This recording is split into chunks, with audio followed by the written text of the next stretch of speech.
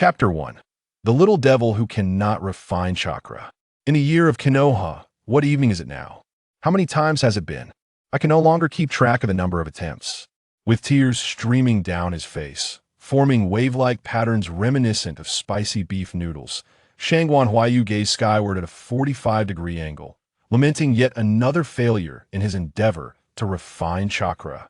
Shangguan Huayu. Oh no, he is now called Tianzi Kingtaki. In his previous life, he had been engrossed in reading Naruto manga during recess at Blue Star, when a thunderous roar from the devilish teacher nearly caused him to lose control. In a daze, he suddenly found himself transported to the world of Naruto, reincarnated as a child. Ever since he realized he had crossed over to the Naruto realm, Tianzi Kingtaki had been engulfed by anxiety. After all, this was a world rife with conflict and strife among ninjas, especially since he had not been reborn into one of the prominent clans of Konoha, but rather as an ordinary child. It is worth noting that in the Naruto universe, commoner families are exceedingly humble, often reduced to mere cannon fodder in times of war, and Tianzi Kingtaki's parents had perished in such conflicts. However, he was fortunate not to have been reincarnated into the ill-fated Uchiha clan. At least being born into a commoner family allowed him the chance to live a mundane life. Should he have been reborn into the Uchiha clan and met an untimely end, his fate would have been sealed. Hey, little brat, have you failed to refine chakra again? Inebriated and passing by, Haruka and Shuki inquired, the scent of alcohol wafting from his breath. Haruka and Shuki were comrades of Tianzi Kingtaki's parents, having lost an eye and suffered the amputation of a hand and leg during the Third Great Ninja War, which led him to retire from being a ninja and open a small convenience store in Konoha village.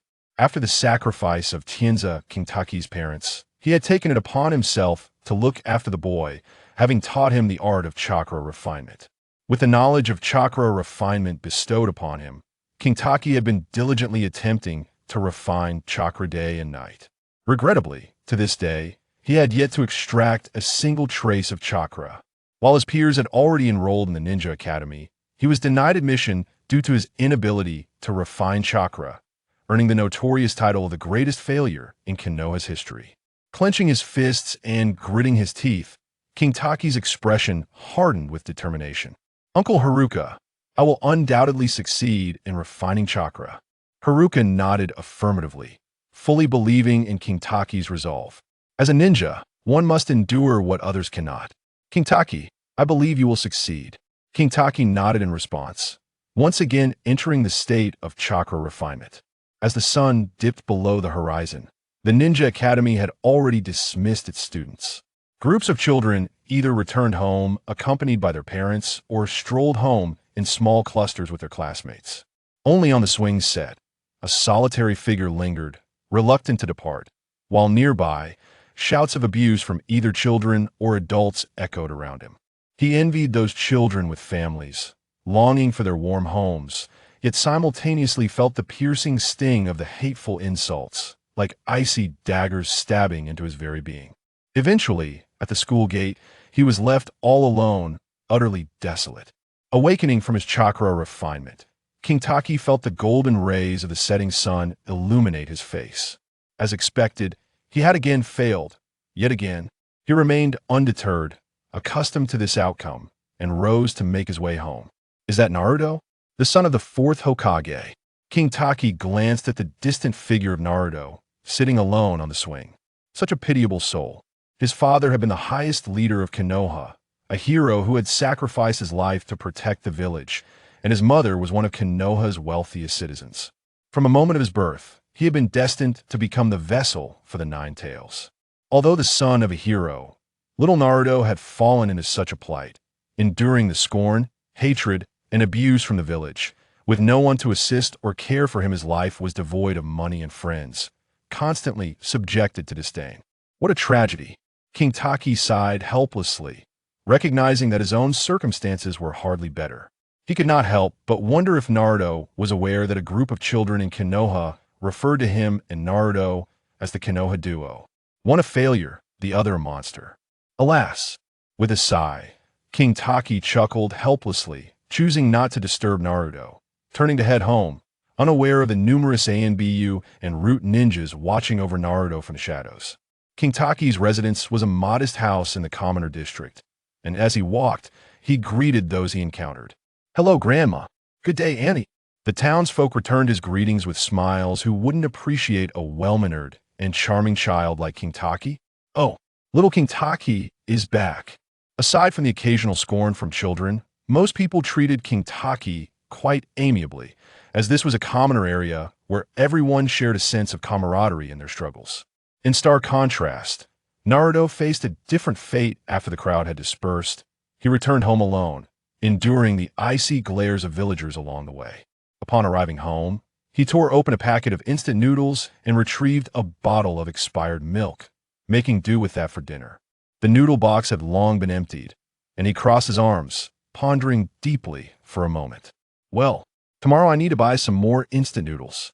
With that, he rummaged through a corner, pulling out a crumpled silver note. Earlier that afternoon, Haruka had gone out drinking with friends and had asked King Taki to watch the store for him. Seated at the counter, King Taki diligently managed the shop, adeptly calculating and receiving payments, clearly having become quite skilled at this task. Outside, the sun shone brightly as two young children in blue clothing passed by. The children, short and adorably cute, approached. "Big brother, I want some candy." One child tugged at the young man's clothing. The young man affectionately ruffled the child's hair. "Go inside and buy some. I'll wait for you." Clang, clang, clang. Someone knocked on the countertop. "I want to buy some candy." King Taki leaned over the counter, failing to see who it was. A child at the counter raised their hand, holding money aloft. "I'm here. I want to buy candy. I want this one." The child pointed to a candy on the shelf. "Sasuke." King Taki was taken aback. This was none other than Sasuke, the second main character in Naruto. "That'll be 10 Ryo." King Taki smiled as he handed over the candy, receiving the payment in return, while Sasuke gleefully took the candy to share with Itachi. Itachi, with a smile, bent down and playfully poked Sasuke's forehead with 2 fingers, while Sasuke shyly reveled in the interaction with his brother. "Sasuke, you eat it yourself." Itachi pushed the candy back, leading Sasuke away. King Taki regarded Itachi with cold and wary eyes. This fellow was incredibly dangerous. A cold-blooded psychopath. A person devoid of loyalty, filial piety, benevolence, or righteousness. Itachi could never be redeemed. In truth, the Uchiha posed no real threat to Konoha after the Uchiha clan betrayed Madara. They had remained in Konoha for peace, binding themselves to the village. The conflict between the Uchiha and Konoha primarily stemmed from Danzo's ambitions and the radical faction within the Uchiha. Itachi, in his quest for power to control Konoha at Danzo's behest, had spared no one among the Uchiha, young or old. TSK. Love-struck Itachi, in his folly, annihilated his entire clan for the sake of that scoundrel Danzo. What utter foolishness! What madness! Itachi seemed to sense the icy gaze directed at him from behind. He abruptly turned around. His eyes met King Taki's, who wore a narrowed smile. At that moment, another child burst through the door, glancing enviously at the candy in Sasuke's hands, his eyes filled with longing. He rushed in, clutching a crumpled silver note. "Uncle Haruka, I want to buy instant noodles." King Taki leaned over the counter. "Which kind?" Naruto paused for a moment. "You know me?" Then it dawned on him. Naruto Uzumaki, the Nine Tails. Who in Konoha didn't know him? King Taki smiled at him. "Welcome to my store, Naruto-kun." Naruto beamed, thrilled to finally meet a child who did not call him a demon fox. "I want to buy instant noodles. I'll spend all this money on noodles." After counting the money, King Taki handed him a generous supply of instant noodles. "In light of your large purchase, let me gift you a piece of candy." King Taki offered him a candy.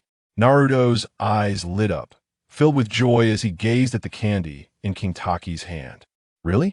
You're giving me a piece of candy?" King Taki nodded affirmatively. "Just a little marketing strategy to care for loyal customers. Take it, no need to be modest." Naruto gratefully accepted the candy. "Thank you so much. I'll definitely buy instant noodles from you again." King Taki smiled. "Then I'll look forward to your next visit." Naruto left, clutching his instant noodles, his face bright with happiness as the sun shone brilliantly outside. Whoosh! Suddenly, a figure appeared at the counter, startling King Taki. The figure wore a distinctive mask, clearly an ANBU operative. "Hey, kid, stay away from the demon. Fox the Nine-Tails is dangerous." King Taki feigned fear, trembling as he nodded in agreement. Satisfied, the masked ANBU nodded and vanished with a whoosh. When Haruka returned from drinking, he found King Taki languidly practicing at the store. He murmured drunkenly, "King Taki, it's alright if you can't refine chakra. There's nothing wrong with being an ordinary person. Just look at me. I frequently participated in missions during the ninja era, engaging in wars and taking lives. In the end, look at me, handless, legless, and blind. People in this world cannot be honest with one another. Ninjas kill each other. It's better to, he burped. Better to be an ordinary person. Uncle Haruka, you've had too much to drink." King Taki assisted him to sit down in a reclining chair. "That I did not drink excessively. Qinglong. I fought alongside your parents. They too were victims of war. We all abhor the ravages of conflict," he declared, his breath reeking of alcohol as he spoke to Qinglong. "Are you afraid that as a civilian you might go hungry? If you're worried, you should support your uncle in his old age, and one day this establishment will be yours to inherit."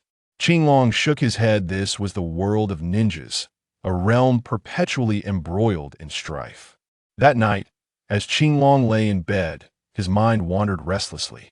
Perhaps leading an ordinary life could suffice. Konoha was relatively peaceful. Here, he could marry a girl who exclaims "Yamit" and live a mundane existence.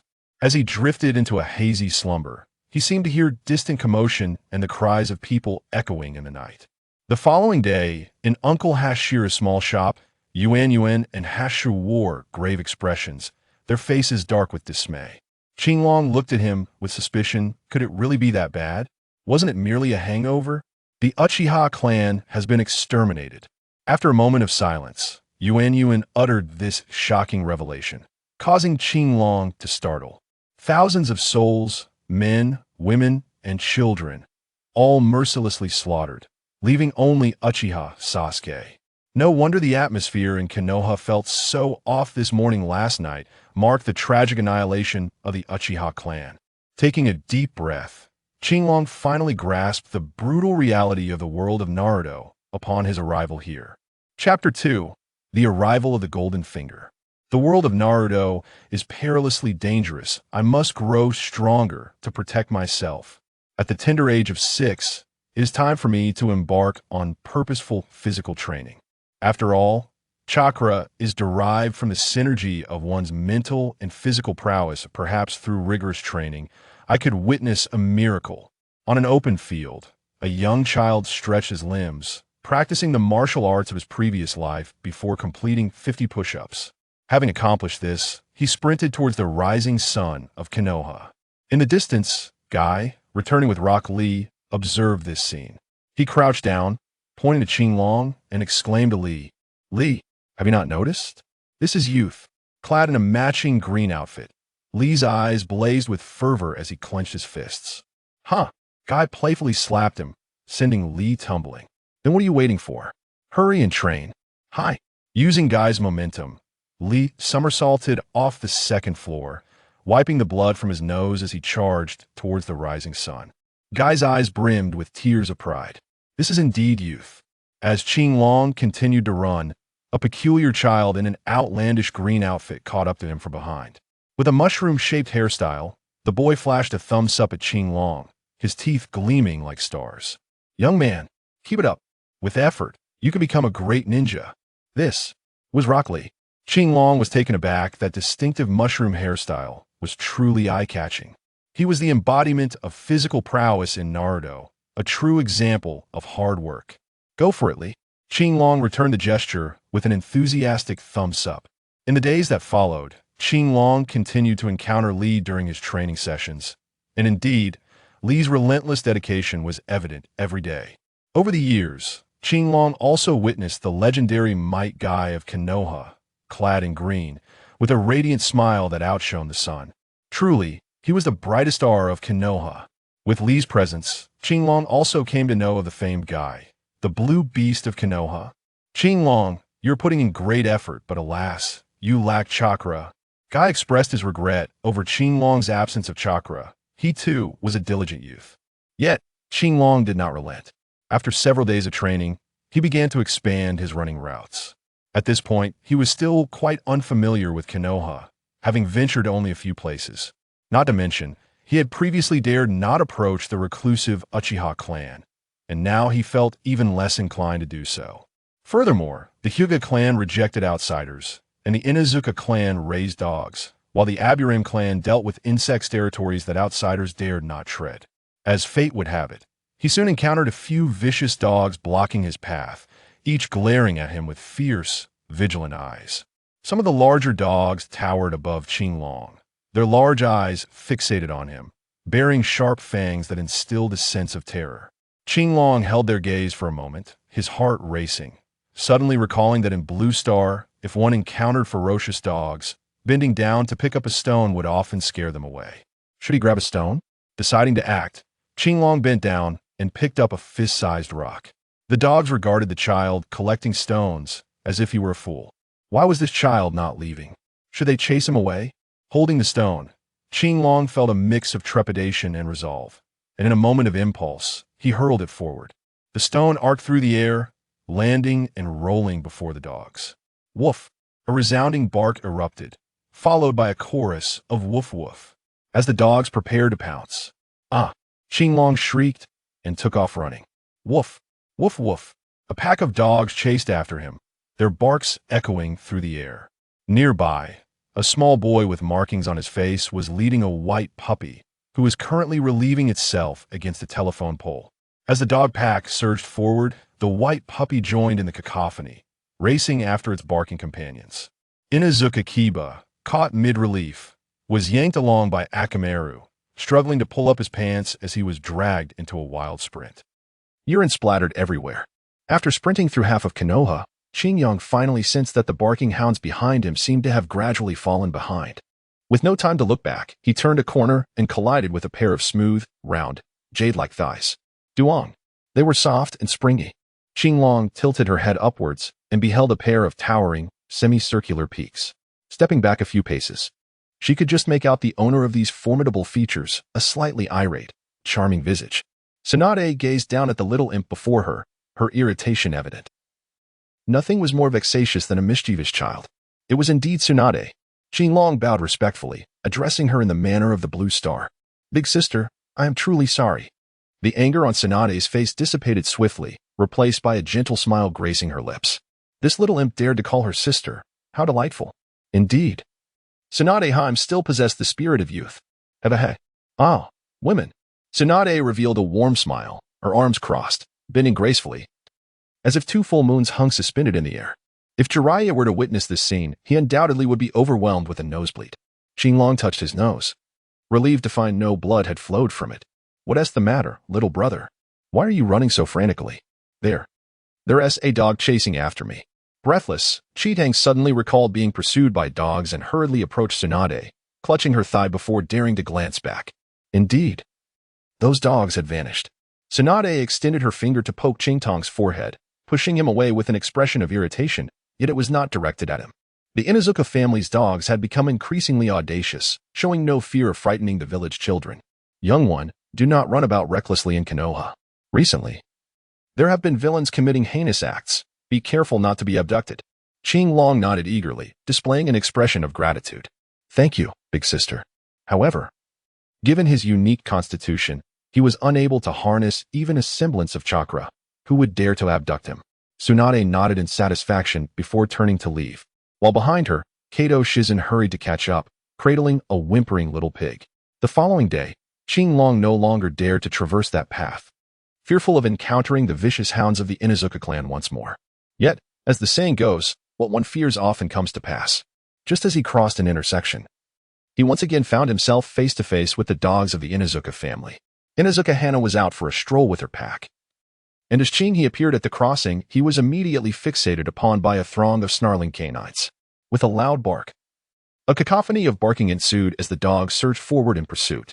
Inuzuka Kiba, tethered to his companion Akamaru, was momentarily distracted as Akamaru finished his business. Upon hearing the uproar, Akamaru swiftly concluded his task and, with a bark, joined the fray of dogs.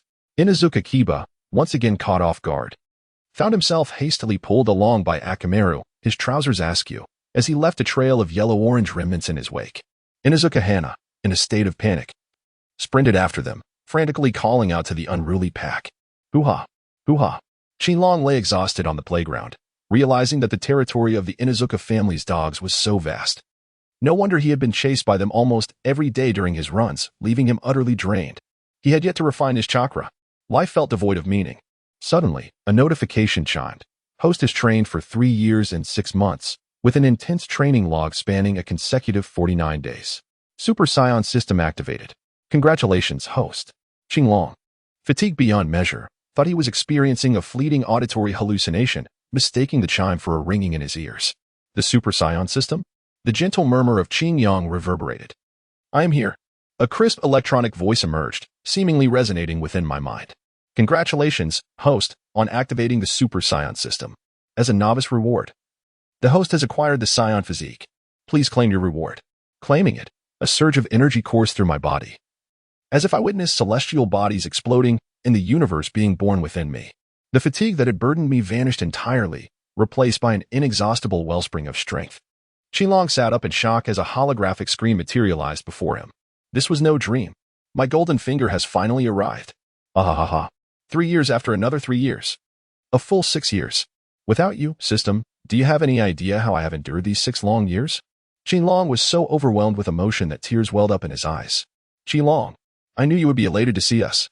Suddenly, a figure clad in vibrant green, Rock Lee, burst onto the scene, spinning around to strike a pose he deemed impressively cool.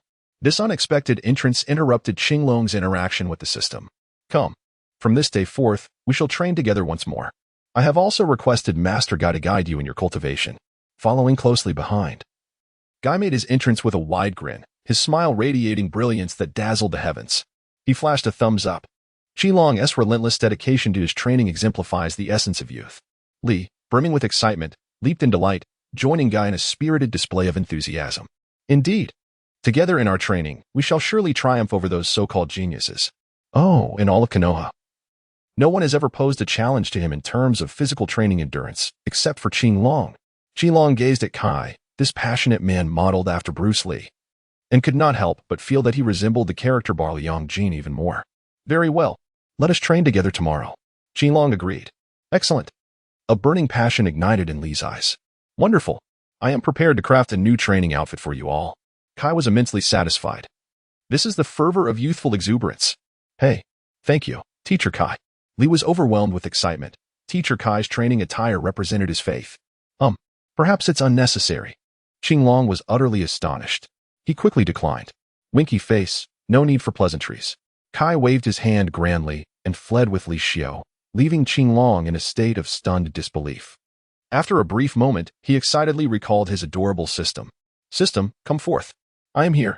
The electronic voice resonated, and a holographic screen materialized before him once again.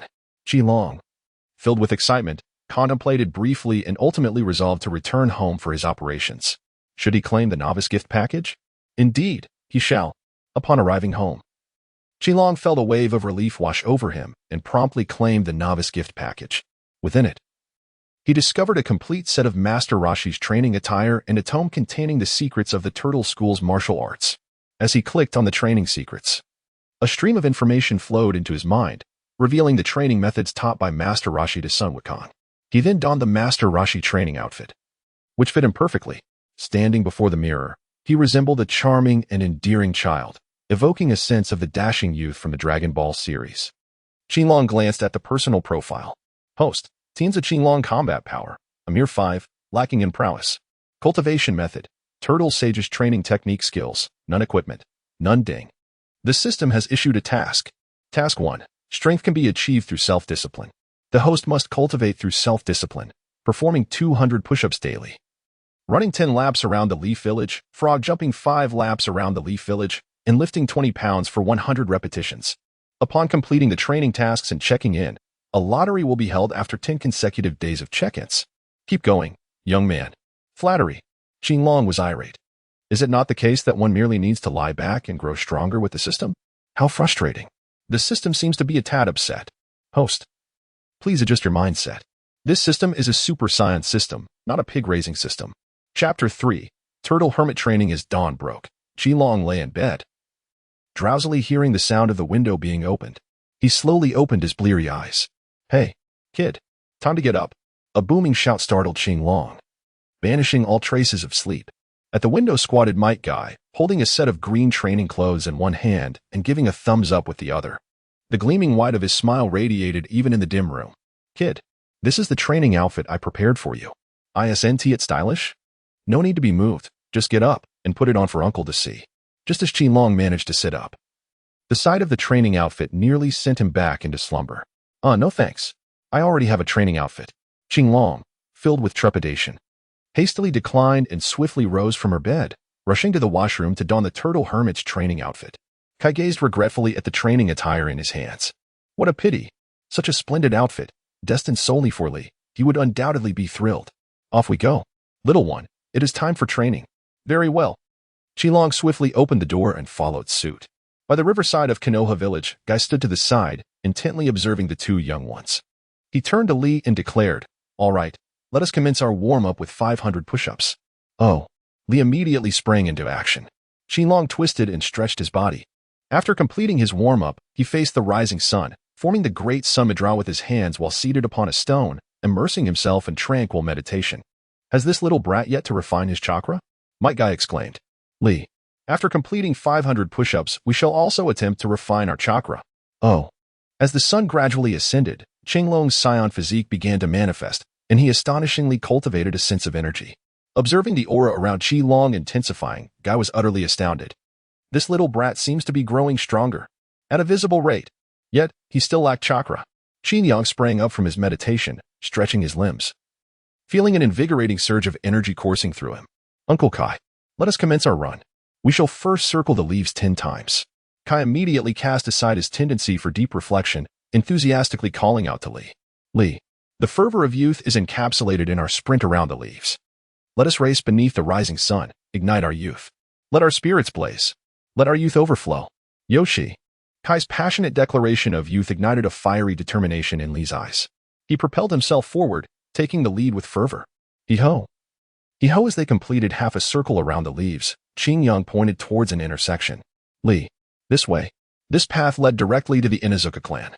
Inuzuka Kiba was busy playing with Akamaru, one hand grasping his companion while the other held a piece of paper, crouched in the grass, humming to himself. Qilong picked up a stone and hurled it forward, the stone landing with a thud before rolling a few times in front of a pack of large dogs. The dogs lifted their heads and beheld the familiar little imp tossing stones at them, while also displaying a gesture of 2 middle fingers. Unsurprisingly, they all grasped the significance of the gesture and, with a collective roar, surged forward in pursuit. Upon witnessing the unfolding chaos, Qilong swiftly turned on his heels and fled. Lee, dumbfounded, gazed at the pack of snarling dogs charging towards him, and in sheer fright, he too dashed away. Kai, anxious that the dogs might harm the two youngsters, was about to intervene. Suddenly, a dog larger than a buffalo appeared with a resounding thud, gripping his shoulder. "Kai, pay no heed. Let the children play. Those dogs pose no threat to your little ones." A cacophony of barking erupted as a multitude of dogs raced through the village alley, and Qilong felt an exhilarating rush. At that moment, the system played the iconic opening theme of Dragon Ball in his ear, and he experienced a profound sense of freedom and exhilaration, leaving the pack far behind. Meanwhile, poor little Lee, trailing in terror, was experiencing his first chase by dogs in his life. It was utterly terrifying. With his backside nearly bitten at one point, as he summoned every ounce of strength to escape, Might Guy was thoroughly pleased, noting that Lee had exceeded his training quota for the day. Indeed, training alongside companions proved to be effective.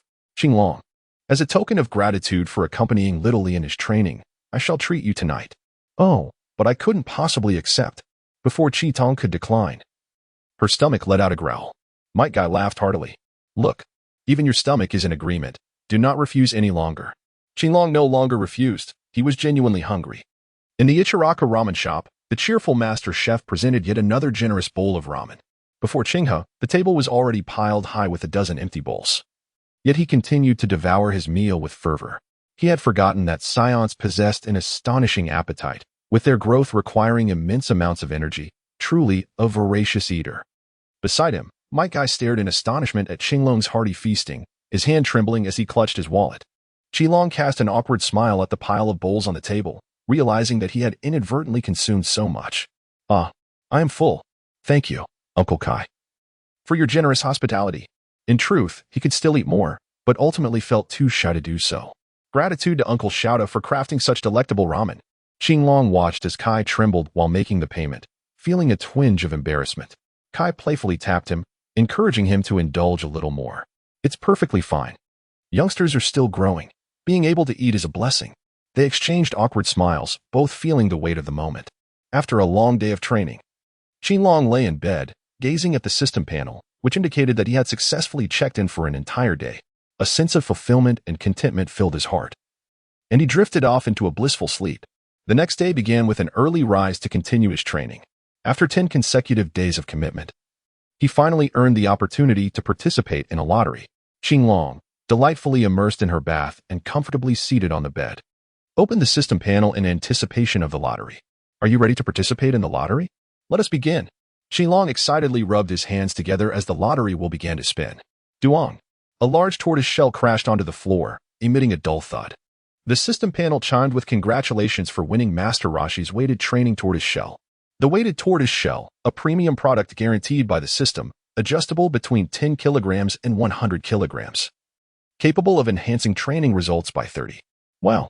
Qilong exclaimed, astonished by the quality of the item, its adjustable weight, and the potential boost to his training outcomes. Ding! The system updated with a new task. The requirements were to carry the heavy tortoise shell daily, perform 200 push-ups, run 10 laps around the village, frog jump 5 laps, and lift 50 pounds for 100 repetitions. Goodness, he thought, does that mean I have to showcase at least 10 kilograms of tortoise shell throughout the village every day? How embarrassing. The next day, Xiaoli stared in shock at Qilong's tortoise shell, while Might Guy pondered thoughtfully, wondering if it was time to prepare weighted gear for Li. In the early morning, the sunlight gently caresses the leaves, adorned with glistening dewdrops. Qingyang scuttles along like a clever little turtle, burdened by its heavy shell. To his dismay, a dog from the Inuzuka household appears seemingly out of nowhere, as if lying in wait, and charges at Qingyang. Accompanying the dog is a young boy from the Inuzuka family, who, filled with uncontainable excitement and gritted teeth, shouts fervently as he rushes forward. Akamaru, go! Don't let those two little scoundrels escape. Woof, woof, howl. Qing Tang and Li found themselves in a rather embarrassing predicament, once again being chased by a dog as they ran several laps around Konoha. 10 days later, Qing Tang, having diligently trained for a continuous 10 days, finally arrived at the moment of the lottery draw. After bathing and changing, he rubbed his hands together. Is the host ready to begin the draw? Absolutely, he exclaimed. All that hard work was for this very moment. With a spin of the wheel, it finally came to a halt. Congratulations, host. You have obtained the Turtle Sage's technique, the Kamehameha. No way. No way. No way. I can't believe it's the Kamehameha. He laughed heartily. I've struck gold. This is an incredibly powerful technique that has never lost against foes before. If my opponent launches a tailed beast bomb, I shall respond with a powerful counter. Would you like to click to learn? The system prompted. Of course, I wish to learn. Qing Tang clicked to confirm. A surge of information flowed into his mind like a warm current. He had mastered the Kamehameha. Chapter 4. Drawn to Bulma's panties. In the early morning, the leaves of the trees awaken as the slumbering individuals slowly rise from their beds. Qilong had already made his appearance in the woods outside the village. Filled with excitement, he could hardly contain his eagerness to test the might of the Kamehameha technique. Standing before a colossal ancient tree, he positioned his hands in a flower bud formation at his waist. Came, Haim, ha, with a low growl. A minuscule point of light appeared in the palms of his hands, which rapidly expanded into a radiant sphere. Intense energy began to converge. With a resounding shout, Qilong thrust both hands forward. In an instant, a brilliant light illuminated the small growth. Boom! An energy sphere erupted, radiating brilliance as it surged towards the ancient tree, trailing a long tail behind it. B00M. The ancient tree was violently shattered, splintered with scattering in all directions, as half of its trunk was obliterated. Qilong panted heavily, thoroughly satisfied with such impressive results. It was the first time that the young son Wukong employed the Kamehameha technique, and he effortlessly crushed a small car. Qilong glanced around anxiously, uncertain whether the explosion had attracted the attention of the covert ninjas. Observing that the surroundings were deserted, he stealthily departed the scene, embarking on a new day of training. 10 days later, Qilong once again engaged in a lottery draw. The spinning wheel gradually slowed, eventually coming to a halt. A delicate pair of panties descended from above, landing before Qilong, who sat upon his bed. He lifted the small garment with both hands, his mind racing with questions. What is this? Could it possibly be a pair of panties? System, congratulations, host. You have drawn Chi-Chi's panties. Chi-Chi's panties. Sun Wukong has removed Chi-Chi's panties, which still carry her warmth. What on earth? System, just look at what you've drawn.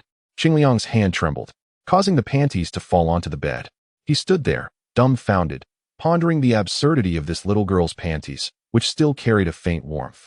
Could it be that the system presumed he would don such kawaii garments? This was utterly intolerable. System, what do you mean? Do you truly believe I would wear such panties? In response to Qingliang's inquiries, the system calmly replied, do not be agitated, host. The items obtained through this system's lottery are randomly selected from the Dragon Ball universe. Moreover, rest assured, even if you were to wear them in secret, I would not divulge this to anyone. Qingliang was momentarily at a loss for words. The last time he felt this way was during a previous encounter, and he could hardly muster the energy to engage with the system. After toiling for 10 arduous days, this was the meager reward he received. Yet, his mind involuntarily wandered back to the moment when Sun Wukong first met Bulma, seizing the opportunity to sneak a glance at her while Chi-Chi slumbered, curiously examining her undergarments. Not to mention Master Rashi, the lecherous old sage, who cunningly used the Dragon Balls to entice Bulma into revealing her underwear, ultimately leading to an unrestrained gaze upon her. Qingliang yearned to shout at the top of his lungs, Vegeta, your wife has been unfaithful. Casting a glance at the pair of panties in his hand, he felt a pang of guilt and hastily crumpled them up, momentarily at a loss as to where to conceal them, hoping fervently that no one would discover the presence of a girl's undergarment in his room. When Might Guy returned from his mission, he was astounded to witness a significant enhancement in Qingliang's prowess. It had only been a brief interval, yet Qingliang, who once lagged behind Li in physical capabilities, now exhibited a tendency to surpass him. During this brief respite, Guy dedicated time to train Li and Qinghe together, witnessing firsthand Qingliang's remarkable progress and burgeoning strength. As Guy prepared to depart from Konoha for another assignment, he penned a recommendation letter for the Ninja Academy with heartfelt sincerity, hoping to secure admission for Tenzawa Qingliang. A responsible official at the Ninja Academy sat in his office, opening the recommendation letter sent by Guy. The little rascal from the Tenzawa family? A diligent genius. Is he? He scoffed. Is genius so easily come by? A child devoid of chakra, what good is effort without potential? With a disdainful snort, he waved his hand, allowing the letter to flutter from his grasp and fall into the wastebasket. Ultimately, he dismissed Qingliang as nothing more than a waste, incapable of even harnessing chakra. Qingliang was unaware of the efforts made by Might Guy on his behalf. He was currently preoccupied with the pursuit of food. Saiyans truly possess an extraordinary appetite. He had consumed an entire month's allowance in just a few days. Recently, he had been contemplating hunting for wild game. Perhaps a characteristic of Saiyan physiology that made it easier for him to encounter large animals suitable for meat. At this moment, he was fishing by the river on the outskirts of the village, while not far from him, a diminutive figure was foraging for fish in the shallow waters. Clad in distinctive yellow attire, with hair to match, there was no mistaking it. It was undoubtedly Naruto. This unfortunate child, despite being the heir to the 4th Hokage and a descendant of the village's heroes, was burdened with worries about making ends meet. It seemed he had been at it for quite some time, yet had not managed to catch a single fish, leaving him drenched from head to toe.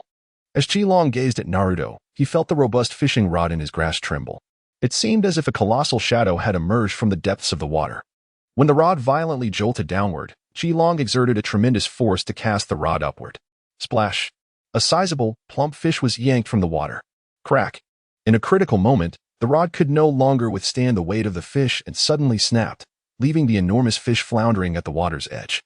Qingliang discarded his fishing rod and leapt into the water, grappling with a fish as hefty as a plump pig, creating a magnificent splash. Nearby, Naruto was drawn in by the sound of the splashing water, his eyes wide with astonishment and envy as he beheld the struggle between Qingliang and the formidable fish. He waded through the water, contemplating whether to offer assistance. Qingliang swiftly subdued the large fish, raising his fist to deliver 2 decisive blows. With each strike, the fish's eyes were filled with swirling stars before it succumbed to unconsciousness. Qingliang dragged the large fish ashore and looked up at Naruto. Naruto, come and lend a hand. The two of them prepared the fish and placed it over the campfire, the flames casting a warm glow on their youthful faces, both wearing expressions of eager anticipation. In her previous life, Qilong had never delved into the culinary arts. Gazing at the fish she had grilled, she couldn't help but lament how she had brought disgrace upon the ranks of traversers by her lack of cooking skills. Gradually, the alluring aroma of the fish wafted through the air, causing both of them to salivate. Once the fish was cooked to perfection, she removed the charred scales and skin, sprinkled on a meager amount of seasoning, and placed it back over the remaining embers for a final roasting. The two eagerly indulged, with a substantial portion disappearing into Qinglong's belly, leaving them reclining on the ground in satisfied contentment. "Next time, I shall treat you to ramen," Naruto declared, patting his stomach. Qinglong held a blade of grass between his lips, gazing up at the sky. "Ah, is that the famed Ichiraku ramen?" "Indeed, it is Ichiraku, a place where the ramen is extraordinarily delectable." The mere mention of Ichiraku ramen filled Naruto with boundless excitement. In the distance, a group of children cast disdainful glances at the two, their faces contorted with contempt as they uttered frigid remarks. "Look, it's the Nine-Tails Fox, the scourge of Konoha. And that one, the useless fool who cannot even mold chakra. A monster and a waste. What a remarkable combination." As Naruto absorbed their taunts, his earlier exuberance swiftly dimmed. The children across from him grew bolder, picking up stones and hurling them in their direction. The stones feebly rolled and landed beside the fire next to Qinglong, bouncing slightly. In stark contrast to Naruto's despondent demeanor, Qinglong rose to his feet, fist clenched, striding towards the group of children. "What do you intend to do, you worthless fool? Are you looking for a fight?" The brash youngsters jeered. "Yes, I intend to give you a good thrashing." Qinglong approached them with a sinister smile. "Water release. Water dragon bullet." The leading child had already formed hand seals, his mouth beginning to gather the necessary chakra. Qinglong seized the small child's hands, deftly interrupting the jutsu with a swift slap to his mouth. The water dragon bullet technique was abruptly halted, and Qinglong commenced a series of punches directed at the young ones. The cries of the children echoed, their wails reaching an anguished crescendo, while Naruto, observing from a distance, stood in stunned silence. Eventually, the last child departed, tears streaming as he called out for his mother. In the Hokage building, a shadow flickered as an Umbu agent knelt before the third Hokage, Sarutobi Hiruzen, to deliver a report. "Hokage-sama, Naruto is currently by the river with a boy named Tinzawa Qinglong. They are fishing and have even clashed with the village children." Hiruzen took a puff from his pipe, pondering the situation. "Ah, Naruto has made a friend. It seems he has also learned to fight." As smoke curled around him, he reflected on the importance of friendships for Naruto, believing it would deepen his bond with the village. At that moment, Danzo entered, his expression grave as he struck the floor with his cane. "Hiruzen, I reiterate, we must transfer the Nine-Tails Jinchuriki to the root. Allowing the Nine-Tails to roam free poses a threat to the village." Hiruzen furrowed his brow. "Naruto is one of us from Konoha. He's Minato's child, and I will not permit such an action. A Jinchuriki is no ordinary child. I will not allow a potential threat to the village to remain unmonitored," Danzo retorted, fixing Hiruzen with an intense gaze. "Hiruzen, rest assured, I can cultivate the Nine-Tails Jinchuriki into the village's most formidable weapon." Hiruzen scoffed inwardly. Whether Naruto would become a weapon for the village or for Danzo's ambitions remained uncertain. "I will not allow Naruto to enter the root, Danzo. Abandon this line of thought. Strengthening his ties with the village will foster a sense of belonging, enabling him to inherit the will of fire." Danzo's expression darkened. "Your idealism is misplaced, Hiruzen. Naruto must join the root." Hiruzen countered coldly, "I am the Hokage." Danzo paused, then stormed out, slamming the door behind him. "Konoha will inevitably fall under your leadership. Hiruzen, you will come to regret this." Chapter 5. Naruto is a fortunate one-time flu. In 3 years passed in the blink of an eye. During this period, Qinglong made tremendous progress, dedicating himself to relentless training. His strength surged, and he acquired various peculiar abilities and techniques, mastering the Solar Fist, Phantom Fist, and Sky Dance. At this point, even he was astonished by his own prowess. When Might Guy returned from a mission and witnessed a moving mountain outside the village, he was astounded to see a small figure pushing the boulder. Who could possibly move a mountain? He wondered, approaching the scene in disbelief as he beheld Tinzawa Qinglong. Has this boy truly reached such heights? Remarkable. Perhaps this is the miracle of youth. Choosing not to interrupt Qinglong's training, he turned towards the Hokage office, intending to submit his mission report and pen a letter of recommendation for Qinglong's enrollment. Qinglong was undoubtedly aware of being observed. However, he remained indifferent. Such a significant commotion during training was simply unavoidable. Tinza Qinglong need not heed the opinions of others, I shall solely attend to the matters of my heart. After pushing a small mountain of stones to the summit, Qilong nodded in satisfaction, concluding today's training session. In the village of Konoha, as the sun set, Naruto squatted beside the bookstall at the convenience store, engrossed in a book, his eyes nearly glued to its pages. What a surprise!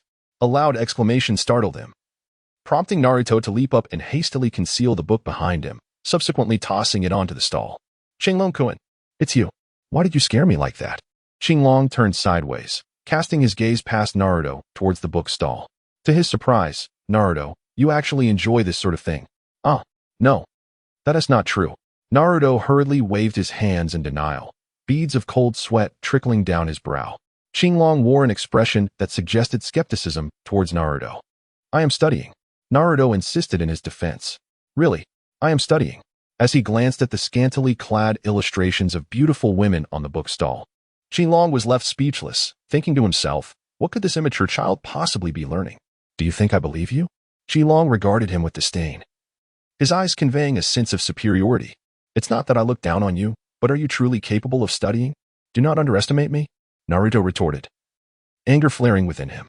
I have just created a new jutsu. Let me demonstrate its power. With that, Naruto swiftly formed hand signs. Seduction technique. Boom. A cloud of smoke erupted, revealing a Naruto-themed beautiful girl, adorned only with wisps of smoke for modesty, her figure exquisitely alluring and captivating beyond measure. Oh, Qinglong-kun. A sultry voice chimed as the Naruto girl winked and struck a cute, pouty pose. A deadpan beauty. Qilong let out a startled cry and delivered a swift kick. Bang. Naruto tumbled to the roadside, reverting to his original form, clutching his injured abdomen. Is it truly ineffective? The technique I devised. Naruto felt a profound sense of defeat. It was his first attempt to share the painstakingly created ninjutsu with a close friend, only to encounter such an unexpected failure. Qinglong felt a lingering unease. Naruto remained completely oblivious to the potency of his seduction technique, fortunately due to her extensive experiences in her previous life. Having witnessed a time when beauty filters reigned and the allure of femininity was rampant, she was spared from falling into Naruto's trap. Observing Naruto's dejection and reflecting on the effectiveness of his technique, after all, Kaguya had also been ensnared by it, she realized she could not allow him to lose hope in his studies. Thus, she swiftly offered words of comfort and encouragement, helping Naruto regain his confidence. So, this ninjutsu was indeed created by the female ninja class? Qinglong was momentarily taken aback. Indeed, it was you, Naruto Uzumaki, the prodigious ninja of Konoha, a being akin to a hidden dragon or phoenix chick. Yet, he also understood Naruto's peculiar antics, having experienced profound solitude since childhood. Naruto participated in every school activity to blend in with his peers, including the girls' ninja class. This class was established due to the higher success rates of female ninjas in executing certain specialized missions, thus providing a dedicated program for girls. Remarkably, Naruto was the first boy to enroll in the girls' ninja class since its inception.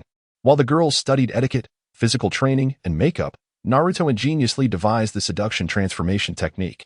What a genius ninja, yet I find this technique still lacking. Naruto felt somewhat disheartened. No, Naruto, your technique still holds great potential.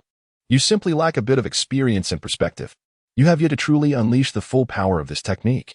Qilong comforted Naruto as he leaned against his shoulder, extending his fingers to signify just a little. Come, allow me to share with you a collection of cherished materials for your study. He discreetly retrieved a stack of vividly alluring images of beautiful women from his pocket, presenting them before Naruto's eyes.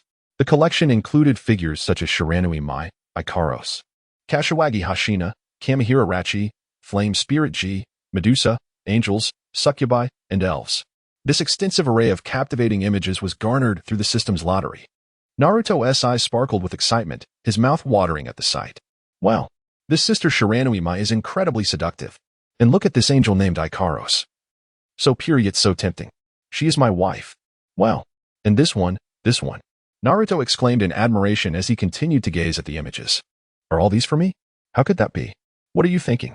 They are merely lent to you for reference. They must be returned once you are finished. Qilong gazed intently, not blinking as he spoke. By the time they finished the last page, both were left longing for more. Qilong smacked her lips. TSK. How about Naruto uses his sexy jutsu to transform into something? Come on, transform into Shiranui Mai for the brothers to enjoy. Let them relish the moment. No. No, extinguish that thought. Quickly, Naruto refused. Come on, come on. Qinglong formed a ball-grasping gesture with both hands, wearing a mischievous grin. Put it out. Naruto shyly refused. Transforming into a beautiful woman on the street. Was he not embarrassed? What are you two doing, Naruto-kun? Hinata, passing by, gazed at them in astonishment. Her eyes filled with curiosity and disbelief. Oh, please continue. I didn't mean to interrupt, Naruto-kun. Hinata turned away in disappointment and ran off. Qilong Naruto was bewildered. Hinata must have misunderstood. Hinata, you have misunderstood. Qilong shouted and hurriedly turned to chase after her. Naruto quickly explained to Hinata. We must prevent the princess from misunderstanding. Oh, Naruto hurriedly pursued. After a struggle, he finally caught up with Hinata and clarified the situation, allowing both Qilong and Naruto to breathe a sigh of relief.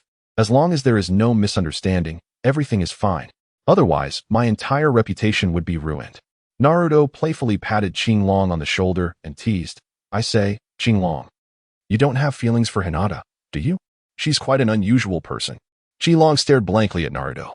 Could it be that he is unaware she is to be his future princess? If you do not want her, I shall not hold back. Naruto, who had grown up lacking affection, found himself the sole recipient of Hinata's love, yet this evoked within him a peculiar sensations, leading him to perceive Hinata as an odd individual. Qingliang, in silent exasperation, contemplated delivering a sharp blow to Naruto. You insufferable, ironclad male. Do you not fear for your life? Were it not for our friendship, I would have stolen Hinata from you. Naruto winced in discomfort, grumbling at Qingliang's words. As twilight began to descend, he suggested, Qingliang, let us indulge in some ramen. I shall treat you. Clutching a stack of photographs of beautiful women, the two solitary figures continued their journey down the path. Qingliang nodded and said, let's go and enjoy some Ichiraka ramen. As the curtain of Ichiraka ramen was lifted, Naruto burst in, exclaiming loudly, 2 bowls of ramen, please. Oh, it's Naruto. The chef, delighted by Naruto's arrival, swiftly prepared 2 bowls of ramen and brought them over. This is the first time little Naruto has brought a friend to eat ramen, so I've added an extra egg just for you. Wow, thank you so much, chef. Naruto exclaimed, brimming with excitement as he pulled 2 crumpled vouchers from his pocket. Qinglong gazed at the ramen-free voucher in Naruto's hand, momentarily rendered speechless. Having loitered in Konoha for several years, he had scarcely received a handful of Ichiraka ramen-free vouchers, while Naruto seemed to possess an endless supply of them. It was utterly inconceivable. Qinglong couldn't help but think of Hinata's concern for Naruto, Irika, Ichiraku, and the others. In truth, everyone is silently caring for Naruto in their own way, and Naruto, with his optimistic and kind disposition, responds to their affection. Some often claim that Obito is the unfortunate Naruto, while Naruto is the fortunate Obito. In reality, when compared to Naruto, Obito is utterly undeserving. Perhaps even in the ruins of Konoha that Obito has destroyed, there were people who cared for him in silence, and among those he has slain, there might have been a Hinata who quietly cherished him. Yet, he remains oblivious, mercilessly turning against his comrades. Conversely, Naruto's benevolent spirit has never wavered. No matter the adversity he faces, he remains steadfastly kind. His goodness shines as a beacon for Konoha, illuminating the entire ninja world. Qinglong, stop daydreaming and start eating. The handmaid uncle has generously added an egg for us. Naruto exclaimed as he began to dig in, clapping his hands together. I'm going to enjoy this. The ramen from the handmaid uncle is truly delectable. You agree, don't you, Qinglong? Yes. Oh my, the flavor is authentic. Kintaki nodded in approval of the delicious ramen at Ichiraku. Kintaki, it must be terribly lonely not attending school. Lonely? Indeed. I truly wish you could join me at school. Naruto remarked, savoring a mouthful of ramen. How about I introduce you to a few friends tomorrow? Sounds great. It's a deal then. After a while, the two finished their meal and exited Ichiraka ramen. Naruto scratched his head, rummaging through his pockets. Well, we've run out of milk at home. I need to buy a bottle. Let's check if Uncle Hashira still has any expired milk at his shop. His expired milk is quite delightful. The two made their way to Uncle Hashira's little store, where he was enjoying a drink paired with a plate of appetizers at the counter. It's Kintaki and the young rascal Naruto. Uncle Hashiru, I would like to purchase a bottle of milk. Hashiru gestured towards the corner. There is a box of expired milk over there. Would you like it? I can give you a 10 discount. Kintaki went to retrieve it for him. Qinglong took out the milk, and without even glancing at it, he knew it was still fresh. However, the oblivious Naruto, having paid for it, happily returned home with the milk in his arms. Qinglong shook his head in silence. Naruto, what a fortunate fellow. Chapter 6. Skipping class in the classroom. Iruka-sensei was diligently imparting his knowledge. Naruto had already succumbed to slumber, resting his head on the desk, while Choji munched on snacks incessantly. Inuzuka Kiba entertained his dog beneath the table, and Nara Shikamura had drifted into a daydream. Iruka passionately lectured, his words flying with fervor, yet several students were clearly distracted. He bellowed, Choji, Shikamaru, Kiba, what's the matter with you? Are you all daydreaming during class? Startled, Choji's bag of chips burst open in his grip. Bang! Naruto, who had been dreaming of kissing Sakura, jolted upright in fright. Iruka, his forehead twitching in frustration, pointed towards the classroom door and shouted, You four. Step outside and stand in the hallway. With downcast expressions, the four exited the classroom. Hinata glanced at Naruto, a wave of concern washing over her. Iruka wiped his brow, took a sip of water, and resumed his lecture. Outside the classroom, Naruto and his companions exchanged knowing glances. Then, they crouched down and stealthily made their way out, with Inuzuka Kiba trailing closely behind. Just as Iruka paused to drink some water after discussing a topic, he caught sight of the scene and sputtered in disbelief. Ah, you little rascals. Upon hearing Iruka's discovery, Naruto and the others quickened their pace, leaping out the window. Inuzuka Kiba, clutching Akamaru, nearly stumbled in his haste. This left Iruka at the window, exasperatedly shouting, You four little miscreants. How dare you brazenly skip class? Qinglong was fortunate today, during his training at Stone Mountain. He inadvertently disturbed a massive wild boar, which, in a fit of rage, charged towards him. With the wild boar's eyes swirling in agitation, Qinglong was overwhelmed with excitement. A bountiful harvest. A splendid bounty. Dinner was assured for the evening. At that moment, Naruto and his trio of classmates, who had collectively decided to skip school, made their entrance. Hey, Qinglong, I knew I would find you here. Naruto exclaimed, leaping with enthusiasm. He approached, his eyes glistening with anticipation as he gazed at the enormous wild boar Qinglong had captured, drool already forming at the corners of his mouth. As expected of you, Qinglong, you've bagged such a colossal prize once again. Haha, skipping class has paid off today. I'll treat you to some meat. Oh, we're having meat. Naruto jumped 3 feet in joy. Ah, so it's you rascal. Inuzuka Kiba, who had followed closely behind, instantly recognized Qinglong, the troublemaker who often visited the Inuzuka household, causing chaos. Akamaru, too, eagerly bounded forward, barking as he clamped onto Qinglong's pant leg, refusing to let go. Qinglong gently lifted her foot and handed it to the gritting teeth Inuzuka Kiba. How envious Kiba is of Qinglong. She never has to attend school, can frolic about freely, and even go hunting. Naruto is filled with immense jealousy. The words spoken by Naruto resonate deeply. Attending the ninja academy is the dream of countless children. Kintaki shook her head. Naruto squinted and muttered, That's not true. It's wonderful not having to go to school. It's so liberating. But being in school is nice too. At least I won't feel lonely. No, these are my friends I wanted to introduce you to. Nara Shikamaru extended his hand. Hello. Kintaki, let us introduce ourselves. Naruto jumped in. I'll go first. Shikamaru pushed him aside. Naruto, stop messing around. Akimichi Choji, munching on chips, introduced himself first. I am Akimichi Choji, and I love chips and barbecue. Inuzuka Kiba haughtily scoffed. I am Inuzuka Kiba. You know, one day I will defeat you. Nara Shikamaru continued. I am Nara Shikamaru. I enjoy, self-introductions are such a hassle. I am Tenezawa Kintaki, and I adore delicious food. My specialty is my hearty appetite, hehe. Qinglong chuckled while scratching his head. Dingzi, filled with excitement, responded, Qinglong, you speak wisely. I too have a fondness for gourmet delights, not merely out of gluttony. As he spoke, he extended a bag of potato chips, saying, Here, please enjoy these chips. Thank you. Qinglong took a chip, authentic and delicious from the Akimichi family. Just in time, I will treat everyone to barbecue today. The bonfire by the riverbank had already been lit, and Qinglong placed the prepared pork over the flames. Suddenly, he slapped his forehead. Oh, I forgot. Everyone from the Akimichi family are culinary experts. Dingzi, this barbecue is entrusted to you.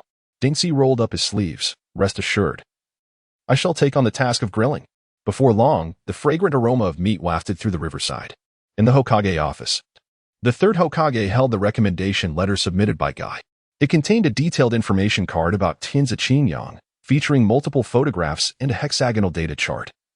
Alongside Guy's thorough introduction of Qinglong, the third Hokage gazed at Qinglong's information in astonishment.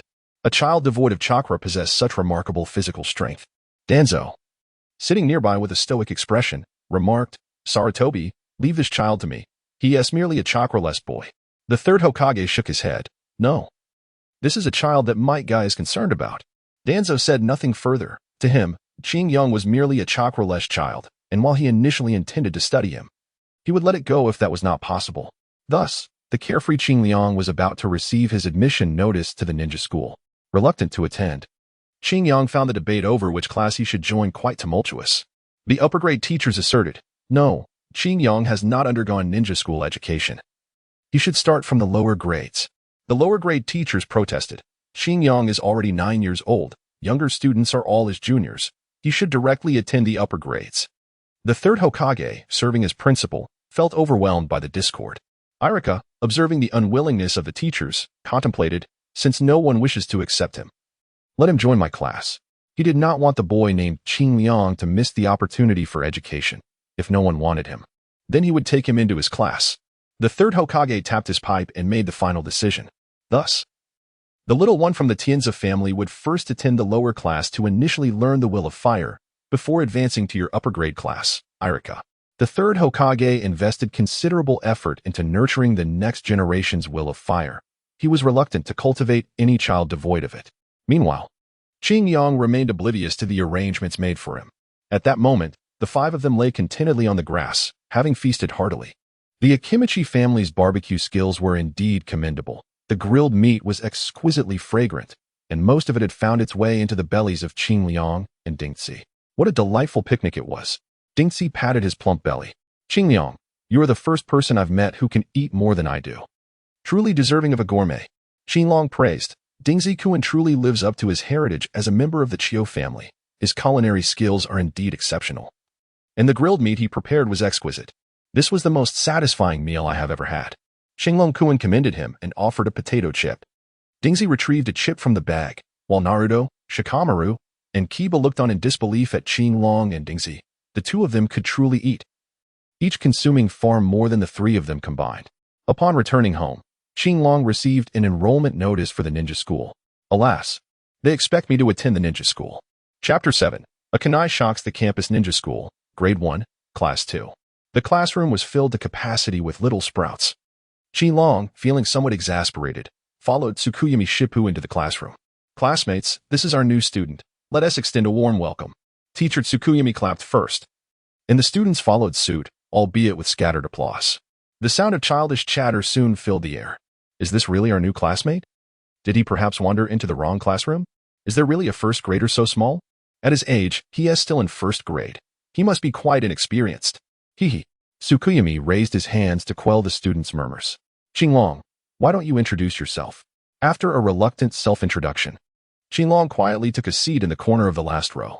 Tsukuyami commenced his lesson, and initially, Qinglong was curious about the content being taught at the ninja school. However, after listening to the teacher elaborate on the will of fire, he soon found himself bored and tempted to lay his head down to sleep. The sunlight outside was pleasant, casting a bright glow on the playground, with dappled shadows dancing beneath the trees. That concludes today's lesson on the will of fire. Class dismissed.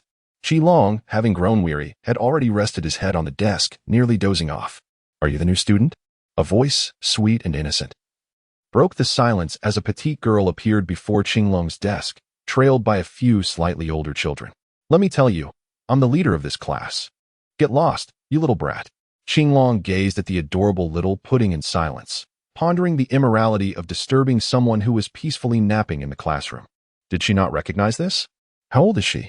Attempting to emulate the role of a leader, the little one bit her lip in irritation.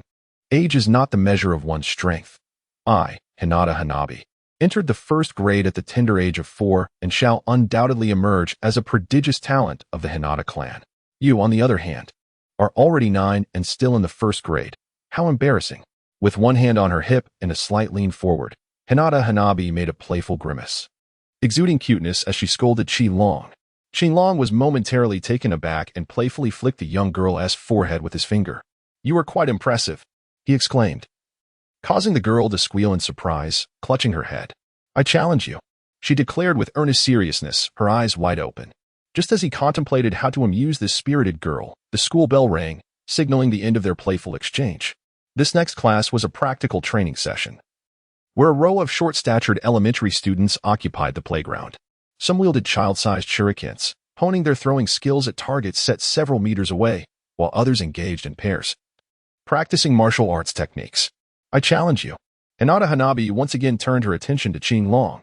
All right, he responded enthusiastically. Qinglong did not refuse. The duel between the two was part of their practical training. Feeling somewhat bored, he readily agreed. On the playground, they stood at opposite ends. And Zaiwo earnestly assumed a gentle fist stance. Despite her tender age, she harbored a fierce determination. Ever since she witnessed the battles between Hinata and Niji, she resolved to master ninjutsu and become a formidable ninja. Indeed, she was a prodigy, even at such a young age. She had already grasped the intricacies of the Hyuga gentle fist technique. It was no surprise that she had advanced to school early at the age of 4 and emerged as the leader of her class. Qinglong earnestly assumed a preparatory stance, gesturing with a flick of his hand. Now, let us begin. Xiaohua let out a playful hum, declaring, I, of the Hyuga clan, specialize in gentle fist techniques that are particularly effective against physical combat. You had better be cautious. With a voice tinged with a sweet innocence, she activated her Byakugan and charged forward with her petite legs. Suddenly, Qinglong was struck by a mischievous thought. With remarkable swiftness, she extended her arm, her palm landing firmly on Xiaohua's forehead in a flash. Slap. In that instant, even Bai Yin appeared momentarily stunned. Her petite hands were still a distance away from reaching Qinglong. Oh. Xiaohua flailed her fist wildly, yet she could not land a blow on Qinglong.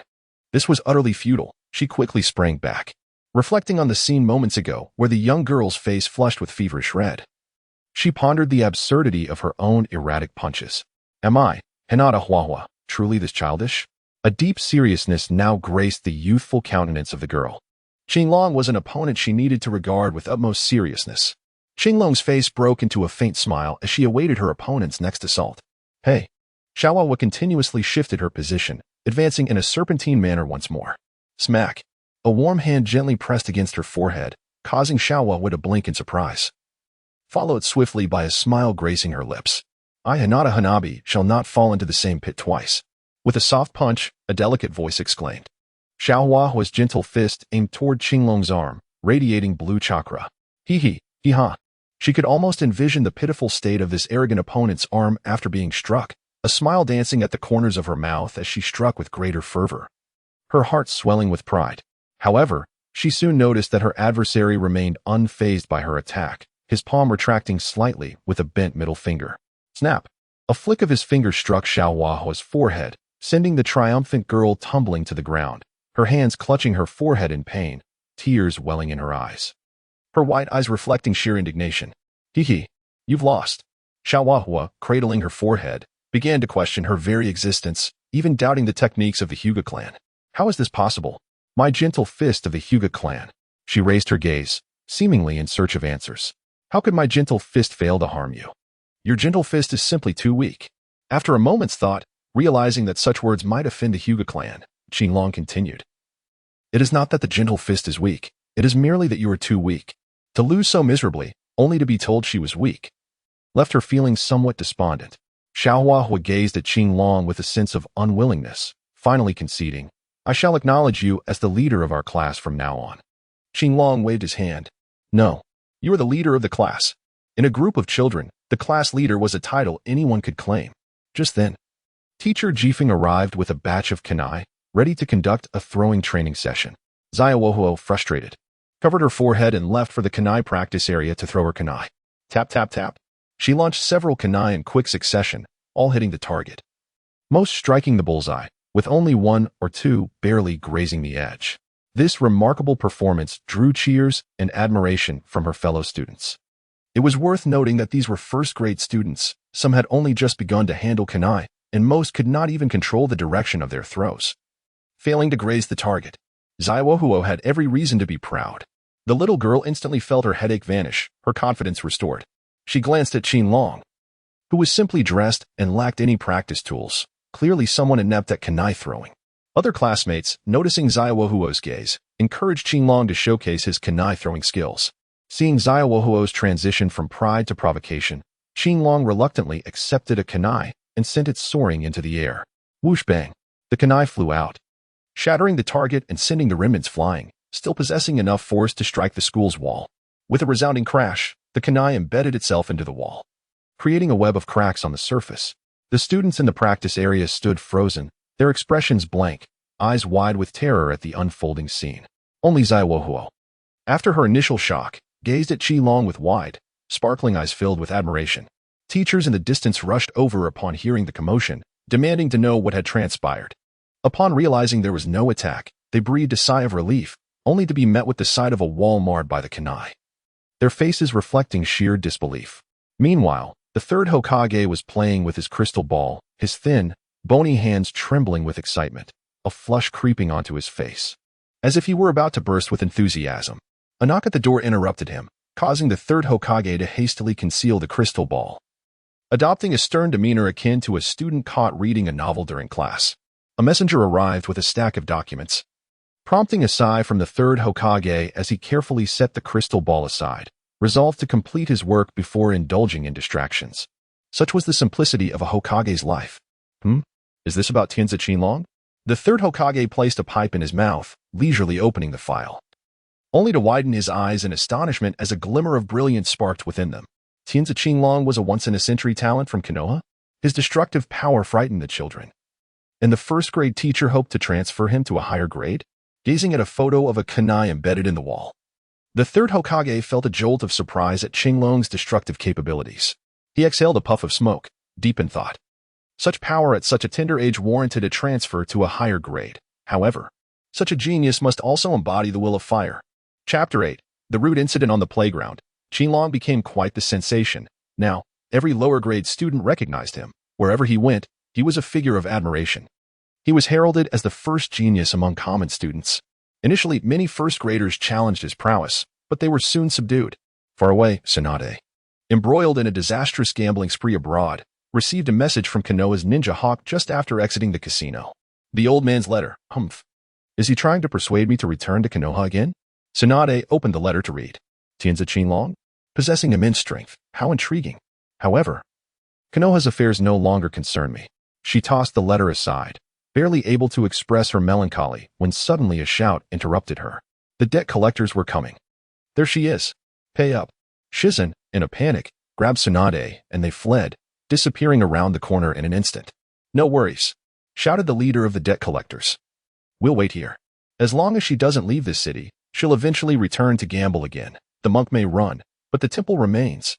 Back in Konoha, at the Ninja Academy, teachers had been fervently instilling the will of fire in Qinlong, providing him with supplementary lessons daily. King Taki never expected that even after traversing to another world, he would still have to attend remedial classes. Each day felt like a torturous eternity, particularly with the tedious curriculum centered around the will of fire. Glancing at the sky, he realized it was getting late. The instructor reluctantly concluded the day's lessons. The school was already deserted, students having returned home, leaving only Huahua, who awaited King Taki with sparkling eyes filled with admiration, nearly becoming his little shadow. In her eyes, even the formidable Hinata and her cousin Niji paled in comparison to King Taki's prowess. She aspired to learn from him and become an exceptional ninja. The two departed the school together, parting ways at the next intersection to return to their respective homes. As King Taki wandered into a secluded corner, several figures suddenly emerged, all donning animal masks, their identities ambiguous. Whether they belonged to the Umbu or the Root organization was unclear. Tensawa King Taki, Lord Danzo wishes to see you, one of them declared, his tone brooking no refusal. So, they are from Root, King Taki mused, surveying them briefly. Apologies, I do not recognize you, and I cannot accompany you. Little brat. Lord Danzo wants to see you. You have no choice in the matter, one of the Root members retorted, approaching him menacingly, believing that a stern lesson would soon render the disobedient child compliant. How foolish, King Taki thought, underestimating himself. As the Root member closed in, he crouched slightly and threw a punch. The member raised one arm to block, but his other hand reached out towards King Taki. But in the next moment, boom, he felt as though he had been struck by a tailed beast, the unmistakable sound of bones snapping resonating through the air. The man was sent flying, crashing through the alleyway wall and into a nearby house. While the remaining Root ninjas stood in shock, King Taki had already darted to the alley's mouth, smiling and waving at them. How audacious. The Root members seethed with resentment. The commotion had drawn attention, and fearing exposure, they dared not pursue him. for they were shadows lurking in the darkness of the ninja world. They cursed under their breath, hastily carrying their injured comrade away. In the Hokage's office, Danzo strode in with his cane. Yuenfei, I want that Tensawa Kintaki. Hand him over to Root. I can mold him into a sharp blade in the shadows of Konoha. Taking a deep breath, the third Hokage felt a surge of anger at Danzo's words. Why must all the promising youths of Konoha end up in your Root? Is Konoha yours or mine? Am I the Hokage, or are you? You take all the talented ones, and what remains for me? Danzo slammed his cane down heavily, his voice laced with fury. Yuenfei, I demand the Nine-Tails Jinchuriki, and you refuse. I request an ordinary child, and you still deny me. What is your intention? He continued. The Root hidden within Konoha is a cornerstone that walks in darkness to protect it. A mere child without chakra, give him to me. The third Hokage, equally incensed, replied, Danzo, how many promising children have you poached from Konoha over the years? I am too polite to expose you. If not for my intervention, your schemes would have been unmasked long ago. No, I intend to recommend this child to Tsunade for guidance. With her extraordinary strength, she will surely nurture him well. Crash. Danzo was truly furious now. It had been so long since the three Sannin had left, and Yuenfei still clung to his apprentice, wanting to summon Tsunade back. Yet never considered passing the Hokage mantle to him. Humph. Regardless, I'm merely informing you that I am taking Tensawa Kintaki, Danzo declared, turning to leave. He had long since deciphered Yuenfei's indecisive and hypocritical nature. Just as in the White Fang incident and the Uchiha massacre, once a plan was set in motion, it would be too late for opposition. With a cold snort, Danzo thought, Yuenfei, you only see the surface piece of Konoha. Do you comprehend the sacrifices I have made in the shadows for its sake? Upon returning to the Root base, Danzo awaited Kintaki's capture, only to receive news that the team he had dispatched was returning injured. Lord Danzo, we failed the mission. Danzo's visible eye gleamed with a frigid light, his expression unyielding as he spoke in a chilling tone. You dare tell me you failed? Lord Danzo, a Root member knelt, trembling. This child, Tensawa Kintaki, is extraordinary. He exceeded our expectations. A group of inept fools unable to seize a mere child. Danzo raged, dismissing their excuses. You shall all face punishment. Immediately. He called in another team led by A.J. Nin. I have a task for you. Bring Tensawa Kintaki to Root in secret. With a voice devoid of emotion, Danzo resumed his cold demeanor. Understood. The Root team replied. However, the following day, news of a masked figure abducting children spread like wildfire throughout Konoha. In breakfast establishments and on the streets, townsfolk discussed the alarming reports. Parents, particularly those sending their children to school, clutched their offspring tightly while voicing their fears. How could such kidnappings occur in Konoha? Some questioned incredulously. Indeed, with so many ninjas to guard us, this must be a rumor. Could foreign spies be so brazen? You'd be surprised. Wasn't it just 2 years ago that the daughter of the Hyuga clan leader nearly fell victim to a kidnapping? Yes, I heard the branch family member, Hinata Nichi, committed suicide over it. TSK. Even the prestigious Hyuga clan, within their heavily guarded territory, nearly lost a child, let alone the commoners. Exactly. Ever since the Uchiha clan was eradicated, the security in Konoha has deteriorated. Wouldn't it be better if the Uchiha were still around? Someone lamented, reminiscing about their contributions and sacrifices for the village. Those proud, detestable individuals would have stood their ground rather than submit, and with them, foreign spies would have dared not act so shamelessly in Konoha. How unfortunate. Cursed Uchiha. Itachi. Chapter 9. The Tremor in the Village in the Root Base. Danzo harbored great hopes for the success of the Umbu team's mission to retrieve Tensukyo Taki. However, he was met with disheartening news. The entire village of Konoha was abuzz with discussions regarding the incident involving the masked assailant. Certain ninjas privy to Konoha's secrets began to inquire whether the Root ninjas had once again targeted the village's children for abduction. Even the Umbu operatives were seeking clarification. If the Root ninjas were not involved, it would necessitate reporting to the third Hokage for a thorough investigation of potential spies within the village. Early that morning, Danzo felt as though he had swallowed something foul. His discomfort was palpable. Even the elite shinobi team he dispatched returned to question whether the mission should proceed. The Jonin knelt before him, awaiting his command, as the atmosphere in Konoha grew increasingly tense, complicating the task of abduction. Gritting his teeth, Danzo thought, what is the point? The third Hokage had already sent individuals to inquire about the matter, and many in Konoha were now watching closely. How could the mission continue under such scrutiny? Consider the mission temporarily cancelled, he declared impassively, waving his hand dismissively to send the Jonin away. Xinlong enjoyed a delightful breakfast and cheerfully made his way to school, passing by a dango shop where he purchased several skewers of dango. Throughout the morning, he was far from idle. He eagerly recounted his encounter with the masked ninja to anyone who would listen. He shared his tale with the Bowsy vendor while munching on a bun and with the dango shop owner as he savored his treats. He spoke to parents accompanying their children to school and even engaged with a young mother nursing her infant. The parents, alarmed by his story, clutched their children tightly, while the nursing mother hurriedly retreated indoors, cradling her baby. Even those without children couldn't resist the intrigue of the gossip swirling around them. Upon arriving at school, the children were abuzz with discussions about the alleged foreign spies abducting children, their faces a mix of excitement and fear. They collectively agreed to leave school together for safety. "Oh hey, Xinglong-kun, I heard you were attacked last night. Are you alright?" In front of the school gate stood Hinabi, her concern evident as she greeted Xinglong. "I'm fine. Last night, on my way home from school, I was confronted by several ninjas wearing ghastly masks who tried to abduct me. It terrified me, but fortunately, I have a guardian angel." "That sounds terrifying. I'm glad you're safe." "Indeed, Hanabi-chan, you are so adorable. You must also take care to stay safe." Perhaps it was the first time someone had complimented her cuteness, and her cheeks flushed a vibrant red. "Rest assured, Xinglong-kun, after learning about your incident, my father has arranged for additional protection for me." Xingyang also sensed several hidden ninjas from the Hyuga clan nearby. The Hyuga clan had doubled the number of guards assigned to Hinabi. "This is excellent. It ensures Hanabi's safety on her way to school." "Xingyang, let's walk home together after school. It will be safer for both of us." "Thank you, Hinabi." Xingyang readily agreed, confident that with the presence of the Hyuga clan, Danzo would not dare to take action. Upon entering the school, Xingyang parted ways with Xiaohuo and promptly sought out the teachers to report the incident involving the masked ninja. He did not limit his concerns to the school alone. He informed the Konoha Defense Department, the Konoha Guard, and even the Hokage building. Wherever he could, he voiced his apprehensions, even engaging in a conversation with the gatekeeper at the school entrance, cautioning him to remain vigilant against any unfamiliar ninjas that might appear in the village. Before long, the faculty of the ninja school mobilized, conducting a grand safety education session for the entire school.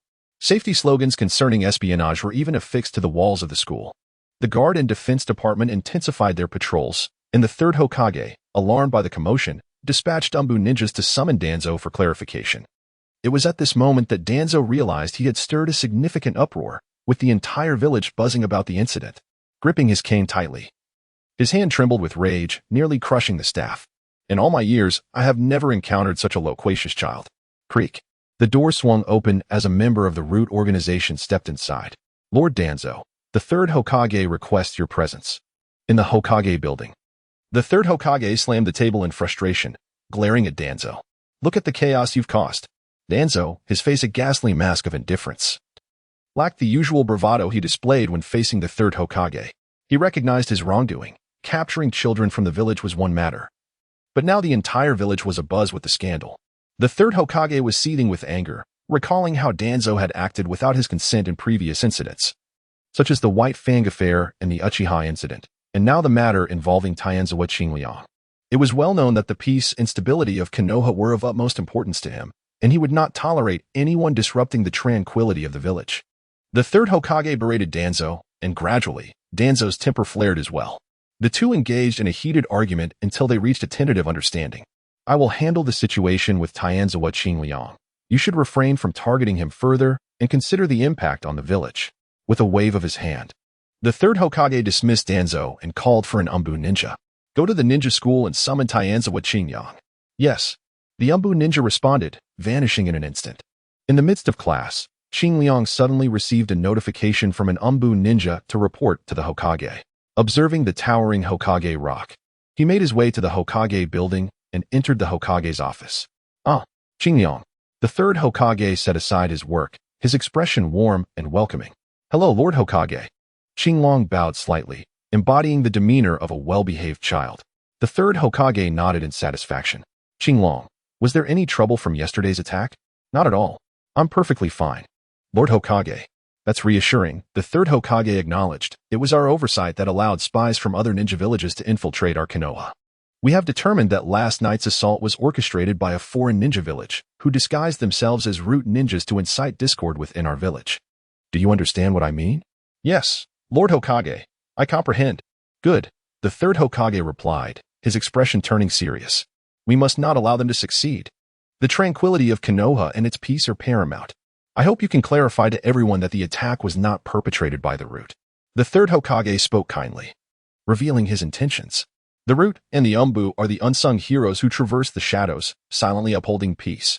They are all exceptional ninjas, worthy inheritors of the will of fire. Goodness, am I already being subjected to indoctrination? Xinglong wore a serious expression, yet internally he was already brimming with excitement. Observing Xinglong's humble demeanor, the third Hokage nodded in approval. Xinglong, what is your dream as you grow older? Before Xinglong could respond, he continued. Do you aspire to become an exceptional ninja who silently upholds peace in the shadows? Xinglong was taken aback, as the third Hokage presumed he was astonished with excitement. I am willing. Lord Hokage. Xingliang spoke with great reluctance, without a hint of hesitation. Very well. The third Hokage beamed with delight. Xingliang is also an exceptional inheritor of the will of fire. Now, you may return, as I have some matters to attend to. Xingliang exited the Hokage office, his face flushed with excitement, akin to a child basking in praise.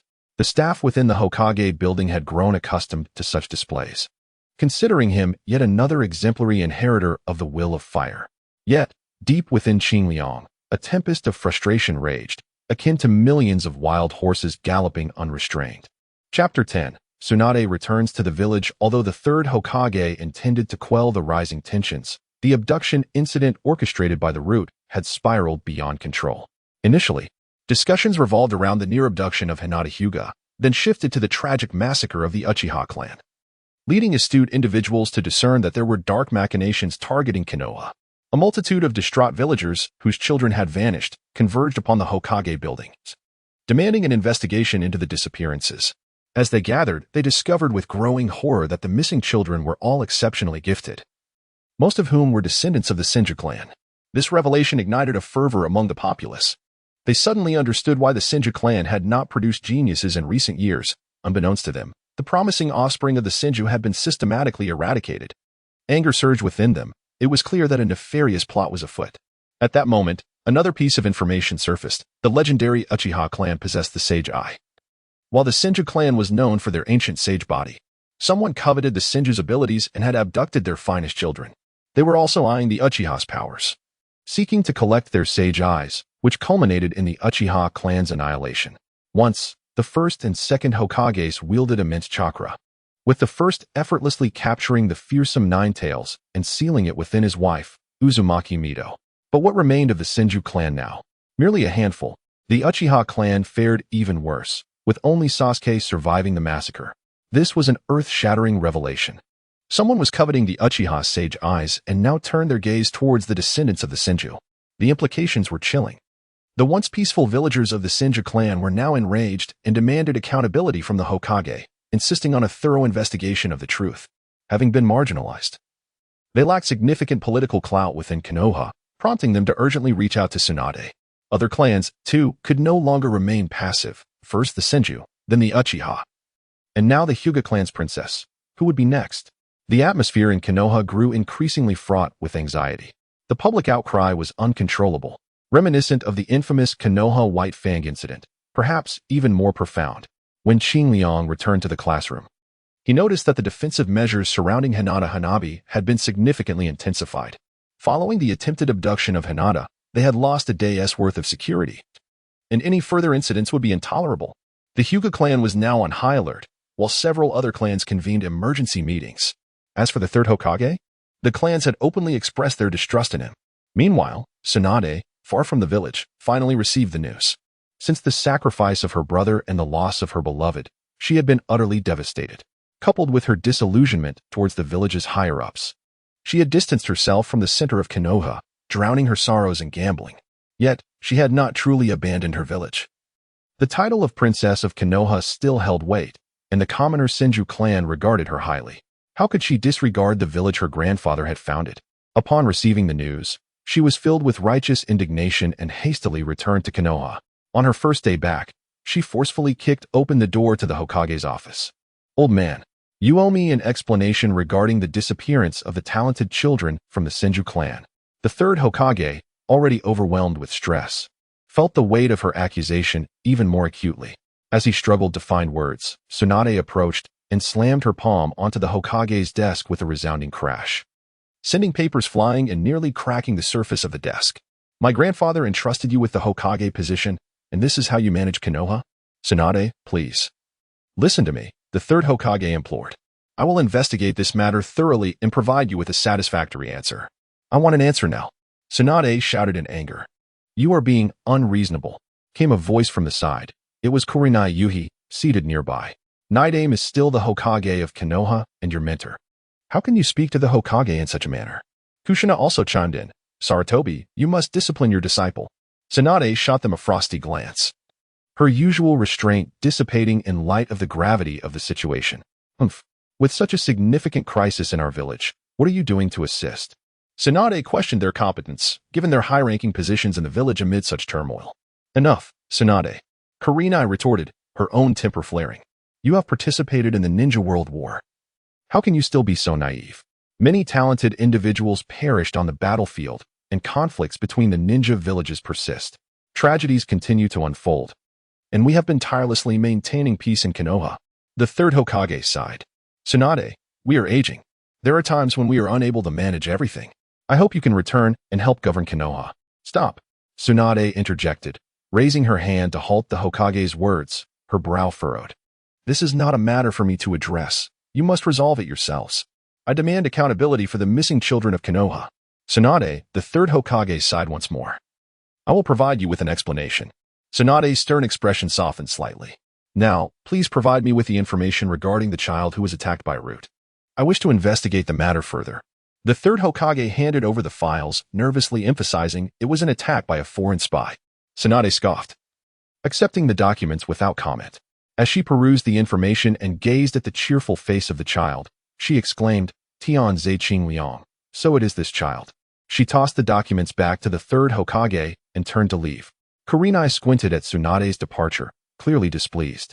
Naidame, you ought to discipline your apprentice. As the sun dipped below the horizon and the school bell rang, children poured out of the ninja academy like fish swimming upstream.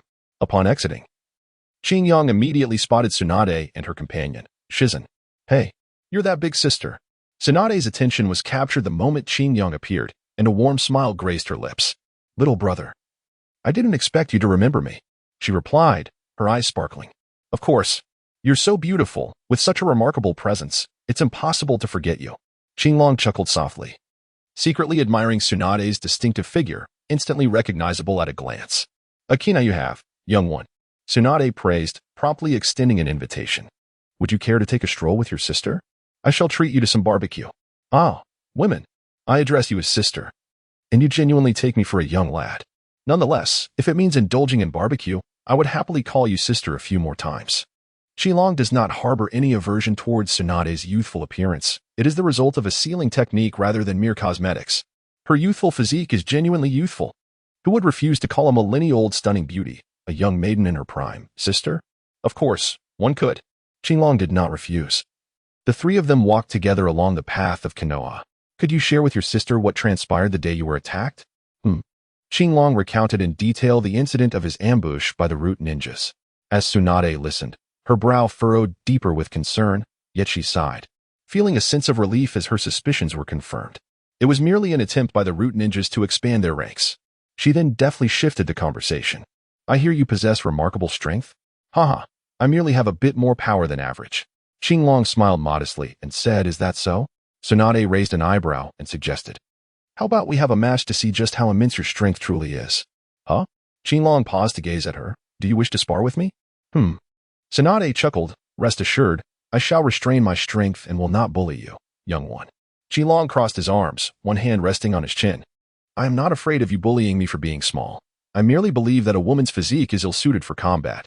Women tend to be heavier, and the excess flesh both in front and behind is quite cumbersome. As he spoke, he pointed at Tsunade's ample chest. Especially burdensome for a big sister like you, which significantly hampers combat effectiveness.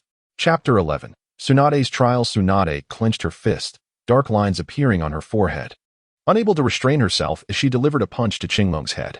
Ah, ouch, ouch, ouch. Qinglong crouched down, covering his head with both hands, as a large bump had formed on it. Tsunade let out a cold snort, displaying a hint of arrogance. She took the lead, walking towards an open area. Come on, little brat, show me your strength. Ah, Kintaki rubbed his head. It was you who said so. Suddenly, he sprang to his feet, striking a ready stance. Tsunade narrowed her eyes, recognizing that this was neither the Hyuga clan stance nor Gai's taijutsu starting position. Where on earth had this child learned such martial arts? She beckoned to Kintaki. Make your move. Let us see just how formidable you truly are. Very well, then. I shall make my move. Qinglong nodded, and then swiftly lowered his waist, exerting tremendous force. In an instant, with a swish, Qinglong had vanished from his original position. Tsunade's eyes widened in astonishment. Such incredible body flicker technique. Meanwhile, Shizen could barely discern Qinglong's silhouette, and in the next moment, Qinglong suddenly appeared before Tsunade, delivering a swift punch aimed directly at her. How fast? Tsunade exclaimed, raising her hand to block the blow. The impact of the fist against her arm created a violent collision, unleashing a circular wave of energy that erupted and spread like a tempest, causing a powerful gust that forced Shizen to shield her eyes. Her clothes flapping wildly in the wind as she stared in astonishment at the two combatants. Caught off guard, Tsunade was sent staggering back several meters. Astonished by the sheer power of that single punch, which proved to be utterly terrifying, Qinglong pointed at Tsunade and laughed heartily. I told you. A woman's figure is too hefty. She is simply ill-suited for combat. Hearing this, Tsunade gritted her teeth in fury, a prominent cross-shaped wrinkle forming on her forehead. You little brat, you've made me serious. Are you prepared to endure the ravages of Tsunadeheim? With a flick of her outer robe tossed to Shizen, her figure appeared even more statuesque. She flexed her fists and stood poised, beckoning. Come on, little brat, make your move. Huh. Qinglong let out a thunderous roar and charged forward once more, swinging his fist with great force. The sound of strikes echoed as he unleashed a relentless barrage. Although Tsunade was prepared, she found herself once again struggling to defend against Qinglong's tempestuous onslaught. The two engaged in an intense physical clash, producing resounding booms with each impact. Qinglong possesses immense strength and unparalleled agility, delivering a relentless barrage of punches that leave Tsunade no respite. This is not the technique of a mere ninja. There is no opportunity to catch one's breath.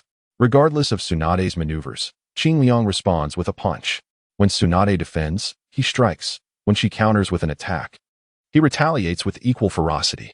It is a clash of sheer will. Moreover, he transforms his entire body into a weapon, with fists, feet, arms, and knees executing an unceasing assault. After an intense exchange, both warriors unleash their fists once more, resulting in a thunderous impact. Boom! A shockwave erupts, accompanied by a resounding sonic boom. This time, Tsunade taps into her previously restrained power, forcefully pushing Qinglong back several meters. The ground beneath them is carved into a circular crater from the collision of their fists. Not bad, young one. Yet, you still lack a bit.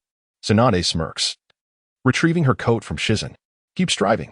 With a wave of her hand, she departs, expressing anticipation for their next encounter, hoping he will be even stronger. As Tsunade briskly walks away, Qinglong reflects on their recent battle. Although Tsunade had restrained her strength and refrained from using her extraordinary techniques, he too had held back. To avoid drawing excessive attention from Konoha, Qinglong concealed much of his power, merely maintaining the guise of an ordinary prodigy.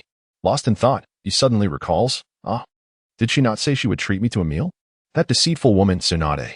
The gentle thud of Qinglong against the ground echoed, as he had just engaged in a rather futile scuffle, leaving him famished without having the chance to feast upon the succulent roast meat he had envisioned. Alas, my roasted delicacy.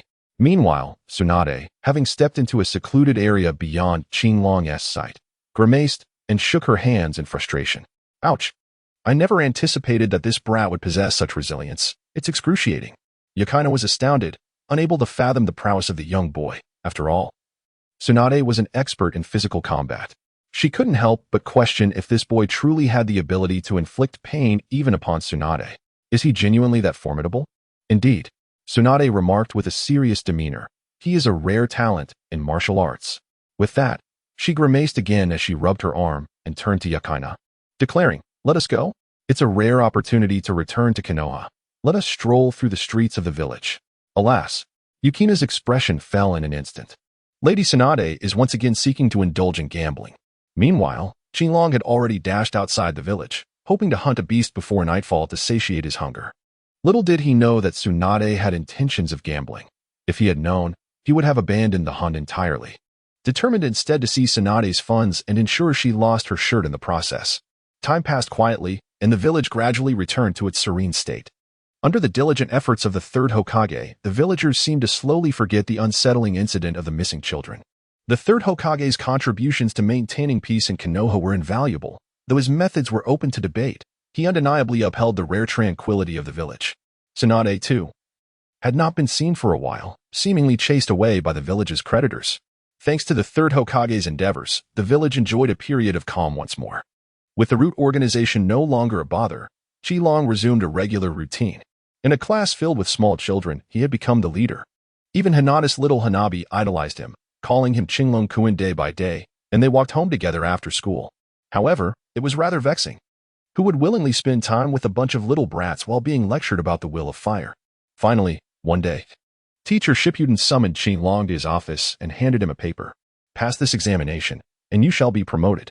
Qilong opened the examination paper and observed that the questions were all centered around the will of fire. 1. How does one interpret the will of fire? 2. How can one inherit and embody the will of fire? Qilong bit the tip of her pen, sighed softly, and fell into a moment of contemplation before she leaned over her exam paper and began to write fervently. In no time, she filled an entire sheet with her scrawl. Yet she still felt an insatiable urge to write more.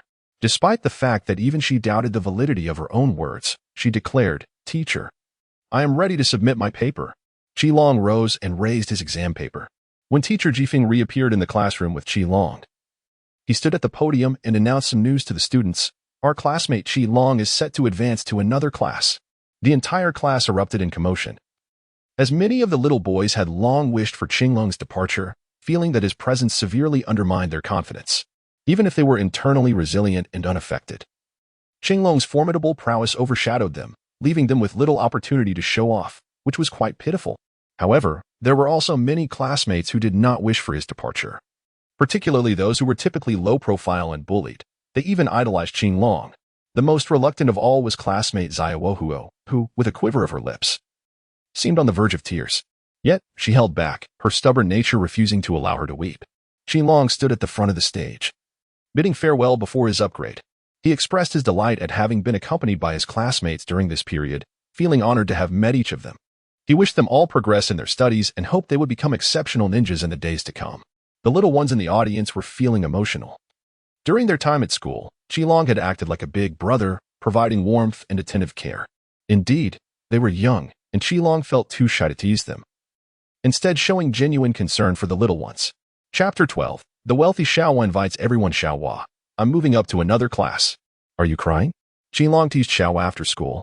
Xiaohua huffed, that is not crying. I'm just happy. Next year, Class 2 of Grade 1 will once again have me as the leader. Oh, right. Qilong chose not to expose the little girl's subtle pride. Tomorrow, you will be advancing to another class. How about I treat you to a delightful meal tonight? As a gesture, as a celebration of your promotion? Little Huahua, biting her pinky finger in contemplation, replied, let us consider it a banquet for your advancement. All right. Thank you, Huahua-chan. Qilong initially believed it would simply involve enjoying some three-colored dumplings. To his surprise, Xiaohuo led him to the Akadu barbecue restaurant. Upon witnessing the lavish spread of dishes laid out before him, Qilong was utterly astonished. Ah, Xiaohuo, you are quite the little heiress, he exclaimed. There was a thought lingering in his mind, one he was uncertain whether to voice. Sitting upright with an air of nobility befitting a lady of a distinguished family, Xiaohuo replied gracefully, well then, Qinglong-kun, do feel free to share. Qilong hesitated for a moment and said, the doctor advised me that my stomach is not in good condition, and I should only consume soft food. Xiaohuo raised her little hand to beckon the waitress. Could you please bring me a large serving of soft rice? My classmate loves it. As Qilong gazed upon the table laden with an abundance of dishes, she realized with a tinge of embarrassment that she may have overordered. A fleeting glance at her guardian revealed her predicament. After all, she was still young and relied on him for financial matters. The guardian, speechless, felt a pang of frustration at the impending waste, knowing he would have to compensate Qiudao with a hefty sum. Let us commence, they exclaimed in unison, diving into the culinary delights before them. Initially, the Hyuga guardian presumed there was an excess of food that could be returned for a refund later. However, as he looked up, he witnessed Qilong deftly maneuvering her chopsticks with remarkable speed. Even Xiaohua, inspired by her enthusiasm, maintained an elegant demeanor while swiftly devouring piece after piece of grilled meat. The Hyuga Guardian felt an unsettling sense that if he continued at his current pace, the dishes would soon vanish. In a whirlwind, the banquet was consumed entirely. It dawned on the Hyuga Guardian that his earlier thoughts were not mere illusions. After finishing the last morsel of meat, Qilong lifted her cup and savored a delightful sip of juice, letting out a contented sigh. Ashawa and her guardian were utterly astounded. They had never encountered someone with such an insatiable appetite. Ahaha. Observing the dazed expressions of the two, Qilong felt a pang of awkwardness. It was that she could not moderate her consumption. It was simply that the meat was irresistibly delectable. She could not possibly stop.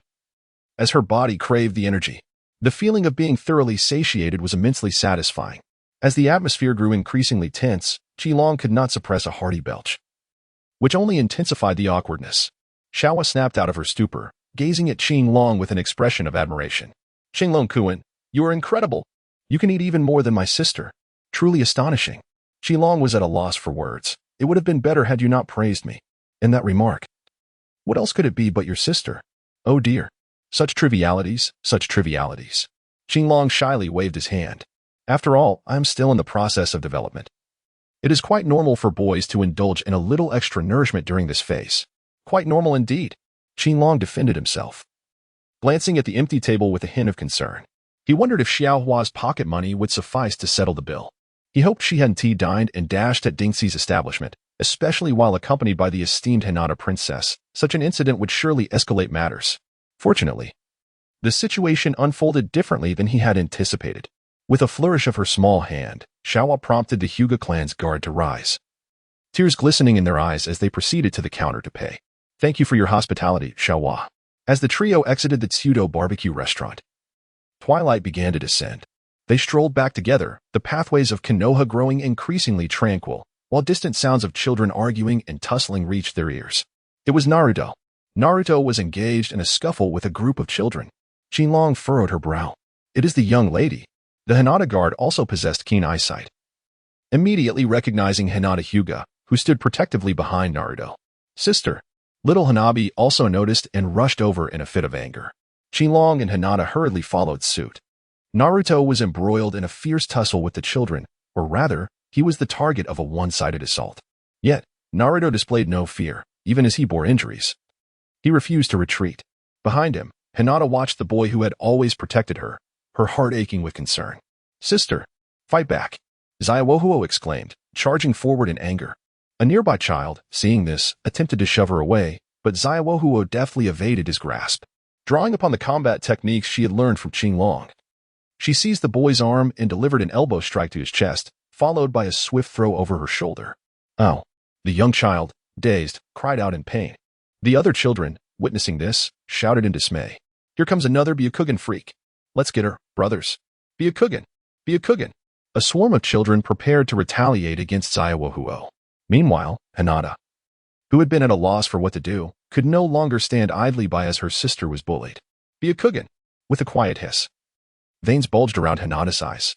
She raised her hand, demonstrating the stance for the gentle fist technique. Miss. Zaiwohuo's guardian gasped, rushing forward to protect her. However, Qilong was faster, appearing before the children in an instant and tossing them to the ground. The little ones, nearly landing on their backsides and even tasting dirt, ran away crying. The leader of the group hastily muttered a threat before fleeing. Oh, big sister, why didn't you fight back when they bullied you? Zaiwohuo pouted indignantly. Yes, Hinata. How could you let them push you around? If I hadn't happened to pass by, they would have continued to torment you. Naruto, bruised and discontented, chimed in. Hinata reverted to her shy demeanor. I am sorry. Sighing, Naruto felt helpless. Hinata was truly an enigma. She endured bullying silently without resistance, and her gaze toward him felt peculiar. What a strange person she was. Naruto-kun, are you all right? Hinata asked, her eyes filled with concern. Naruto, having never encountered such a gaze or tone in his life, once more categorized Hinata as a peculiar individual. At that moment, with his face swollen and bruised, Hinata hastily produced a handkerchief, her face flushed with anxiety as she trembled, attempting to tend to his wounds, her eyes darting about in uncertainty. The steam-powered princess, Hinata, was now in full effect. Ah, I'm fine. I'll be all right by tomorrow. But you, why didn't you resist when they bullied you? What would you do next time if I'm not around? Naruto, dismissing her concern, halted Hinata's hand, unconcerned by his minor injuries. TSK. Little did Naruto know that the young girl harbored a secret affection for him, all thanks to the gentle fist. Xinlong remarked that he understood the reason. The gentle fist of the Hyuga clan possesses formidable lethality. A moment's carelessness could lead to severe injury or even death. Hinata must be too kind-hearted, fearing that a misstep in her actions might harm others, which is why she refrained from counterattacking. Am I right? Xinlong smiled and remarked.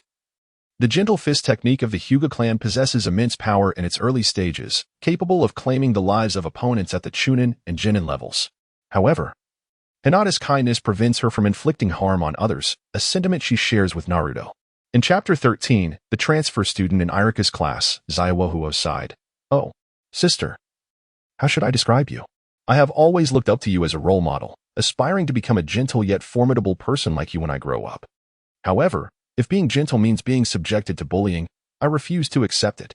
Hinata fell silent, for she truly wished to avoid resorting to violence and harming others. Suddenly, Zaiwohuo's eyes brightened with an idea. Sister, why don't we learn martial arts from Qingliang-kun? Both Hinata and Naruto stared at Zaiwohuo in astonishment. With one hand on her hip and the other cupping her chin, Zaiwohuo spoke with the air of a little adult. Having spent time together, I have been deeply impressed by Qingliang's prowess. His martial arts are exceptional, and he possesses the ability to control his strength, allowing him to strike without causing injury. In this regard, Zaiwohuo felt even more confident than Xinlong. He was eager to express his frustration. My martial arts are renowned for their high damage. Aren't you aware of that? Is it truly feasible? Hinata cautiously gazed at Xinlong. Naruto squinted his eyes. Xinlong, you would certainly be willing to teach her. Wouldn't you? By the end of his statement, there was an almost pleading tone in Naruto's voice. Haha, of course. You can all train with me if you wish to learn. Xinlong would naturally not refuse. Having an additional person to train with is indeed beneficial. However, aspiring to become a strong individual is far from a simple endeavor. Xintong said gravely, have you ever seen Konoha at 3 o'clock in the morning? Never. Never. Never. The three children exclaimed in unison. The guard behind Xiaohua felt compelled to join in, raising his hand timidly. I have seen it. Xinlong. Even I have never witnessed the leaves of Konoha at 3 o'clock. Very well, let us disregard him. Xinlong feigned indifference. You had better be aware. Practicing martial arts with me is quite arduous. I am not afraid. Xiaohua exclaimed resolutely as she jumped up. Indeed, I can do it too. Although Hinata appeared timid and gentle on the surface, her inner strength was unwavering. That is reassuring. Xinlong nodded. Then come to my house before dawn tomorrow morning. As Xinlong was about to leave, he suddenly turned around. Oh, right. Practicing martial arts is quite energy-consuming. You must be mentally prepared, especially you, Hinata. Do not restrict your food intake. The next day, before dawn, little Huohua arrived with several Hyuga guards trailing behind Hinata, accompanied by a drowsy Naruto, whose eyes were barely open. Please, do come in. Xinlong welcomed them into his home. Naruto, rubbing his eyes as if in a trance, stumbled inside. Having practiced with shurikens late into the night, he had not yet had his fill of slumber. Let me just sleep a bit more, he murmured, before collapsing onto Xinlong's bed and quickly drifting off. The group stood in speechless dismay. Sister, I told you, we shouldn't have woken Naruto-kun before he was fully rested. Hinabi sighed, observing Naruto, who was sleeping soundly like a log. Is he all right? Hinata inquired with a note of concern. Xinlong glanced over and observed that Naruto indeed had not had sufficient rest. He must have stayed up late training once again. No matter. Let him sleep. Xinlong pointed to the tortoise shell hanging by the wall. These are the tools I have employed for my cultivation. He picked up the smallest one, adjusted it to the lightest weight, and handed it to Hinata, who struggled momentarily under its unexpected heft. Little Hinabi exclaimed, I want one too. I want one too. Xinlong gazed at her thoughtfully, retrieving a set of gravity wristbands from the box and adjusting their weight to a lighter setting. Here, he said, placing them around her ankles. Zaiwohuo glanced at them, momentarily dazed, before extending her petite foot. Xinlong was momentarily stunned. Yet he squatted down to remove the shoes from Zaiwohuo's feet and put them back on her. Oh, they're so heavy, exclaimed Zaiwohuo as she took a step in astonishment. Indeed, that's how it should be. Xinlong clapped his hands and said, Let's go. It is time for training. As they stepped outside, a faint glimmer of dawn broke over the horizon. In the dimly lit village of Konoha, the group commenced their training. As the sun ascended, its golden rays streamed through the window, illuminating the bed. Naruto turned over, the sunlight warming his face, prompting him to stretch and rise from his slumber. Rubbing his bleary eyes, he suddenly realized, I have forgotten that I promised to train with him today. Naruto-kun, are you awake? The door swung open, revealing Hinata, who entered carrying breakfast in a turtle shell. Her cheeks were flushed, a blend of the warmth from the training and the embarrassment of being seen with the shell in public. It was indeed quite mortifying for a girl to run while bearing such a peculiar burden under the curious gazes and whispers of the villagers. Xingyang intended for her to feel a bit embarrassed, hoping to encourage her to be bolder in her training. Naruto, rise and have your breakfast. We must prepare for the ninja academy. Xingyang exclaimed. If Hinata, who was shy around Naruto, were to wait for the moment to say let's have breakfast, it would take an eternity. It would be far better to take the initiative. Hinata, a bit bashful and uneasy, shyly handed the breakfast in her hands to Naruto. Thank you, everyone, Naruto declared, clapping his hands together with his chopsticks. I shall begin. After enjoying their breakfast, the group made their way to school. Naruto continued to apologize for oversleeping that morning. We had promised to train together, and yet I broke my word. I am truly sorry. It's all right. Naruto-kun was simply too diligent in his training last night. Hinata softly reassured him, comforting the self-reproaching Naruto. Indeed, it's no problem, Naruto. Xingyang offered his words of comfort, subsequently expressing his viewpoint. Each individual possesses their own method of cultivation. However, I cannot endorse your practice of training during the night. You are still in your growth phase, and staying up late is detrimental. Is that so?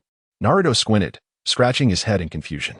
In truth, he exerted himself during the day, reveling in the clamor around him. Yet, as the tranquil night descended, solitude enveloped him, compounded by the anxiety of being at the bottom of the ranks, preventing him from finding peace in sleep. He sought solace in cultivation to numb his restless mind. Nonetheless, prolonged malnutrition, coupled with late nights, would render Naruto the shortest child in his class. He had already arrived at the gates of the ninja school. Xingyang came to a halt and addressed everyone. All right. We have arrived at school. I need to speak with the teacher about something, and I have exciting news to share. I am advancing a grade. With that, he bid farewell to the group and made his way towards Teacher Jifeng's office. Good morning, Teacher Jifeng. Xingyang greeted cheerfully. Yue Guang Jifeng turned to see Xingyang and smiled. Good morning. Your advancement has already been arranged. Please follow me. Certainly, Teacher Jifeng, Xingyang replied. Yue Guang Jifeng led Xingyang to Irika's desk. Irika-san. Look who I have brought, our class's most outstanding student. Jifeng-san, is this Xingyang-kun? Yes, hello, Teacher Irika. Xingyang responded warmly. Xingyang earnestly scrutinized the finest instructor of Konoha, Irika, who, despite appearing somewhat youthful, exhibited a commendable dedication befitting a teacher. However, he had not anticipated being placed in Irika's class. Come along, Xingyang. I shall escort you to the classroom. At that moment, Irika's class was abuzz with excitement. Have you heard? We are getting a transfer student. Is it true? Is it a boy or a girl? Is he handsome? It's a boy. The male students promptly lost interest, whereas the female students engaged in animated discussions. Is the new transfer student attractive? He must be a heartthrob. Inuzuka Kiba exclaimed with enthusiasm. TCH. How superficial, Haruno Sakura retorted disdainfully. No matter how handsome he is, he can't compare to my Sasuke. As she spoke, she glanced adoringly at Sasuke, her infatuation evident. Meanwhile, Naruto, noticing Sakura's fixation on Sasuke, squinted his eyes in irritation. Ready to stir up trouble. I think we should give the newcomer a warm welcome. Sakura shot him a disapproving glare, displeased by his interruption of her admiration for Sasuke. Upon seeing Sakura's attention on him, Naruto became even more animated. On the other side, Hinata watched Naruto with concern, apprehensive about his intentions. Chapter 14. So this is how Irika's class operates. As the classroom door swung open, Irika entered with Xingyang in tow. It's Xingyang-kun. It's Xingyang-kun. Naruto initially stood in astonishment before erupting into joyous exclamations. It turned out that the new transfer student in their class was none other than Xingyang. Many of the girls in the classroom also became exhilarated, their eyes sparkling with pink stars. Xingyang, with his tall stature, well-proportioned muscles, and a face radiating charm and confidence, captivated the attention of his classmates. The girls in the class had never encountered a young man so strikingly handsome, possessing both brawn and charisma. Even the typically aloof and brooding Sasuke seemed less appealing in comparison. It was evident that a sunny disposition was far more attractive. Irika, with a gesture to calm the room, finally succeeded in quieting the chatter. Everyone had heard the news. A new student was joining their class. Now, let us invite our new classmate to introduce himself, he announced. Amidst the curious gazes of his peers, Xingyang approached the podium, fully aware of the attention he would draw. Hello everyone. My name is Tinzawa Qinglong. My passion lies in gourmet food. European and American cuisine. Food. The exuberant Ding Shi leaped to his feet, raising his fist in excitement. Thrilled to discover someone who shared his enthusiasm. In that moment, he realized there would be no more mockery of his interests. Qinglong nodded at him and continued with his introduction. When it came to discussing his dreams, Qinglong pondered for a moment. For now, it is the hope for peace in the ninja world. Instantly, the classroom erupted in a clamor. What audacity! Even more boastful than Naruto. While Naruto merely aspired to become Hokage, he boldly declared his wish for peace in the ninja world. Even Sasuke, who usually maintained a cool demeanor, could not help but let out a scoff. Peace in the ninja world? Such a notion is non-existent. Sasuke, who stood out like a sore thumb in the lively atmosphere, also drew Qinglong's attention. After all, he was the notorious brooding one. The sins of Uchiha Itachi are truly grievous. Just look at that poor Sasuke, so dazed and devoid of vitality. The crimes committed by Uchiha Itachi have not only left the deceased restless but have also burdened the living with immeasurable suffering. Qinglong gently shook her head and, amidst Naruto's enthusiastic calls, made her way to the seat beside Choji. Naruto let out a sigh of disappointment, his gaze shifting once more to Sakura Haruno. Choji, sitting next to her, was elated that Qinglong had taken the seat beside him and eagerly retrieved a bag of chips, bursting it open before offering it to her. Qinglong, allow me to treat you to some chips. Thank you. Qinglong took a potato chip from the bag and placed it in his mouth. The others looked on in astonishment, as Ding Xi was surprisingly willing to share his chips with that individual. With Qinglong's arrival, Irika also commenced the lesson. In this class, we discussed the parabolic calculations of shuriken. Blah blah blah. Seated upright in his chair, Qinglong was actually practicing his horse stance, and soon he was astounded. Below the lectern, Naruto was daydreaming. Choji was stealthily snacking, Shikamaru was dozing off, and Kiba Inuzuka was amusing himself with his dog. Sakura Haruno gazed dreamily at Sasuke, while Hinata secretly watched Naruto, clinging to her unrequited love. In this entire classroom, hardly anyone was paying attention to Irika's earnest lecture. What an eccentric class, brimming with so many hidden talents. With a gentle admonition, Irika called out to Naruto, whose fidgeting was becoming increasingly animated. A piece of chalk flew through the air, striking Naruto squarely on the forehead. Just as he was engaged in a silent rivalry with Sasuke, Naruto let out an awkward yelp and scratched his head, settling back down in embarrassment. Irika then paused his lecture, surveying the classroom full of mischief makers. What a sight it was! Shikamaru, Choji, Kiba. Shikamaru jolted awake with a start, while Choji, munching on potato chips, was startled as he reached for a new bag from the cabinet, inadvertently crushing it in his grip. The loud pop echoed through the classroom, releasing a delightful aroma of chips that wafted through the air. Kiba, who had been hiding under the table playing with his dog, quickly sprang up, only to bump his head against the desk, resulting in a sizable bump. Taking a deep breath, Irika struggled to regain his composure. Once again, it's you four, he exclaimed, slapping the desk and pointing towards the door with his textbook. All of you, stand outside the classroom as punishment. The four miscreants obediently shuffled to the door to stand in the hallway. After calming himself, Irika managed to smile and resumed his lecture. As a teacher, dealing with such a class of hidden talents was no easy feat. Transitioning through various emotions during class breaks was indeed a challenge for him. Qinglong's horizons broadened as he finally witnessed the classroom antics of the notorious quartet. Before long, the four stood obediently outside the classroom door, their eyes beginning to shimmer with intent. In a fleeting moment of silent communication, they reached a consensus. The melodious chirping of birds wafted through the air, prompting Qinglong to glance out the window, where he caught Naruto slyly winking at him. Among brothers, understanding came instantaneously, as Irika turned once more, scribbling on the blackboard. The atmosphere thickened with unspoken camaraderie. Qinglong vanished in an instant, appearing in the corridor outside the classroom. Let us go, Naruto whispered, and the quartet bent low, stealthily making their way outside. Just as Irika finished writing a formula on the blackboard and turned around, he caught sight of the four little rascals attempting to skip class. What on earth? With a loud exclamation, Irika startled Naruto, who nearly lost his balance.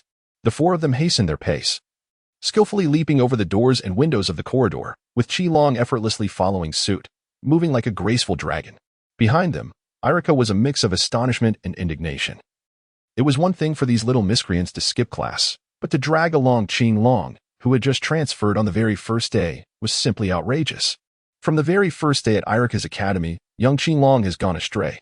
How am I to explain this to Kazekage? Baka, where are you all going? Shikamaru, come back here. Irika leaned against the doorframe, half of his body protruding, shouting in anger, yet all he could see were the diminishing figures of several children. Time passed in a flurry of playful antics at school. Before one could blink, graduation season arrived. Early in the morning, Qinglong had already completed his training regimen for the day. Over the years, he had diligently trained almost every day, occasionally accompanied by Hinata and Hinabi. His prowess had now reached a level beyond his own comprehension. Walking along the tree-lined path leading to the ninja school, he had brought his camera with him today. Qinglong-kun. Over here. At the school entrance, a slightly grown Hinabi raised her small hand high, dressed in traditional attire adorned with a maple leaf design.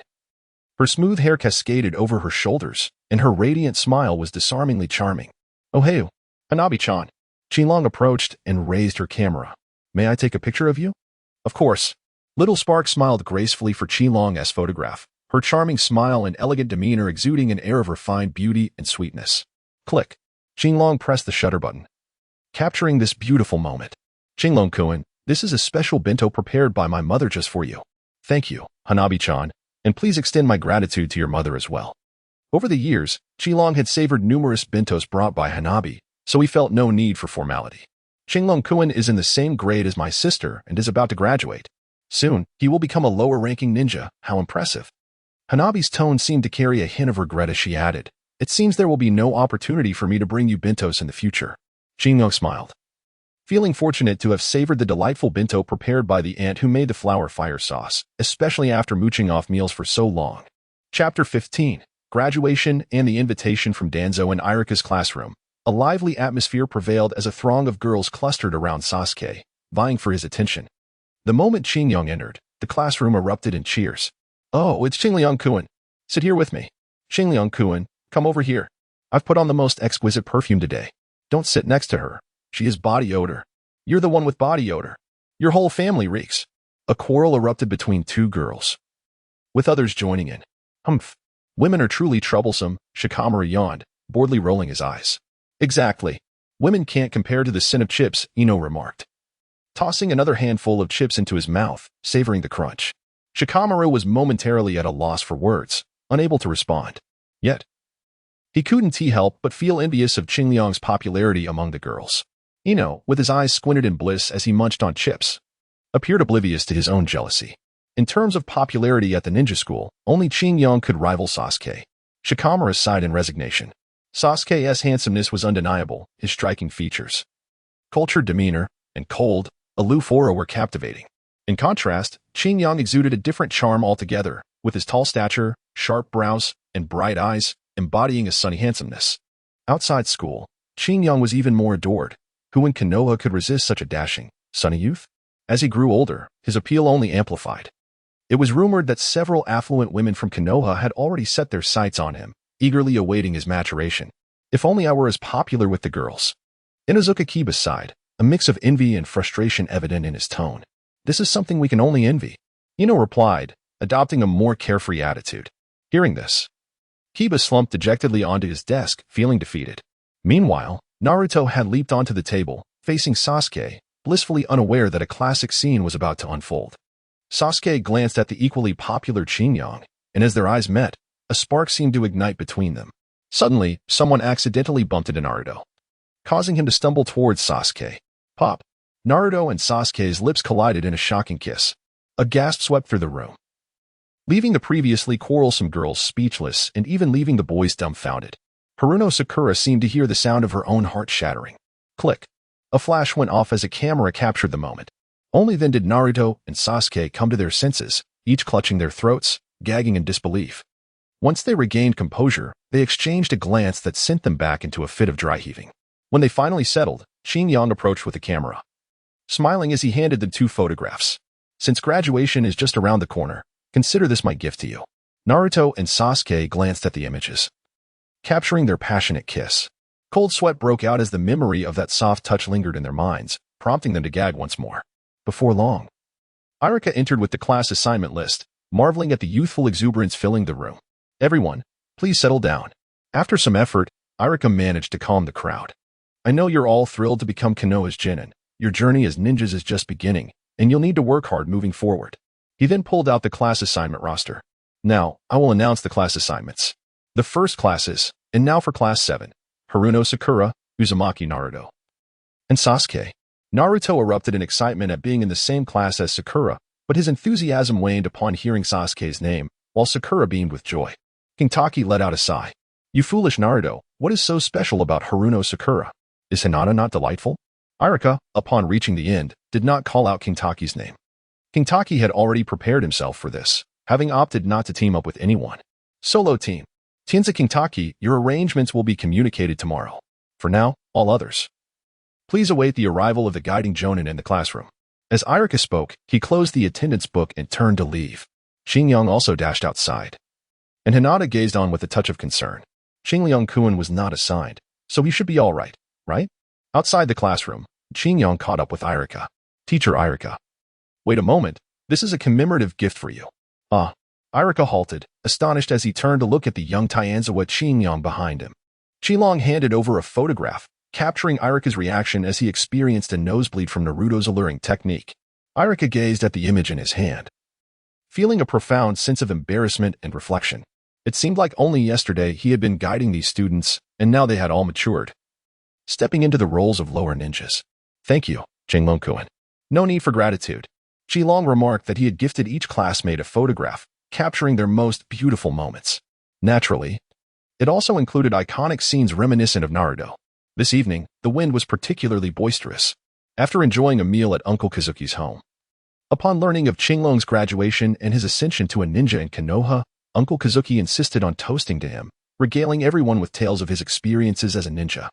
Qinglong shook his head, having listened to this disheartened former Jonin ramble on with great boastfulness for quite a while. By the time he stepped outside, a crescent moon had already ascended into the sky. The night along this narrow path was rather dim, lacking any illumination. As the wind rustled through, the leaves on either side of the road whispered softly.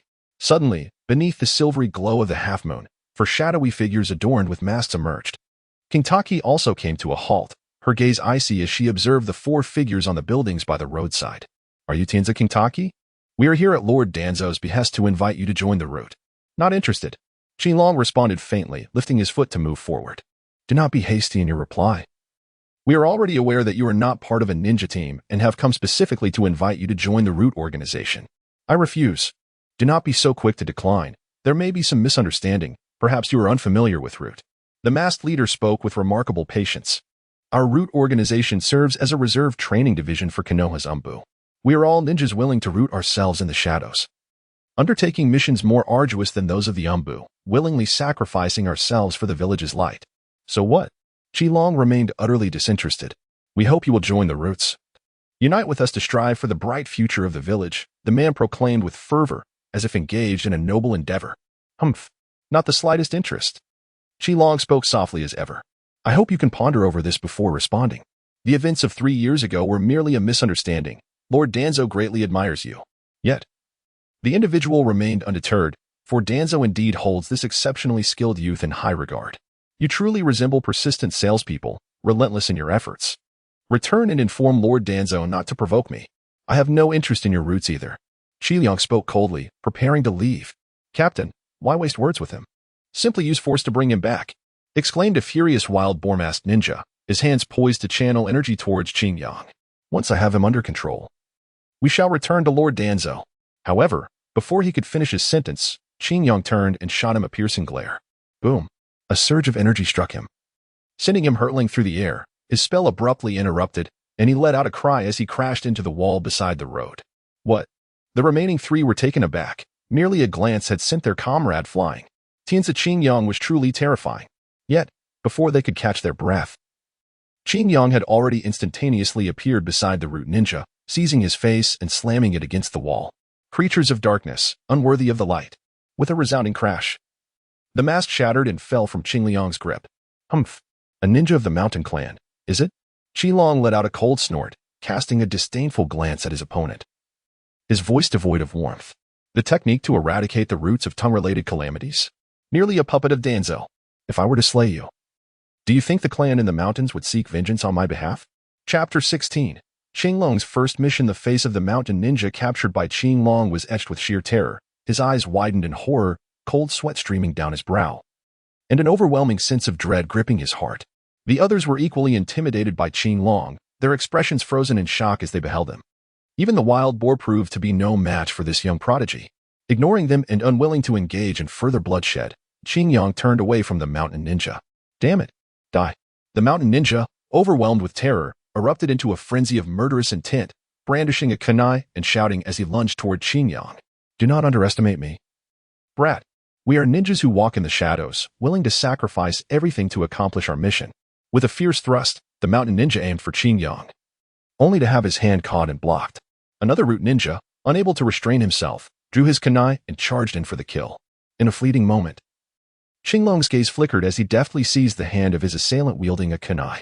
With a swift pivot, he propelled both adversaries into the air. The two, now suspended aloft, were utterly astonished. They had not anticipated that Qingyang would so effortlessly thwart their assault and launch them skyward. Yet, they remained unfazed, promptly forming hand seals. However, Qingyang was swifter still. As he raised his hands to cast them into the heights, he unleashed two blinding waves of light that shot upwards. Boom! Boom! The dark night sky erupted in a dazzling display of fireworks. Within the flames, the two ninjas were utterly obliterated. The remaining two root ninjas gazed at the sky filled with fireworks, trembling in terror, their teeth chattering uncontrollably. They were immensely relieved that they had refrained from attacking. Had they acted even a moment sooner, they would have witnessed that astonishing explosion. Just like that, their two comrades vanished into nothingness in the wake of Qingyang's strike. Now, dear ninjas of the root, may I take my leave? Qingyang turned to the two trembling ninjas and spoke. The ninjas, quaking with fear, wished to act, vowing to uphold the honor of their root members. Yet, they found themselves devoid of the courage to strike. Faced with an inevitable demise, they faltered. The resolve to engage had vanished. Gritting their teeth, they spoke in a quavering tone. You may leave. Qingyang turned and departed, casting not a single glance in their direction. Once he had left, the two ninjas from the umbu could finally exhale, collapsing onto the ground, their garments thoroughly drenched in sweat. Shadows began to flit across the rooftops of Konoha, as the recent explosion had been rather alarming, prompting an investigation by the village's ninjas. The two umbu swiftly regained their composure and hastily vacated the scene. At the Hokage building, Qingyang arrived with the intention of accepting a mission. Eager to amass wealth that would grant him financial independence, thus allowing him to embark on a journey of cultivation throughout the ninja world. He envisioned a visit to the land of water, to soak in a hot spring and immerse himself in the local customs. He longed to venture to the land of lightning for a duel with Killer Bee. However, the mission dispatcher at the Hokage building denied his request. This Chunnin, your supervising Jounin has yet to arrive, and I am unable to assign you a task, the young lady at the desk informed him, impervious to Qingyang's explanations. Despite his entreaties, she remained steadfast, insisting that he must await the arrival of his supervising Jounin before any mission could be assigned. How frustrating. Where was he to find this supervising Jounin?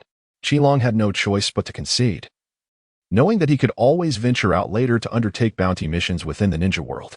Although these tasks were fraught with difficulty, they offered the tantalizing promise of substantial rewards, albeit accompanied by considerable risks. As he passed by a ramen shop, he noticed Naruto enthusiastically slurping his noodles. Naruto, haven't you had lunch yet? Qingyang entered and greeted. Ah, it's Qingyang. Naruto turned around. I had lunch with Sasuke today, sharing a box meal. But I am still not full. He then excitedly recounted their experience of snatching the bell and successfully graduating. In Qingyang's mind, an image of feeding Naruto and Sasuke surfaced. TSK. Naruto, it seems you have a fondness for Sasuke, don't you? In a small town within the land of fire, nestled within the confines of a casino. The playful teasing of Qingyang elicited an immediate blush of embarrassment from Naruto, who ultimately conceded, Sasuke is my teammate. Meanwhile, Shizen hurriedly dragged Tsunade, who had gambled throughout the night, out of the establishment. Ah, Lady Tsunade, our plans to return to the village have been delayed by yet another day. Tsunade frowned impatiently.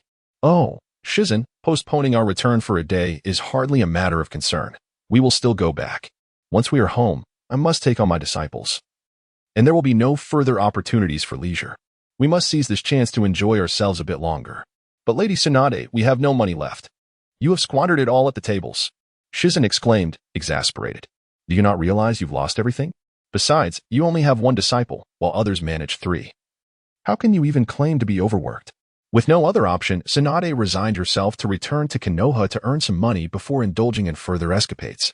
In Konoha, Qingyang finally discovered a bounty mission. It is worth noting that Konoha's ninjas also possess their own trading market, where one can procure ninja tools or seek out summoning beasts. King Taki has embarked on a mission to capture a formidable beast, and he is now preparing to venture deep into the forest in pursuit of this creature for sale.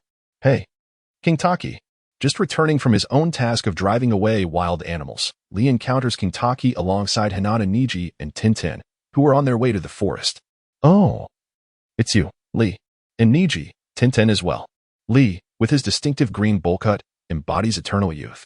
Niji, with his strikingly handsome features, truly lives up to his reputation as the most charming figure among the original Hokage's generation, exuding a refined and gentle demeanor.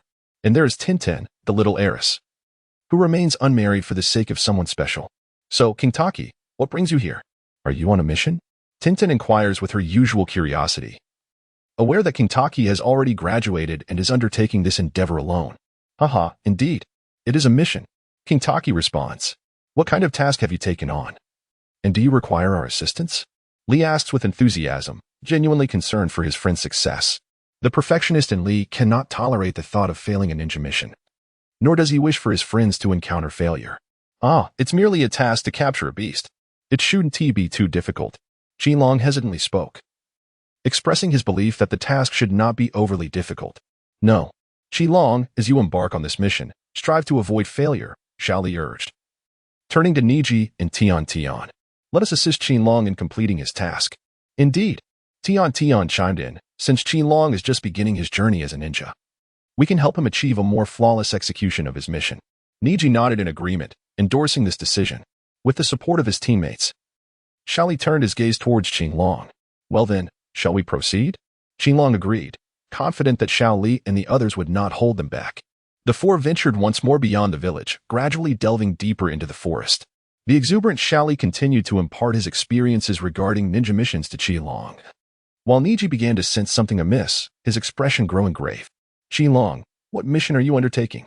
Why must you venture into such perilous territory? It's merely a task to capture a ninja beast. Although ninja beasts vary in strength, a mission of this nature exceeds the capabilities typically assigned to novice ninjas. It is worth noting that Naruto and Sasuke are still in the village catching cats. How could you, Qinglong, have gone into the forest to capture a ninja beast? Niji's countenance darkened further. Chapter 17, the cat capturing mission in Konoha. How could this be? Did Lord Hokage assign you such a challenging task? That shouldn't be the case. Niji halted, declaring, this mission is suspicious. I found this mission in the trading market. It is not one sanctioned by the village. Qingyang forced a smile, feeling awkward, as the village had yet to assign him any tasks. What? Ningxi stared at Qingyang in astonishment, while Tian and Xiaoli looked equally surprised. You must be kidding. Is that a task even feasible for us ordinary genin, let alone for you, a freshly minted genin? Qinglong helplessly waved his hand, resigning himself to the situation. Ningxi let out a sigh. We shall accompany you, striving to assist you in fulfilling your mission. However, should the circumstances prove insurmountable, Qinglong, you must be mentally prepared to decisively abandon the task and retreat. Rest assured. Qinglong gestured to them, instructing, follow closely behind me. If the mission becomes untenable, we must retreat promptly. As they crested a hill, the objective lay ahead. Approaching cautiously, Xiaoli and his companions beheld a magnificent, striped tiger resting upon a colossal rock. Instantly, they were struck with terror. The tiger's nostrils flared with a thunderous breath, and its paw was as large as a human's torso. One swipe could easily incapacitate a youth. Yet, Qinglong gazed upon the majestic beast, his heart racing with excitement. Xiaoli and the others hurried to restrain him, urging him to retreat quietly. However, it was too late. The vigilant creature had already sensed their presence, its eyes snapping open. With a mighty roar, the tiger shook its head, fixating its gaze upon the four diminutive figures before it. To its surprise, it found that upon waking, food had arrived. The tiger's demeanor softened as it regarded them with an affectionate gaze. Run! Ningxi shouted, prompting Xiaoli and Tian to obey the command. Turning to flee at once. After putting some distance between them, they looked back only to find Qinglong still standing in place. The three halted, calling out in unison, Qinglong, have you lost your senses? Hurry and escape. Qinglong turned back, giving a thumbs up with unwavering confidence as he declared, rest assured, such prey is well within my capabilities. With a thunderous roar, the colossal tiger leaped high, preparing to strike. Just as its claws were about to seize the figure before it, the diminutive person vanished in an instant. The giant tiger let out a frustrated roar, convinced it had yet to awaken fully. I'm right here, Qinglong shouted from above. and in the moment the tiger looked up, he descended with his fist raised. With a resounding impact, he struck the tiger's head. The beast roared in agony as its jaw crashed to the ground, struggling to lift itself but feeling as if it were pinned beneath an immense mountain. Unable to move an inch, the tiger continued to roar, its massive claws tearing into the earth, creating enormous craters, yet the seemingly small hand above kept it firmly restrained. Qinglong's transformation into a fist rendered the giant tiger immobile, yet the beast roared incessantly, its enormous eyes glaring defiantly without a hint of submission. Qinglong raised another hand, delivering a powerful blow, followed by yet another strike. A chilling roar erupted from the giant tiger, its head spinning as it succumbed to weakness. Shaoli, Ningxi, and Tian stood in stunned silence, witnessing this extraordinary scene. They then observed as Qinglong seized the tiger's tail, draping it over his shoulder, and began to drag the still unconscious beast back. The trio swallowed hard, their eyes fixed on Qinglong as he towed the fallen giant, which towered above him even in its defeated state, leaving a deep mark upon the ground. Ningxi, in a state of astonishment, cautiously inquired, Qinglong, do you not need to bind the giant tiger? Ah, no need for that. It poses no threat. Qinglong spoke with assurance. However, Ningxi and the other two remained somewhat apprehensive as they followed the imposing figure of Jiuhu, who led the way from a distance, with Qinglong positioned behind them. It seemed unlikely that Jiuhu could surpass Qinglong to inflict harm upon them. As they continued their journey, Jiuhu finally regained consciousness, observing the scenery receding into the distance, and comprehended the gravity of his predicament. The formidable human, exuding an aura of terrifying strength, was gripping his tail and dragging him along. In a fit of fear, Jiuhu let out a thunderous roar and attempted to flee, but his efforts were in vain. Despite his frantic four-legged sprint, he found himself being pulled backward. Shaoli, Ningxi, and Tian watched in a mix of astonishment and sympathy as the tiger, resembling a clumsy astronaut struggling through space, continued to be dragged against its will. Ultimately, it let out a mournful cry, its claws digging deep into the ground, leaving 4 profound marks as it was pulled along. As for any notion of resistance, that was simply out of the question. In Konoha village, the gatekeepers, Gongzi and Tianwei, stood in disbelief as they witnessed a young boy dragging a tiger as effortlessly as one might lead a mere kitten. Qinglong greeted them at the entrance, dragging the enormous tiger through the gates of Konoha. The colossal creature seemed to sense its impending fate, suddenly struggling with all its might in a desperate attempt to flee. Qinglong turned around and struck it with a palm. Be good. Don't worry. I want to sell you for tiger soup. The tiger fell silent once more, obediently being dragged away. The massive creature had entered the village, attracting the attention of numerous onlookers, who pointed and whispered among themselves. What an exceptionally large tiger. It certainly looks quite fierce. A passing ninja also witnessed this spectacle. Ah, this tiger is quite impressive. I could take it back and enhance the bloodline of the tigers in the Death Forest. Thus, he called out to Qinglong, young man, wait a moment. What is it? Qinglong halted and gazed at him. Might I inquire if this tiger is available for purchase? Ah, he did not anticipate business to materialize so swiftly, naturally. Qinglong would not decline. What do you intend to do with it? To ensure the tiger's compliance, Qinglong felt compelled to ask, promising it would not meet a grim fate. Ah, I wish to acquire it for the purpose of breeding in the Death Forest, to enhance the lineage of the tigers residing there, the ninja replied. Observing the sincerity in his demeanor, Qinglong turned to the tiger, which emanated a pinkish glow in its eyes, appearing eager to depart. Very well. How much are you willing to pay? Ah, I am rather impoverished. Would 200,000 Rio suffice? 200,000 Rio? That seems rather meager. Though the capture missions in Konoha typically yielded around 100,000 Rio, they could hardly compare to the grandeur of this magnificent tiger. Noticing Qinglong's reluctance, the ninja reluctantly increased his offer. 250,000 Rio. Just 250,000 Rio, and it is yours. 300,000 Rio. No, 300,000 Rio is far too exorbitant. I cannot afford that. Then let us settle on 280,000 Rio. Take it or leave it. Agreed. Please wait a moment while I retrieve the funds. The sudden influx of 280,000 Rio equated to several D and C rank missions completed by Shaoli and his companions. A sum that reflected their strenuous efforts over half a year, evoking a tinge of envy among them. Come, Shaoli, Niji, Tenten, today I have struck it rich. Let us indulge in barbecue. At the Chiodao barbecue restaurant, Qinglong ordered a lavish feast, reveling in his newfound wealth. With riches in hand, he felt free to splurge. smoking premium cigarettes and dining on lobster. Chapter 18. Tsunade's disciple. As she returned, Tsunade, having gambled away her fortune, stood once more at the gates of Konoha. Hands on her hips and head held high. Tsunade Heim has returned.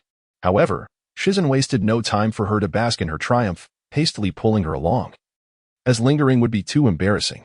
Tsunade-sama, we have delayed our return to Konoha for far too many days. You must report to the village post-haste. Your disciples have awaited your return for so long. Oh. Tsunade struggled to keep pace with Shizen as she was dragged towards the Hokage building. At this moment, Qinglong was at home, already contemplating a journey. He held a geographical atlas of the ninja world in one hand and a guidebook detailing the customs and culture of the shinobi realm in the other.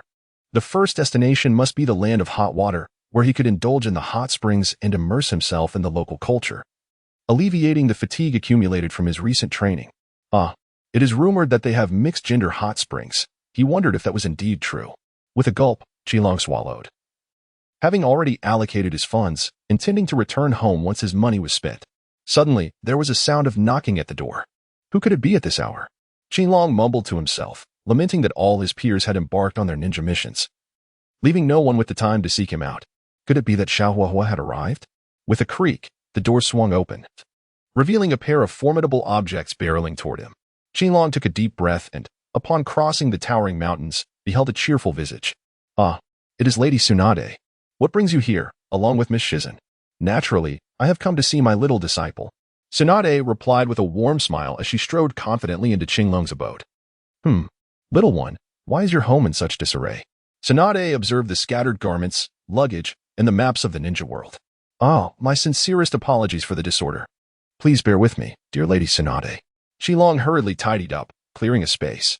It's all right. My room is just as chaotic, she remarked nonchalantly, as Tsunade settled down in a chosen spot.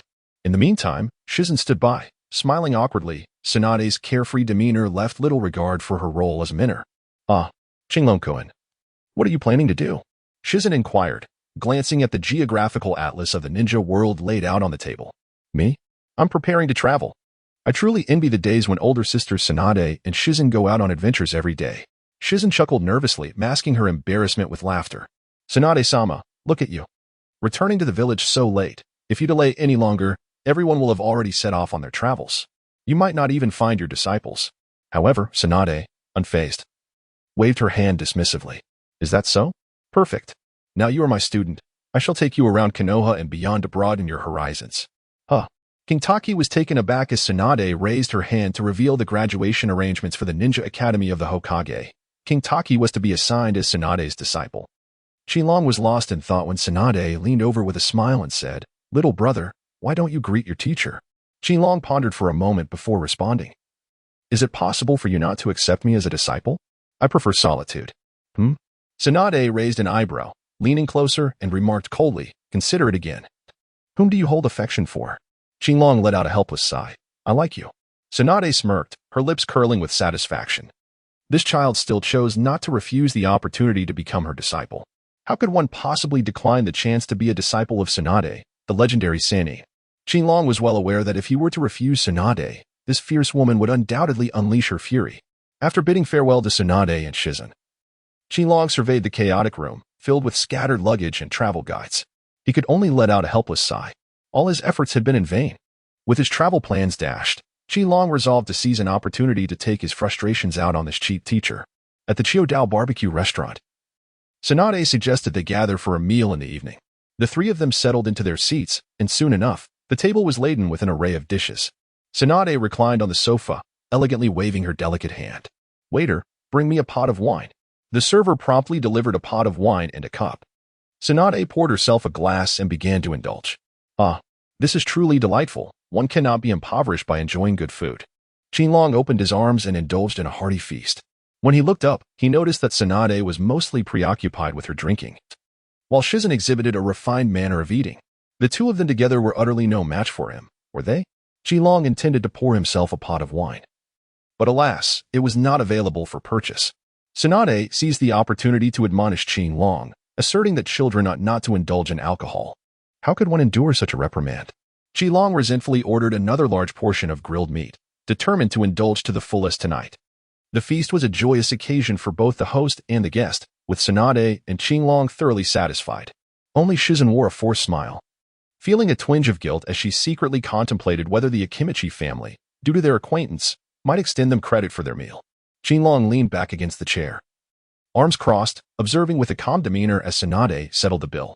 Tsunade propped her elbows on the table, pouring the last glass from a bottle of wine and leisurely sipping it. Her cheeks flushed, her eyes sparkling with allure, she appeared delightfully tipsy. As she swayed slightly, her figure drew attention with a captivating grace. Little brat, why do you gaze at me so? Qinglong was prepared to endure Tsunade's self-indulgent monologue. However, her next utterance completely caught him off guard. What are you waiting for? Hurry up and settle the bill. What? Qintong was taken aback, nearly believing he had misheard. A teacher inviting guests yet suggesting that his disciples settle the bill? Tsunade gazed at him with piercing eyes, her lips flushed from the wine, exhaling a fragrant breath tinged with the scent of alcohol. I have no money at present. If you do not pay the bill, who will? Ino awkwardly smiled, preparing to rise and negotiate with the establishment about the possibility of credit.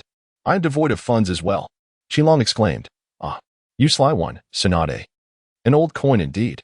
I have learned that you earned a staggering 280,000 taels yesterday. Tsunade, with a smile gracing her features, felt a twinge of pressure upon hearing about her capable disciple's barehanded capture of a tiger. She resolved to treat him to a meal to alleviate her mounting stress. Qinglong, feeling helpless, called out to Jingyan, who was about to ask the shopkeeper for credit, and proceeded to settle the bill himself. The meal had cost several tens of thousands, causing Qinglong considerable distress. Tsunade smiled faintly as she donned her gambling jacket. It was not her intention to exploit her disciple, but rather she was taken aback by Qinglong's impressive appetite. Her prepared funds were simply insufficient. Rather than face the embarrassment of being short on money, she preferred to let Qinglong, who was financially well off, settle the bill. Observing Qinglong's sullen demeanor, Tsunade smiled and thought she would compensate her disciple in due time. As night deepened, Tsunade sat by the window, holding a small bell and lost in contemplation. Her thoughts drifted back to the past, to the days when the third Hokage, Yuan Fei Raizen, was still in his prime, and she, Orochimaru, and Jiraiya had all become his disciples. On that fateful day, the three of them had vied for 2 bells from their teacher. Jiraiya had failed to seize one and had found himself tied to a stake, ridiculed by her. What a wonderful time it had been. Back then, her brother was still alive, and so was Duan. Then war came, and everything changed. Her brother, Shinshu, perished, and after much hardship, she finally found Duan, only to lose him as well. Orochimaru defected, and Jiraiya left the village. She too departed, living a life of gambling. Tsunade-sama. Jingyin roused her from her sorrowful reverie. Tsunade blinked, turning her gaze towards the window to mask her momentary lapse. Tsunade-sama. Do you plan to use the bell to test Qinglong-kun tomorrow? Jingyin inquired, attempting to divert Tsunade's melancholic thoughts. Indeed, Tsunade replied with a smile. I recall when I had just become a genin, my teacher tested us in the same manner. Who would have thought that I would one day become a teacher myself? Guiding my own disciples? Chapter 19. Qinglong's Ninja Mission. At the break of dawn, Tsunade took Qinglong to an open area on the outskirts of the village. To become my disciple, you must possess some level of skill. Behold the bell in my hand, she said, holding up a small bell with a playful grin. Your task today is to find a way to snatch this bell from me. Should you fail, you shall not qualify as my disciple, and you will miss out on lunch. Qitong cast her an exasperated glance. Just the previous evening, she had treated him to dinner, and now, on the following day, she dared to use lunch as leverage against him. How audacious. Moreover, the notion of snatching bells seemed utterly trivial. Tsunade-sensei thought. Is it not rather juvenile to engage in such antics? Why not confront him like a man and settle matters with a fight? A frown creased Tsunade's forehead as she contemplated the phrase like a man. After all, she was a woman.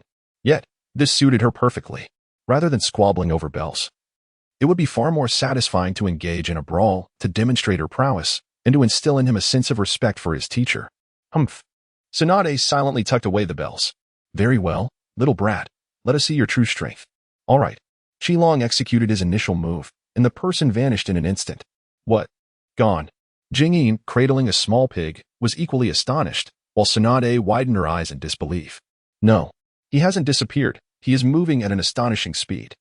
Tsunade fixed her gaze on the arena, her eyes unblinking, still able to perceive Qinglong's trajectory.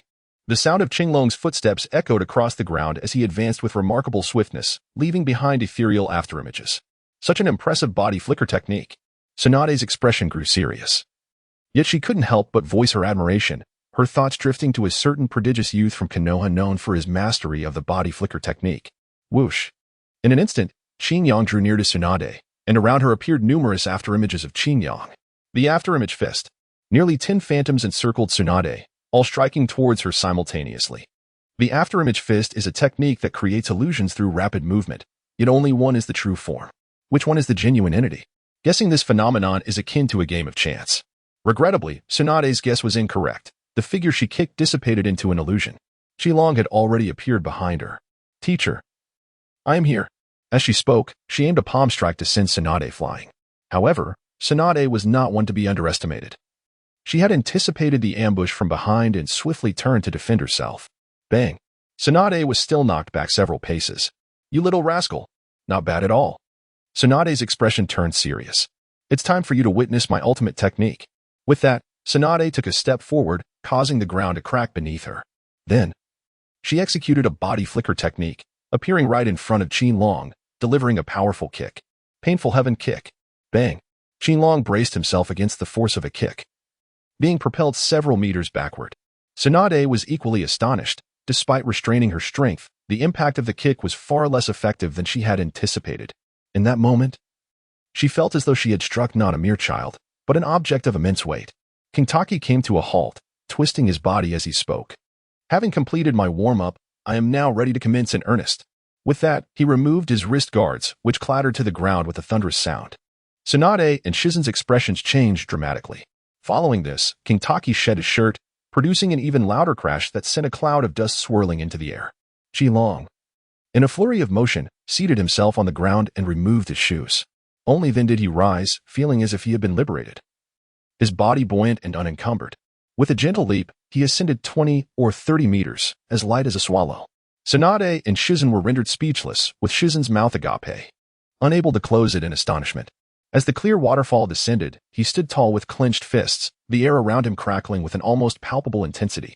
Tsunade felt the weight of the pressure, a bead of sweat trickling down her forehead. This little brat. Qin gazed at Tsunade with his starry eyes. Teacher. I am about to begin. With a swift motion, he exclaimed. Zoom. In an instant, Qin vanished from his original position, only to reappear before Tsunade, delivering a powerful punch. Tsunade, undeterred, summoned her immense strength and retaliated with her own strike.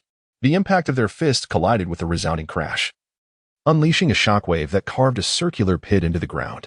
Again, they both bellowed, plunging into another fierce exchange, the sounds of their battle echoing relentlessly. The force of their punches stirred up clouds of dust, and with each collision, explosive bursts of energy erupted, causing the earth to fracture beneath them. Tsunade, increasingly alarmed by her disciple's formidable prowess, found herself compelled to summon greater reserves of strength. With a thunderous roar after a tumultuous struggle, Qin was sent flying by a single blow, shattering a mighty tree in his wake. Qin cried out in despair, unable to rise again. Tsunade's lips curled into a triumphant smile as she finally bested her disciple. Though she still retained considerable strength, it seemed her student had not exerted their full potential either. Nevertheless, she managed to bring her disciple down, didn't she? Now do you understand the prowess of your master? Tsunade chuckled with pride, looking down from her elevated position at her fallen disciple. Impressive. Truly impressive. Qin gave her a thumbs up. Tsunade lifted Qin gently, placing a bell delicately in the palm of her hand. Well done. You are truly formidable. I am very pleased, and from this day forth, you shall be my second disciple. Meanwhile, in the Hokage building, the third Hokage was keenly observing the unfolding battle. Tsunade had been summoned back at his behest, and Qin was the bond he had arranged for her. This marked the first formal encounter between master and disciple, a moment he could not overlook. At this instant, he gazed into the crystal ball, astonished. He had not anticipated that Qin possessed such extraordinary prowess. Thus, their bond was forged. The following day, Tsunade, accompanied by Shizen and Qin, made their way towards the Hokage building. Sensei, are you taking me to receive a ninja mission? Indeed, Tsunade replied without turning her head. The Hokage building was a place she preferred to avoid, wishing to distance herself from the turmoil of Konoha's higher echelons. Sensei, you're not going to take on those trivial tasks like hide-and-seek, dog catching, or babysitting, are you? Tsunade turned to give Qin a glance.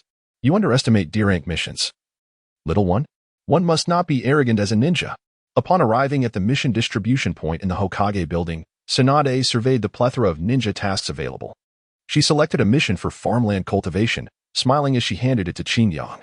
Since you do not fancy the task of searching for cats, I have found you a mission to cultivate farmland. Your sensei treats you well, doesn't she? Qin gazed speechlessly at the formidable teacher, finding this experience even more tedious than a game of hide and seek.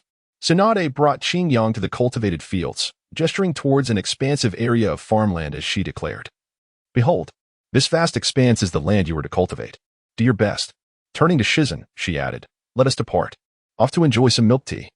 Shizen offered an awkward smile, stepping forward to gently signal to Qin, "Gambat, Qingliang Kuan." Qinlong toiled tirelessly to cultivate the land with his bare hands, sending soil flying in his wake.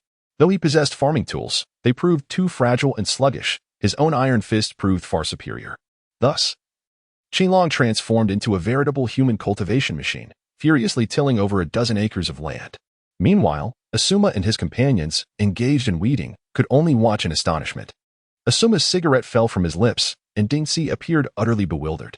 Shikamaru marveled, "This guy can't possibly be human, can he? Is this even possible?" In response, Ino shot him an indignant glare, retorting, "Shikamaru, how can you speak like that? Qinglong Kuan embodies true masculinity." She turned her gaze towards Qinglong, her eyes sparkling with admiration. "Look at that physique. Those muscles are so powerful. I absolutely adore it." Before long, Tsunade arrived, driving a milk cart to assess her disciple's progress and ensure he was not slacking. Upon her arrival, she was left speechless as she beheld Qinglong nearly finishing the last patch of farmland with his bare hands. In her astonishment, she swallowed a pearl whole, exclaiming, "This guy must be a beast." Chapter 20. Qinglong's many questions for several consecutive days. Qinglong diligently undertook D-rank missions in the village, his feet scarcely leaving the ground. Though he had finally earned some money, he found no time to spend it, having yet to step beyond the village gates. Qinglong could no longer contain his desire to vent to Tsunade. In truth, Tsunade shared his restlessness, yearning to venture outside the village for some excitement. In such a vast Konoha, there wasn't even a casino. This had become Tsunade's nth complaint over the past few days. Her gambling cravings were driving her to the brink of expletives.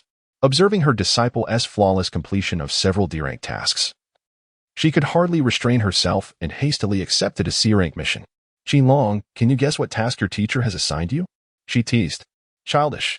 Qinglong pouted slightly. "Could it be a task to find a cat?" The old lady's cat, named Xiaohu, escapes daily, a true veteran at this point. In the Hokage building, all D-rank missions have been claimed, with the search for the cat Xiaohu being incessant. "How can one speak like this?" Tsunade remarked in a tone of dissatisfaction mixed with an educational edge. The village's D-rank missions are designed to assist the newly appointed genin. If you are unwilling to undertake them, those seasoned genin would gladly take on the tasks, yet they are unable to do so. Indeed. Qingyang exhibited an expression of eager anticipation. "Now, can you guess what task I have assigned to you this time?" Tsunade leaned closer, smiling warmly as if coaxing a child. "Do you think I will guess?" Qingyang retorted dismissively, but observing her demeanor, he surmised that the task must either be a prank or one that she cherished and, coincidentally, he too found appealing. Such a childish game, utterly unentertaining. Tsunade retracted her playful grin, preparing to disclose the mission. "It must be a task outside the village," Qingyang remarked nonchalantly. Tsunade raised an eyebrow, amused. "Indeed, you've deduced it, yet you claim not to guess. You are correct. Thus, my dear little one, you may pack your belongings and prepare for your mission outside the village." Woohoo! Tsunade had scarcely finished speaking when Qingyang shouted in exhilaration, vanishing in an instant, leaving Tsunade momentarily bewildered. Qinglong swiftly returned home, seized the backpack that he had yet to use, and rapidly packed his belongings, including the meticulously prepared strategy map for the ninja world. Remarkably, he completed this in under 10 minutes. Tsunade soon followed, gazing at Qinglong's hastily packed items with a bemused expression. "I must say, the ninja mission doesn't commence until tomorrow. Why the haste? This is your inaugural task outside the village, which will span a considerable duration. If you have dear friends or a romantic interest, perhaps you should take the time to bid them farewell today." Upon checking the time, King Taki realized it was still early, so he decided to seek out a friend for a conversation. At this moment, Naruto and Sasuke had already embarked on their adventure in the Land of Waves. Just yesterday, he had bid farewell to them, and they had mentioned that if he were to encounter someone named Haku, he should show him mercy. Shikamaru, Choji, and Ino were still in the village, tending to the weeds, while Hinata, Kiba, and Shino were busy caring for the pets within the village. Qilong informed them about the village mission and then sought out Zaiwohuo. Having indulged in so many of her bento boxes, he felt compelled to treat her to a grand meal for their first outing on a mission. Zaiwohuo's cheeks flushed with excitement as Qilong ordered an abundant array of dishes. The cuisine was quite delectable, and since Zaiwohuo was in her growth phase, she needed to eat well. Yes. She nodded enthusiastically, her face radiant with joy. I'm ready to dig in. At that moment, Zaiwohuo unleashed her inner glutton, her appetite rivaling that of Hinata, thus earning her the title of the second biggest eater in the Hyuga family. Over the years, under Qinglong's encouragement, Hinata had nearly embraced her gluttonous nature, only holding on to a shred of modesty that prevented her from fully indulging while maintaining her refined image during meals. Even Nichizu inadvertently let slip to others his urgency to marry off his daughter, humorously lamenting that the household was on the brink of financial ruin due to the voracious appetites of these two young ladies. Zaiwohuo ate with decorum, yet her pace was brisk. She feared that Qinglong might finish all the food if she lagged behind. However, Qinglong was also dining with remarkable etiquette. Qinglong, why aren't you eating? Zaiwohuo inquired, puzzled by his refined manner of eating, which seemed to mirror that of someone who had not dined at all compared to his usual self. Please, eat. This entire spread is ordered for you. Zaiwohuo's face turned crimson, slightly embarrassed. After glancing around to ensure no acquaintances were present, she looked back at Qinglong with a furrowed brow. I have almost transitioned past the phase of relying on copious amounts of food for energy, so my appetite has normalized to that of an average person. Qilong smiled and remarked, but you? Zaiwohuo is in her growth phase and must eat more. Also, I urge your sister to consume ample food as well.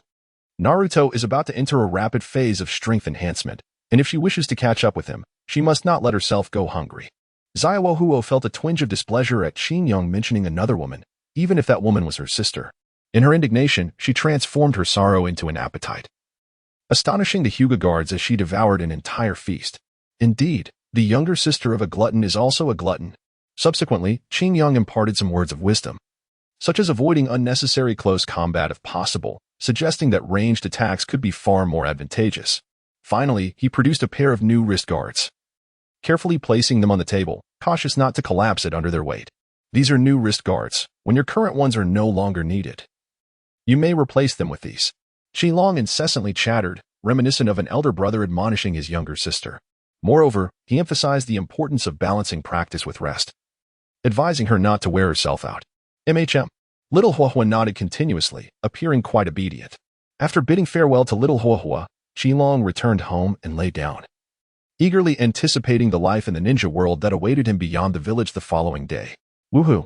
A loud shout resonated from within the gates of Konoha, capturing the attention of countless passersby. King Taki resembled a child released from confinement, akin to a fierce dragon unleashed at the end of a lesson. With exuberance, he dashed towards the outskirts of the village. Tsunade could not help but place a hand on her forehead, displaying an expression of unfamiliarity with him. Shizen, burdened with her satchel and cradling a small piglet, smiled and remarked, King Taki-kun is truly lively. However, within mere hours, King Taki grew weary. The scenery along their journey shifted continuously, and the trio had been walking for an entire half-day. It was dreadfully monotonous. Tsunade-sensei, don't ninjas usually traverse the treetops with a whoosh sound? It's not an urgent mission, so why squander our energy? Very well. Tsunade observed the disinterested King Taki and smiled wryly. The youth are so easily captivated. Could we not use summon beasts for travel? Flying with our summoned creatures would suffice. Upon hearing this, Tsunade envisioned the feasibility of such an approach, and an image flashed in her mind of herself riding a slug, an elegant beauty gliding slowly through the journey. The vision was exquisite. Unable to fathom it further, Tsunade hastily dismissed the thought and coolly addressed King Taki. No. After a while, King Taki could no longer restrain himself and looked up to inquire. Sensei. Yes. Tsunade's tone turned slightly curt, fearing he might pose another peculiar question. Have you heard of the Kingdom of the Sky? I've heard a bit. Tsunade turned to gaze at her disciple in astonishment. How did he know of the Kingdom of the Sky? Even Shizen was oblivious to this secret. Have you heard of airplanes? You know, flying machines. I've heard a little. Are there such flying machines? I've never seen one. Shizen, too, found herself intrigued. You will see them in due time. Qingyong waved his hand, saying, Indeed, in the future, the land of the sky will be attacking Konoha with aircraft. Where did you hear all this? Tsunade inquired, gazing at Qingyong. It is all recorded in legends and rumors. But that is not the crux of the matter. Do you not think that the ninja world requires something known as machinery? Tsunade furrowed her brows, still unable to comprehend the necessity of it. Sigh. Qinglong let out a sigh, shifting his tone as he declared, "Please step aside for a moment. I shall now showcase my prowess." With that, he retrieved a capsule, pressed a switch, and tossed it aside. Boom. A cloud of white mist erupted, revealing a splendid little electric scooter in the open space. Chapter 21. Can this wretched path accommodate a vehicle? This. The two women looked on in astonishment at the sudden appearance of the petite electric scooter. Tsunade was the first to approach, tapping here and inspecting there. What is this contraption? Shizen, equally curious, inquired of Qinglong, "Is this a tool you summon through your ninjutsu?" "This is merely a small electric scooter, one that I have extracted from a sealed dimension, if you will." "How marvelous." Shizen crouched down to observe, having never encountered such sealing techniques or this peculiar electric vehicle before. With a leisurely demeanor, Qinglong mounted the scooter, cruising gently alongside the walking Tsunade and Shizen. Tsunade cast another sidelong glance, unable to restrain herself any longer. Spotting an available seat at the back, she hopped on. Oh, the scooter swayed slightly, as she felt the soft warmth of another body behind her. A plush cushion indeed. Seated at the rear, Tsunade gazed at the scenery for a moment. Convinced she could operate the vehicle herself, she pushed Qinglong to the back seat and beckoned Shizen to join them, then slammed the accelerator down. Wah! Shizen yelped, gripping the rear frame tightly, while her pet, Tauntaun, clung to her neck. Qinglong also gasped, quickly wrapping his arms around Tsunade's slender waist. The little scooter began to weave erratically, gliding flamboyantly along the road. Tsunade, with a serious expression, grasped the handlebars tightly. The front end swayed precariously as she refused to slow down, the vehicle charging forward like a drunken madman. I want to get off," Shizen screamed. "Not yet. Just a moment longer, and I shall master this." Tsunade persisted, though her driving skills were gradually improving, becoming less erratic. Just as Shizen wiped the sweat from her brow, Tauntaun emitted a few anxious sounds, and they soon approached a rugged mountain path. Stop. Stop. Qinglong called for a halt. However, Tsunade, having relished the thrill of speed and excitement, was reluctant to cease. "No way," she declared, gazing at the treacherous mountain road ahead. "Rest easy, Tsunade. Am the queen of the autumn leaf mountain." With that, she fiercely twisted the throttle, charging boldly toward the crumbling trail. Oh dear. Oh dear. Oh no.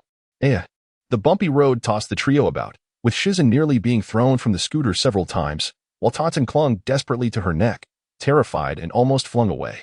In a desperate attempt to avoid being flung out, Qitong clutched tightly to Tsunade's strong waist and exclaimed loudly, "Can you really drive on this dreadful road?" "Indeed." "You must have faith in me, Tsunade-han." Tsunade confidently pressed onward. However, the vehicle was not up to the task, as the car collided once more with a large boulder. It jolted all three occupants violently, the front suspension gave way, and the entire front axle followed suit. With a resounding crash, the vehicle toppled over and was sent tumbling. Tsunade was the first to abandon the car, leaping out with determination, and Qitong swiftly followed suit. Although Shizen was a fraction slower, she too managed to escape the vehicle unscathed. Qinglong supported the somewhat dizzy Jingyin, observing how this child had been rendered carsick by the tumult. Tsunade stood quietly at the side, gazing regretfully at the battered vehicle, lamenting that her driving skills had not yet been fully showcased. Unwilling to accept defeat, she inquired of Qinglong, "Are there any vehicles left?" "None," he replied. "You've wrecked them all." Qinglong, apprehensive of her reckless driving, dared not bring forth any vehicle, fearing that Tsunade might indulge in another bout of speed. As dusk descended, dark clouds converged upon the horizon, and a gust of wind heralded the onset of rain. The gentle patter of droplets began to fall, prompting Shizen to seek shelter beneath a large tree and commence her excavation. "Shizen, what are you doing?" Qinglong approached with an oiled paper umbrella and inquired, "It is raining. Shall we find a tree hollow to take refuge?" As they spoke, Jingyin had already excavated a hollow spacious enough for a single person to seek shelter and continued digging. Look. Qinglong gazed at Tsunade and inquired, as a ninja, "Is it not possible to clap one's hands and perform the wood release, 3 rooms and a hall technique?" Tsunade's brow furrowed deeply, forming a significant crease. "Who told you that wood release could be executed in such a manner?" She retorted, "Is it not the case that wood release is often utilized in this way? There exists a ninja in Konoha who employs it thus. Is what you say truly accurate?" Tsunade's heart was tumultuous. The Hokage's wood release was a bloodline limit, the hereditary trait of the Senju clan. "Indeed, it is true. There is a ninja named Yamato in Konoha. who is particularly skilled in the wood release, 3 rooms, and a hall technique. You may confirm this with Lord Hokage. Qinglong nonchalantly remarked, so, they have sold the 3rd Hokage and Yamado. Sister Tsunade, please halt. Qinglong called out to the diligent Jingyin, who was still fervently digging a hole. What is it? Jingyin turned back, puzzled. There is no need to dig the tree hole anymore. If we don't dig a tree hole, where shall we reside? Tsunade gazed at her disciple in confusion, wondering if he could possibly employ the technique of a 3-bedroom apartment. No. Tsunade chided herself for being led astray, surely. Ninjutsu was not meant to be played with in such a manner. Ninjutsu was primarily for vanquishing foes. Otherwise, everyone would be able to perform the earth release, concrete building technique. Just watch me perform. Qinglong walked into an open space, took out a universal capsule, pressed it, and tossed it away. Boom. A resounding explosion erupted, enveloping the area in a thick cloud of smoke. Was it yet another wondrous sealing technique? Jingyin, filled with curiosity, gazed intently at the swirling mist, wondering what would materialize this time. As the smoke gradually dissipated, a magnificent villa emerged in the clearing. Wow, this is astonishing. Both Jingyin and Tsunade were left in awe, their expressions reflecting sheer disbelief. Could this be real? Surely, it could not be an illusion. Welcome, esteemed teacher and senior sister. To my villa, he proclaimed. Qinglong was the first to step forward and open the villa door, a treasure he had drawn from the system. Tsunade and Shizen examined the entrance, marveling at its design before stepping inside. The villa featured a layout of 2 bedrooms and a living room, complete with a kitchen and bathroom, all adorned with modern decor that exuded cleanliness. The furnishings included a television, refrigerator, sofa, bed, chairs, and benches, leaving nothing to be desired. Tsunade and Shizen explored the space as if touring a friend's new home, inspecting the bedrooms before moving on to the kitchen. They admired the exquisite cookware, ready for use, and were pleasantly surprised to find ingredients stocked in the refrigerator.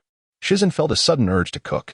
Next, they ventured into the bathroom, where shower gel and shampoo were neatly arranged, and a press of the faucet revealed hot water. The walls, partially made of frosted glass, offered a touch of elegance. Having witnessed countless battles and turmoil in the ninja world, Tsunade marveled at such comforts while away from home. After all, who had ever seen someone travel with a villa? Eager for a shower, Tsunade decided to indulge, with a screen separating the bathroom from the living area. Meanwhile, Shizen turned on the television and soon found herself laughing at the antics of Fox Spirit Matchmaker. Once Tsunade emerged from her bath, she promptly sent Shizen to take her turn, casting a fleeting glance at the show before decisively switching the channel. Tsunade had an innate aversion to sweetness. As she browsed through various films, she stumbled upon God of Gamblers, featuring the iconic Chow Yun-fat. Her eyes lit up, and she immediately pressed play. As the familiar music played and the plot unfolded, she watched as he, with his dashing hairstyle and sleek black suit, sat confidently at the gambling table. She witnessed him casually consume a piece of chocolate, only to reveal 4 aces with a flick of his wrist. Wow! Tsunade's eyes sparkled with excitement, her gaze unwavering. In an epiphany, she slapped her rounded thigh in realization. So, I was to eating chocolate at the gambling table. No wonder I kept losing. Qinglong looked on in exasperation, secretly preparing a deck of cards. How about playing poker with Tsunade and Shizen tonight? Chapter 22, a gamble in the ninja world that led to disappearance.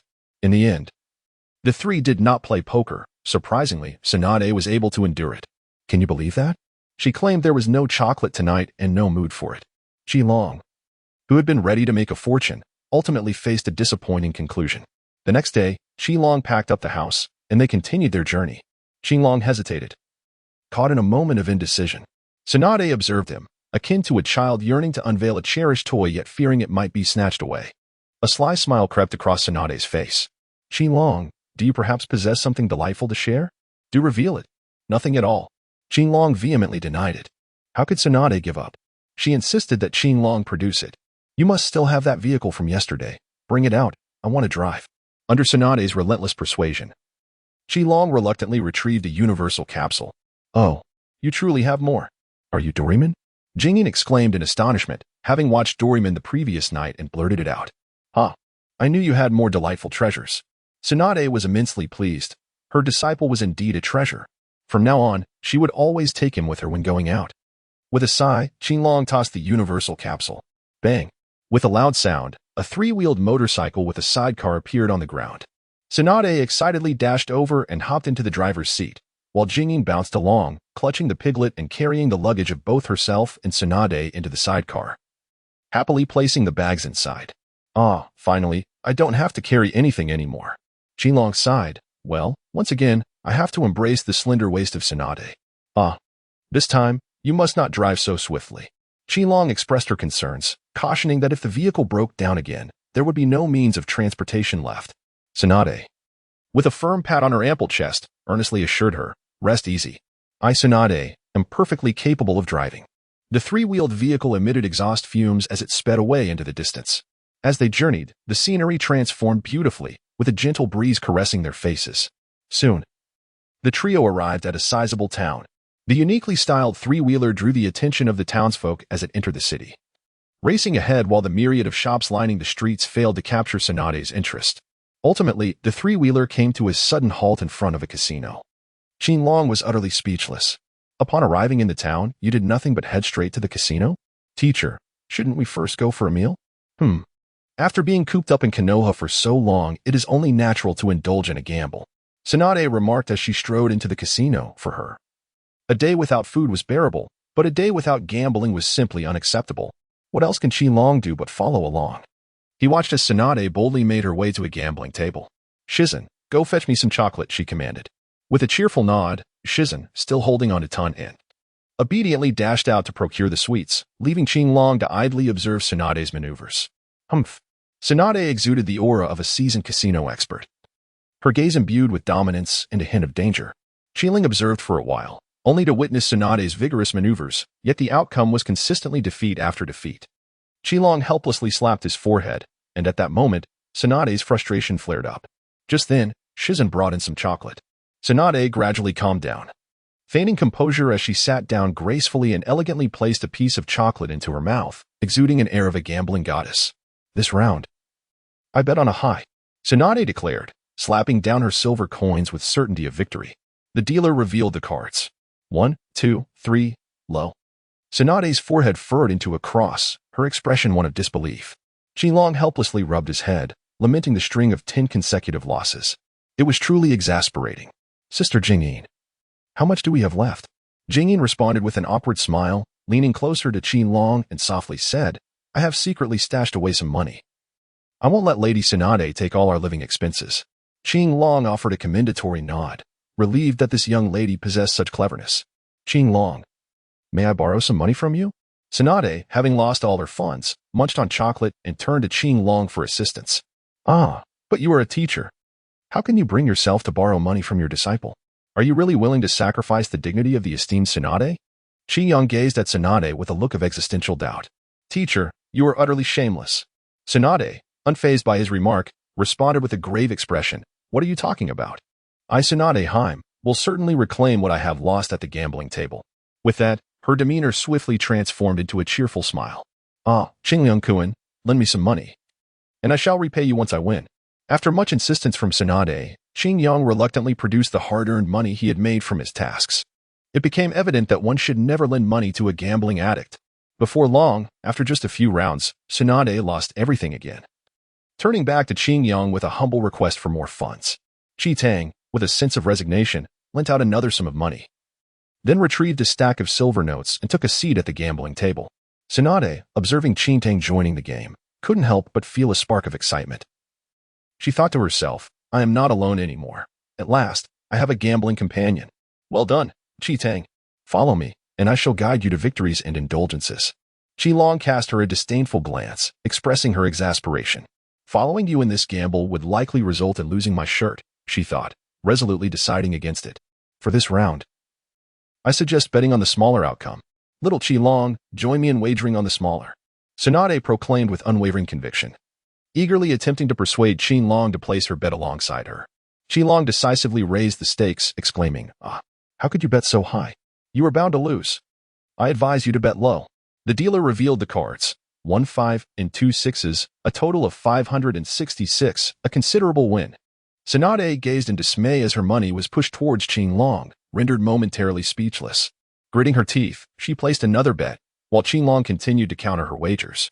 It was too long before Tsunade's table was nearly depleted, while Qinglong's fortune soared. His triumphant laughter echoed around the gambling table, leaving the onlookers in awe. This young man is incredibly lucky. I shall follow your lead in the next round. Tsunade felt a pang of discomfort. It was disheartening to witness her disciple profiting while she suffered losses. Perhaps she should follow Qinglong's lead in the next round? Thus, she watched him intently, awaiting his wager. Qinglong too awaited her bet. Without her placing a wager, he dared not proceed. An odd tension filled the air as they exchanged glances, while the impatient onlookers urged, "Come on, young man, place your bet. I'm ready to profit alongside you." Qinglong observed Tsunade's reluctance to place a bet and cast a glance at the elder gentleman beside her. "I'm done playing," she declared, swiftly opening her backpack and deftly stuffing in a plethora of banknotes. Nearby, Shizen's eyes sparkled with excitement. "Qinglong-kun, this is indeed remarkable." "Absolutely, Shizen-senpai. Once we earn some money, let us indulge in a shopping spree." Qinglong swiftly pulled Jing out of the casino, thinking if they had won money, what better time to escape? Would they leave it all for Tsunade to squander? The dealer, observing Tsunade, the unsuspecting target, felt a sense of relief. He had hoped to recover his losses through her. As anticipated, it wasn't long before Tsunade had lost everything and was left with a mountain of IOUs. The casino owner soon emerged, demanding immediate repayment. I'll settle my debts with that peculiar three-wheeled vehicle at the entrance." Tsunade pointed to the odd contraption outside, which the casino owner had been eyeing for some time. "Fine, I'll accept it. But do you truly believe this vehicle is worth 100,000 taels?" The casino owner sought to profit even more. "Indeed, it is worth every bit," Tsunade asserted confidently. "I shall demonstrate its value to you." With that, Tsunade approached the three-wheeler, meticulously showcasing its features to the casino owner. She climbed aboard, inserted the key, and started the engine, grasping the throttle as she explained, "This is the accelerator. Just a twist, and the vehicle will spring to life." With a twist of the throttle, the vehicle roared to life and sped away. The casino owner was left dumbfounded as he watched Tsunade drive off into the distance, prompting him to shout, "Quick, someone! The fat sheep has escaped!"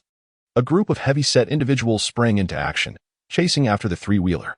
As they rounded a corner, they caught up with Qinglong and Jingyi. Tsunade called out urgently, "There's no time for explanations. Get in the car." The two hurriedly climbed aboard, and the three-wheeler sped off, leaving behind a cacophony of irate debt collectors. Chapter 23, A Chance Encounter. "Teacher, what have you done this time? I haven't even had lunch yet." Tsunade's actions bewildered them.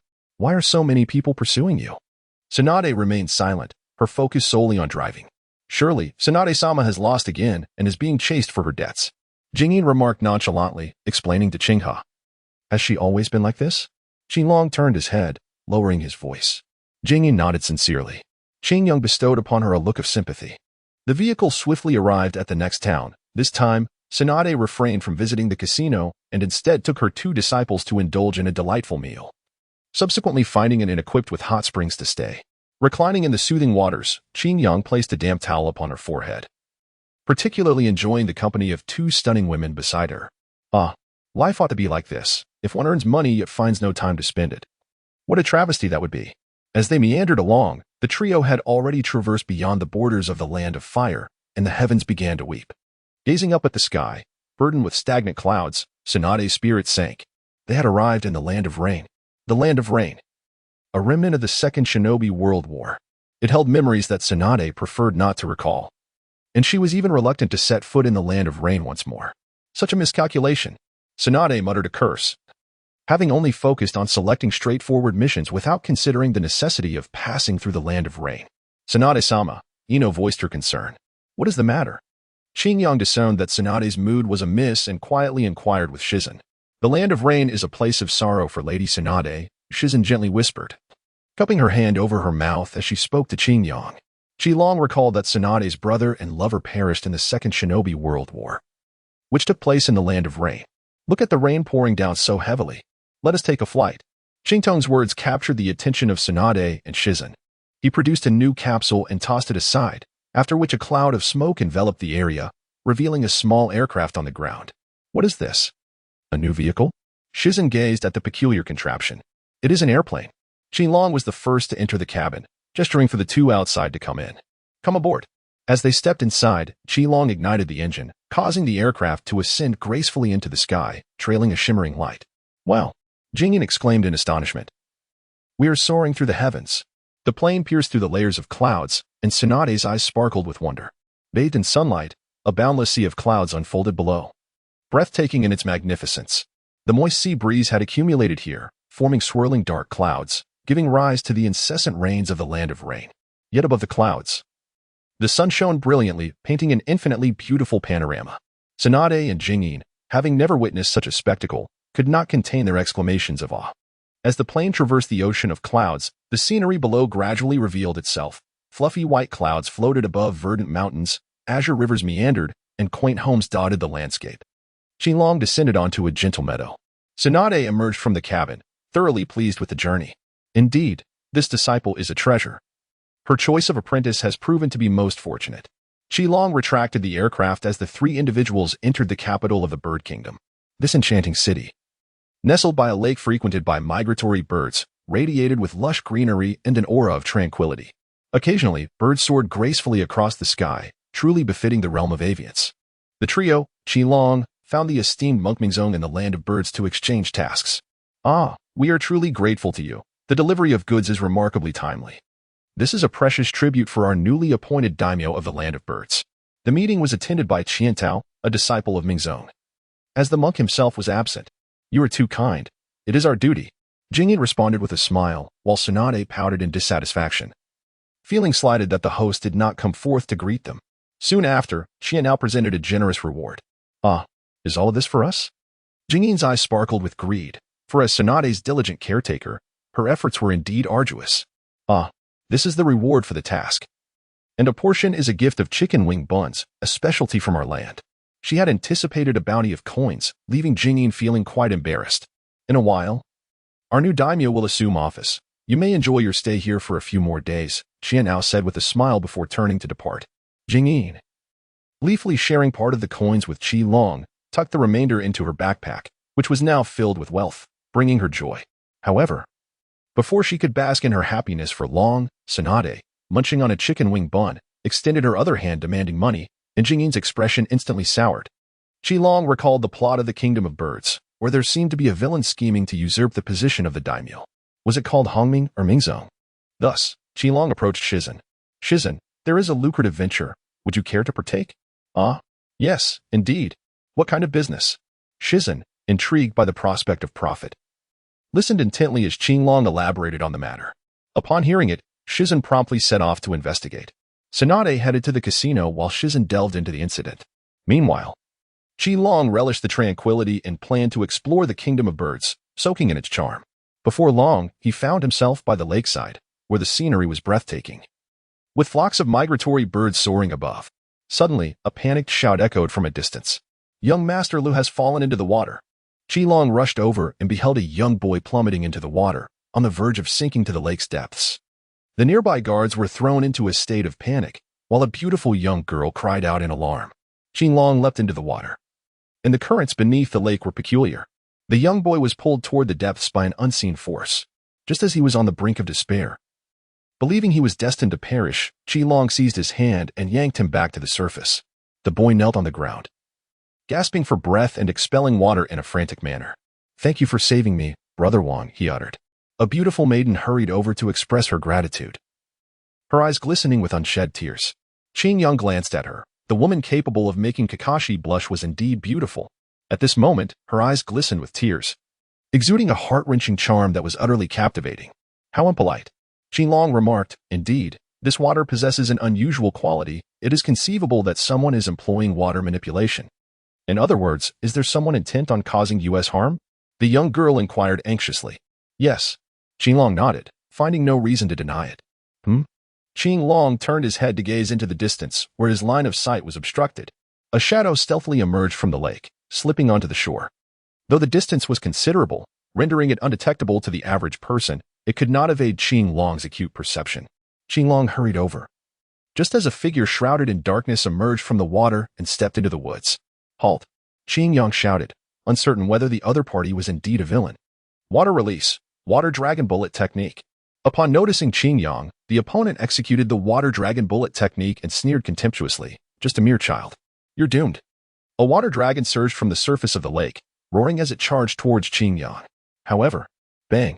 With a single strike, Qinglong shattered the water dragon, transforming it into a spray of droplets that scattered in all directions, leaving even his garments untouched. The masked man was taken aback. Astonished that the reality before him defied his expectations, this young imp was indeed formidable. At that moment, several ninjas emerged from the forest to assist him. "I entrust him to you," the masked man declared, forming hand seals and vanishing in an instant with the art of ninjutsu. Chapter 24, Imitation Ninjutsu. "Aha! It is you, little rascal who has caused this mischief," proclaimed the blue-haired youth, stepping forward. "Eliminate him." With a swift gesture, the blue-haired leader commanded the ninjas behind him to unleash their shurikens and weapons, charging forth with lethal intent. They were relentless in their pursuit of life. With a swift gesture, he sent several shurikens flying from his hand, deftly grasping the last one and reversing it to launch it back. Whoosh! The shuriken pierced through a ninja in an instant, creating a gaping hole the size of a bowl in a nearby tree. The assassin, relentless in his pursuit, left the blue-haired youth in awe, the terrifying power of the shuriken instilling a tinge of fear within him. Who had ever witnessed such formidable might in a mere shuriken? A cacophony of cries erupted as several ninjas swiftly descended upon him, their movements so rapid they seemed to leave behind afterimages. At that moment, a stone beside Qingliang shifted, revealing a figure lunging at him. Yet, Qingliang appeared to have anticipated the attack, delivering a powerful kick that sent the figure sprawling. Thud. The assailant, a burly man clad in a conical hat, scrambled to his feet, bewildered. "How did you discover me?" he inquired, perplexed. For his disguise had been meticulously crafted to evade detection. "It's quite simple," Qingliang replied. "One can sense your presence through the flow of energy. Inanimate objects lack it, whereas living beings possess it." The gentle explanation from Qintang was of little consequence. Whether the other party comprehended it was entirely their concern. "Humph!" The burly man snorted disdainfully, clearly unable to grasp the meaning. Yet, this did not deter him. He clasped his hands together in a series of intricate gestures and bellowed, the myriad phenomena of nature. The art of assimilation.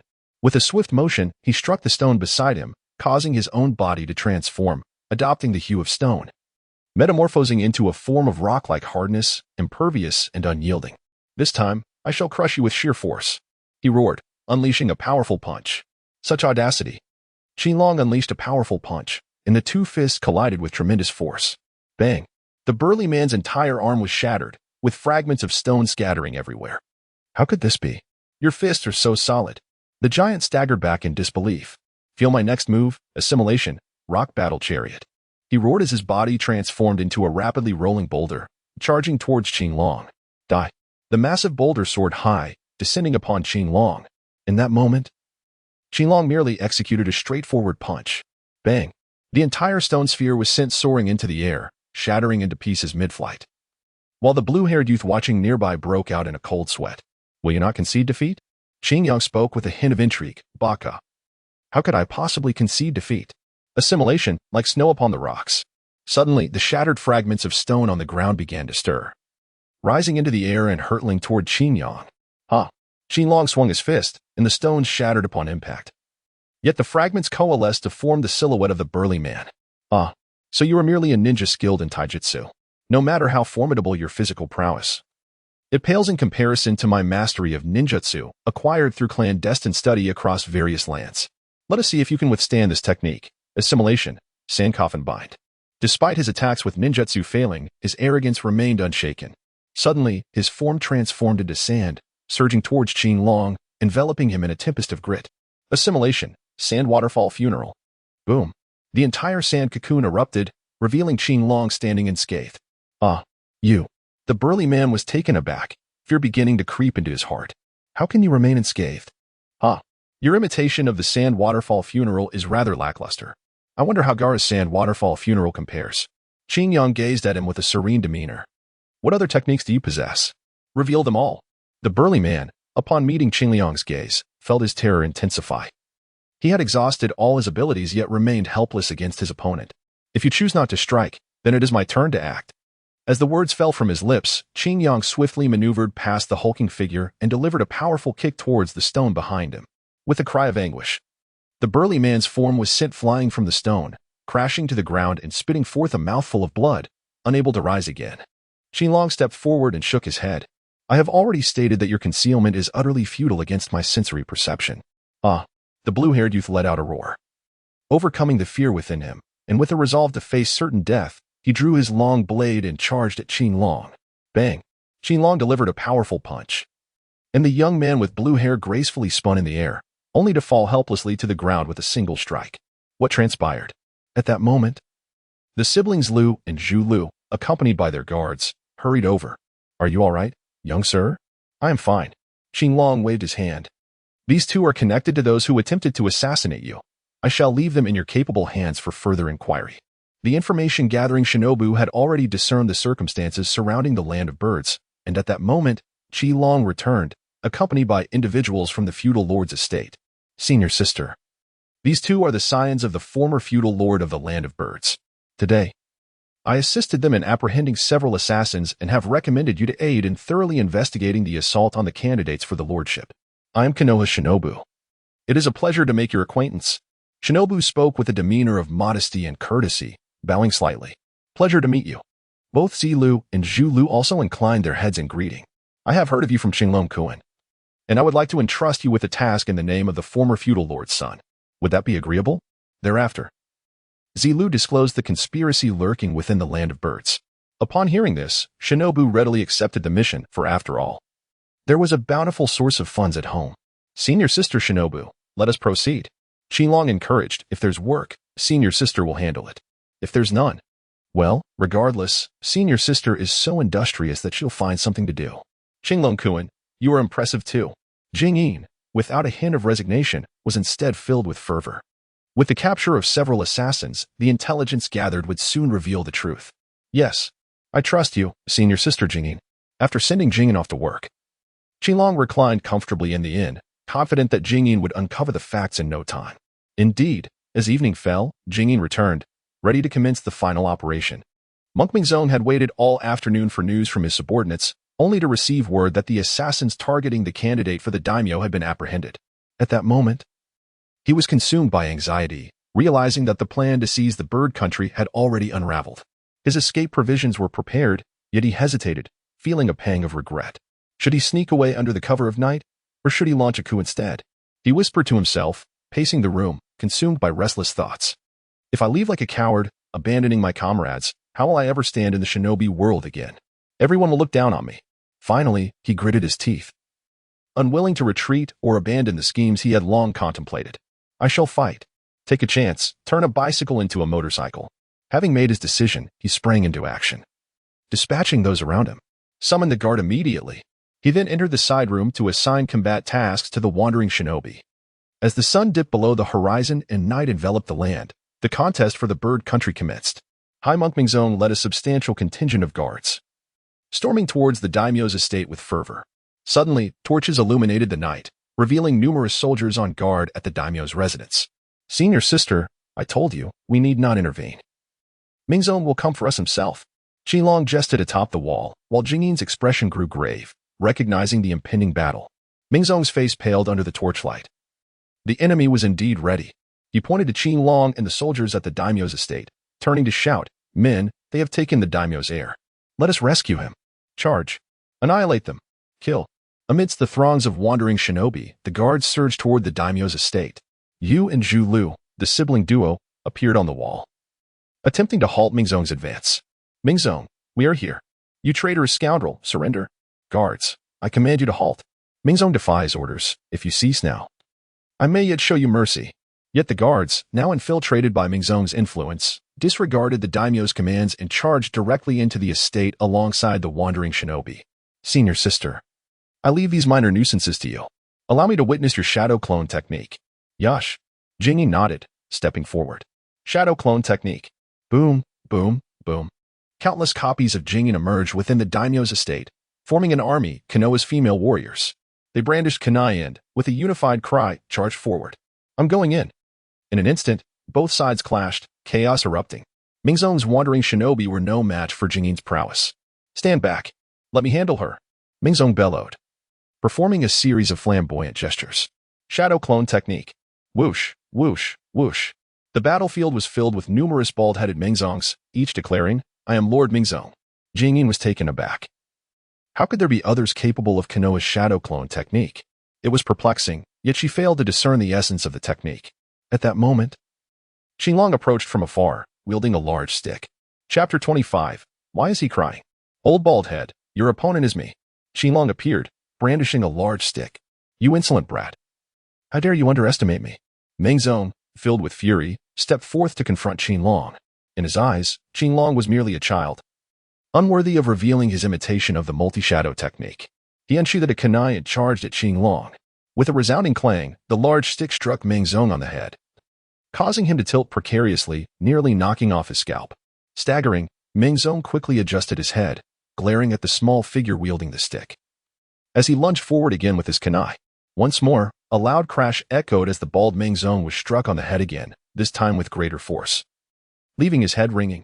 Learning from the blow, he deftly spun around, leveraging the impact to soar into the midst of his fellow Meng Zong warriors. The crowd of Meng Zong began to encircle him, as one brave soul, armed with a kunai, leaped forward, shrieking as he lunged at Qinlong. Clang! Qinlong disregarded him entirely, raising a hefty club to strike another Meng Zong with considerable force. The figure that lunged at Qinlong transformed into a mere illusion. The true Meng Zong staggered and hurriedly rejoined the crowd of Meng Zong, only for yet another to charge forward. Qinlong swung his club once more, with a resounding clang. The unfortunate Meng Zong clutched his painfully throbbing bald head and retreated into the throng of his kin. Qinlong stepped into the realm of Meng Zong, where the relentless Meng Zong surged towards him, each one transforming into a mere phantom. Qinlong found Meng Zong hiding behind the group, raised a heavy club, and brought it down. Bang! Bang bang! Bang! The crisp sound of heads colliding resonated continuously, each strike melodious in its own right. Even the silent observer, engrossed in the battle, was taken aback. Wasn't the art of shadow clone supposed to be more formidable? Yet, Meng Zong's technique proved to be quite remarkable, as it managed to obscure the truth long enough for her to remain unaware of the genuine identity of Meng Zong. With each successive blow, Meng Zong's mental state began to unravel. The scalp of the bald figure was battered away, exposing his true visage. In a fit of despair, he hurled aside his disguise and outer robe, distancing himself as he confronted Qin Liang with a questioning gaze. How did you discern my true form? Take a guess? With a smile, Qinlong held a large stick and said, It's not a guess after all. Ah. Meng Zong, infuriated, began to form hand seals frantically. Fire style, great fireball technique. Jingyin was taken aback. How could this person wield Uchiha's ninjutsu?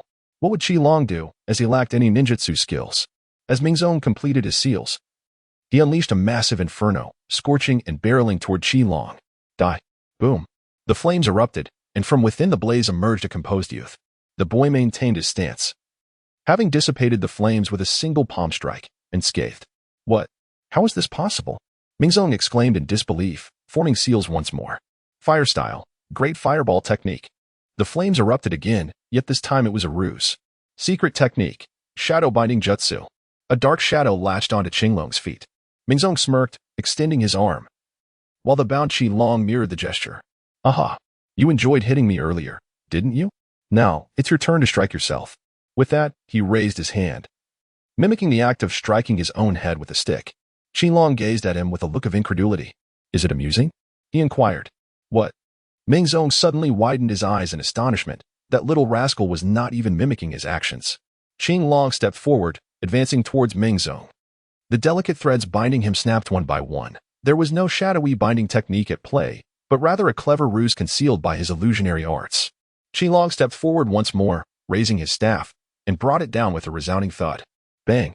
Awoo! Meng Zong clasped his head, having been struck again by Qinlong's blow, leaving him dazed and disoriented. Internally, he felt a profound sense of despair, wishing he could roar at Qinlong, Are you a devil? Is this your only tactic? The battle on the side of the guards was nearing its conclusion, and with the assistance of the elite shinobi, Chunnin, from the daimyo's residence, Meng Zong found himself bereft of his two trusted ninjas who had been captured by Qinlong. The rogue ninja army had been utterly vanquished by Chunnin. Realizing the futility of the situation, Meng Zong resorted to his escape ninjutsu and turned to flee. However, to his astonishment, that imp followed him as if playing a game of cat and mouse. He chased her, he fled, yet he found himself trapped. Alas, what a misused expression. At this moment, Meng Zong was on the brink of collapse, the imp behind him neither attacking nor allowing him to break free. Like the sword of Damocles hanging ominously above his head, ready to strike at any moment. Ahead lay the great lake of the bird kingdom. And Meng Zong waded into the water, his heart racing with unutterable panic. Suddenly, he halted, hands forming seals once more to execute a final technique. Water release, great waterfall technique. The calm surface of the lake erupted, massive waves of over 10 meters surging forth, crashing towards his retreating path. He did not expect to vanquish the imp. He merely hoped to hinder her pursuit long enough to escape. Thus, after casting the technique, he turned and fled, feeling a thrill coursing through him. Yet as he glanced back, he saw the imp floating in midair, pursuing him from above. And Ming's own was seized by a terror so profound that he nearly screamed. "Baldy, stop. You cannot escape now." "Baldy? Who the hell is Bald? I have already restored my original appearance." Ming's own dared not pause for even a moment. Qinglong's figure suddenly soared, forming a double seal with his hands, palms facing outward. His thumbs and index fingers interlinked to create a powerful energy cannon gesture. Boom. A portion of the lake's surface was locked in, the overwhelming force rendering Ming's own utterly immobile. A wave of terrifying pressure, accompanied by an unfathomable dread, descended upon him, forcing him to kneel on the lake's surface. In a state of sheer panic, he cried out, "I concede. I concede. I have lost. Please spare me. Have mercy, my lord."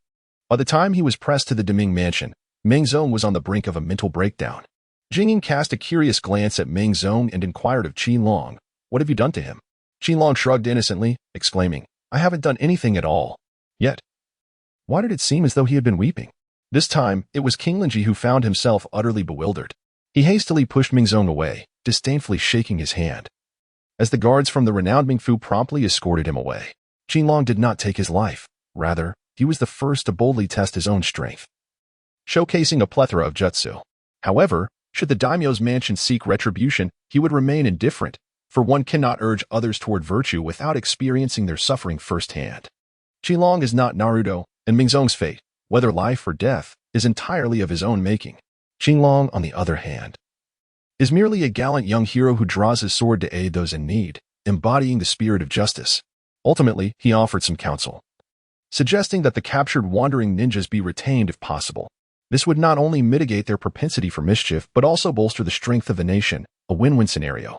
This was also the first time Tsunade realized her disciple possessed the ability for governance. Of course, that is a matter for another time. At present, Tsunade was embroiled in a fierce battle at the gambling den, though she was on the losing side. The following day, Tsunade returned, having lost everything after a night of intense gambling, reeking of alcohol, only to discover that the skies of the land of birds had changed. The eminent monk Mingzong had been captured, and a new daimyo had ascended to power.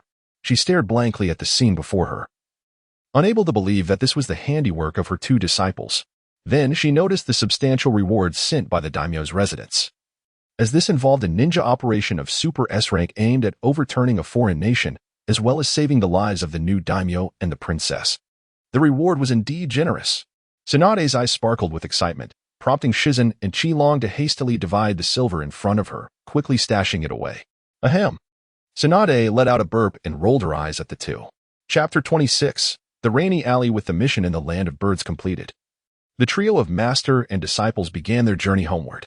The Land of Birds was a sight to behold, and whether it was the free-spirited Tsunade or the travel-loving Qinglong, both chose to revel in the beauty along the way, either strolling leisurely or riding motorcycles through the land. Before they knew it, they had arrived at the border of the Land of Rain. Tsunade, at the wheel, did not halt the tricycle. Instead, she accelerated into the Land of Rain. Tsunade-sama. Shizen looked at her mentor with concern. Do not worry, the Land of Rain cannot hinder my steps. The rain gradually intensified, enveloping them in a curtain of downpour. As far as the eye could see, the entire Land of Rain was shrouded in rain, as if the whole world were weeping. The relentless sound of rain could not dispel Tsunade's heavy heart. She felt like a lost deer in the rain, lonely, sensitive, yet stubborn. Memories from years past began to surface, of endless wars, fallen trees, and destruction. On that fateful day, the sky wept incessantly, as if the heavens themselves were mourning. A puddle reflected the rain-soaked sky, and in the next moment, a will shattered the stillness, splashing a torrent of muddy water. The wheel became trapped, and the entire vehicle came to a halt, the engine revving wildly as the wheels spun, sending mud flying. Tsunade, in a fit of agitation, yanked out the key and stepped into the downpour, facing the vast world of rain all alone. Qinglong secured the tricycle and found a solid patch of ground to cast a villa. Sister Jingle, quickly bring Tsunade-sensei inside. If she remains out in the rain any longer, she will catch a cold. Jingle tugged at Tsunade, as one would lead a large child, guiding her into the house and into the bathroom, where the sound of rushing water soon filled the air. Qilong longed to inquire if Tsunade-sensei required assistance. Regardless of whether it involved washing or being washed, he was more than willing. As Shizen meticulously cleaned and prepared Tsunade for departure, Qilong flashed a beaming thumbs up. Indeed. Shizen was a thoughtful companion, displaying professionalism. Freshly washed, Tsunade appeared a bit dazed, exuding an innocence intertwined with desire. Alas, what to do about her yearning for the past? Tsunade sat vacantly beside Qilong on the sofa as he retrieved the remote and began to play the movie God of Gamblers. As the film's iconic theme resonated, the dashing Chow Yun-fat, clad in a sharp suit, dominated the gambling table with finesse. Tsunade's eyes sparkled with increasing brightness in response to the soundtrack. And with a decisive slap on the table, she regained her full vigor. As the film drew to a close, she lamented the absence of a companion to share in the thrill of gambling. In that moment, Tsunade felt empowered. Fortunately, Qilong remained oblivious to Tsunade's thoughts. And even if aware, he had no intention of exploiting her small fortune. For tonight, she was indeed the cherished one. The night passed in silence, and with the dawn, Tsunade opened the door. The rain continued to cascade, yet it could no longer dampen her spirits. "Little Qilong, unveil your motorcycle," she declared, pointing forward with determination. Embodying the spirit of embarking on a new adventure, Qilong raised his hand to his forehead, pondering whether Tsunade-sensei was being rather foolish. He produced yet another miraculous capsule and tossed it out. With a resounding bang, a wheelless motorcycle materialized before him. "Huh? What is this?" Tsunade examined it closely, cradling her ample bosom and delicately pinching her chin in contemplation. A hovercraft. Qilong took his seat in the driver's position of the villa's hovering vehicle, which accommodated 3 passengers, 1 in the front and 2 in the back. Tsunade and Shizen also climbed aboard, though Tsunade appeared quite displeased. "I should be the one driving this car." Qilong turned back and asked, "Are you able to drive this vehicle?" Tsunade leaned in, only to realize that she indeed could not. However, her expression remained unchanged, her gaze unwavering as she intently focused on the control panel. Observing how her disciple handled the operation, Qilong ignited the car, and with a crisp sound, the hovering vehicle ascended into the air. Wow! Jingyin, like an inquisitive child, peered through the visor to witness the car truly floating. Even the little pig, Chunnin, appeared astonished, letting out a few curious grunts. Tsunade, equally amazed, grasped the back of Qilong's seat to gaze outside, confirming the car's levitation. With excitement, she turned her head back to observe Qilong at the controls. "Buckle up. The seasoned driver is on the road." With a resounding shout, Qilong commanded the vehicle to move, and the hovercar glided forward with a swift whoosh. The rugged terrain transformed into a smooth path beneath its floating presence, as the air currents sent splashes of water from puddles soaring into the air. "Wow!" Jingyin exclaimed. "The hovercar is incredibly fast." The transparent canopy shielded them from the rain, offering a unique perspective of the downpour from within. After a brief period, Tsunade had already mastered the art of maneuvering the hovercar. "Ahem. Qilong, you've been driving for quite some time. Surely you must be weary." "Not at all. This is so exhilarating."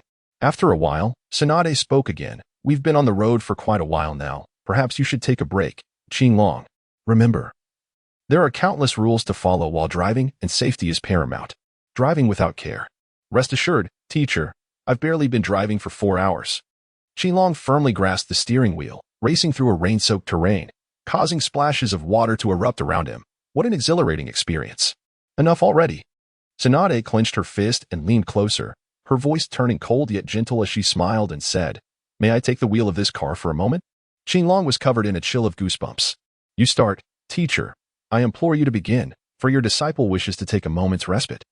Qilong felt a surge of trepidation as Tsunade eagerly ascended to the driver's seat, her fingers dancing over the control panel. In an instant, she unleashed the full power of the hovercraft, propelling it forward like an arrow released from a bow. The overwhelming force of inertia thrust Qilong against the rear cover of the vehicle. Goodness! Just as he managed to steady himself, Tsunade began to showcase her driving prowess. She weaved in serpentine patterns, executed sharp turns, and alternated between sudden stops and rapid accelerations, unconstrained by the limitations of the road. Tsunade had completely surrendered to the thrill of the drive. The muddy, dilapidated roads of the land of rain could no longer contain her racing spirit. Whoosh! The hovercraft sped across the surface of the water, leaving a straight line in its wake, and soon they arrived at a town. Upon entering the city, the hovercraft captivated the gazes of countless onlookers. In that moment, Tsunade became the most dazzling figure in town, drawing astonished stares from all around. A beautiful woman alongside a stunning vehicle, an irresistible combination. The vehicle ultimately came to a halt before a casino, and with a decisive twist of the key, Tsunade leaped from the car. "I remarked, teacher, your nose resembles that of a dog." How is it that you can sense the presence of a casino from so far away? Qinglong Yi, feeling helpless, jumped out of the car. Tsunade, with a soft hum, walked into the casino without looking back. The silent money bag followed closely, adeptly clutching onto the plush toy, having mastered this routine. Qinglong followed along to gamble a few rounds, and he won nearly every time. With his winnings, he felt an unperturbed calm, after all. The key was simply to operate contrary to Tsunade. Before long, his table was piled high with chips. The dealer, observing Tsunade as a prime target and Qinglong as a gold-devouring beast, wore an expression of exasperated helplessness. Money flowed into his left hand and out of his right. Yet he found no profit. Having amassed a considerable sum, Qinglong grew weary and rose from the gambling table, dismissing the notion of wealth entirely. He held no interest in money. Tsunade, too, turned her attention to the cards, no longer wishing to be a mere vessel for her disciple's fortune. It was infuriating. With an oil paper umbrella in hand, Qinglong strolled alone down the long, desolate rain-filled alley. He hoped to encounter a girl, as delicate as a lilac, burdened with sorrow and resentment. Beneath the eaves of the alley, water dripped rhythmically. Suddenly, a door beneath the eaves creaked open, revealing a young girl clad in threadbare clothing, who cast a mournful glance at the rainwater cascading from above. Her eyes fell upon the dashing youth passing by.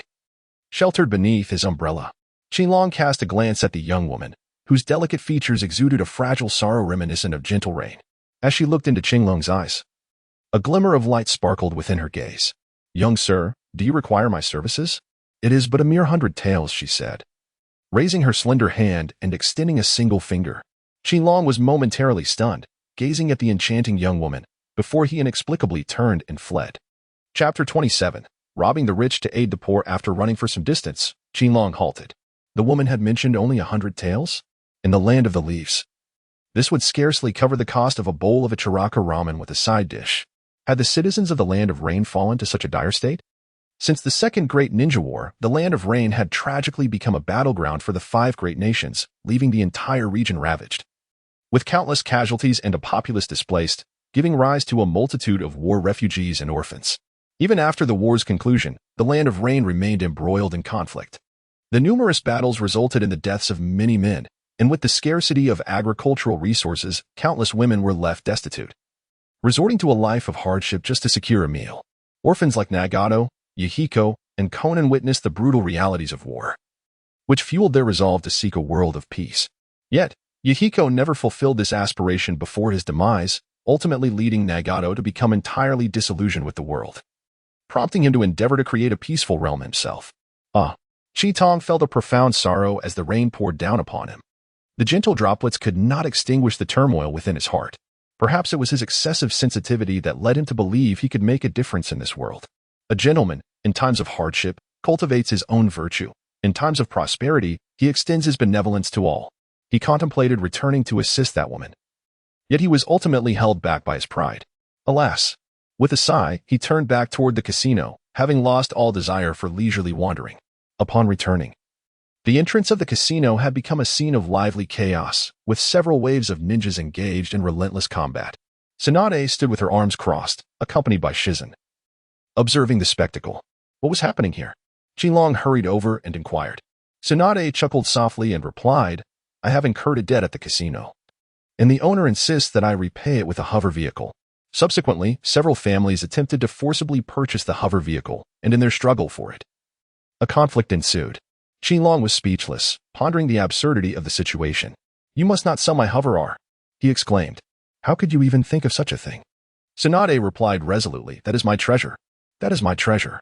Qinglong defended himself, exclaiming, all right, your treasure."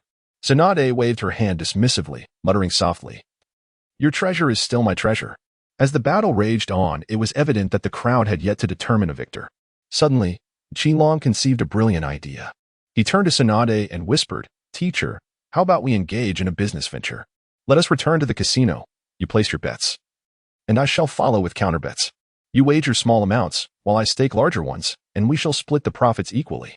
Tsunade, intrigued by the proposition, shook her head in refusal. "No, that lacks excitement. What thrill is there if you lose every round?" Teacher, just this once. Are you truly in need of money?"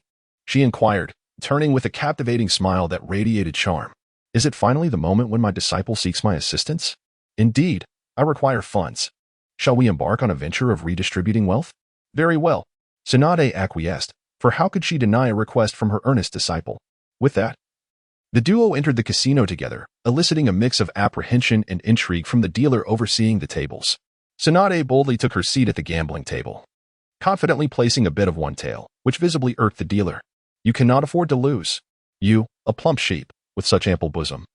Yet you hesitate to wager more? Immediately, Qilong countered with a wager of 10,000 taels. Lock it in.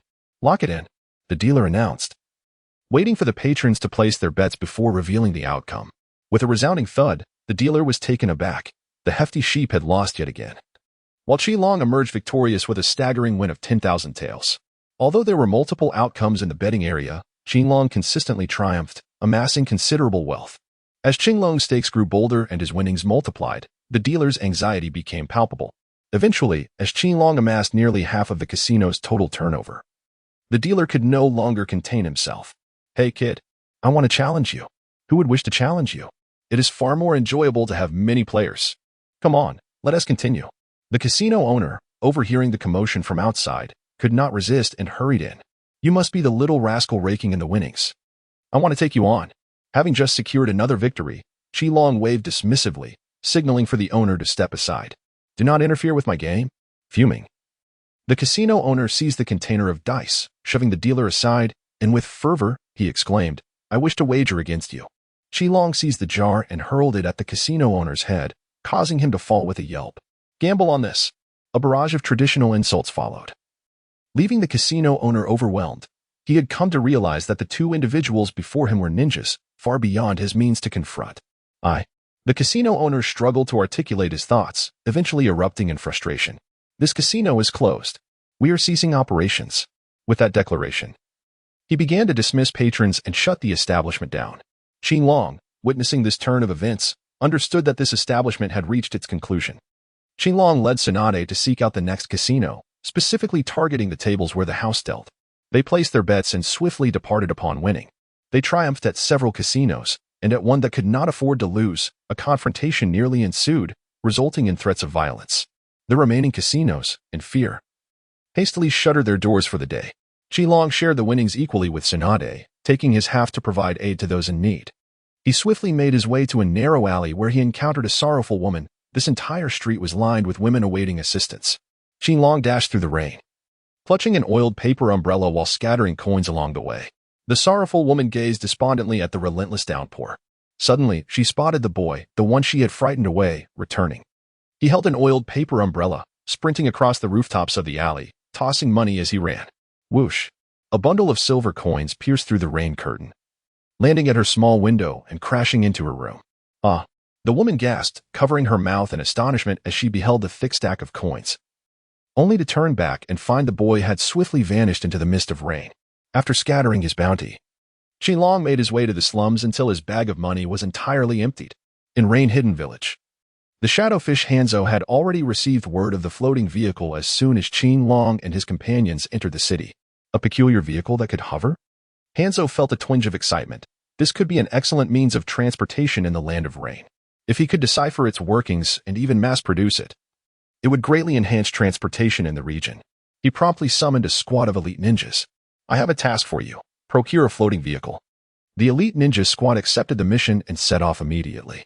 Not long after, news arrived that someone was raking in money at the casino, nearly causing a ruckus that threatened to destroy the establishment. The casino was a part of rain-hidden village, and Hanzo took this information seriously. To his surprise, the one profiting at the casino was none other than the owner of the floating vehicle, Tsunade, one of the legendary Sannin he had bestowed the title upon. Hanzo chuckled to himself. Wasn't Tsunade known for her ill fortune in gambling? He found it puzzling and questioned her reasons for coming to the land of rain. Yet he was intrigued to meet the woman he had honored with the title of Sannin. Chapter 28. Ninjas of Rain-Hidden Village. After spending a night in the inn, lulled to sleep by the soothing sound of rain in the land of rain, Qilong opened his door the next morning, only to discover that the inn was surrounded by ninjas from Rain-Hidden Village. Oh dear, what was happening? Qilong leaned over the railing, gazing down. The trio of outsiders, 2 women and a man, listened intently. We, the Rain-Hidden Village, have set our sights on your vehicle. Name your price. We demand it. Ah. It appears the relentless car-selling ninjas have not yet conceded. Just yesterday, the leader of these aggressive merchants was soundly defeated by Tsunade, who had sent them packing with a warning. They claimed to be ninjas from the rain-hidden village and threatened that she and her companions should brace themselves for retribution. And now, they have indeed returned, this time with a squad of elite ninjas. We shall not sell. An adjacent window creaked open, revealing Tsunade, who languidly rested her arms on the sill, seemingly roused from a deep slumber by the commotion. You must understand that we are ninjas of the rain-hidden village. Acting under Lord Hanzo's orders to procure your vehicle, you have no choice but to comply. Our patience is finite, the lead ninja declared coldly, his demeanor suggesting he was losing his composure. What is the role of ninjas from the rain-hidden village? They serve as enforcers, assassins, and bandits, accepting any task for the right price. Unlike the major ninja villages like Konoha, which resort to using their umbu for dubious missions and secrecy, the rain-hidden village brazenly engages in such activities, with every member unabashedly participating. We will not sell, Tsunade retorted, her temper flaring as she pounded on the window. Go back to your slumber. I shall handle this. King Taki remarked to Tsunade that she had indulged in considerable drinking the previous day and had gone to bed quite late. Qilong unfurled his oiled paper umbrella and strolled out from before the inn. To summon a mere imp, how foolish and audacious you truly are. Do you hold the rain concealers in such contempt? The eyes of the rain-concealing Jonin glinted with a maddened ferocity, revealing a cruel, bloodthirsty glimmer. Hey, little demon. Speak carelessly, and it could cost you your life. Another Jonin chimed in, his tone laced with mockery. Qilong remained utterly indifferent, disregarding the rain-hidden Jonin in front of him. This group of rain-hidden ninjas sought to seize the floating vehicle, attempting to reclaim their lost wagers. Everyone, please return. The vehicle is not for sale. In front of the inn, Qinglong's umbrella slightly lifted, revealing a pair of cold, piercing eyes. You little brat, are you truly fearless? Then you shall not escape your fate. The rain-hidden Jonin bellowed as his umbrella soared into the sky. Ninjutsu, 1,000 drops of rain. In an instant, countless flying needles descended from the umbrella like a torrential downpour, enveloping Qinglong. The Jonin seemed to envision the scene of the boy's body riddled with steel needles, writhing on the ground in agony, a cruel smile gracing his face. Whoosh! The umbrella of Qinglong stirred, spinning rapidly. In an instant, countless Senbon needles collided with the whirling umbrella, being flung away in all directions with astonishing speed. A chorus of anguish cries erupted as several ninjas surrounding the inn were struck by the Senbon, writhing in pain. The leading Jonin, wielding a kunai, managed to deflect one of the Senbon aimed at him. Indeed, he had underestimated that little brat. The Jonin's gaze grew ever colder, realizing that his opponent was unscathed while his own men suffered injuries. Though he paid little heed to the fallen, the affront to his pride ignited his fury. With a sudden motion, he drew 6 umbrellas from his back and hurled them into the sky. Let me showcase my technique once more, the all-encompassing 1,000 needles technique. Ninjutsu, like do, 1,000 Senbon. From the 6 open umbrellas, a multitude of Senbon rained down like a tempest, sweeping towards Qinglong from every conceivable angle. Surely, this time he would meet his demise. This sentiment echoed among the countless Rain Village ninjas who observed the scene. The relentless barrage of Senbon left no room for escape. Yet, amidst the chaos, Qilong remained utterly unperturbed, still clutching a single umbrella. He wielded it with finesse, crafting an impenetrable barrier against the onslaught. The ground was already carpeted with a thick layer of steel needles, yet the youthful figure stood resolute, as calm as a gentle breeze beneath drifting clouds. The leading Jonin could not suppress a bead of cold sweat. This boy was no ordinary foe. But I am no mere Jonin either. Ah, you little brat, he exclaimed, determination surging within him. With a sharp crack, the leading Jonin lunged forward, kunai aimed directly at Qinglong's throat, intent on personally eliminating this insufferable child. The umbrella of Qingyong was slightly raised, and a hand reached out. Bang! In an instant of collision, a mist of water erupted between the two, and a powerful wave of air propelled the rainwater in all directions. The leading shinobi was instantly swept away, crashing onto the rain-soaked street and sliding a considerable distance, performing several somersaults before colliding with the wall, a sight both tragic and pitiful. Meanwhile, another shinobi had already begun forming seals while the leading one charged forward. Ideally, their teamwork was seamless. As the leading shinobi was sent flying, he completed his technique. Water release, water dragon bullet technique. The rainwater on the street surged, and a water dragon soared into the air, roaring as it lunged toward Qilong. Whoosh! Qilong retracted his umbrella and directed a fierce thrust toward the approaching water dragon. Behold the technique of nuclear inspection. With a resounding shout, the umbrella pierced through the water dragon, causing it to unravel completely. It could not suppress its frustration. retching forth a small spray of water. The casting ninja gazed in disbelief at this spectacle, his eyes wide with astonishment. He barely registered Qinglong's disappearance. With a sudden thud, as realization dawned upon him, Qinglong reappeared right before him, and he felt himself being lifted, his body growing weightless. Such remarkable speed in this body flicker technique. He coughed up blood, his vision beginning to blur and fade. Qinglong stood silently, the umbrella once again clasped in his hand.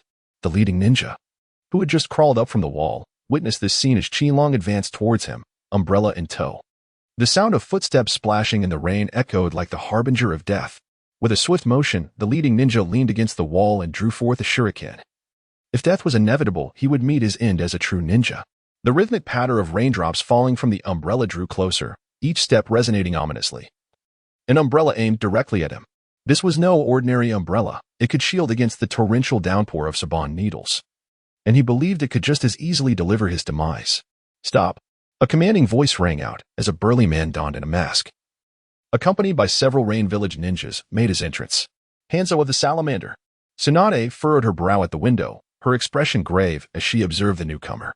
The formidable figure who had toppled the legendary 3 shinobi during the Second Shinobi World War and had conferred upon the 3 of Konoha the title of the legendary 3 ninjas. Hailed as a demigod within the ninja realm. Who are you? Qinglong looked up, feigning ignorance. I am Mackerel Fish Hans, the highest leader of the Rain Hidden Village. The existence of a demigod in the ninja world. Chapter 29, The Battle with Mackerel Fish Hans, my young friend. I hold you in high regard, surely. You will have your place in the ninja world in the days to come. Hans gazed at Qinglong, unable to suppress his admiration.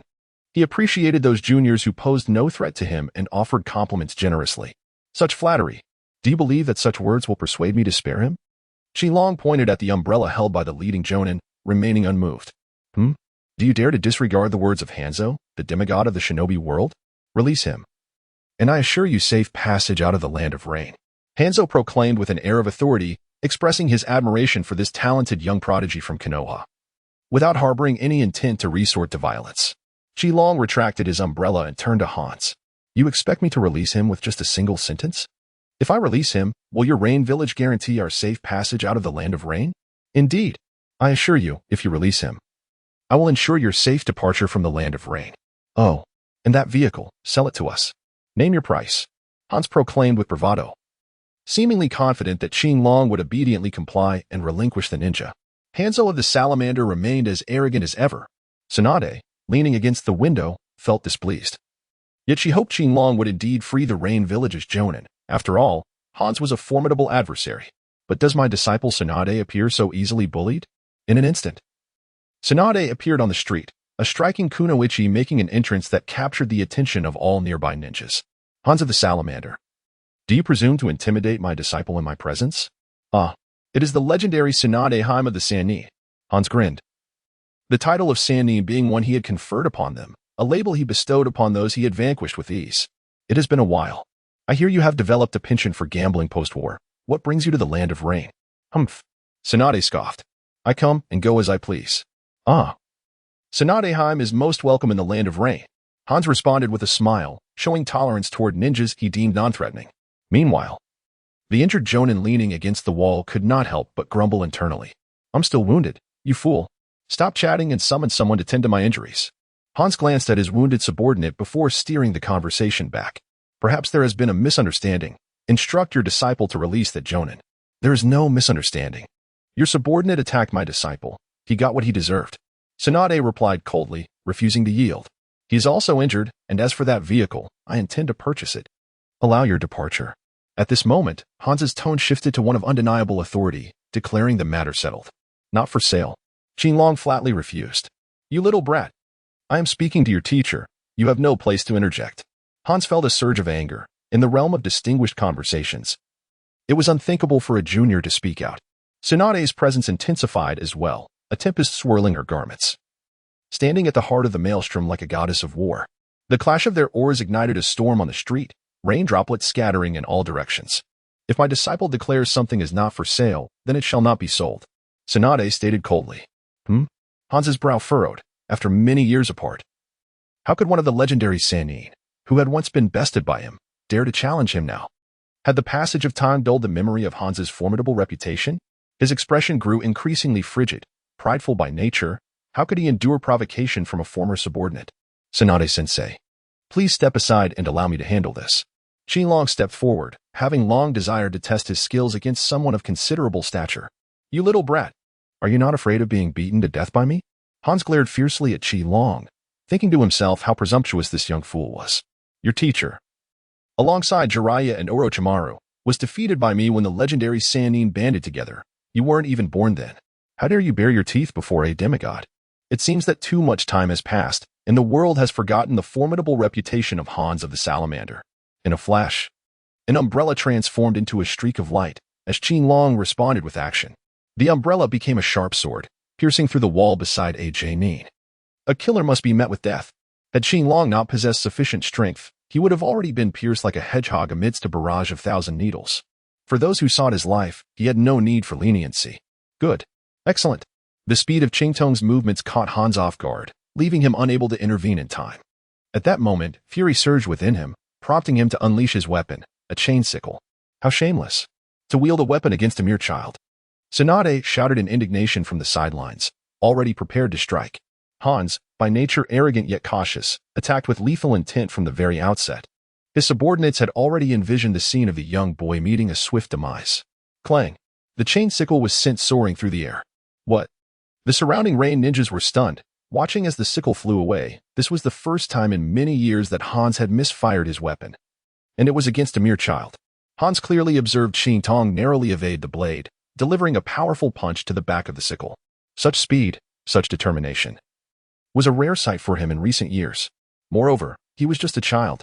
This brought to mind the talented Yahiko from years past, who ultimately posed a threat that led to his demise. Hans, this is your town. Are you certain you wish to engage in battle here? Qinglong gazed lightly at the so-called demigod, Hanzo, feeling an urge bubbling within her to test the prowess of the highest echelon of combatants in the shinobi world. Humph.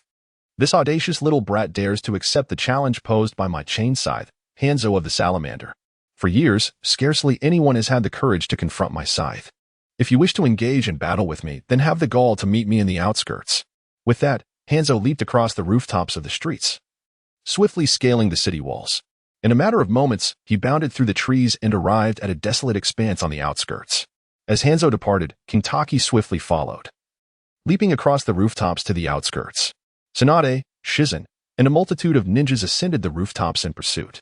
In the outskirts, a vast clearing awaited. Hanzo stood there, wielding his scythe. You possess remarkable courage, young one, truly deserving of being a disciple of Tsunade, one of the three ninjas. I shall not tarnish my teacher's illustrious reputation, but allow me to gauge the true prowess of the so-called demigod Hanzo and see if it truly lives up to its name. Qinglong clenched his fists tightly, his fighting spirit surging forth. Little demon, I shall demonstrate the power of a demigod and ensure your demise. Han sheathed his scythe, feeling a flicker of admiration for the young adversary. Yet, he was overconfident, believing that he could handle a mere child without weaponry. Tsunade stood at a distance, arms crossed atop a tree, her faith in her disciple's martial prowess unwavering. In terms of combat skills, even Hans would find it challenging to contend with Qinglong. I advise you to draw your scythe. I assure you, I will show no mercy. Qinglong spoke as he assumed his initial stance, and in the next moment, he vanished in an instant. Such remarkable speed in his body technique. Hans's pupils contracted as Qinglong appeared before him, raising his fist to strike. Bang! In a moment of urgency, Hans lifted his arm to block, feeling a numbing sensation coursing through it as he was pushed back several meters. What a little brat! Hans bellowed, raising his fist to retaliate. Bang, bang, bang. The two exchanged a flurry of blows, and Hans could only feel his fists and arms growing numb. This was hardly the manner of combat one would expect from a ninja. Chapter 30. Fire Release, Explosive Flame Array. Hans sought to create distance, yet Qinglong's relentless assault made it impossible to retreat. Ha! Bang, bang, bang. Hans was struck 3 times in quick succession, sent flying, and Qinglong chose not to pursue, allowing them to gain some distance. Hans clutched his chest, swallowing a mouthful of blood, and drew forth his chain scythe. I told you, I want to hold back. If you don't give it your all, you will suffer greatly. Qinglong gazed at Hans as he brandished his scythe, a sly grin spreading across his face as he proclaimed, the battle has only just begun. Draw your weapon, young warrior. Hans wiped the corner of his mouth. No longer referring to this adversary as a mere child, he resolved to show no mercy, intent on vanquishing his opponent with all his might. Qinglong clenched his fist, his voice resonant, domineering, and filled with confidence. I am the mightiest weapon. His declaration pierced through the curtain of rain, echoing across the battlefield, causing those on the periphery to shudder involuntarily. No need for any weapon. I am the most formidable armament. What kind of individual dares to utter such a proclamation? Even the so-called human weapon, the Jinchuriki, would likely lack the overwhelming presence to make such a statement. The strongest humanoid warrior, indeed, Hans remarked, recognizing that this opponent's inner strength exceeded his expectations. Then be cautious. I shall show no mercy. Let us see if you truly live up to the title of a humanoid warrior. With that, Hans vanished from sight in an instant, raising his scythe and unleashing a chilling arc of blade light towards Qinglong. The gleam of the blade sliced through the rain, colder than the icy droplets striking one's face, akin to a reaper gliding through the downpour. As the blade light swept past, a thunderous roar erupted, as if the sound could not keep pace with the speed of the strike. Sword technique, Iato slash. At that very moment, Qinglong vanished from his original position and charged towards Hans. With a resounding clash, the two collided, and a blinding flash of steel sliced through the downpour, erupting into a shockwave that radiated in all directions. What? He blocked it. Hans was astonished as he gazed at the youth who had thwarted his Iato strike. His attack, powerful and relentless, had always cleaved through foes without fail, yet this time it had been intercepted, its full force not realized. Tsunade, too, wore an expression of disbelief. Her pupils constricted. During their previous encounter with Hans, the three Sannin had evaded his deadly swordsmanship with swift body flicker techniques, never daring to confront its edge directly. Yet here was her disciple, managing to withstand it. Was it that Hans's combat prowess had waned over the years, or was her student simply extraordinary? With a sudden knee strike, Qinglong delivered a fierce blow to Hans's abdomen, causing him to gasp in pain, his eyes wide in shock. Indeed, what a formidable human weapon. Every part of him could serve as an instrument of attack. Hans spoke gravely, abruptly swinging his chains, which seemed to come alive, coiling around Qinglong like a constricting serpent. In such close proximity, Qinglong found himself ensnared thoroughly. Sword technique, chain scythe, second strike. Hans roared, his aura surging as he freed the scythe from its bindings, unleashing a chilling slash that seemed to cleave the very air in two. Onlookers were awestruck by the display of blade light. The ninjas of Amigakure were both astonished and invigorated. Surely, this insolent brat, who disdained their village, would perish beneath Hans's scythe. Tsunade's heart raced, her mouth slightly agape as she anxiously watched the youth concealed within the icy, nebulous glow of the blade. The earth was carved into a chasm that stretched into the distance, with the gash Hans created appearing unfathomably deep. As the blade light passed, the youth stood unharmed beside the ravine. Had he evaded it once more? Bound by chains, how had he dodged the strike? The ninjas of Amigakure were once again taken aback, cold sweat trickling down their brows. How could it be? Even at such close range, he had escaped unscathed. Hans, it seemed, could not gain the upper hand in close combat with him. This is outrageous. Some of the Amigakure ninjas were incensed, striking the tree trunk with fervor. Tsunade's lips curled into a subtle smile. Qinglong, that lad, was indeed as formidable as she had anticipated, truly unharmed. Shizen, cradling the small piglet, also breathed a sigh of relief. She had been anxious for her promising junior, especially given Hans's formidable reputation. Having failed to land a blow, Hans quickly distanced himself, unwilling to engage in close quarters with such a physically adept opponent. Simultaneously, he hurled a barrage of explosive tagged shuriken, whistling ominously as they arced towards Qinglong. As Qinglong landed, he swiftly retreated to evade the onslaught, a multitude of shurikens embedding themselves in the ground, unleashing a cacophony of explosive sounds. That old specter, Hanzo, remains as cautious and sly as ever, Tsunade exclaimed with disdain. Seizing the moment, Hanzo formed a series of hand seals and forcefully pressed his palms against the earth. Summoning technique. A thunderous roar echoed as a colossal giant salamander, towering 3 to 4 stories high and covered in toad-like warts, emerged. This was Hanzo's summon beast, the salamander of the hidden abyss. The salamander gaped wide, immediately releasing a vast cloud of toxic gas. The noxious fumes enveloped its surroundings, while Hanzo stood atop the creature, gazing down at Qinglong with an air of superiority. A salamander, indeed? Qinglong gazed upon the formidable beast, and at first glance, it bore a certain endearing awkwardness. Splendid. Without the presence of the pufferfish, Hans is not the complete embodiment of the pufferfish Hans. Qinglong clenched his fists and launched another attack, rushing forward with determination. The giant salamander roared furiously, charging ahead with immense force, raising its enormous hands that resembled door panels. and struck down toward the diminutive figure. With a thunderous crash, the earth trembled, the ground cracked open, creating a deep pit. The little figure had already leaped up, aiming for Hans. The giant salamander gaped its cavernous mouth, exuding a foul stench, lunging towards Qinlong, the pungent scent of toxins reaching him even before it drew near. Holding his breath, Qinlong delivered a powerful punch to the salamander's jaw, sending it crashing to the ground. A chain shot forth, ensnaring Qinlong's foot once more, followed swiftly by a gleaming blade. Qinlong! Tsunade shouted in alarm. Qinlong twirled gracefully in midair, delivering a powerful kick that sent the scythe soaring away. Suddenly, a thick tail emerged, swinging towards him for an intimate encounter. Bang! As Qinliang's tail swept fiercely, a figure was hurled to the ground, whereupon the earth transformed into a myriad of explosive talismans. Fire release, explosive flame array. The talismans ignited, converging towards Qinliang. Boom, boom, boom. The violent explosions threatened to upheave the very ground itself, flames soaring skyward. The shockwaves from the detonations nearly blinded the surrounding onlookers. In the aftermath, the battleground lay in disarray, with a charred pit at the epicenter, dirt flying about. As the smoke dissipated, the site of the explosion revealed itself to be utterly vacant.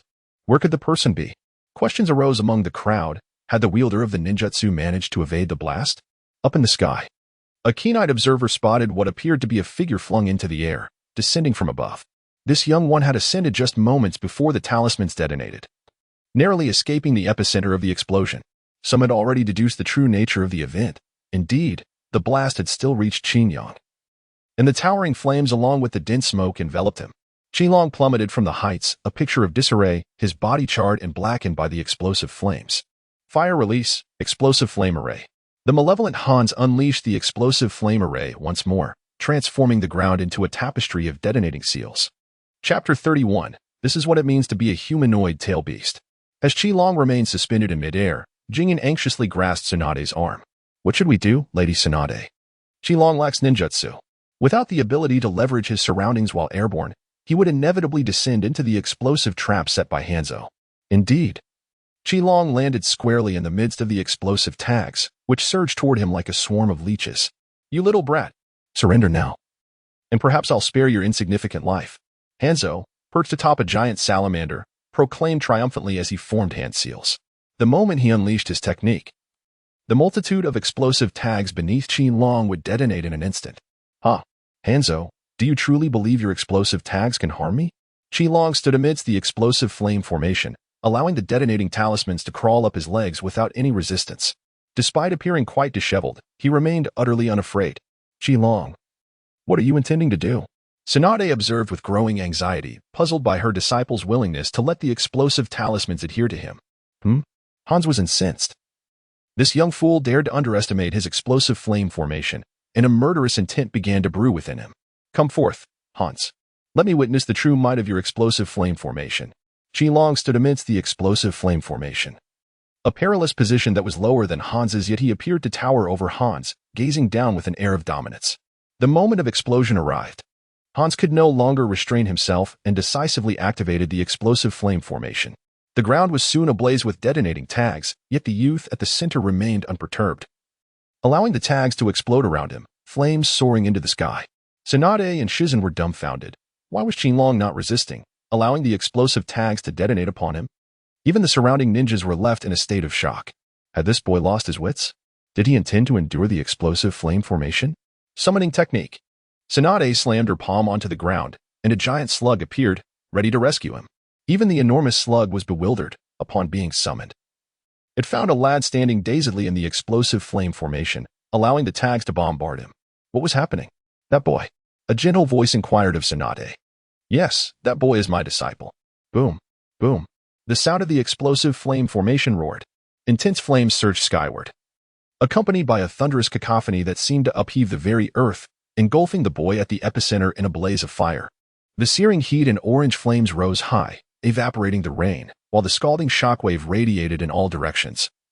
The ferocity and temperature of the explosion palpable even at the battlefield's periphery. Was he dead? Hans stood atop his salamander, fixated on the explosion's core, convinced that such a violent blast must have claimed the life of the person within. Surely even he could not survive such a blast. The surrounding ninjas shared the belief that the youth could not have endured.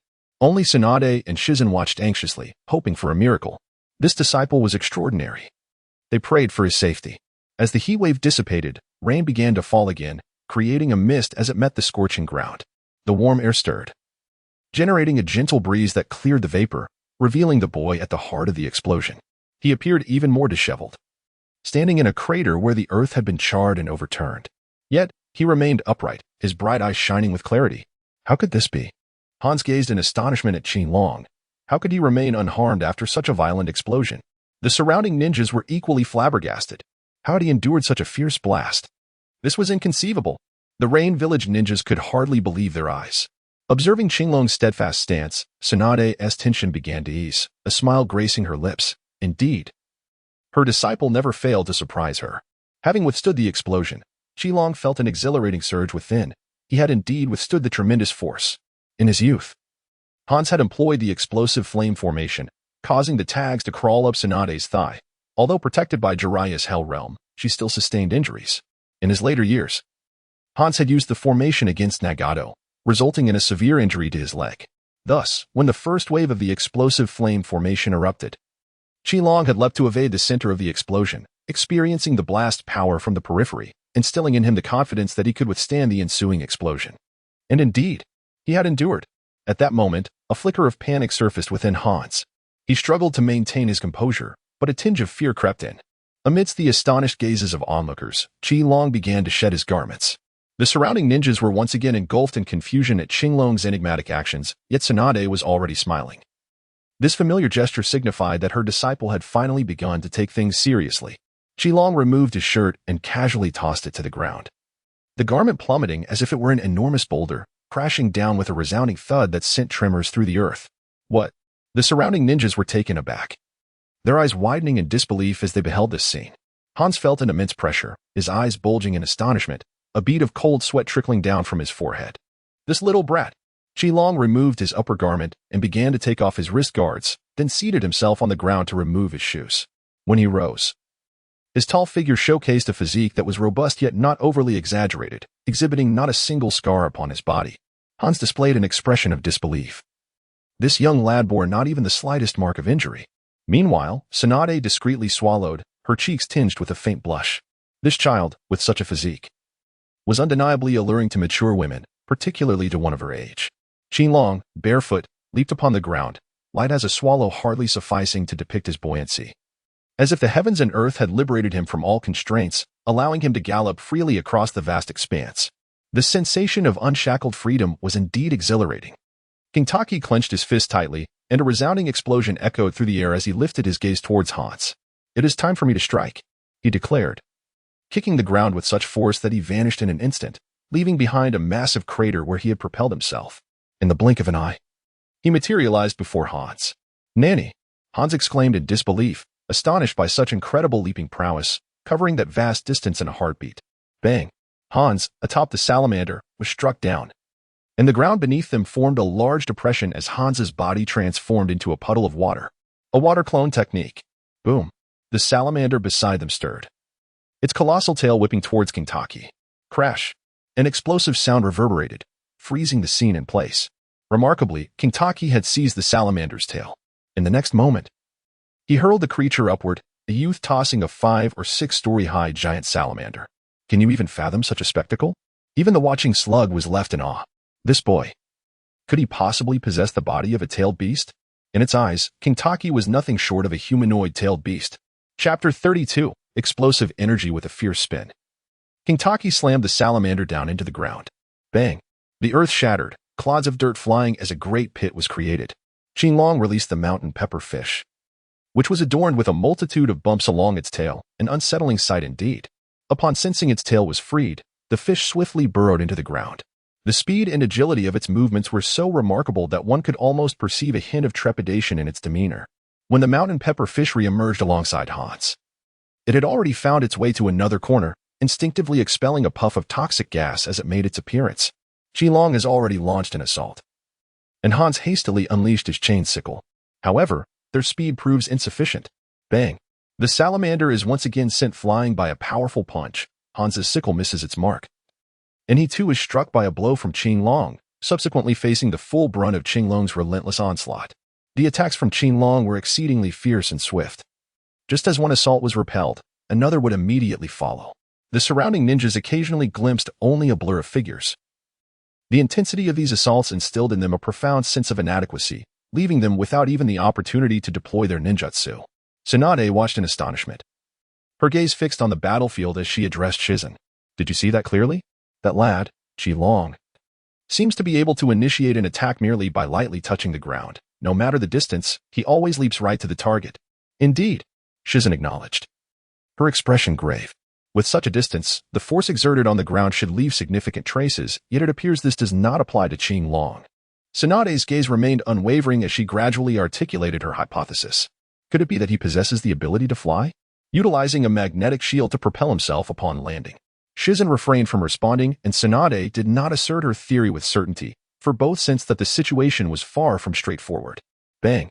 In the midst of the fray, Hanzo could no longer withstand the onslaught, vanishing with a water body flicker, while the enormous giant salamander burrowed into the earth. Had they disappeared? Qinglong stood in the pit, quietly speaking as he lifted his foot to step out. He walked towards the center and gazed around. Suddenly, the ground trembled, and a massive maw emerged from beneath his feet, lunging towards him with the intent to devour. Qinglong leaped high to evade the gaping maw of the mountain pepper fish, only to find a chain materializing to ensnare him once more.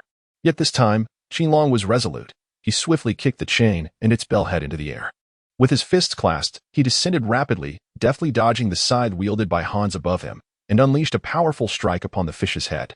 With a resounding thud, his fist drove deep into the fish's skull, embedding it into the ground. Qinglong then pushed off the fish's head, creating a blur of motion as he charged towards Hans again. In a state of alarm, Hans transformed into a puddle and vanished, while Qinglong's punch struck the earth with such force that it created a large crater. Suddenly, Hans reappeared behind Qinglong, raising his scythe for a downward strike. Sword technique, Iato slash. The blade's gleam split the earth, yet Hans was met with another of Qinglong's punches, sending him flying once again. Without pause, Qinglong pressed the attack, delivering a flurry of blows. 1 punch, 2 punches, 3 punches, 4, a relentless barrage of 10 strikes. Had it not been for Qinglong's restraint, Hans might have been obliterated. Then, Qinglong's form darted from every angle, forcing Hans into a near-futile defense as he endured countless blows in mere moments. At last, seizing an opportunity, Hans employed the water body technique, dissolving into a puddle and disappearing once more. Hans, what other techniques do you have left to unveil? Kintaki stood on the battlefield, the same person yet exuding an entirely different aura. His demeanor, though unchanged, now conveyed the essence of a prodigious youth capable of subduing Hanzo. Countless rain ninjas discreetly wiped the sweat from their brows, relieved they had refrained from confronting this young imp. Otherwise, they would have found themselves pierced by the very umbrellas they wielded. They even felt a sense of sympathy for the ninja who had been grievously injured while executing the water release, water dragon bullet technique. For if he were to witness this scene, he might very well be struck with terror. In the distance, at the periphery of the battlefield, Hanzo and the salamander reappeared, both bearing the marks of battle. The salamander lay half prostrate, gasping for breath, while Hanzo crouched beside him, supporting his wounded comrade. They were a pitiful sight, stripped of their former grandeur. This was the result of Kintaki's restraint. After all, the majority of the Hokage were rather fragile. The salamander took a deep breath, opening his gaping maw to expel a long stream of toxic gas. Soon, the noxious fumes enveloped the entire battlefield, continuing to spread, with Hanzo and the salamander at the heart of the toxicity. A raucous laugh erupted from the depths of the poison-laden air. What of your invincibility in close combat? This battlefield is now shrouded in my toxic miasma. Though I may not be able to defeat you, I, Hanzo, am invincible. Faced with such a dire situation, Tsunade furrowed her brow. During the Second Shinobi World War, it was Hanzo who had withstood the pressures from multiple nations, using this very technique to fend off a coalition of ninja armies. The salamander's poison could potentially seal off the entire battlefield. The forces of Konoha had previously suffered setbacks under this very attack. Even if one were to vanquish the rain ninjas, Hanzo alone could annihilate the mid-tier shinobi forces. How would Kintaki respond? Tsunade and Shizen gazed intently at the battlefield, hoping for a sudden and unforeseen maneuver from Kintaki. The toxic gas rapidly enveloped the entire area, as Hanzo intentionally directed the fumes towards Kintaki, ensnaring him within the dense cloud. Is that so? Emerged Kintaki's voice from within the depths of the poison. Do you truly believe this tactic can secure your victory over me? How presumptuous. What? The onlookers gasped in astonishment upon hearing King Taki's confident declaration amidst the toxic haze. Could it be that he had a hidden trump card? A thunderous roar erupted from the heart of the poisonous fog, a sound reminiscent of a dragon awakening.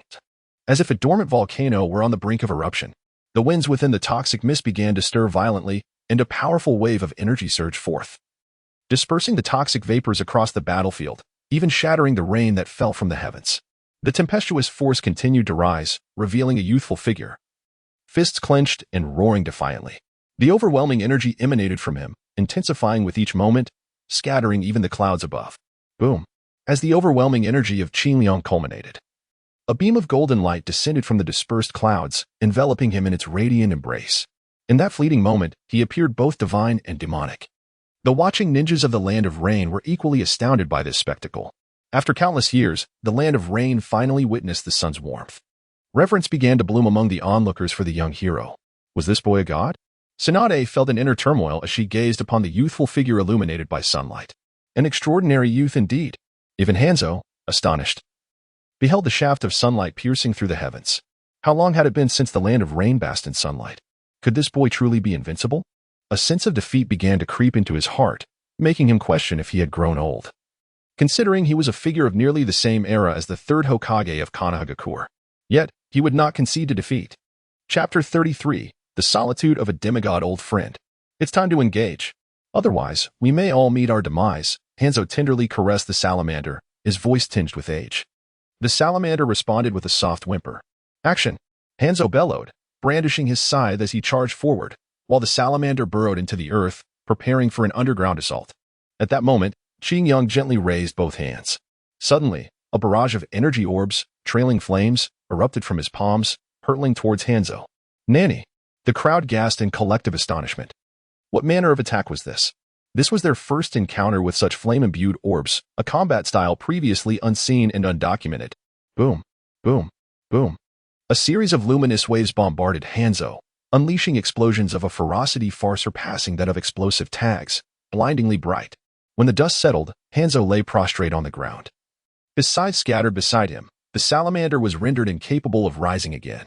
Without hesitation, Qin Liang strode forward, reaching a designated spot before leaping high into the air.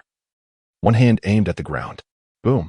A wave of energy erupted from his palm, radiating with blinding brilliance, and violently struck the earth below.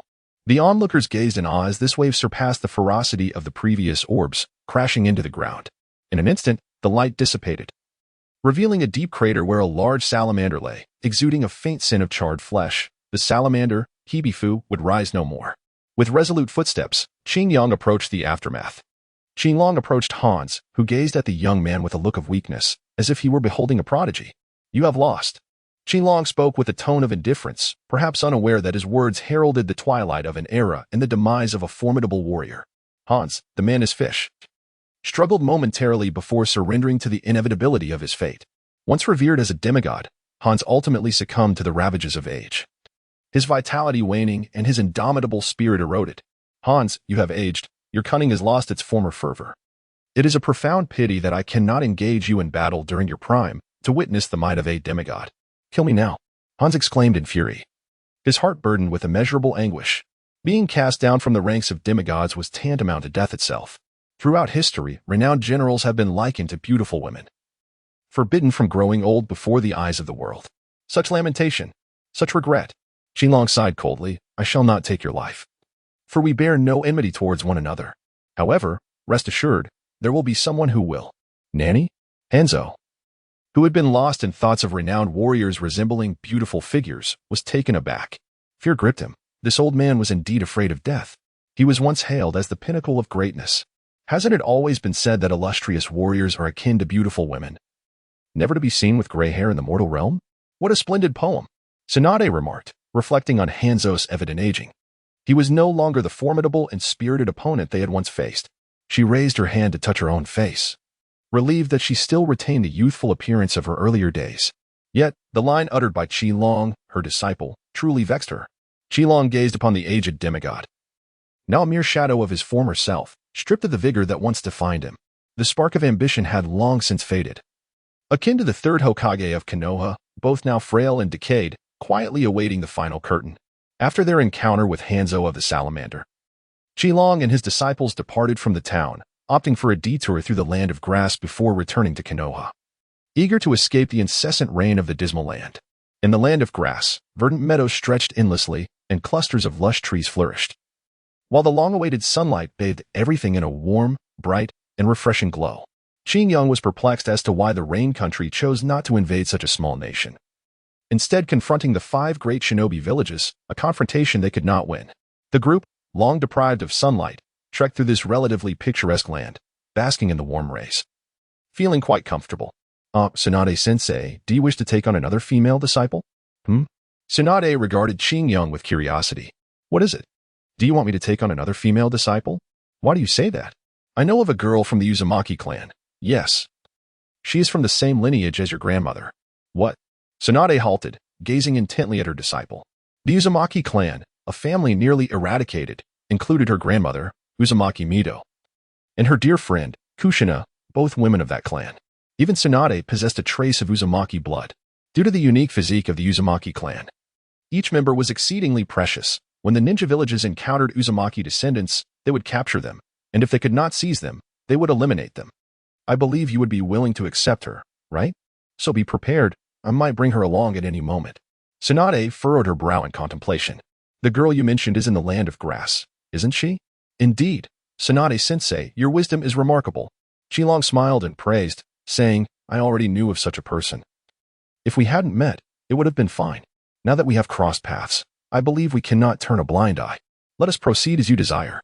Tsunade turned and continued on her journey. Since Qilong insisted on not neglecting the matter, she had no choice but to allow him to act freely. However, regarding the apprenticeship you mentioned, let us discuss it when we encounter someone. Taking on a disciple is already quite a burden. Tsunade carefully eyed Qilong and smirked, expressing that ever since she took on a disciple, she had been tirelessly traversing from Konoha to the land of birds, leaving no time even for leisurely gambling. It truly was exhausting. Shizen observed Tsunade's feigned complaints, which masked her genuine laziness, and sighed helplessly. Gradually, they arrived at a town that had yet to recover from the ravages of war. A few years prior, the Takedorai clan invaded, resulting in a fierce battle, and the area remained impoverished and desolate. As they ventured into the town center, some buildings began to show signs of improvement, adopting a hint of modernity. After enjoying a lunch and gathering information, the trio departed from the town. They found a secluded and picturesque spot, where they set up a villa. Tsunade reclined languidly on the sofa, a beer in hand, marveling, ever since we acquired this villa, I have no desire to stay in hotels anymore. Traveling with our own villa is simply delightful. Shizen's eyes crinkled into crescent moons as she agreed. Indeed, who else travels with a house like Qilong does? The two were thoroughly satisfied with this journey. As night fell, Qilong donned a nocturnal outfit as he stepped out of the villa, immediately sensing the presence of someone trailing him. Without a moment's hesitation, he surmised that it could only be Tsunade following him. Qilong pondered for a moment, then came to a halt, releasing a sigh as she spoke. Master Tsunade, your presence alongside me makes donning this nocturnal attire rather unexciting. The conspicuous gambling character emblazoned across Tsunade's back was unmistakable. Anyone who laid eyes upon it would instantly recognize her as the plump target of Konoha, leaving no room for subtlety in our endeavors. At that moment, a silhouette emerged from behind, revealing Tsunade clad in her gambling-marked cloak, who awkwardly chuckled and waved her hand. I shall conceal myself and ensure that I do not impede your progress. Qilong let out a sigh, pondering the purpose of his dark attire. Was it not to spare a few lives? If Tsunade were to be discovered in such a predicament, he might inadvertently obliterate the village of grass for the sake of convenience. Soon, the duo infiltrated the village, and Qilong relished the thrill of embodying an ancient masked figure. The village of grass was significantly smaller and economically inferior to the hidden leaf village. They swiftly arrived at a towering modern edifice, the Grass Hospital. As it was not a time of war, the patient count was low, and the lighting was rather dim. Qilong stealthily slipped inside, only to turn and see Tsunade transformed into a nurse, striding confidently into the room. Chapter 34. Karen. Qilong underestimated his prowess as a teacher. The transformation technique proved to be extraordinarily effective during his infiltration. He boldly strode into the premises, disregarding any need for concealment, and incapacitated every medical personnel he encountered.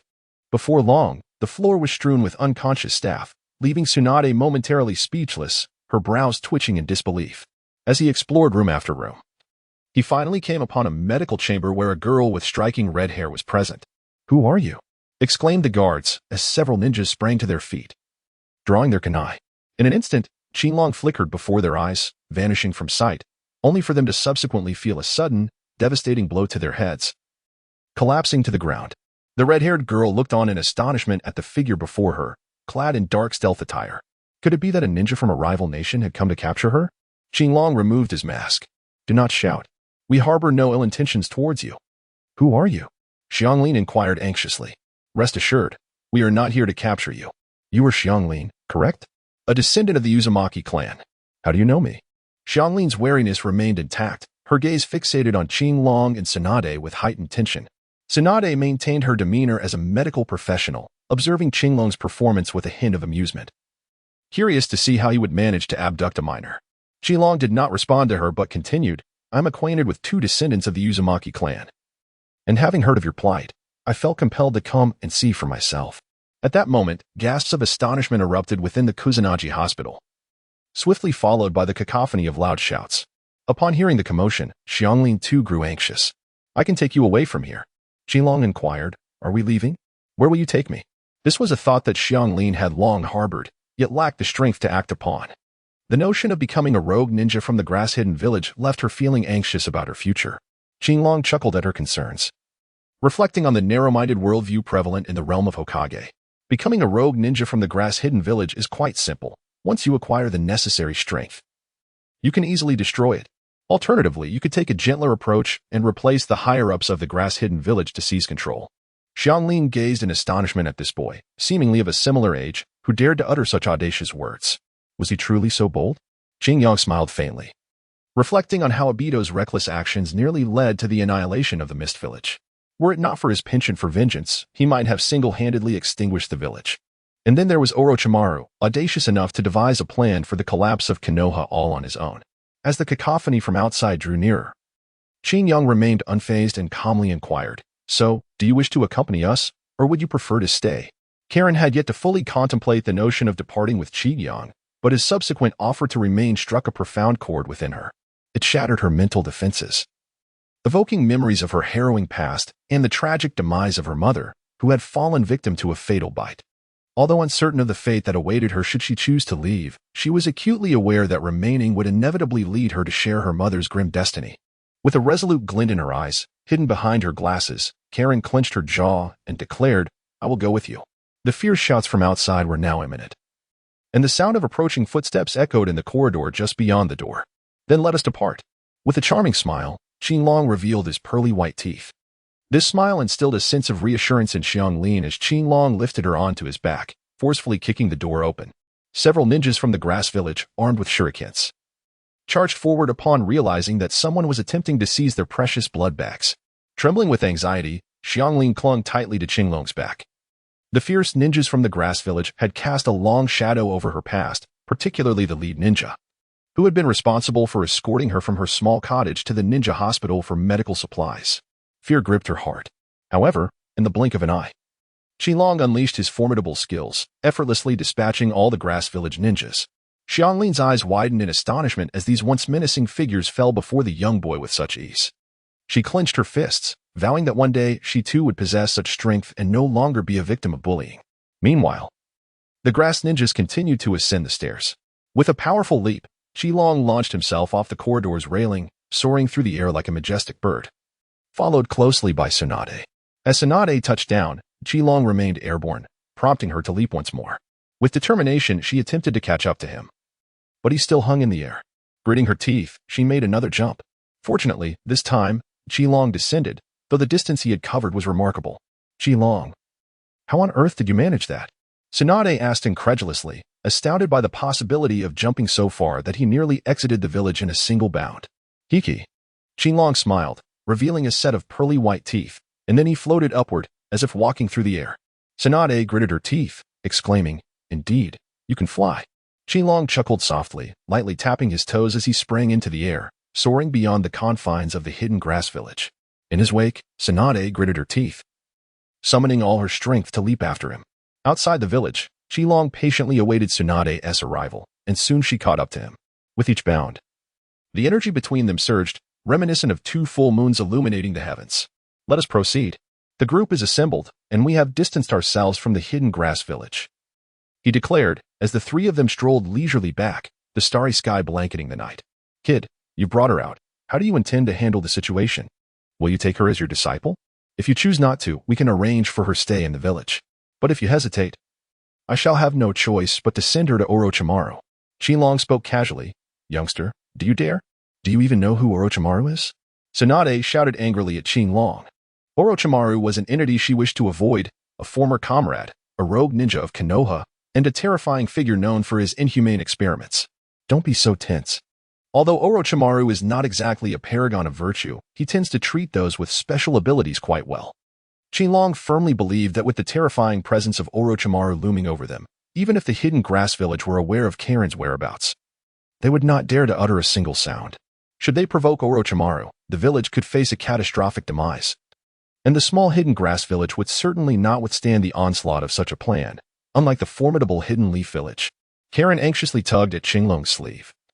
Feeling a mix of frustration at his nonchalant attitude towards her transportation and fear that he might indeed take her away only to abandon her. "Rest assured."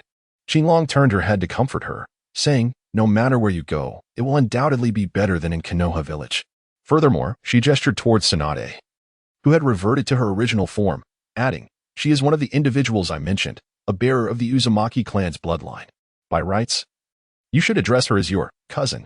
Qinglong gazed at Tsunade with a bewildered expression, pondering the generational gap between them. "Is she my grandmother-in-law?" Qinglong spoke cautiously, uncertain of how to address her or the generational gap between them. Tsunade, indeed, became irate, a furrow forming on her forehead, as if to say, "Is this brat implying that I am old?" Qinglong swiftly diverted the conversation. "In any case, she is an exceptionally formidable ninja. It would be nothing short of magnificent if you could become her disciple," Qinglong remarked while glancing at Xianglin, clearing his throat. "This child truly lacks understanding." Thus, he gently urged, "Why not hasten to show her your affections?" "Oh." Xianglin reluctantly released the hem of Qinglong's garment and cautiously approached Tsunade, momentarily at a loss as to how to proceed.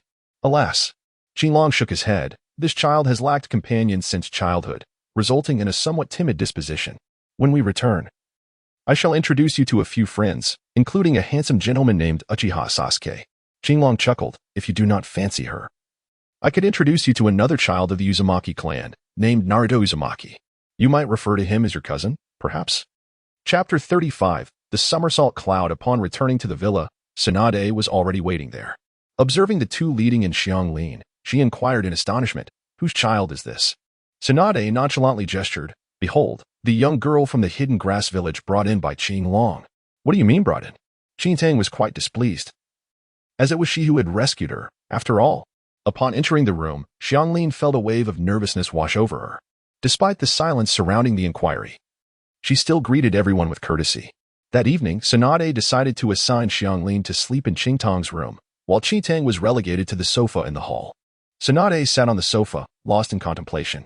"Should I take her as my disciple? This child possesses remarkable talent, making her well-suited to inherit your medical ninjutsu legacy. And her character seems commendable as well." Qingyang pondered the storyline between Xianglin and Sasuke, thinking to himself, "This child is not bad." Tsunade cast a sidelong glance at Qingyang. For he himself was but a child, yet he dared to comment on another's youth. Why not take him under your wing? Or at least keep the decision open? After all, I can foresee that your days of leisure are not far off. Taking on another disciple is still a gain, and imparting knowledge is essential.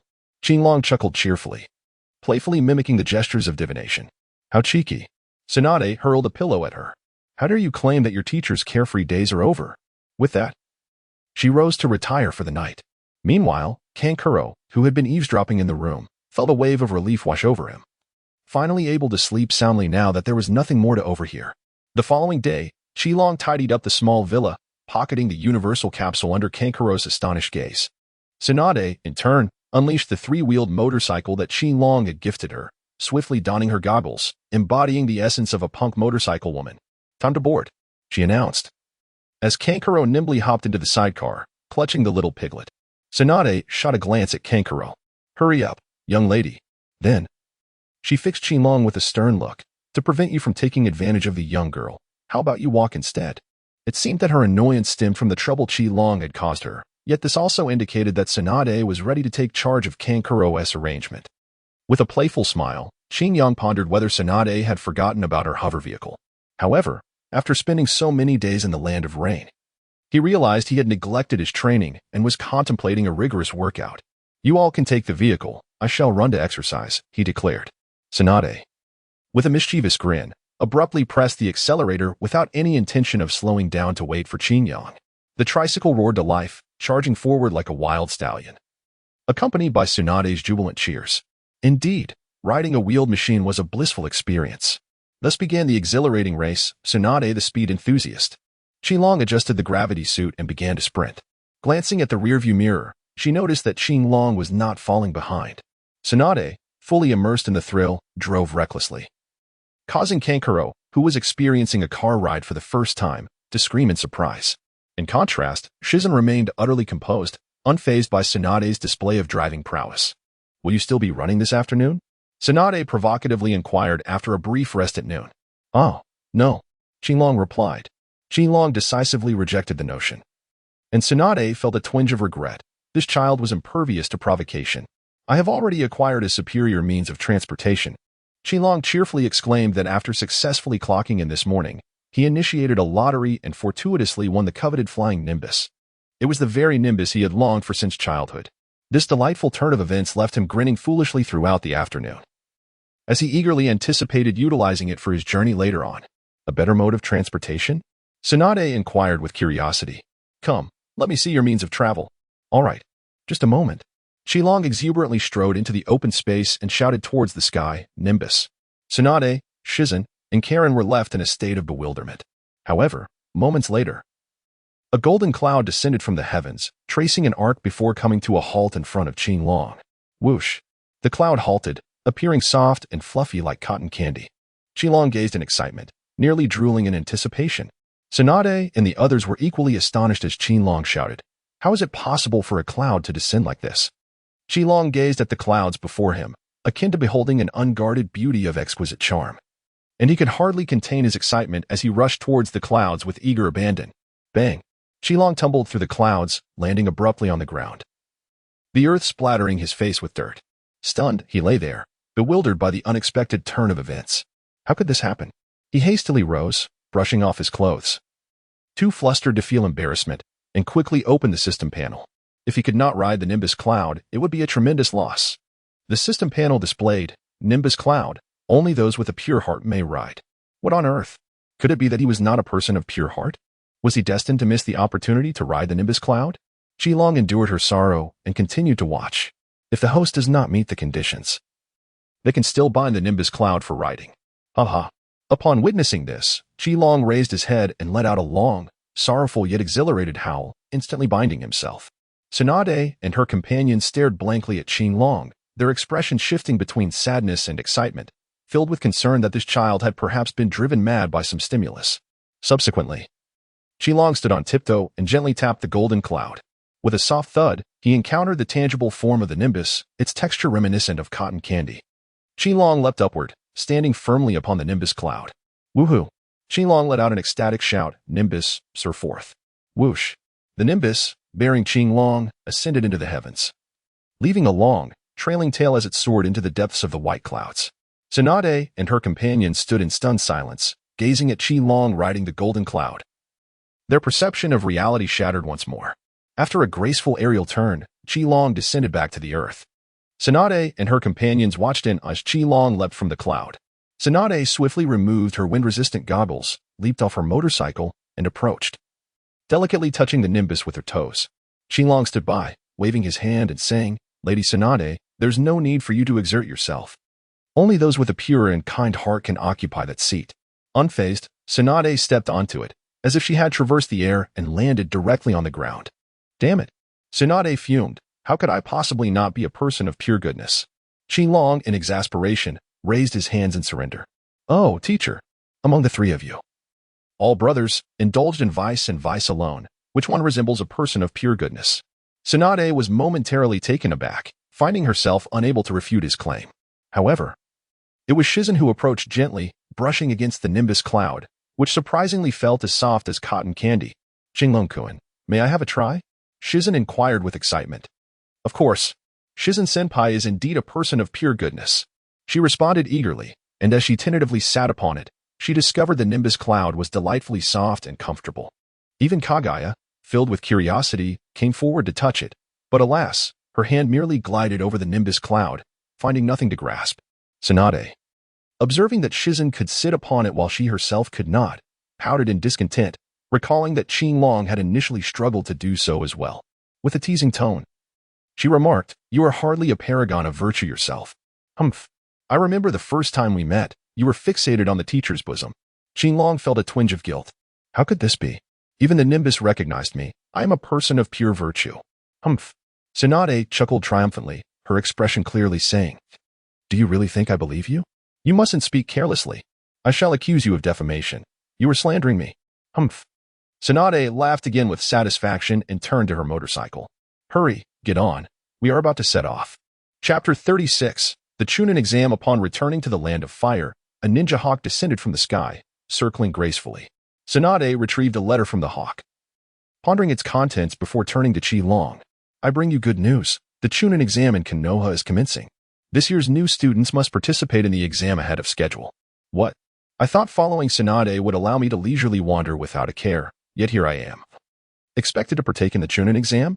I have no interest. The Chunnin are the strongest, you know. Qinglong inadvertently revealed the essence of a ninja. However, Tsunade could hardly believe it. Her frustration over Qinglong's lack of ambition erupted as she exclaimed, "How can a mere Chunnin, a novice, claim to be the strongest? You must participate. Do not tarnish your teacher's reputation. Moreover, this time, I shall not accompany you back. You must return alone and strive for excellent results." Are you not returning? Very well, Tsunade, you abandon me to pursue your own carefree path. Cough, cough. It is not as simple as that. I must remain to instruct Kankuro. Tsunade waved her hand dismissively, feigning that nothing was amiss. Qinglong wore an expression that seemed to question whether he was believed. He leaned in quietly and said, "Tsunade-sensei, allow me to share a little secret with you. Upon our return to Konoha, there may be quite a spectacle to behold." Tsunade cast him a curious glance. While her aversion to Konoha had softened, she still harbored a dislike for returning there. After all, Konoha was rife with rules and devoid of gambling establishments. The reason for his excitement was the potential return of Orochimaru and Jiraiya to Konoha, alongside the possibility of the third Hokage's demise. However, Qinglong chose to withhold this information, for he believed that revealing such speculative matters would only serve to burden Tsunade with unnecessary worries. If he mentioned events that had yet to transpire, and Tsunade ultimately decided against returning to Konoha, only for the third Hokage to pass away, she would be plagued by guilt for a lifetime. Alas, this young man found himself deeply concerned for his seemingly indifferent mentor. Tsunade had grown weary of the relentless cycle of conflict among ninjas and was equally fatigued by the intricate power struggles within Konoha's upper echelons. If she chose not to return, then so be it. Qinglong gazed into the distance, his thoughts drifting away. He had maintained a low profile for so many years, only loosening up when he teamed up with Tsunade for missions. The storyline of Naruto is unlikely to undergo significant alterations. Orochimaru and Jiraiya will surely return. The plan to bring Konoha to its knees will also unfold. Qinglong naturally refrained from voicing such sentiments. Instead, he remarked, numerous ninja villages, including Tsunagakure, Kusagakure, and Odogakure, are participating. The Chunnin exams are bound to be exhilarating. Tsunade, upon hearing this, dismissively waved her hand. What does that have to do with me? To her, engaging in ninja activities was far less thrilling than the excitement of a gambling table. You should hurry along. I'll ensure that Kankuro is properly instructed. With another wave of her hand, Tsunade signaled her dismissal. Qinglong, feeling a sense of resignation, leapt onto the nimbus and returned to Konoha. On this particular day, the gates of Konohagakure were exceptionally lively. The two gatekeepers, Kamizuki Izumi and KZ Tetsu, dutifully monitored every individual entering through the gates. Suddenly, a resounding shout echoed from above, and a young boy, burdened with a backpack, descended from the sky, crashing down with a thunderous impact just outside the gates of Konoha, creating a crater and stirring a cloud of dust. Qinglong brushed off the dust from his clothes as he dashed towards the village of Konoha, greeting the two gatekeepers on his way. In the Hidden Leaf village, Kankuro from Tsunagakure was roughly lifting the collar of Konohamaru, the grandson of the third Hokage. You bumped into me, that hurt. You little brat. Kankuro snarled, baring his teeth menacingly. Tamari rolled her eyes at the scene, urging Kankuro to cease his aggression.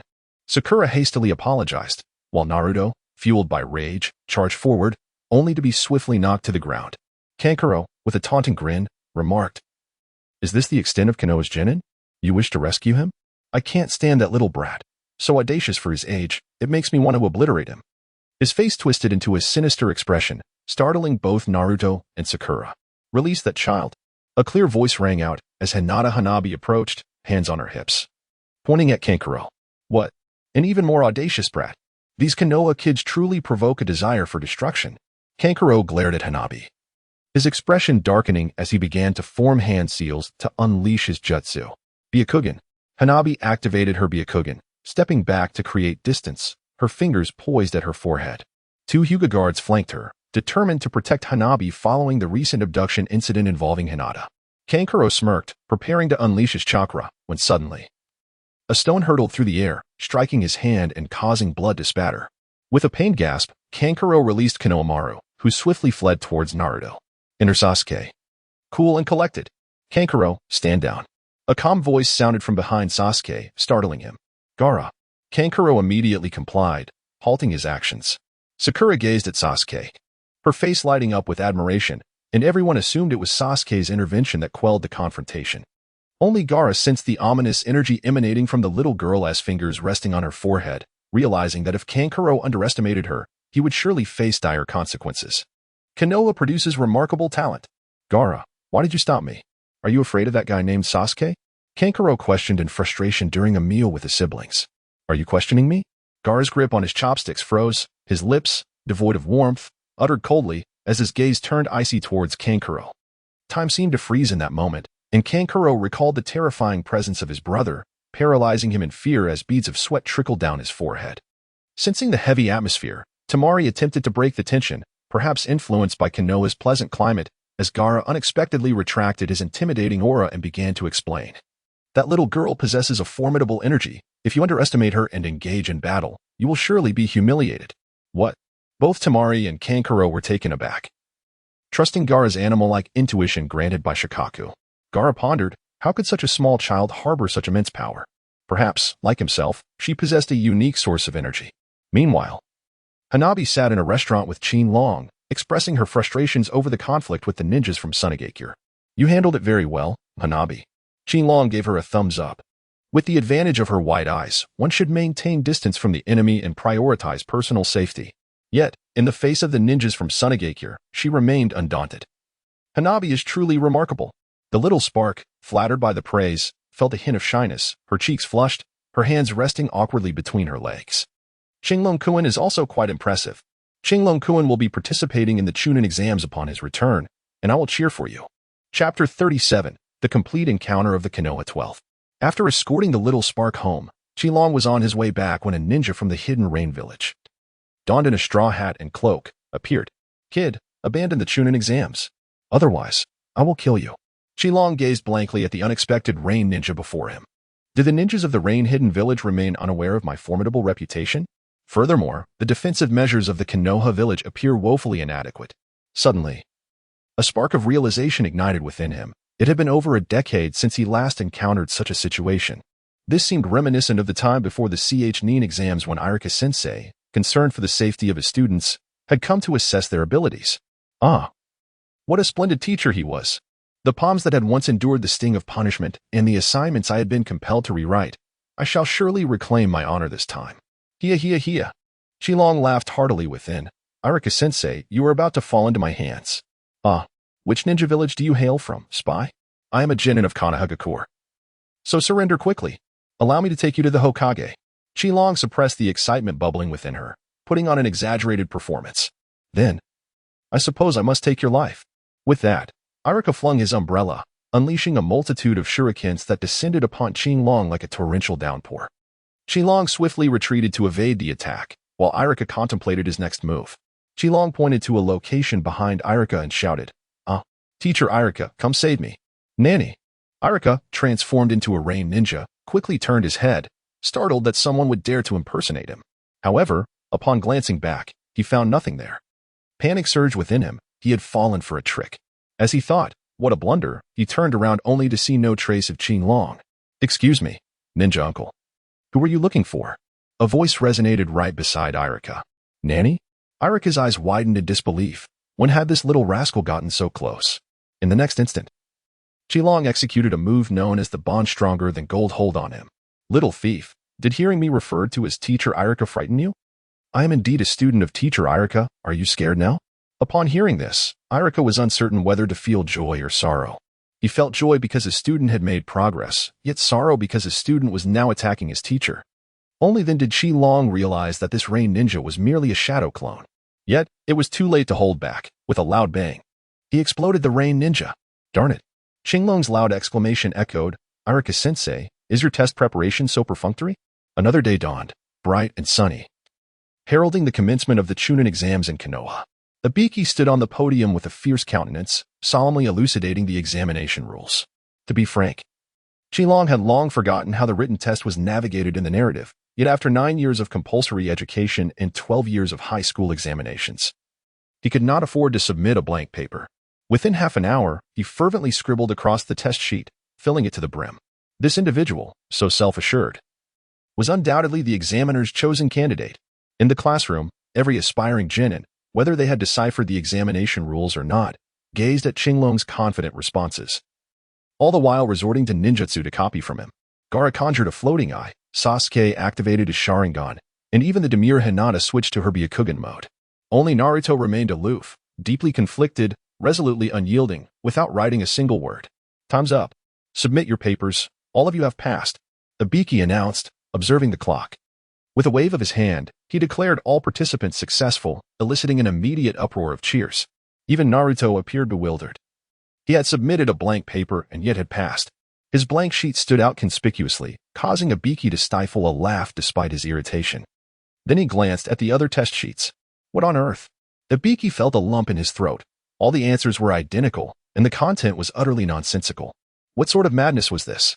Ibiki experienced a sensation akin to a top student copying from a struggling classmate, leading the entire class astray. The papers were a chaotic mess, utterly indecipherable. As he exited the classroom, Rock Lee dashed towards Qilong. Qilong-kun, it has been far too long since we last sparred. Let us celebrate our youth with a battle. Hey, you bully Sasuke, and now you are targeting Qilong? Naruto interjected, rushing to defend Qilong.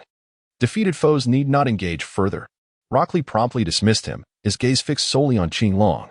Only Qilong-kun is worthy of being my opponent. Ah, Naruto exclaimed once more, retreating to a corner, engulfed in despair. It seems I remain overlooked. Qilong-kun, let us fight again.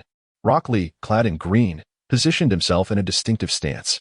Ah, my dear friend, the Chunnin exams will feature battle matches, and there will be ample opportunity to face each other then. Qingyang gently patted Lee's shoulder. Although he had engaged in numerous sparring sessions with Rock Lee in the past, he had long since lost interest in battling him. Ah, so you two are acquainted? Naruto exclaimed, pointing incredulously at Qingyang and Lee. Both Qingyang-kun and I are tenacious warriors. We have known each other for quite some time. You, a defeated foe, along with Sasuke, are no match for Qingyang-kun. Naruto felt yet another wave of discouragement wash over him. Ahaha. Please, cease your banter. Both of you are my cherished friends. Qingyang offered words of consolation, yet they evidently fell on deaf ears, for Naruto continued to vent his frustrations unabated. Ah, Qingyang. How could you associate with such a brutish friend? Sasuke, who overheard Rock Lee's remark, furrowed his brow in discontent. He had always held himself in high regard. Yet today he found himself bested by Lee, especially in light of Lee's assertion that he was no match for Qingyang. That guy. Sasuke clenched his teeth. Reflecting on his impressions of Qingyang as merely a strong individual, barely worthy of being deemed a genius. Qingyang, would you care for some chips? The trio of Shikamaru, Choji, and Ino approached, with Choji producing a bag of chips. Ah, indeed, Qingyang has also passed the exam. Ino exclaimed excitedly, only to be taken aback upon noticing Rock Lee. Your style is quite unique. Kiba, accompanied by Shino and Hinata, also made their way over. Humph. Qingyang is all alone. He breezed through this challenge without a hint of pressure. The 10th question posed no constraints for him at all. Hinata gently clarified on Qingyang's behalf. Qingyang is truly formidable. She, along with Hinabi, had trained alongside Qingyang and was well aware of his immense strength. Qingyang nodded towards her. Hinata remained as adorable as ever, her voice gentle yet still imbued with a palpable lack of confidence. Ningxi, having frequently seen Li in this vicinity, also approached, marking the first encounter of the 12 young heroes. Chapter 38. Orochimaru. At that moment, a colossal wooden board descended from the heavens, firmly embedding itself into the ground and stirring up a cloud of dust. Inscribed upon the board was, Second Examination Examiner, Mitarashi Anko. A formidable woman landed atop the board, gazing down imperiously at the lower ninjas who had successfully passed the first examination. Do not rejoice too soon. Allow me to introduce myself. I am Mitarashi Anko, the examiner for the second examination. Now, let us commence the second round. Follow me. Outside the Forest of Death, Anko surveyed the throngs of participants in the Chunnin exam. It appeared that Ibiki had been rather lenient during the first test, allowing such a multitude of ninjas to remain. Next, I intend to eliminate over half of you. Many of the lower ninjas expressed discontent. The prospect of such a harsh elimination seemed excessively severe. Naruto, upon hearing this, could not contain his complaints. What the heck? The first round was already tough enough, and now they want to eliminate more than half. As Anko elaborated on the perils of the trials within the Forest of Death, Naruto, in a display of bravado, began to wiggle provocatively below. Whoosh! A kunai shot towards him, its sharp edge leaving a gash across Naruto's face. Startled, he froze, only to find Anko appearing beside him in the next instant. She playfully draped her arm over his shoulder and, extending her long, supple tongue, licked the blood from his cheek. This act terrified Naruto, causing him to shudder and swallow hard.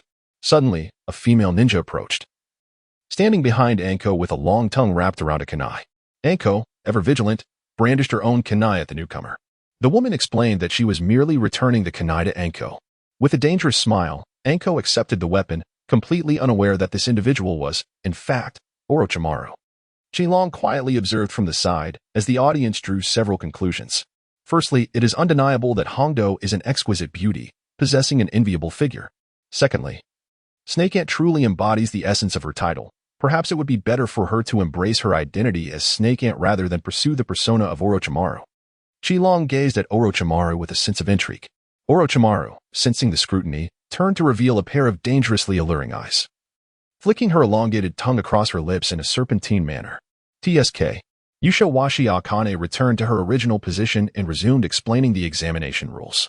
A team must seize the 3 volumes of the books of Heaven, Earth, and Humanity, and make their way to the towering structure at the heart of the Forest of Death to qualify. With the rules laid out, she declared that those wishing to withdraw should do so promptly, while those unwilling to retreat must sign the death warrant. Naruto and his companions, suppressing their initial trepidation, resolutely inscribed their names upon the grim document. Thus, the second stage of the examination commenced.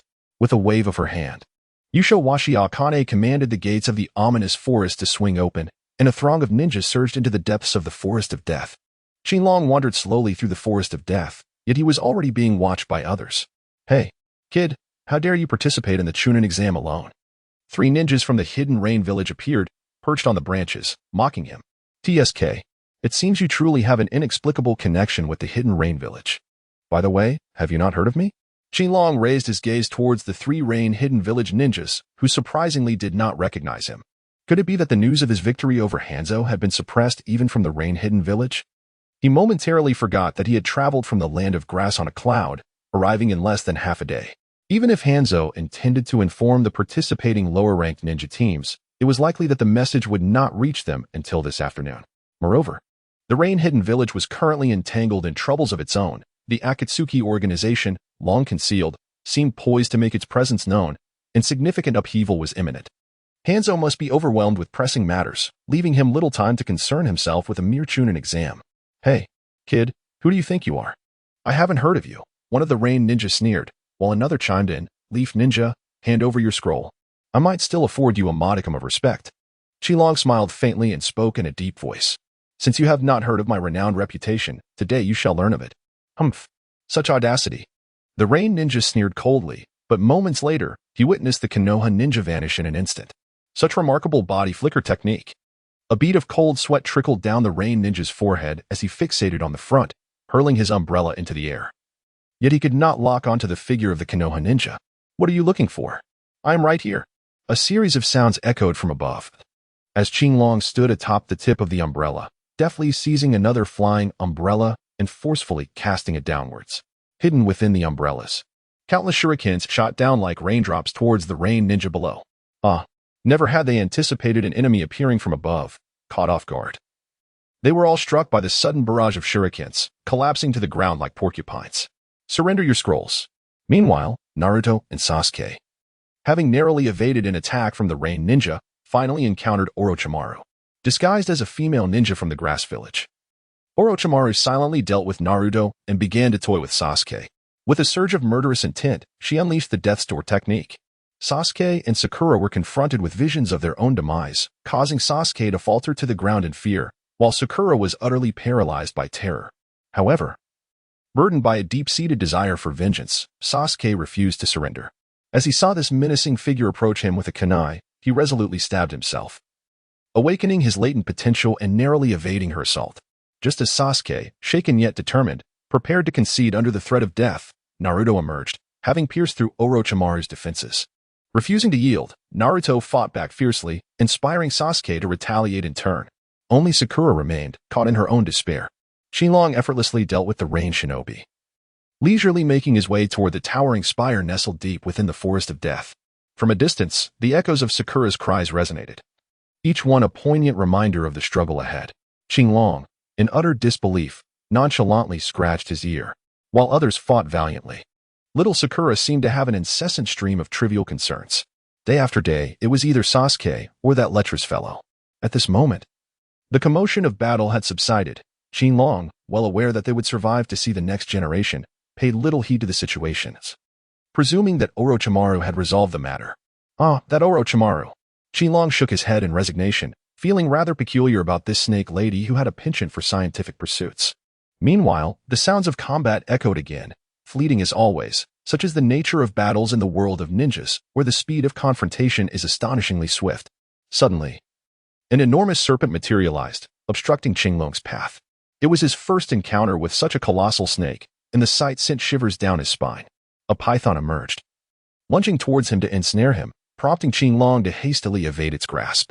From the shadows, a figure stepped forth, his arm transforming into the very python that was now retracting slowly. The newcomer was none other than the slick and slippery Orochimaru. I noticed you were watching me from the very beginning. You truly possess some remarkable skills. Orochimaru. Shenlong gazed at the approaching figure, feeling an aversion to the encounter. There was an unsettling notion that Aunt Orochimaru indulged in rather peculiar amusements, with her serpentine nature and the unsettling image of her slick tongue.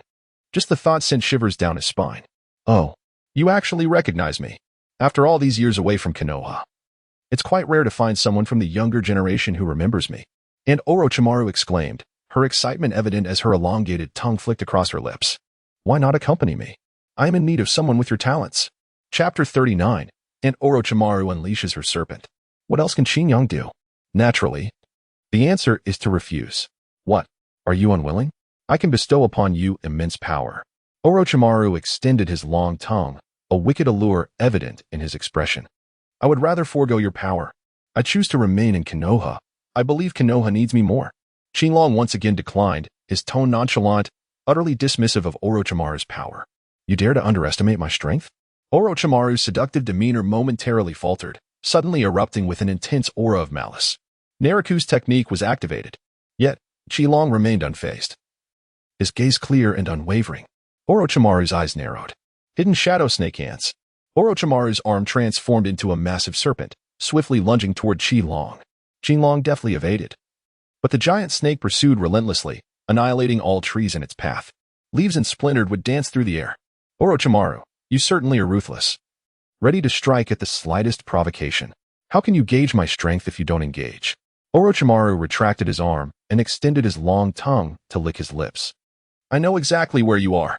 No sooner had he spoken than his tongue morphed into a great serpent, its jaws agape, revealing sharp fangs as it lunged forward. Shenlong shivered once more, goosebumps rising on his skin as he spat out live snakes, an unprecedented sight for him.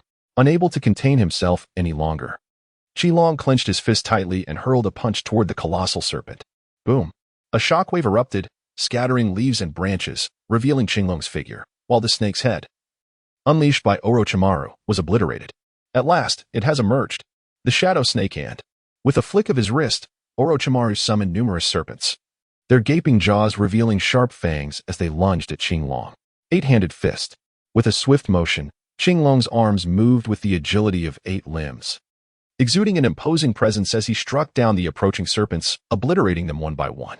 Shaking his hands, he felt the lingering sensation of capturing snakes, a feeling that left him somewhat queasy. In a flash, he lunged towards Orochimaru, the cunning adversary. Has this little rascal yet to employ his chakra? Orochimaru mused, remaining still as Qinglong unleashed a powerful punch in close quarters, meeting it with his face. Boom. The sound resonated, yet Orochimaru had underestimated the force behind Qinglong's blow. The impact left his ears ringing, and his mind momentarily dazed. The sheer strength of the punch sent Orochimaru's body careening uncontrollably through the air, crashing into several towering trees before plummeting to the ground, raising a cloud of leaves, wood shavings, and dust. At the sight of Orochimaru being sent flying, a nearby giant serpent surged upward, its colossal jaws agape, capable of swallowing an elephant whole, lunging towards Qinglong. The immense maw was a sight to behold. Even from a distance, a foul stench assailed the senses, and the outline of the serpent's throat was vividly discernible. Without a moment's hesitation, Qinglong instinctively brought his hands together, unleashing a wave of energy that surged forth. A brilliant radiance illuminated the vast expanse of the forest as a beam of light emanated from his palms, striking directly into the gaping maw of the colossal serpent. B00M. The entire serpent was reduced to ashes in an explosive flash. The residual force of the light wave carved a profound chasm through the death forest. Nearby, ninjas who were vying for the celestial scroll gaped in astonishment at the sudden emergence of this immense ravine, their faces etched with terror as they gratefully acknowledged their narrow escape. They abandoned their attempts to seize the scroll and hastily retreated. Orochimaru emerged from the ground, still tingling from the impact, recalling the moment when his face struck the earth amidst a brilliant flash, only to find his serpent had vanished. Bewildered, Orochimaru stared at the vast fissure that cleaved through the death forest, his colossal serpent nowhere to be seen. Where has my serpent gone? Such a magnificent creature. Though this serpent did not possess the formidable prowess of the legendary Thousand Serpents, it was certainly not one to be trifled with like the ones he used to toy with Naruto. The sudden disappearance of such a large entity left no trace behind. At that moment, the commotion had drawn the attention of the Konoha ninjas. Not wishing to jeopardize his plans, Orochimaru cast a glance at Qinglong before opting to retreat. As he departed, he flashed a sinister smile and remarked, "Young one, you possess remarkable potential. Our paths shall cross again." Upon hearing this, Qingtang was once again struck by a wave of goosebumps. Gazing at Orochimaru's countenance, he had never encountered someone with such an impenetrable fade. Remarkably, after being struck, he bore hardly a scratch. As Orochimaru spoke, his form gradually sank into the ground, vanishing from sight. At that moment, the Konoha ninjas, drawn by the commotion, finally arrived on the scene. What is the situation here? What could have caused such a ruckus? One of the Umbu ninjas inquired of Qingtang. Help? Just now, Orochimaru attacked me. King Taki gazed at the Umbu ninjas of Konoha, filled with immense excitement as he pointed towards the vast chasm. All of this was the result of Orochimaru's machinations. Qinglong did not lie. Indeed, it was Orochimaru who had orchestrated this. Is Orochimaru truly that formidable? An Umbu ninja gazed at the ravine, unable to suppress a gulp. Baka! Exclaimed another Umbu ninja, smacking the first on the head in exasperation. Even if it is Orochimaru, we must advance. Sacrificing ourselves for Konoha is our honor as shinobi. It is through the sacrifices of ninjas that the flame of Konoha endures. What are you afraid of? You fool. I know I was wrong. The ninja, dispelling his fear, repeatedly admitted his fault, as the two resumed their reconnaissance of the surroundings before swiftly departing. On the edge of the forest, the injured Mitarashi Anko sat upon a massive stone, tending to her wounds. Her confrontation with Orochimaru had left her severely injured, and the cursed seal had flared up once more. Suddenly, the air was pierced by the ferocious roars of giant tigers, as several enormous striped beasts emerged from the thicket, their eyes fixed on Anko, glinting with a chilling intensity. At that very moment, Anko gritted her teeth as the cursed seal on her neck flared up again, causing her to clutch her throat in agony. The scene was utterly overwhelming. A tiger approached, roaring menacingly at Anko, when suddenly, a powerful strike felled the beast. While the remaining tigers were ensnared by binding techniques, two Umbu ninjas leaped forth to assist Anko. Another deafening roar echoed as a colossal tiger emerged, propelled by a gust of wind chakra. Nani, another even more powerful tiger has arrived. The two Umbu ninjas prepared themselves with utmost caution. Qinglong heard the resounding roar of a tiger, a sound that seemed strangely familiar, and followed it. At the edge of the forest, Midashiriku Adzuki clutched her neck, while several magnificent tigers lay sprawled on the ground. Two shadow ninjas grasped the hilts of their swords tightly, cautiously observing the approaching giant tiger. With a rustle, the scene unfolded. Qinglong leaped out from the woods and stood atop a stone. Upon seeing Qinglong's appearance, the mighty tiger's eyes widened in surprise, its imposing demeanor instantly transforming into one of endearing simplicity. "Oh dear, I harbor no ill intentions. I have merely come to collect my several wives," the tiger said in a charmingly naive manner, raising its enormous paw to gesture towards the several fierce tigers restrained on the ground. Qinglong gazed at the magnificent tiger before him, recognizing it as the very one he had captured for sale. It had grown remarkably during their brief separation, now accompanied by several female tigers. These were formidable creatures. Could his companion endure such company? Two shadow ninjas escorted Hongdo away, addressing the grand tiger. "They are unharmed. You may take them." The majestic tiger licked the ground, and the released tiger shook itself free before following the grand tiger into the dense forest. "Lead me to the tower," Hongdo instructed the two shadow ninjas, but they refused. "Then please summon Lord Hokage," Hongdo replied, noticing Qinglong nearby. "Hey, you, young one. This is no spectacle for you. It's perilous here. Hurry back to your examination." Qinglong felt helpless. He still wished to accompany them to the tower's center, but it seemed a futile endeavor. He would have to navigate his way alone through the dense forest, where he found himself somewhat lost. Chapter 40. The Sound Ninja Trio's sunlight streamed through the trees, creating a Tyndall effect that rendered the forest scenery extraordinarily beautiful on this splendid morning. Sakura had brought Sasuke and Naruto into a hollowed tree and kept watch over them throughout the night. However, the trio of sound ninjas from the Sound Village, who had restrained themselves all night, now began to stir up trouble. "Huh? Did you stay awake all night just to guard them? Go wake Uchiha Sasuke.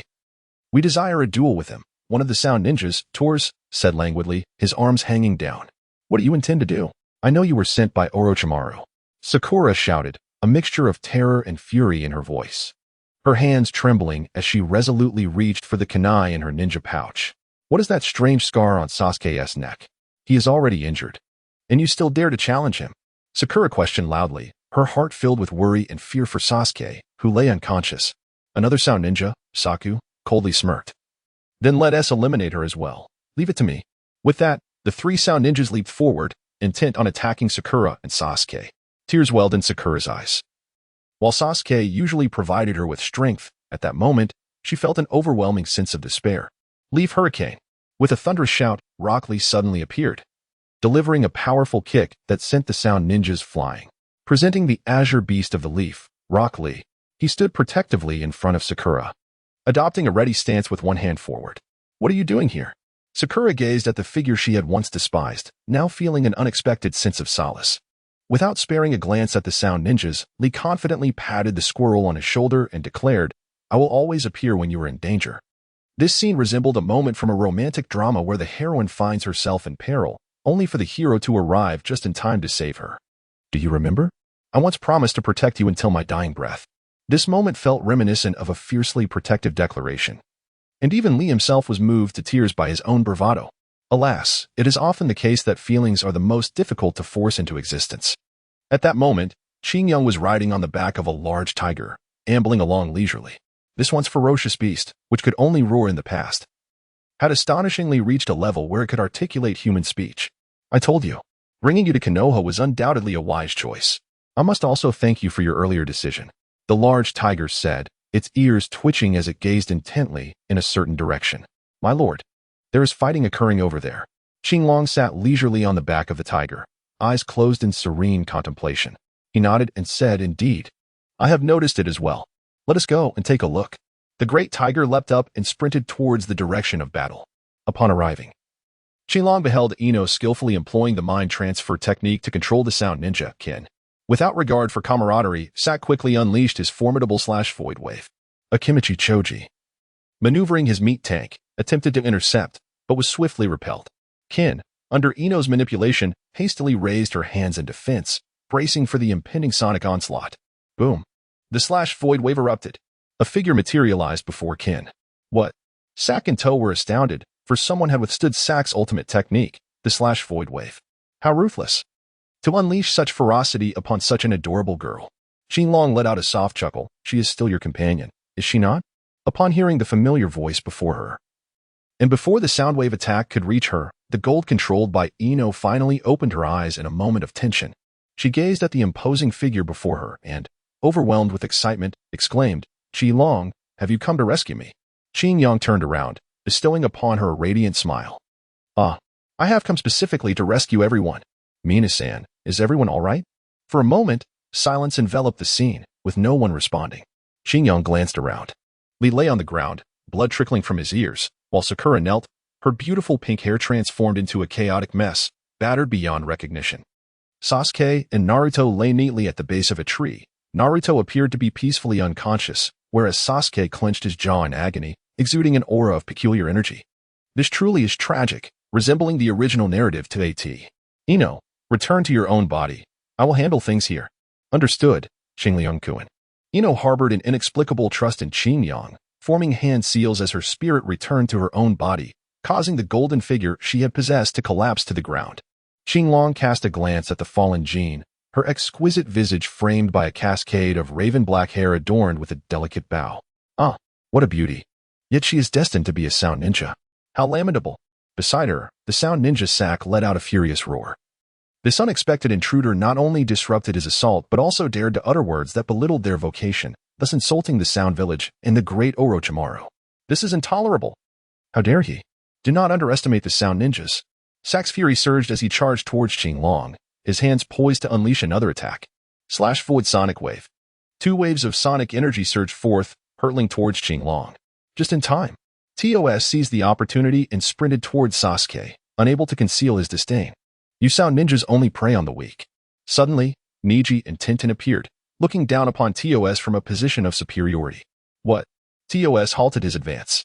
Meanwhile, a thunderous explosion echoed in the distance. With a single, powerful strike, Xilong unleashed a momentum-laden punch that shattered the sound waves of the sound ninja Sak. The explosive force of the sonic wave surged forth, propelling Sak away until he crashed against a towering tree, finally coming to a halt. Neji, your assertion is misguided. Do I appear feeble to you? Xilong raised his head to glance at Neji and the others, laughing as if they were old friends catching up at home. Completely oblivious to the perilous battlefield surrounding them. What in the world is this ninjutsu? A secret technique or a body technique? Tosa's eyes widened in astonishment. While Shikamaru and Ino turned their attention to Xilong, intrigued by this peculiar fighting style. I'm not including you in this, Neji remarked with a smirk. Showing no awareness of the battlefield's gravity, he understood that Xilong's terrifying prowess rivaled that of Li. With Xilong present, victory was assured. How ridiculous. Do you all think I can't handle this? Here you are, idly chatting away. Sak slid down from a tree, sustaining only minor injuries. For the momentum punch was not meant to inflict harm. He retrieved a kunai from his ninja tool pouch, his eyes ablaze with murderous intent. Meanwhile, Sasuke had already awakened, emanating an overwhelming and fearsome aura. Sakura, who did this to you? Sasuke rose from the ground, surveying the pitifully beaten Sakura, his voice calm yet laced with intense anger. His body was adorned with dark, flame-like markings, and his terrifying presence surged dramatically, rendering him a figure of dread, akin to a god or a demon. Sakura watched him anxiously. Sasuke's appearance was truly terrifying. Don't worry. I feel a continuous flow of power. Orochimaru, it is he who has bestowed this strength upon me. Sasuke clenched his fists, speaking with a chilling composure, having tasted the addictive power granted by Orochimaru. At this moment, under Itachi's orchestrated plan, Sasuke began to stray from his intended path. Chapter 41. You have lost the notorious names of the 3 shinobi associated with gambling and drugs were not to be taken lightly. Sasuke was starting to relish the sensation of Orochimaru's power. He craved strength, yearned to find Itachi, and sought vengeance. In this moment, he simply wished to unleash his fury and savor the might coursing through him. Tosu trembled at the sight of the terrifying Sasuke. Was this fearsome individual truly the target Orochimaru had set him upon? What kind of jest was Orochimaru playing? Sasuke erupted once more. The curse seal spreading over much of his skin, his chakra surging with renewed vigor. Sak, retreat. Tosa cried out in terror. The cursed seal-clad Sasuke was beyond their capacity to contend with, and this mission was destined for failure. Yet Sak, blinded by rage, raised his hands defiantly. What are we afraid of? Let's eliminate both of them. Leave no one behind. Void Slash. Sak bellowed, unleashing the most ferocious attack of the Void Slash. The reverberating sound waves caused discomfort to the onlookers, while while the air pressure from the attack carved a deep trench into the earth, the void slash exploding on impact.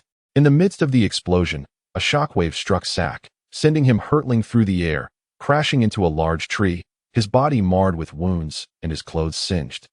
Rendered incapacitated, Sasuke, rushing towards Sak to intervene, stood in shock as he witnessed Sak being flung away. The feeling was akin to reaching a peak of bravado only to have the target vanish, akin to encountering a jarring interruption in a riveting novel. At that moment, Sasuke's discomfort was palpable. He cast a fleeting glance at Qinglong, silently chastising him for his arrogance. In his heart, he longed to engage Qinglong in a fierce battle, recalling Li's words that Qinglong was an even more formidable opponent. However, this was not the time. There was still one adversary left to confront. He turned his gaze toward the trembling Tosu, a cruel smile gracing his lips. Now let us have a little fun. With that, Sasuke charged forward, forming hand seals. Fire release, Phoenix fire technique.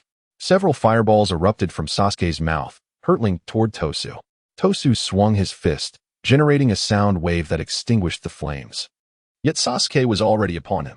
Tosu unleashed a sonic attack with his modified arm, the sound waves expanding outward like a sphere, causing Sasuke's form to vanish from sight. What? Tosu's pupils contracted, desperately searching for Sasuke's whereabouts.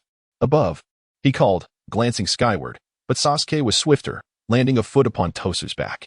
As Tosu prepared to launch another sonic attack, Sasuke seized his arms, twisting them mercilessly behind his back. I concede. Tosu gasped in pain. His face contorted in agony as he hastily admitted defeat.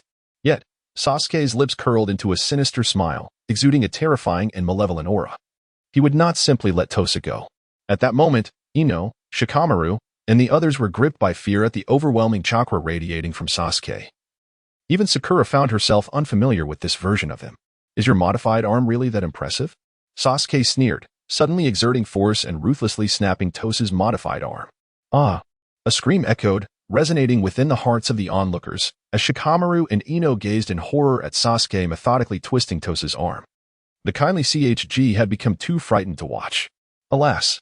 It seemed someone's arm must indeed be severed. Xingyang sighed, recognizing the cruelty of the scene unfolding before the eyes of inexperienced youth. Meanwhile, Hinata, Inuzuka Kiba, and Shino bore witness to an even grimmer spectacle. Gaara of the Sand, enveloping a rain ninja in sand, wielded his umbrella with one hand and executed a merciless technique, the sand burial, obliterating the rain ninja. A terrifying rain of blood mixed with sand began to fall from the sky. The trio of Inuzuka Kiba, Hinata, and Shino, paralyzed with fear, fled in terror. While Akamaru trembled in Kiba's embrace, too frightened to emerge. It was only after Gaara's departure that they collapsed onto the ground, gasping for breath. The journey of a ninja is marked by suffering. Only through enduring such trials can they evolve. A sack of rice must endure the weight of several floors. These young leaf ninja were witnessing, for the first time, the brutality of the ninja world. Torres screamed as Sasuke kicked him aside. His arm broken and trembling on the ground, too afraid to utter a sound lest he provoke Sasuke's wrath further. Yet, one might argue that Torres should be grateful to Sasuke. In this state, he might refrain from recklessly challenging Gaara to his own demise. Perhaps in this way, Torres could ascend to legendary status. TCH. Not a single capable opponent in sight. Sasuke scoffed, his gaze shifting to Xingyang. In an instant, he dispatched the sound ninja. And with the psychological scars left by Orochimaru still fresh, he felt invigorated once more. Xingyang, I have long wished to duel with you. The moment is ripe for such a contest. However, now is not the time. We must hasten to complete the Chunnin exams. Xingyang shook her head in refusal, while Shikamaru and the others beside her offered their counsel. Indeed, the examination is of utmost importance at this moment. Our primary objective is to reach the central tower. Sakura gazed anxiously at Sasuke, who emanated a ferocious aura that seemed foreign to him. Sasuke, please, I implore you to cease. Your current state is unsettling. The words tumbled out in a rush. Sasuke fixed his gaze intently on Xingyang, a person he had long deemed inconsequential, someone who could not even perform ninjutsu, yet somehow possessed greater strength than the formidable Rock Lee who had once bested him. How outrageous! How could he, Sasuke, ever submit to anyone? Are you too afraid? Rock Lee claimed you were in existence even stronger than he. It appears your reputation does not align with reality. Sasuke grinned, a mad laughter beginning to take shape within him. Xingyang, feeling helpless, said, All right, I shall engage you with a single move, and let that determine the victor. Very well. Sasuke replied with a smile. Are you ready? I will give it my all. With a cold snort, Sasuke activated his Crimson Sharingan. The double tomo swirling rapidly as he charged forward. Qinglong assumed a stance, awaiting Sasuke's advance. As Sasuke drew near, he let out a thunderous shout, Solar Fist. A blinding radiance erupted, resembling an extraordinarily brilliant sun exploding from the ground. The onlookers, witnessing the clash between the two, instinctively shielded their eyes in astonishment, feeling the sharp sting as if their vision had been momentarily obliterated by the brilliance. Sasuke, positioned perilously close, was likewise blinded by the light, clutching his Sharingan in agony. Meanwhile, TOS, lying face down on the ground, seized the opportunity to scramble to his feet, grasping the nearest sack in an attempt to flee. Hey, TOS. Qinglong called out to him, and TOS froze in sheer terror, his body rigid and unwilling to move. All he could hear was Qinglong's words, if you wish to survive, keep your distance from Orochimaru. TOS released a sigh of relief. It seemed this ninja was inclined to let him go. He turned to place his scroll on the ground, casting a glance at his broken arm, and helplessly remarked, You are so powerful, I implore you to take care of Jin. With that, he glanced at the fallen Jin and swiftly departed, for the image of Sasuke, who had so brutally snapped his arm, was far too frightening for him to linger any longer. Qinglong watched as Toshi departed, lightly punching Sasuke's shoulder. You have lost. Chapter 42, The Shift in the Hidden Rain Village. How unfortunate. After putting on a brave front, Sasuke believed he had succeeded, only to immediately stumble and fall hard. After a while, the spectator's vision gradually returned, and Shikamaru and the others were left in astonishment. That solar fist technique was truly terrifying, capable of rendering one's vision useless in an instant, leaving them vulnerable to manipulation. Sasuke gazed at Qinglong, the cursed mark on his body flaring up once more, showing signs of expansion. He could not accept such a simple defeat at the hands of another. Qinglong furrowed his brows, yet spoke with kindness. Sasuke, it's time to stop. The cursed seal will erode your body, ultimately leading you to lose your sense of self and become a ruthless, emotional beast. I refuse to back down. I want to fight again. Sasuke shouted defiantly, while Sakura, in a reckless display of devotion, threw herself around him, pleading for him to cease. Her voice, choked with tears, echoed with heartfelt desperation, her face drenched in sorrow. Regardless of any criticisms directed at her, Sakura's genuine affection for Sasuke was undeniable. As he heard her cries, Sasuke gradually regained his composure. The cursed marks that had spread across his body receded, and in his newfound clarity, he stared at his hands, astonished at the brutal act of having twisted Toshi's arm mercilessly. Despite the turmoil within him, Sasuke still possessed an innate kindness. He could scarcely believe he was capable of such cruelty. Thus, he began to accept Qinglong's words. The overuse of the cursed seal could indeed transform one into a mindless beast. Meanwhile, Shikamaru had already roused Naruto with a hefty stick. And despite the lump on his head, Naruto bounced around with vibrant energy. Qinglong found himself at a loss regarding such a friend. What could Hinata possibly see in this fool? Could it truly be due to the rumors that Hinata possesses the Byakugan, enabling her to perceive details invisible to others? Did he truly fall short of Naruto? This revelation nearly shattered Qinglong's unwavering confidence. Naruto, Sasuke, and Shikamaru took a brief respite before once again dispersing to seize the scroll. While Qinglong waved them off, left alone to gaze at the still form of the sound ninja, Jin, who lay dazed on the ground. Since Orochimaru had sought trouble with him, he too desired to stir some trouble for Orochimaru, hence he cautioned TOS to steer clear of him. However, it seemed his warning bore little fruit, as many of Orochimaru's brainwashed loyal followers remained. A mere handful would hardly impact his performance of the reanimation jutsu. Indeed, the trio of sound ninjas were merely offerings for Orochimaru's dark ritual. Jin regained consciousness and, upon seeing the youth before her, instinctively sprang back to create distance. Who are you? Where are TOS and Sak? And the Leaf Village ninja Sasuke? Having been overtaken by Ino during a fierce battle, Jin lost her consciousness and was oblivious to the subsequent events. They have departed. TOS has left as well. They abandoned you, leaving me to attend to you. Ironically, the very Sasuke from the Leaf Village whom you wished to eliminate was willing to spare your life. And that child of the Nine Tails even insisted I take good care of you. How is that possible? Jin exclaimed furiously. How could they abandon me and leave? And aren't you Leaf Ninjas too benevolent? As you can see, did I not release you? Qinglong replied nonchalantly. And are you not aware of the true nature of your companions? As Jin regarded Qinglong's indifferent demeanor, she began to believe him. She was acutely aware of her comrades. TOS was acceptable, but that Sak was indeed a cold-blooded entity. Qinglong patted his backside and stood up. The matter had been settled, and he was prepared to head towards the central tower. Ah, you are awake just in time. I was initially considering finding a stick to rouse you, but that task is now unnecessary. You may go now, but remember, if you wish to survive, keep your distance from Orochimaru. Humph. Jean snorted coldly and leaped away into the distance. Off you go. Qinglong gently caressed the great tiger before leaping onto its back. The majestic creature ambled towards the central tower, carrying Qinglong with ease. This forest was enveloped in a wood-release barrier created by Hashirama, resulting in the lushness of the trees and the presence of numerous fierce beasts and venomous serpents. However, with the great tiger around, such disturbances were significantly diminished. Suddenly, a scream pierced the air. Jean emerged from the thicket, looking quite disheveled, and rushed over upon spotting Qinglong. There is a great deal of blood ahead, Qinglong remarked, intrigued. Qinglong rode on the back of a tiger to behold a scene where the forest opened up to a clearing, saturated with blood and sand. An acrid scent of iron pervading the air. Sand waterfall, I love Gaara. Qinglong silently turned away from the scene of carnage, finding it utterly incomprehensible. This AI Luo was exceedingly ruthless. With a displeased glare at Jean, he declared, in the future, do not summon me to witness such horrors. Jean, feeling somewhat embarrassed, for she too was merely a young girl, had been frightened by the spectacle. Subsequently, she chose to follow closely behind Qinglong, fearing that traversing the path alone might expose her to ambush from other village ninjas. I thought you ninjas danced upon the edge of blades. Why then? Are you so fearful of death? Qinglong cast a disdainful glance at Jean, who awkwardly chuckled in response. Though we ninjas fear not death, it is prudent to avoid battles whenever possible.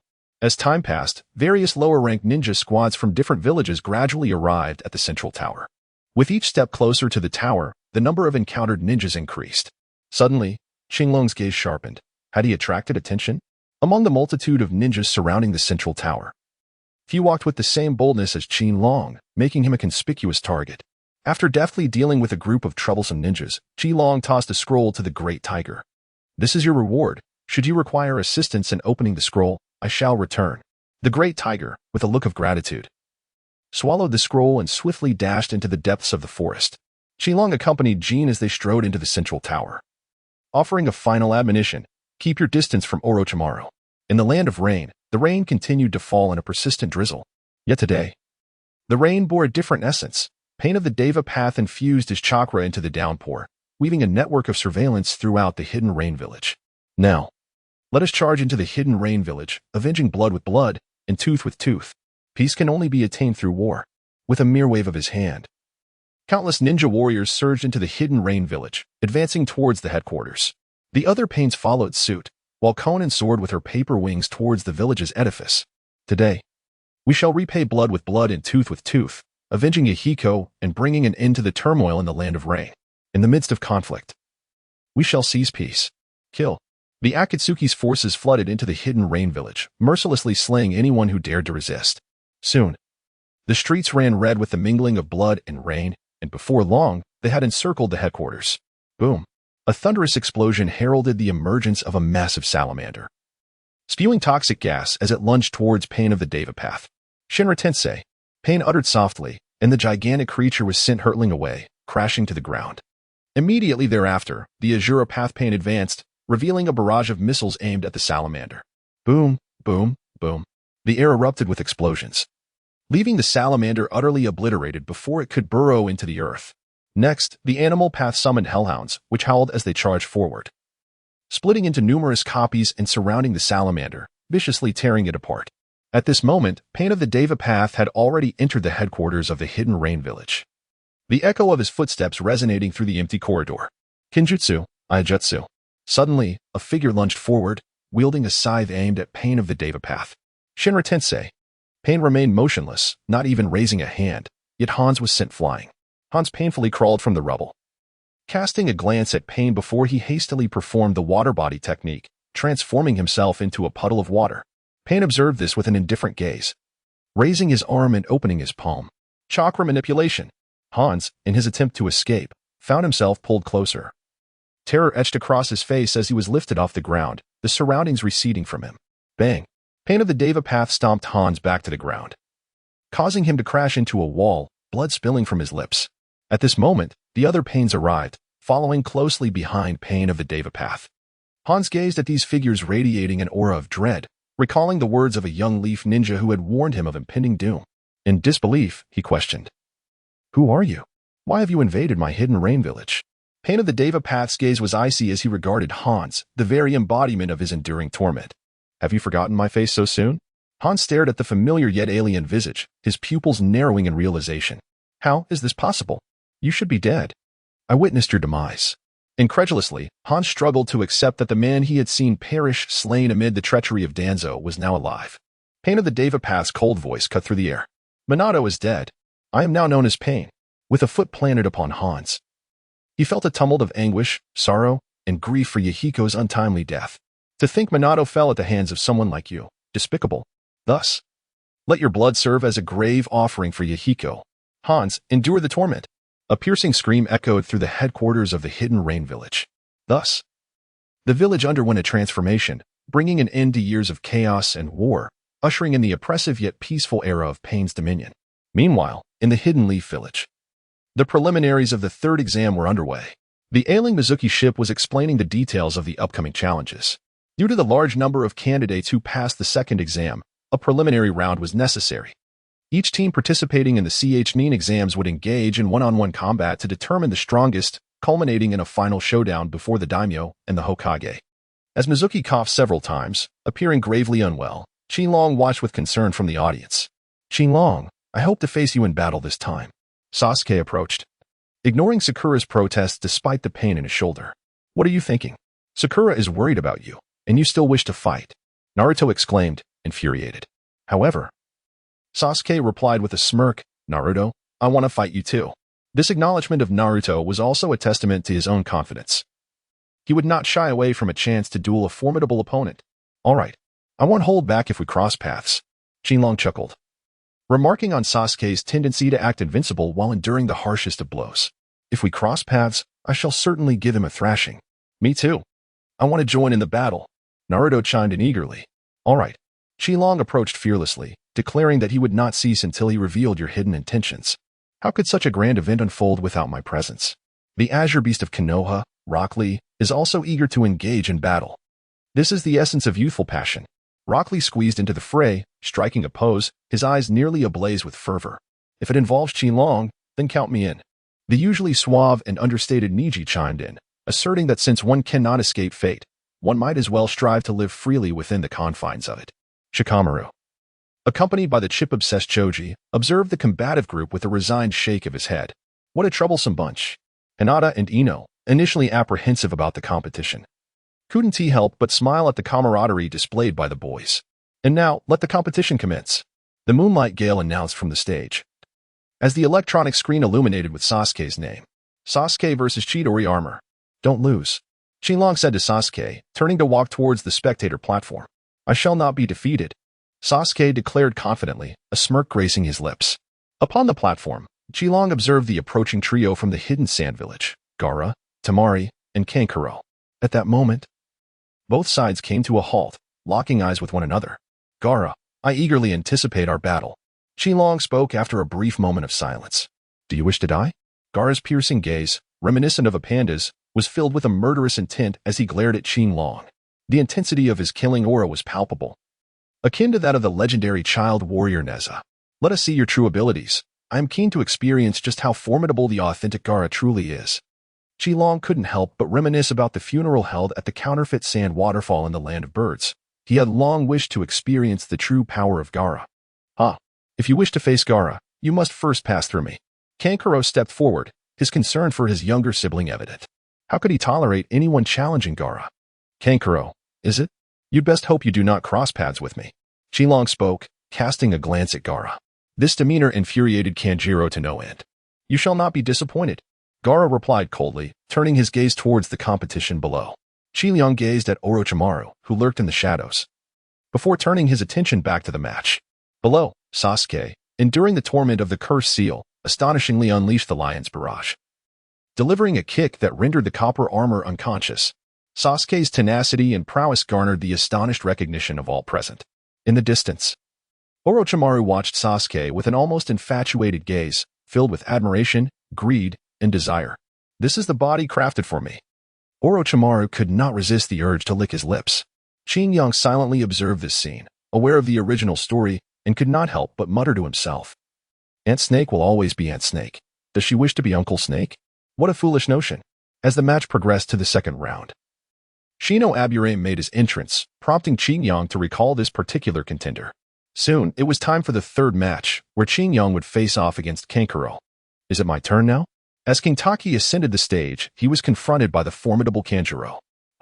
It seems fate has led me to you, little brat of Konoha. Your words regarding Gaara shall earn you no mercy from me. With a sneer, he continued, do you recall the defenseless girl you tormented upon your arrival in Konoha?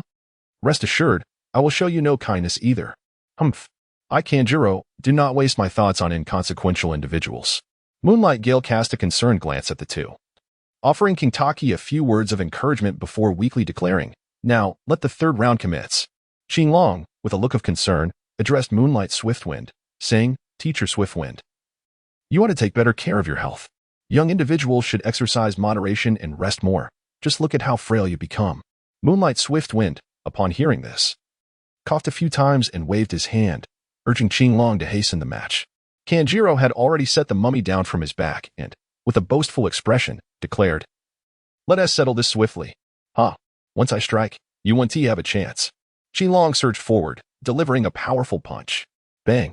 Kanjuro struggled to raise his hand in defense, astonished by the strength of his opponent. A smile soon graced his face at such a close range. Did Qin Long truly believe he could evade his cunning crow? Sands cascaded from his form as Kanjuro swiftly transformed into a marionette. 8 wooden arms sprang forth from the puppet, reaching out to embrace Qin Long, while a gaping mouth revealed a firing tube, aimed squarely at Qin Long's head. A ninja from the hidden leaf, you were destined to lose. The puppet cackled maniacally. A punch of inches. With a resounding shout, Chi Tang unleashed a flurry of strikes with his hands, elbows, knees, and legs, instantly shattering the puppet. Just as the onlookers were left astonished by Kanjuro's bizarre yet formidable ninjutsu, they witnessed in an instant as Kanjuro's puppet was dismantled under Qin Tang's relentless assault. Qin Long simultaneously cast his gaze upon the mummy lying on the ground. The figure of Kanjuro, masquerading as a mummy, could no longer remain still. He untied himself and sprang up, commanding the scattered puppet components to charge towards Qin Long. With a wave of his hand, a terrifying puppet head surged forth, its mouth agape, revealing a shooting tube from which a barrage of poison needles was unleashed. Qin Long dashed forward, evading the venomous needles, and delivered a powerful punch that shattered the puppet's head. Kanjuro struggled to manipulate the scattered components of the puppet, barely managing to reassemble them into a fragmented form, which once again lunged at Qin Long. However, as it drew near, Qin Long smashed the puppet into oblivion with a single blow, leaving nothing but remnants. The spectators were left in astonishment, while Kanjuro's eyes widened in disbelief, unable to fathom that his meticulously crafted creation had been obliterated so effortlessly. In the next moment, Qin Long surged forward, seizing Kanjuro and hurling him aloft, executing an enhanced version of the lion's roar technique, propelling him from the ground into the sky, only to deliver a decisive kick downward. Boom! A cloud of dust erupted. Kanjuro lay agonizingly on the ground, unable to rise again.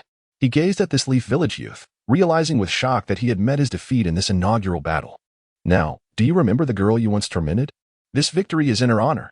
Qin Yang, without turning back, remarked that Kanjuro lay on the ground, perhaps regretting for the first time his bullying of a small child.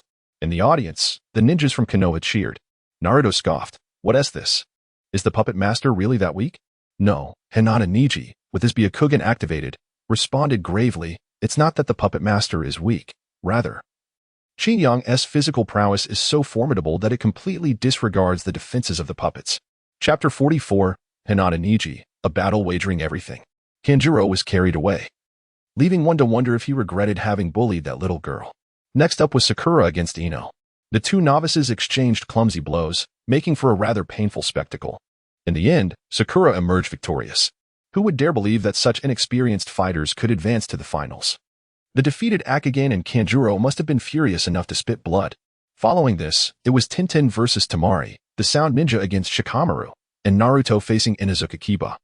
Each battle more intense than the last. Naruto's thrilling clash with Kiba completely transformed public perception of this previously underestimated contender. Then came Hinata facing Niji. Qin Yang attentively observed the two contenders in the arena. One was the previous champion, Hinata's cousin, and the other was the elder sister of Little Spark. who had trained alongside Little Fire under Qingliang's guidance for a time. The two assumed their stances on the stage, with Hinata exhibiting signs of anxiety, even fear. In the stands, the audience buzzed with lively discussions, fully aware of the long-standing tensions between the Hyuga clan and its branch family. Before the bout commenced, Ningxi offered a piece of unsolicited advice to Miss Hinata. Withdraw. You are ill-suited to be a ninja. He hoped his words would persuade her to forfeit. However, Ningxi's verbal prowess paled in comparison to Naruto's. With a wave of encouragement from Naruto, Hinata found her composure and summoned her courage. Gazing at her once revered cousin, Hinata clenched her teeth, activated her Byakugan, and assumed the gentle fist stance. In an instant, the two engaged in combat, exchanging blows with the gentle fist technique. Despite Ningxi being older and the reigning champion, Hinata surprisingly held her ground, even gaining the upper hand. Yet, her compassion proved to be her downfall. The force of the gentle fist was overwhelming, and ultimately, she could not bring herself to strike decisively. Ningxi landed a blow, causing her to cough up blood. The audience was rife with concern for Hinata, and even Qingliang found himself sweating in anxiety for her. Was the strength of the main family truly only of this caliber? Ningxi began his verbal onslaught once more, ready to commence his impromptu lesson. Qingliang could no longer bear to watch and spoke up. Niji, Hinata has already held back. Yet you continue to say such things. This is excessive. Hinata, utilize the turtle immortal style. As long as you don't kill your cousin on the spot, I will ensure his recovery, for my mentor is Tsunade. Hinata's eyes brightened with a glimmer of hope amidst her pain and helplessness, and she swiftly executed the body flicker technique to create distance between them. The turtle immortal style? Niji began to take this seriously, although unfamiliar with the technique. He was well aware of Qingliang's prowess. Turtle immortal style? I've never heard of it. Could it possibly surpass the Hyuga style of Konoha? Many present were hearing of the turtle immortal style for the first time and turned their attention to the arena. Hinata once more assumed a starting posture, distinct from the Hyuga family's stance, instead embodying the form of the turtle immortal style. Then let me see if your turtle immortal style truly possesses great power. Niji positioned himself for a gentle fist technique. 8 trigrams 64 palms. What? This gesture is the 8 trigrams 64 palms of the Hyuga clan. This guy is attacking with such ferocity even when Hinata is injured.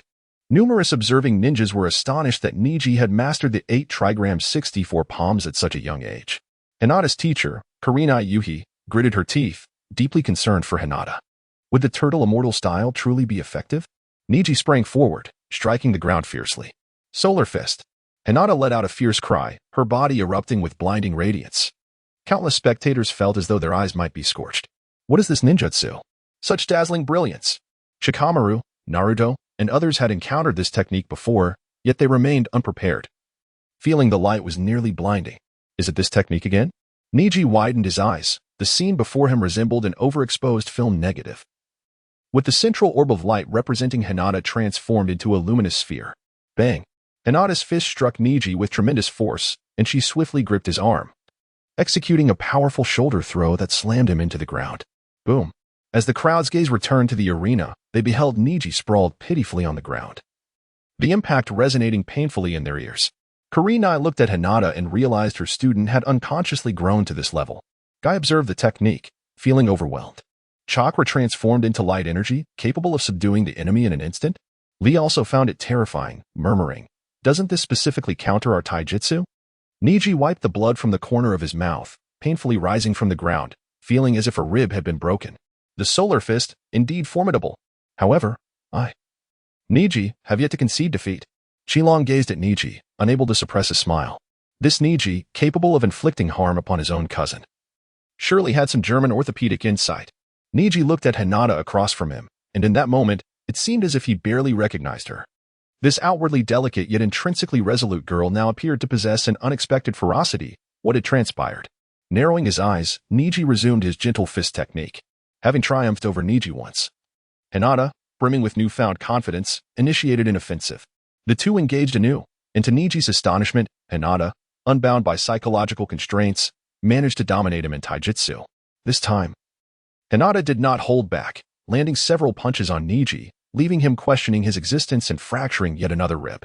Were Hinata's punches truly that formidable? Enduring the pain, beads of sweat trickled down Niji's face. Each strike from Hinata felt insufferable. When had Hinata transformed into a tempestuous warrior? Sweat dripped from Niji's brow as he pondered how this seemingly fragile Hinata had become so fiercely powerful. If Niji had witnessed Hinata at mealtime, perhaps he would have comprehended, despite her gentle appearance. Her appetite was remarkable. The reigning champion of the Hyuga clan's eating prowess was no mere boast. After consuming such copious amounts of food, where had all that energy gone? It must have fueled her strength. Bang! Another punch sent Niji flying, his forehead protector dislodging to reveal the ominous caged bird curse mark. Enraged, Niji clutched the protector, allowing the curse mark to be displayed before all. Those of the Hyuga branch family, marked by the caged bird seal, were bound for life to the main family. Their existence entirely controlled, devoid of freedom. The younger generation of ninjas were appalled by the cruelty of the branch family's curse seal, while the older generation had long since grown accustomed to such brutality, having witnessed atrocities like the Uchiha clan massacre merely years prior. The moment I received the caged bird seal, my fate became immutable. The main family remained the main family, while the branch family remained subordinate. Niji roared, unwilling to accept such a fate, yet powerless to resist. He yearned to soar like a bird in the sky, yet found himself marked for confinement. Hinata, destiny cannot be changed. Without the heart of a killer, you cannot survive in the world of ninjas. Gentle fist, Kaiten.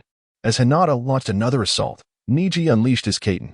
The onlookers gasped in astonishment, including Niji's teacher, Guy. When had Niji mastered Kaiten? The third Hokage marveled at such youth combined with such skill. Niji spun in place at high speed, conjuring a spherical chakra defense array. Was this Kaiten? Naruto and Sasuke watched, awestruck by the sight. This was Niji's defense, an almost 360-degree impenetrable barrier. The spectators admired Niji's display of Kaiten, bursting with pride. Hinata, drawing near, was sent sprawling by Kaiten, crashing to the ground and coughing up blood, feeling her body nearing its limit. The audience erupted with Naruto's shouts of encouragement. The atmosphere charged with spirit, invigorating Hinata, who, despite feeling defeated, found renewed resolve. Niji's expression turned steely, though he was of the branch family. He was determined to demonstrate that they were not inferior to the main family. Hinata's inherent kindness was her weakness, and Niji resolved to exploit this vulnerability. Engaging in a life-or-death struggle. Come, let us determine the victor. Niji bellowed, the wind tousling his long hair, as if he were dancing in freedom. If he could not choose to live freely, then he would choose to die freely. Niji feared not death. He would wager his life to prove that as a member of the branch family, he was equally capable. Chapter 45. A host of wounded the 8 trigram 64 palms. Niji unleashed his most potent offensive gentle fist technique, holding nothing back as he launched a full-force attack on Hinata. The heavenly earth-penetrating fist. With a fierce shout, Hinata countered with a punch of her own. Bang! Hinata's fist shattered Niji's 8 trigram 64 palms and hurtled toward him. As Niji beheld the incoming fist, despair washed over him. Fate could not be altered. The main family remained supreme, while the branch family was forever subordinate, possessing nothing, not even their own lives. What a tragic existence. Resigned to the cheapness of his own life, he disregarded Hinata's fist, directing his 8 trigram 64 palms toward her. Boom! Hinata's fist narrowly grazed Niji, striking the wall behind him with a thunderous explosion. The impact sent debris flying, cracks radiating from the point of contact, followed by a resounding crash as a substantial section of the wall collapsed entirely. Niji's expression shifted dramatically. Acutely aware of the power behind that punch and the terrifying commotion behind him, his hand still lingering on Hinata. Hinata gasped, a torrent of blood spilling forth. Bright red droplets landing upon Niji's trembling hand. Why? Why do you not fight back? Niji's Byakugan had closed, his eyes trembling in disbelief. Because you are my cousin, Hinata weakly uttered before collapsing to the ground. Hinata, Kiba, Naruto, Shino, and Karina, alongside Guy, rushed from the stands to the fallen Hinata. While Qilong called for a medical ninja and hurried over, Hinata lay on the ground, her breath shallow, on the verge of unconsciousness. Niji stood nearby, trembling and at a loss, as Guy supported him, alternating between reprimanding and expressing concern. Following immediate first aid, the medical ninja prepared to transport Hinata to the Konoha hospital. The distance from the central tower to the edge of the forest of death was 5 kilometers, and the journey to Konoha hospital was even farther, with treacherous paths ahead. Qilong dashed out of the central tower, shouting towards the sky, Nimbus Cloud. To the astonishment of the onlookers, a golden cloud descended from above. Quick! Place Hinata on the cloud. Everyone hurriedly placed Hinata atop the Nimbus, and even the third Hokage, intrigued, approached to witness Hinata lying comfortably on the cloud. He reached out to touch it, only to be met with an elusive sensation. The Nimbus was beyond his grasp. May I also take a seat? The third Hokage inquired with curiosity, having observed Qinglong perched upon the nimbus. Qinglong gazed at him, her expression a tapestry of complexity as she spoke. Only those with a heart of pure goodness can ascend to such heights. Qinglong spoke as he lifted the cloud, carrying Hinata high into the sky. Although it was her first experience on the cloud, Hinata's spirits were low. She lay on the cloud, her eyes vacant as she gazed at the heavens. "I'm so sorry for causing you trouble," Hinata weakly murmured, always considering others before herself, even apologizing for inconveniencing them. She had long been aware of the issues concerning the main and branch families but felt powerless to change them. This predicament had been a significant reason for her desire to escape the Hyuga household during her childhood, a journey that ultimately led her to meet Naruto. "It's all right, Hinata. You have already shown great courage. The matters of the Hyuga main family and the branch family are not yours to bear just yet. What you need to focus on now is recovering your strength and becoming stronger," Qinglong gently comforted. Recognizing that this young girl had borne too much from a tender age and possessed an innate kindness, Niji's father had perished because of her, thus, she would likely never raise a hand against him in this lifetime. Hinata gazed at Qinglong's profile and suddenly remarked, "Qingliang-kun, you truly are very gentle. No wonder the sparks hold you in such high regard." As she spoke, Hinata reminisced about Naruto, that boisterous boy who had taken residence in her heart since childhood. Yet, she remained so introverted and timid. When would she ever find the courage to reveal her feelings to Naruto? Qinglong smiled gently, and soon they arrived at the Konoha hospital, where medical ninjas swiftly took Hinata inside for treatment.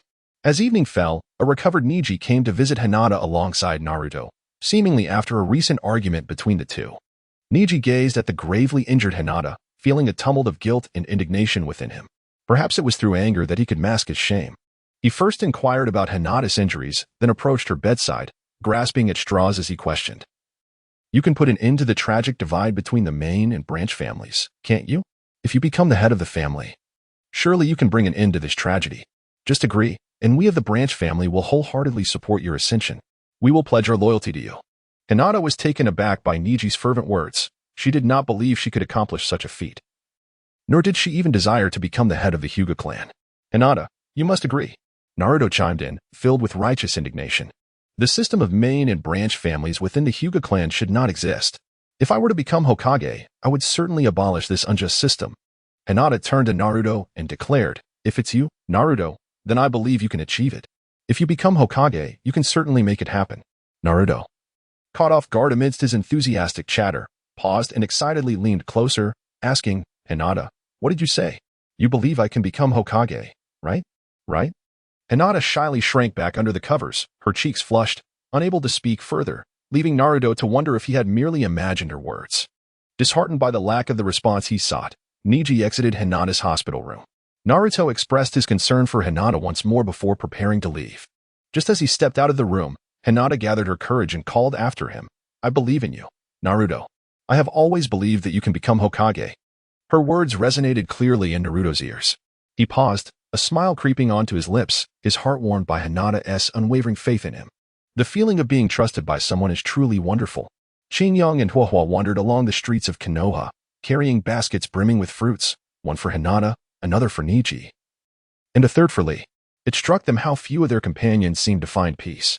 Beside them, the adorable little Huohua clutched a bouquet of flowers, her cherubic face radiating cuteness. She was mumbling her mild discontent regarding Qinglong's choice of fruits for Niji's visit. Their first stop was to see Rock Lee, who, unfortunately, bore the marks of a rather severe injury. Just as he had begun to shine, he was abruptly sidelined. Qinglong expressed deep sympathy, leaving behind a basket of fruit, while Xiaohuahua arranged a bouquet of fresh flowers in the vase on the table. They then proceeded to visit Niji, who had sustained 2 broken ribs and was advised to rest. Upon seeing Niji, Xiaohuahua became furious, berating him with a fierce tone. Yet her voice bore a gentle undertone reminiscent of Hinata. "How could you be so ruthless when my sister considers you a brother?" she scolded, her words flowing like a torrent. Niji, chastised, kept his head bowed, unable to utter a word. In the Hyuga household, Niji was known for his defiance. Yet perhaps he would never again dare to be harsh towards the Hinata sisters. "Just wait. Once you recover, I, Hinata Huohua, will surely defeat you." After venting her anger, she clenched her fists and declared to Niji. Only then did he lift his gaze, offering a smile to the young Hinata. "All right, I shall await that day." Chapter 46. The turmoil at the hot springs inn at the gates of Konoha. A robust man, dust-covered and carrying a heavy pack, joyfully exclaimed. I, Jiraiya, have returned. During his years away from Konoha, he had endured the hardships of the world, seeking the destined child who would bring an end to the chaos. However, he had only received news of the deaths of his disciples, Minato and Nagato, the defection of Orochimaru, and the departure of Tsunade, along with the loss of 2 pupils. Left Jiraiya feeling as though he had accomplished nothing over the years. He had tasted the bitter fruits of life, and now, in the midst of middle age, he returned, bearing dreams yet laden with the weight of experience. After brushing off the dust and weariness from his journey, Jiraiya smiled. It has been so long since I returned to Konoha. I wonder if my neighbor's little May has grown up, and whether the lovely girl from the neighboring Toki family remains as curvaceous as before. Such fond memories. As he reminisced, a foolish grin spread across his face. Meanwhile, the third Hokage, peering through a glass orb, smiled faintly. Has Jiraiya returned? This crisis during the Chunnin exams is surely in the bag now. Finally. Some leisure time has come my way. Qilong couldn't help but exclaim that since graduation, he had scarcely found a moment's respite. Today, he absolutely must visit a bathing center to indulge in some well-deserved relaxation. In the vibrant world of neon-lit anime, soaking in a hot spring is undoubtedly one of life's greatest pleasures. Lying in the warm waters, with a damp towel draped over his head, and perhaps accompanied by 1 or 2 playful maidens splashing about. How delightful. Today, he shall relish the hot spring, and not even Orochimaru could deter him, as Qilong proclaimed. The steam rose gently, and immersed in the soothing warmth of the hot spring, an indescribable sense of comfort enveloped him. Qilong reclined at the edge of the hot spring, a damp towel resting upon his forehead, teetering on the brink of slumber. Suddenly, a loud splash echoed as a heavy object plunged into the water, sending a cascade of droplets splattering onto Qilong's face. Qilong lifted his head and gazed at Naruto, who appeared disheveled and drenched, resembling a drenched chicken, and inquired with confusion. What are you doing here? Naruto, noticing he had interrupted Qilong, scratched his head and offered an awkward, apologetic grin. I'm so sorry for disturbing you. What are you up to? Why are you not enjoying the hot springs but making a fuss here? I'm practicing treading water. Naruto replied, his eyes resolute, ready to resume his training. He had been practicing for quite some time. Even Ebisu had returned home, yet he continued to train. Well then, carry on. Qilong waved his hand and was about to feign sleep once more, when he noticed a middle-aged man squatting by the wooden wall, leering at the women's bathing area on the other side while emitting a lewd chuckle. I see a pervert. Naruto also caught sight of this scene involving Jiraiya. Astonished that such an unabashed character existed in Konoha, filled with righteous indignation, he prepared to expose the man as shameless behavior. Qilong grasped him firmly. Naruto, I have 2 proposals. Are you willing to hear them? What is it? Qilong. Proposal A. We expose this lecherous man, or perhaps give him a good thrashing. Proposal B. Use your charm to tease that uncle. Naruto squinted thoughtfully for a moment before swiftly opting for Proposal B, eager to employ his coveted allure to punish the dubious gentleman. Jiraiya was engrossed, peering through a crevice and witnessing a scene bathed in divine light, fervently jotting notes. What an exquisite display of beauty this is. How many years have passed since I returned to Konoha? I have truly missed out. The laughter of young maidens and the splashes of water echoed faintly as Jiraiya wore a foolishly enamored expression, intoxicated by the enchanting scenery between the mountains. A glimmer of tears of inspiration flowed down his cheek. This is inspiration. It flows endlessly. Just as he was immersed in excitement, a sudden darkness enveloped him. What is happening? Jiraiya was bewildered, vaguely sensing a pair of warm small hands covering his eyes. Oi, what are you doing, old man? A voice like a delicate bell, filled with temptation, resonated beside Jiraiya's ear. The sweet, fragrant tone deeply captivated him, luring him into a state of irresistible enchantment. Almost immediately, he felt a soft, warm touch. Oh my, 3060. This is the sensation. Jiraiya's defenses crumbled, as if he had returned to a blissful homeland. I'm gathering inspiration here, my dear. Would you allow me to draw from your essence? He chuckled lewdly, his fingers trembling with excitement. As Jiraiya succumbed to temptation, Naruto seized the moment, preparing to unleash his ultimate move. At that moment, Hibishu entered, accompanied by 2 cleaning ladies for the hot spring. Hibishu, here to assess Naruto's progress. Never anticipated encountering such a scene. A sensuous maiden enveloped in divine light clinging closely to a greasy old man, the 2 intertwined. With a gasp, a torrent of blood surged forth from Hibishu, causing him to fall back in shock. A lecher! A lecher! The shrill exclamations of 2 elderly women echoed throughout the small hot spring establishment. Xinlong could only feel a buzzing in her ears. While Naruto and Jiraiya were utterly taken aback, the elderly woman brandished a mop and charged forward. Listen to my explanation. Hear me out. Jiraiya, startled, fell to the ground. And Naruto, frightened, hid behind him, a truly pitiable sight. Meanwhile, chaos erupted in the bathhouse with shrill screams from the female patrons. In a panic, Jiraiya hastily fled. He was quite the expert at escaping. He leapt into the air, attempting to flee from the rooftop. Water release, water dragon bullet technique. A melodious voice from the women's bath called out, and a water dragon surged forth, roaring with a scorching temperature of 60 degrees, fiercely lunging at Jiraiya. You think you can hit me that easily? Jiraiya managed to twist in midair, the water dragon narrowly missing him as he leapt onto the rooftop and swiftly dashed away. Per Naruto, however, was not so fortunate. He was captured by the old woman and subjected to a tirade of scolding. What a disgraceful girl! With such beauty! How can you be so shameless? No, you must listen to my explanation. Terrified, Naruto let out a yelp as he reverted to his original form. And Xilong even wondered if he would develop a lasting aversion to seductive techniques. Upon witnessing Naruto's transformation, the elderly women wasted no time, raising their mops to strike, berating him as a pervert while forcefully expelling him from the hot spring establishment. What a miserable fate! Xilong shook his head in disbelief. Having been caught off guard by the scalding water of 60 degrees, which had unexpectedly doused him, upon spotting Jiraiya's forgotten notebook, he hurriedly dashed over to retrieve it. This was irrefutable evidence of Jiraiya's voyeurism. Yes, I am merely gathering evidence. With that thought, he quickly concealed the notebook. Suddenly, a group of women surged into the room. Brandishing mops, brooms, and buckets with fierce determination, their eyes trained on Xilong, startling him.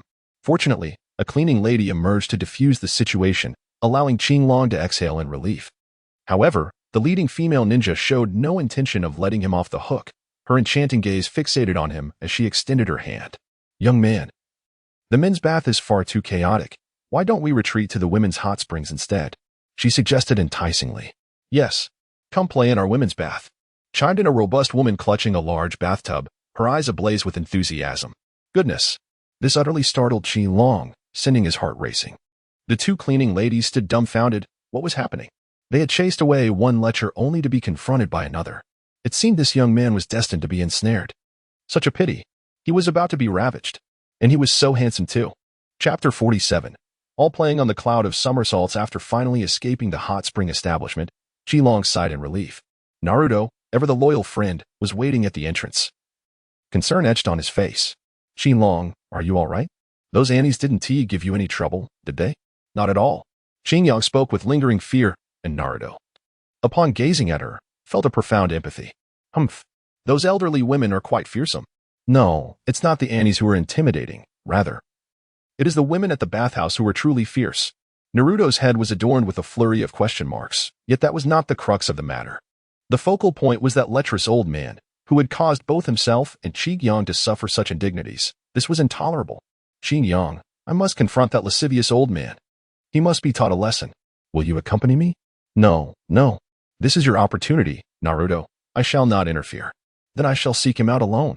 With that declaration, Naruto swiftly dashed in the direction of Jiraiya's retreat. As Xingyang made her way home, she encountered the cheerful Huohua, who was out for a stroll. Ah, Xingyang-kun, exclaimed Huohua, joyfully bounding toward her. Coming to an abrupt halt before Xingyang, she exclaimed, Ah, Huohua-chan, are you out to buy fruits for your sister? Yes. Huohua nodded eagerly. Their sisterly bond was harmonious. Since childhood, Hinata had always been considerate and caring towards her, thus in recent days, Huohua had taken every opportunity to look after her older sister.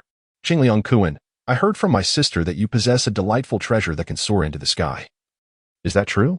Huohua's cheeks flushed with embarrassment, for she had always been accustomed to having everything she desired and found it difficult to inquire about others' possessions. Huh? Xilong pondered for a moment, then nodded thoughtfully. Ah, indeed. Haha. May I have the pleasure of seeing your precious treasure? Little Spark inquired with an innocent curiosity and longing in her eyes. Oh, how I wish to joyfully soar through the skies upon it. All right, very well. Xinglong led Xiaohua to a secluded clearing in the deserted woods, primarily concerned about the potential for others to witness their encounter, which could lead to awkward explanations. Nimbus! Xinglong shouted towards the sky. A golden cloud drifted forth from the depths of the heavens, descending with a radiant beam of light. This spectacle undoubtedly captured the attention of the ninjas from the Hidden Leaf village, who hurriedly raced over from afar. Qinglong, accompanied by the little spark, ascended into the clouds. He waved to the guards of Xiaohua and the pursuing Umbu ninjas, proclaiming, "This is my flight ninjutsu. I shall take Miss Huohua for a brief aerial tour." As he spoke, the nimbus cloud traced a swift arc, soaring into the heights. "Ah, we are flying. We are flying," Xiaohua exclaimed with exhilaration. A blend of fear and thrill coursing through her. The Hidden Leaf village rapidly diminished in size beneath them, the fluffy clouds drawing near. And the world around them expanded into boundless vastness. "Nimbus, charge forth." With a single call from Qinglong, the nimbus cloud accelerated once more, soaring through the skies. Xiaohua tightly clutched onto Qinglong, reveling in a freedom she had never experienced before. "Nimbus cloud, let us go. Charge," she exclaimed with childlike exuberance. After a graceful circle through the heavens, Qinglong returned to Konoha with the little firefly. The two guards from the Hyuga clan turned pale with fright. Should anything happen to Hinata Huohua, they would bear the burden of guilt until their dying breath.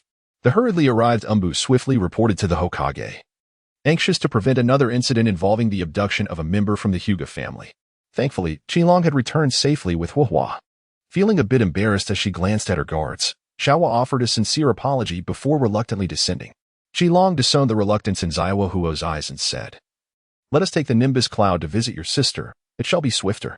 Zaiwo Huo nodded joyfully, extending her small hand, and Qinglong assisted her onto the nimbus. The cloud glided leisurely just above a meter off the ground, attracting curious glances from passers-by. What peculiar entity could carry passengers aloft? However, with the presence of the Umbu and Hinata guards, none dared approach to inquire. Before long, they arrived at the Konoha hospital, where the 12 young ninjas happened to be gathered. Upon sighting the golden nimbus, they curiously rushed over, with one notable exception, Rock Lee, who had already been disqualified. That fellow had been banned for 500 episodes after a mere 5 minutes of outrageous feats. "Well, is this the nimbus cloud?" Naruto exclaimed, the first to dash forward, encircling the cloud with an expression of wonder. Zaiwo Huo, her cheeks flushed with embarrassment, gracefully leapt down from the nimbus, prompting the others to gather around, their fascination unabated. "May I ascend as well?" Naruto asked, his face alight with joy as he turned to Qinglong. "Of course," Qinglong responded. Qinglong addressed the others, saying, "Feel free to take a seat, but let me clarify, only those with pure hearts can ascend the nimbus." "I am undoubtedly a person of pure heart," exclaimed Naruto as he leaped onto the cloud. Thud. It felt akin to diving into a fluffy mass of cotton. The onlookers were intrigued, curious to see if the cloud could indeed discern one's inner goodness. If Naruto could do it, then surely Sasuke could as well. "Let us give it a try, Sasuke," urged Sakura, witnessing Naruto's effortless ascent. Sasuke retorted, "I have no interest in such frivolities." Yet, he nonetheless approached, cautiously reaching out to touch the nimbus, only to find his fingers grasping nothing but air. A slight frown creased Sakura's brow as she quickly reassured him, "If even Naruto can ascend, how could you possibly fail? This test must be flawed." Just as Naruto was about to revel in his moment, he was struck by an arrow, and despite his heart being battered and bruised, it had grown numb to pain. Yet, the words of trust spoken by Hinata the previous night echoed in his mind. Without comparison, there can be no hurt. Suddenly, he remembered Hinata, the girl who could warm his heart. Turning his gaze towards her, he noticed she was looking at him with concern. Hinata met Naruto's gaze, her cheeks flushing crimson and emanating warmth. This left Naruto bewildered. What was happening? After much contemplation, he concluded that Hinata was indeed a peculiar girl. Only Kiba and Shino, who were near Hinata, understood the situation clearly. Hinata had feelings for Naruto. How absurd. What makes that guy so special? Can he truly compare to me, Kiba?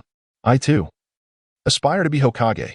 Kiba glanced at Naruto, perplexed as to how he had lost out to him. The group continued to experiment with the nimbus. Sasuke and Neji, both with hearts tainted by darkness, found themselves unable to touch it. Meanwhile, Ino effortlessly played upon the cloud daily. Even Kiba and Shino managed to sit atop it. And Choji, the rotund fellow, reclined on it comfortably, reluctant to dismount. Finally, Shikamaru, while complaining about the tedium, stepped up to give it a try, only to discover that the nimbus truly made for a splendid sofa. Qilong elaborated once more, stating that not being able to ride the nimbus does not imply a lack of kindness. The nimbus is merely a vessel for those who possess a genuinely pure heart. To put it another way, Qinglong provided an example. For instance, my teacher Tsunade. Oh no, that example is not suitable. Let us consider Jiraiya, one of the legendary Sannin. Even the upright Jiraiya cannot ascend the flying nimbus. Nearby, Naruto squinted his eyes and nodded vigorously in agreement. You see, that lecherous Jiraiya surely cannot ride the Nimbus. At that moment, Kakashi strolled by, engrossed in a romantic novel, and Sakura's eyes brightened. Kakashi-sensei, Qinglong's Nimbus is so much fun. You should give it a try. Huh? Kakashi curiously approached. Is this the Nimbus? His eyes finally diverted from the book, intrigued. Ino and Tintin, understanding the situation, leapt down from the Nimbus. Casting a teasing glance at Kakashi. Kakashi-sensei, jump on and give it a go. Sakura urged incessantly. Kakashi, skeptical of a trick, did not suspect the cloud's integrity. Instead, he cautiously surveyed his surroundings and gently reached out to touch a wisp of cloud. Finding nothing, doubt began to creep in.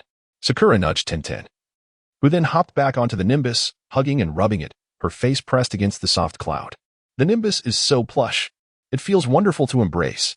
Kakashi dismissed his doubts, realizing he had only grazed the edge of the Nimbus, thus failing to feel its fibers. Tintin, come down and let Kakashi-sensei have a seat.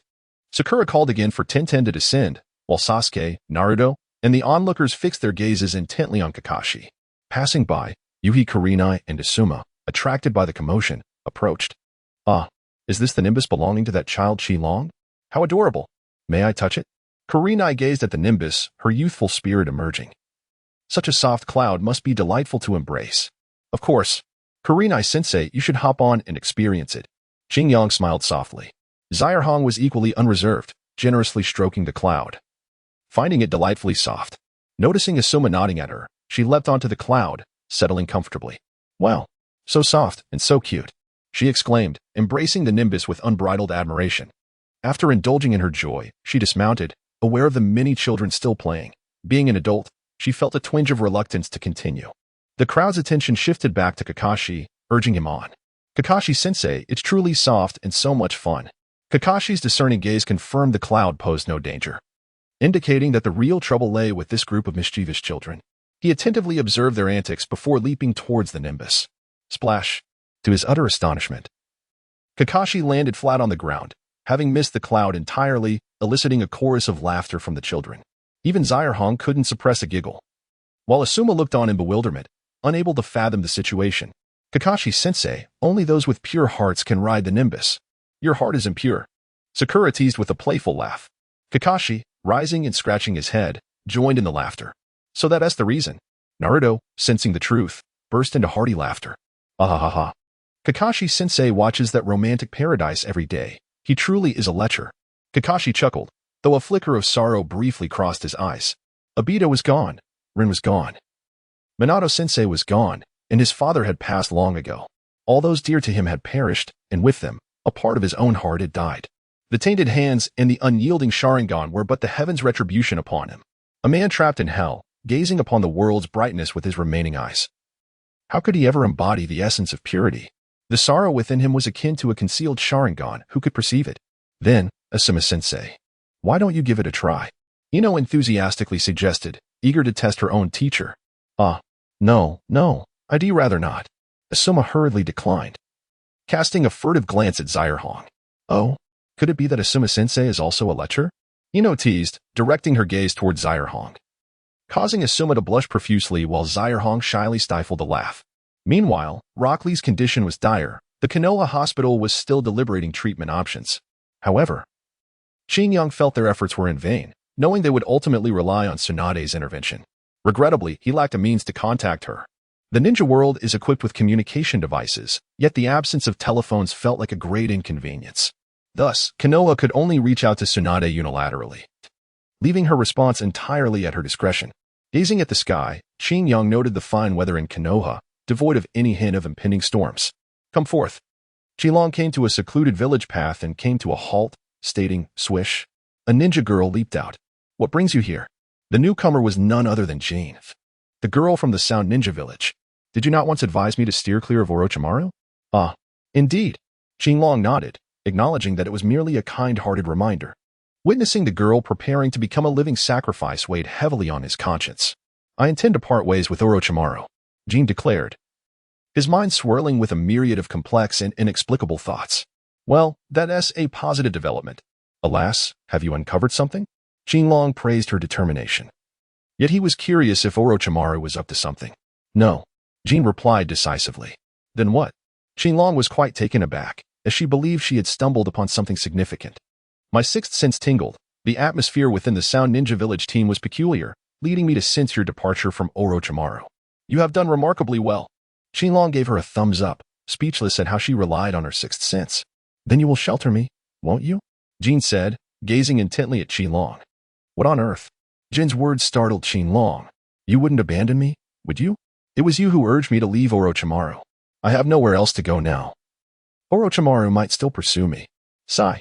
Qinlong exhaled deeply, contemplating the notion that without the protection of Orochimaru, she would indeed find herself in peril. If Orochimaru did not take her life, the inhabitants of Konoha would surely seek to do so, urging her to escape the burning pit only to watch her plunge into the inferno. Very well then. Follow me. Qinlong spoke helplessly and then asked with concern. What about your parents? What will they do? I am an orphan. Well, in the world of Naruto, orphans often turn out to be remarkable individuals. With that thought, Qinlong returned home with Jin.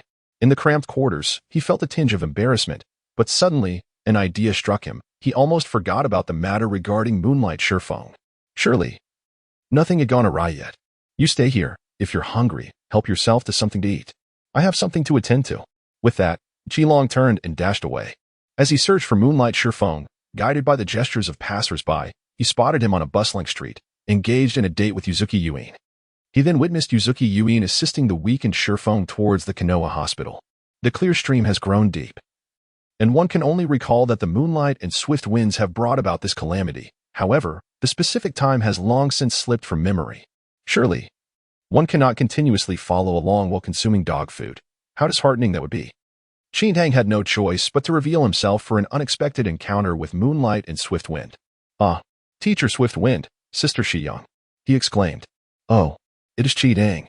Swift Wind responded, coughing weakly a few times. Sister Shiyang, you must take good care of Teacher Swift Wind. He appears so frail at such a young age. Swift Wind felt somewhat embarrassed by this remark, especially in the presence of the one he cherished.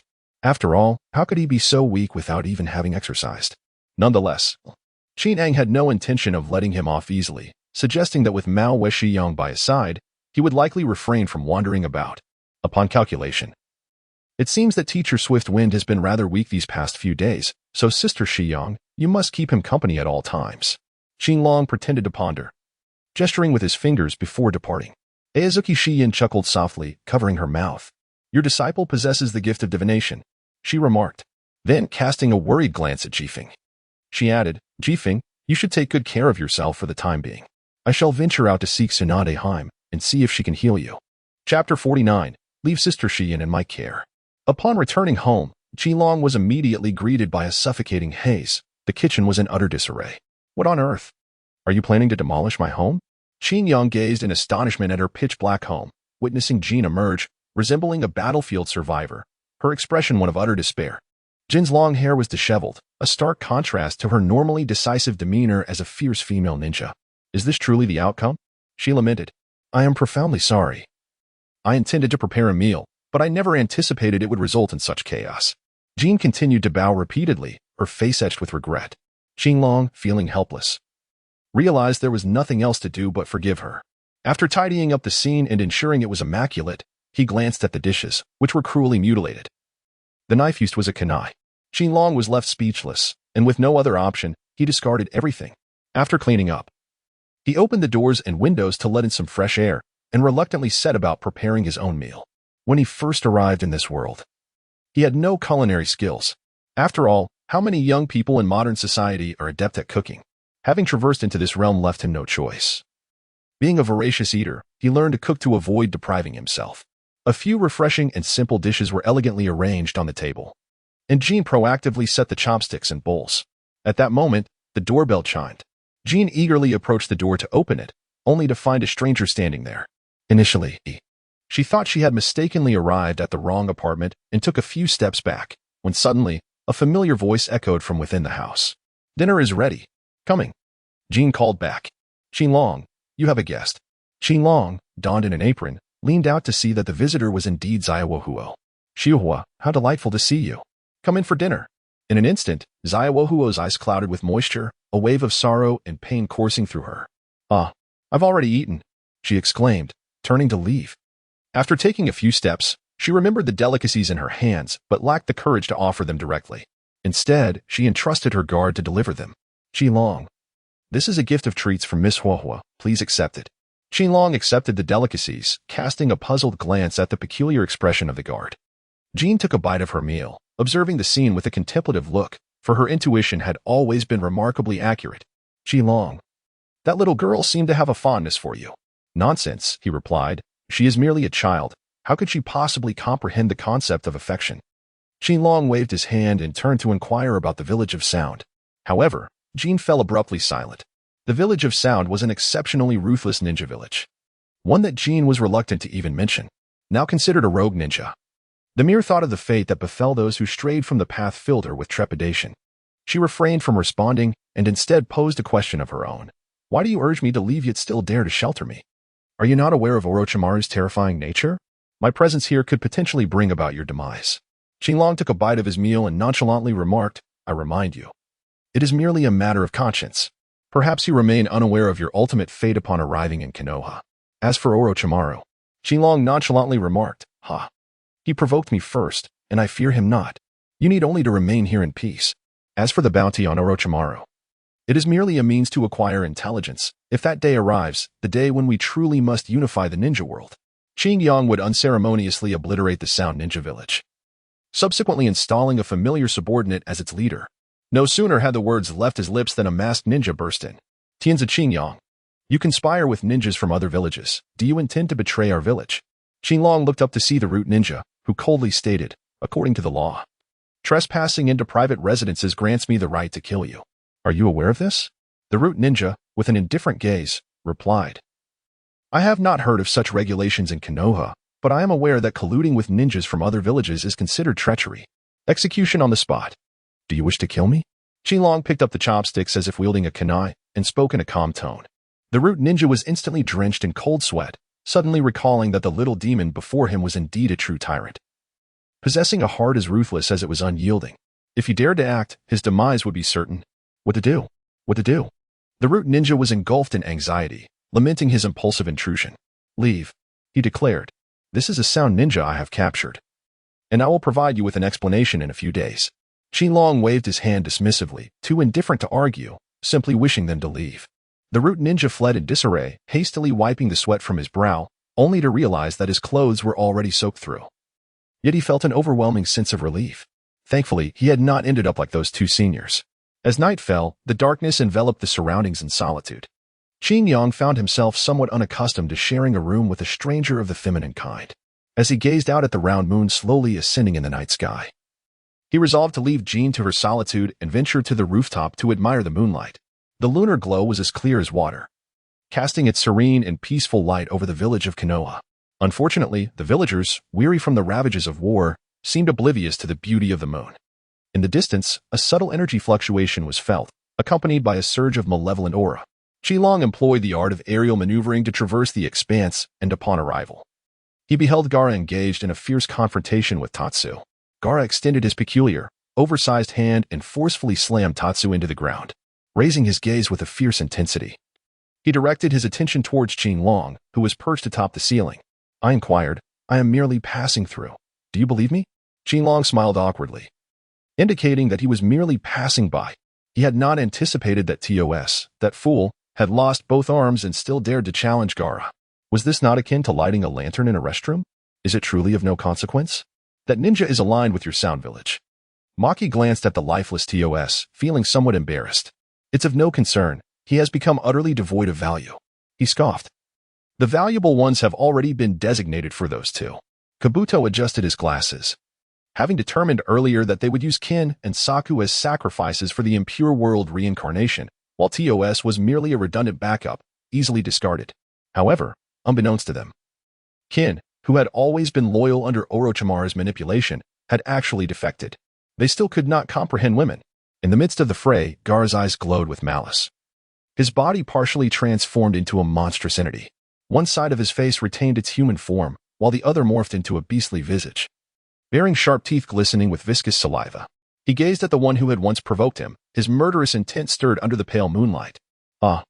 Gaara bared his teeth and leaped toward Qinglong, aiming to strike him down with a powerful blow. Meanwhile, a figure in the distance also sprang into action under the moonlight, appearing ethereal and elusive, akin to the very moonbeams themselves. This is bad. The gale is in peril.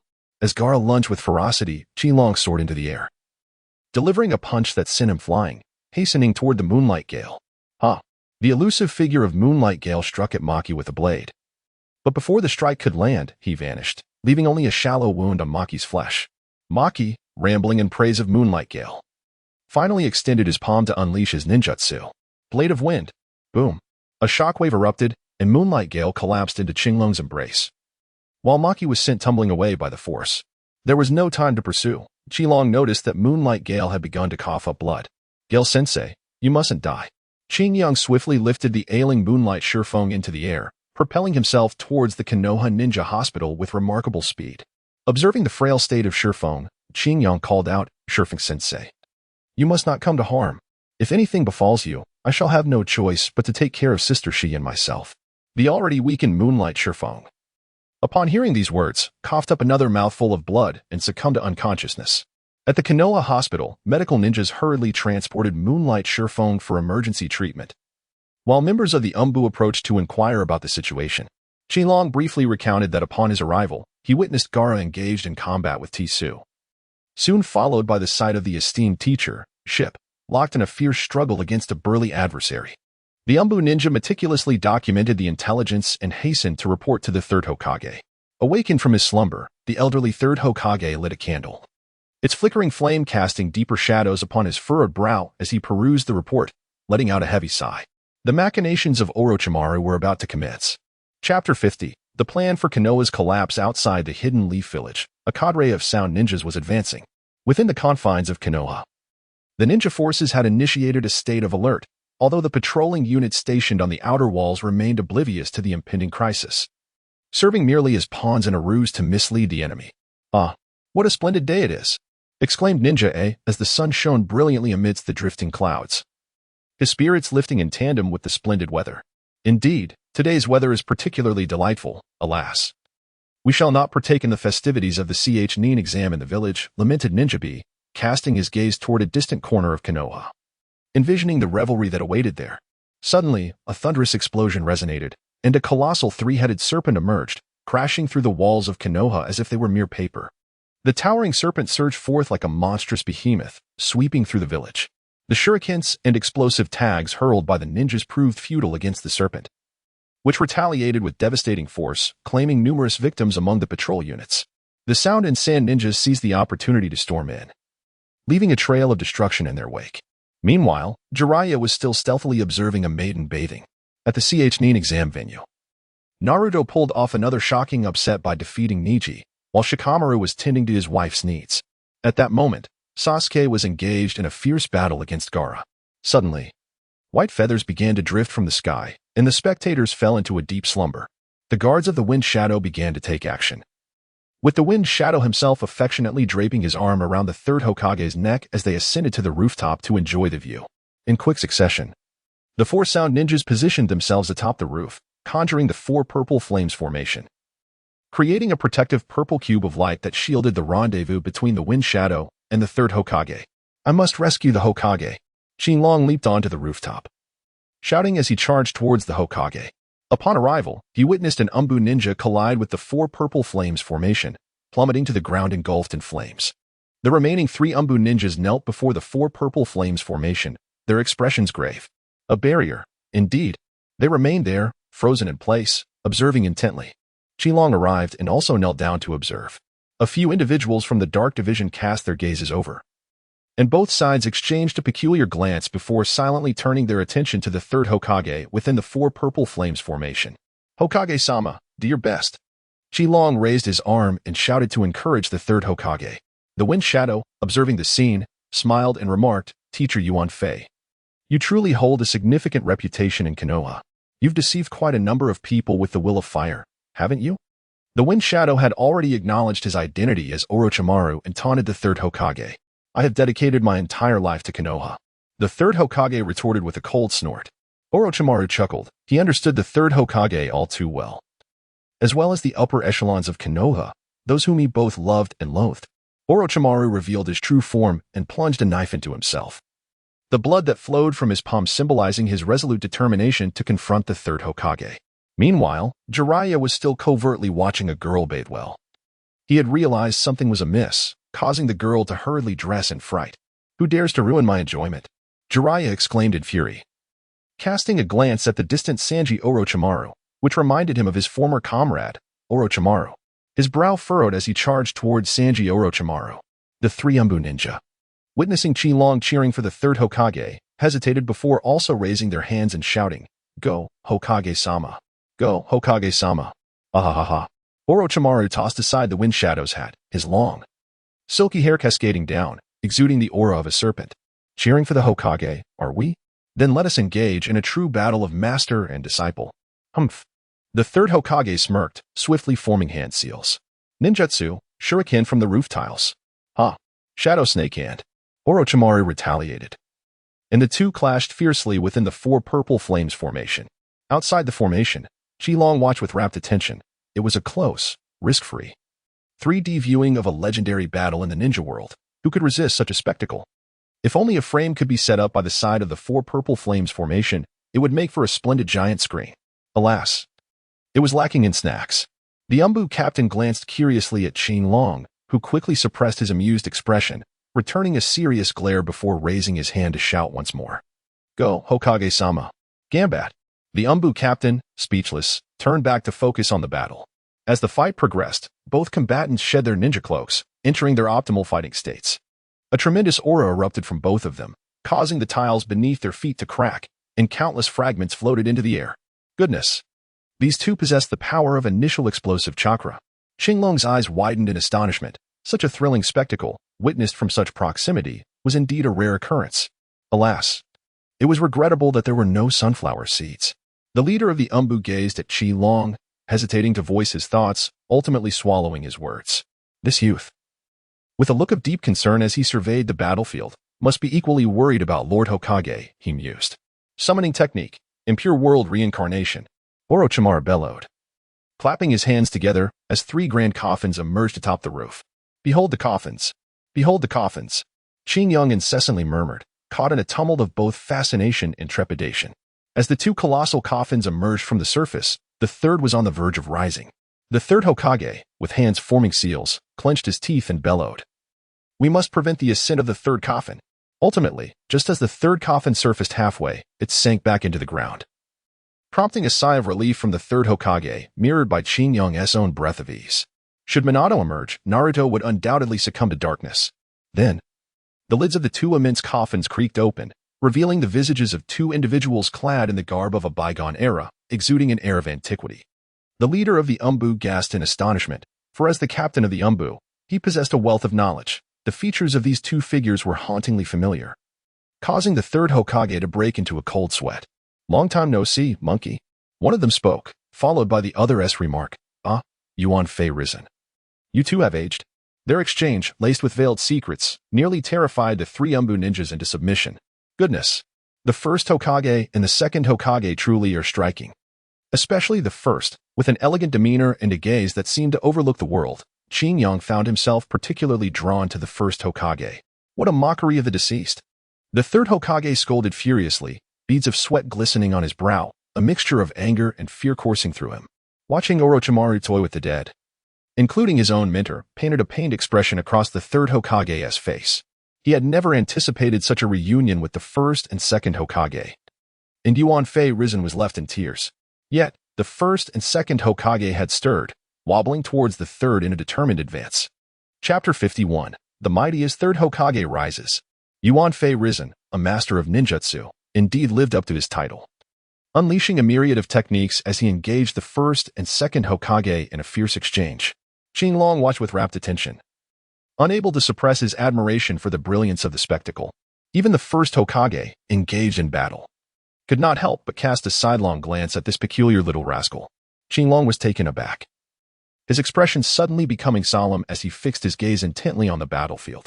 He raised his arm and shouted loudly, "Long live the third Hokage!"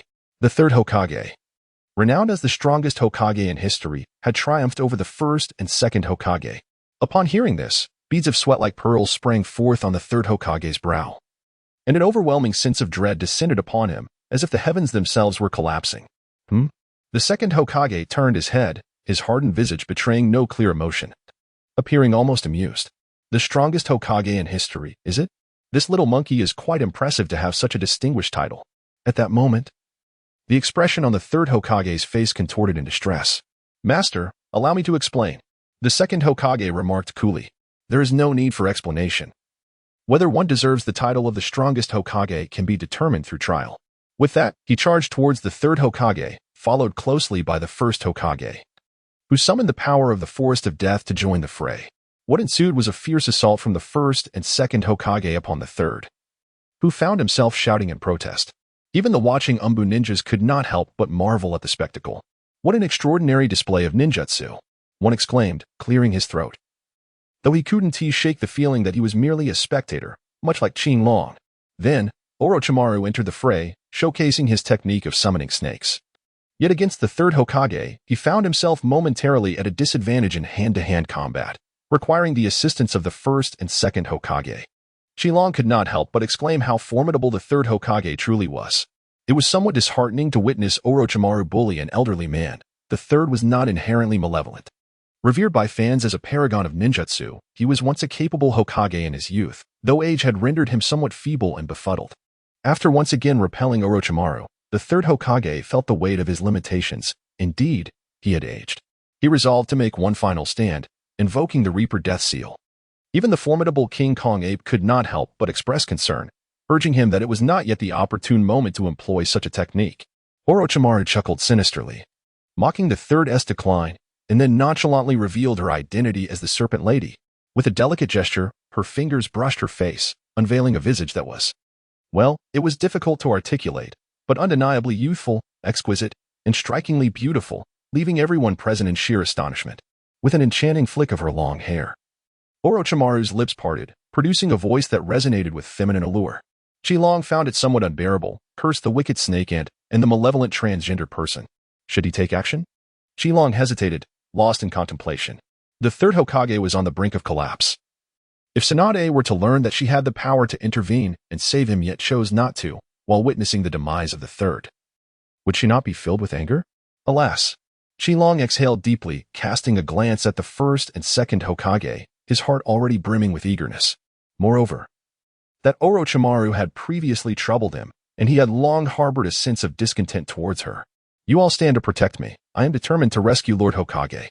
Qilong addressed the three members of the Umbu beside him, and then bellowed towards the third Hokage trapped within the four purple flames formation.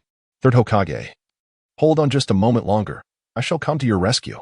Upon hearing this, the third Hokage could only shake his head in resignation. In this dire moment, how could a mere genin possibly save him? Orochimaru, overhearing the exchange, chuckled. Teacher, did you hear that? A genin claims he will save you. As she spoke, her laughter rang out, enchanting and alluring, while the third Hokage's expression grew grave as he prepared to employ the Reaper Death Seal. Meanwhile, Qilong, having addressed the Umbu trio, stood tall and raised his right hand, a flash of electricity illuminating the air as a chi blade gradually materialized. Ha! Qilong bellowed, retreating while swinging his hand to hurl the Chi Yuan slash toward the four purple flames formation. To the astonishment of the onlookers, the rapidly spinning Chi Yuan slash sword toward the formation. Then, boom! In that fleeting moment of collision, the Chi Yuan slash cleaved through the four purple flames formation, shattering it entirely. Orochimaru stared dumbfounded, witnessing the seemingly indomitable formation fall apart before his eyes. The captain of the Umbu, seeing the formation's destruction, immediately rushed to protect the third Hokage, accompanied by two team members. The four sound ninjas, after recovering from their shock, leaped in front of Orochimaru, forming a protective barrier around him. The first and second Hokage, unfazed, prepared to attack the third Hokage once more. But Qilong could no longer contain himself and positioned himself in their path. Your opponent is me. First Hokage, second Hokage, allow me to experience your might. The youth is formidable. I did not expect you to breach the four purple flames formation so swiftly, Senju Hashirama remarked. Senju Tobarama concurred, young one. We are currently in a state of Edo Tensei, unable to act of our own volition. It would be prudent for you to refrain from engaging. They held a certain admiration for this promising young talent from Konoha. There is no need for concern, seniors. It has long been my aspiration to spar with formidable foes. Currently, Orochimaru's Edo Tensei is not fully refined, and the individuals resurrected have not returned at their peak. This is a rare opportunity. Senja Hashirama expressed his optimism for the young man before him, turning to Tobirama. Let him engage in battle. I have high hopes for this lad, and besides, we are not in our prime. It's uncertain whether we could defeat him, Tobirama insisted, leaving no room for refusal. With a wave of his hand, Orochimaru compelled both Senja Hashirama and Tobirama to charge toward Qi-Long. Protect the third Hokage, the Umbu ninjas shouted anxiously. 3 of them standing by the side of the third Hokage, their eyes fixed on the approaching first and second Hokage. Qi-Long stood before them, having already advanced. Water release, water surge wave. With a powerful declaration, Senju Tobirama formed hand seals, summoning a swirling water dragon that danced around him. Countless torrents cascaded down from the vortex's summit, resembling the overwhelming force of the ocean itself. Truly, he was a man bound by a pact with the sea. The sound of crashing waves echoed as the deluge surged towards the third Hokage. Qi-Long executed the void dance technique, soaring into the air, while the exhausted third Hokage, alongside the Umbu captain and 2 Umbu operatives, stood back to back, desperately conjuring ninjutsu to shield themselves as torrents poured down from the eaves. Water release, water dragon bite explosion.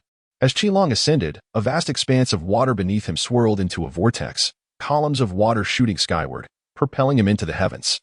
Subsequently, the flowing water coalesced into a fearsome water dragon, fiercely lunging towards Qi-Long. Boom!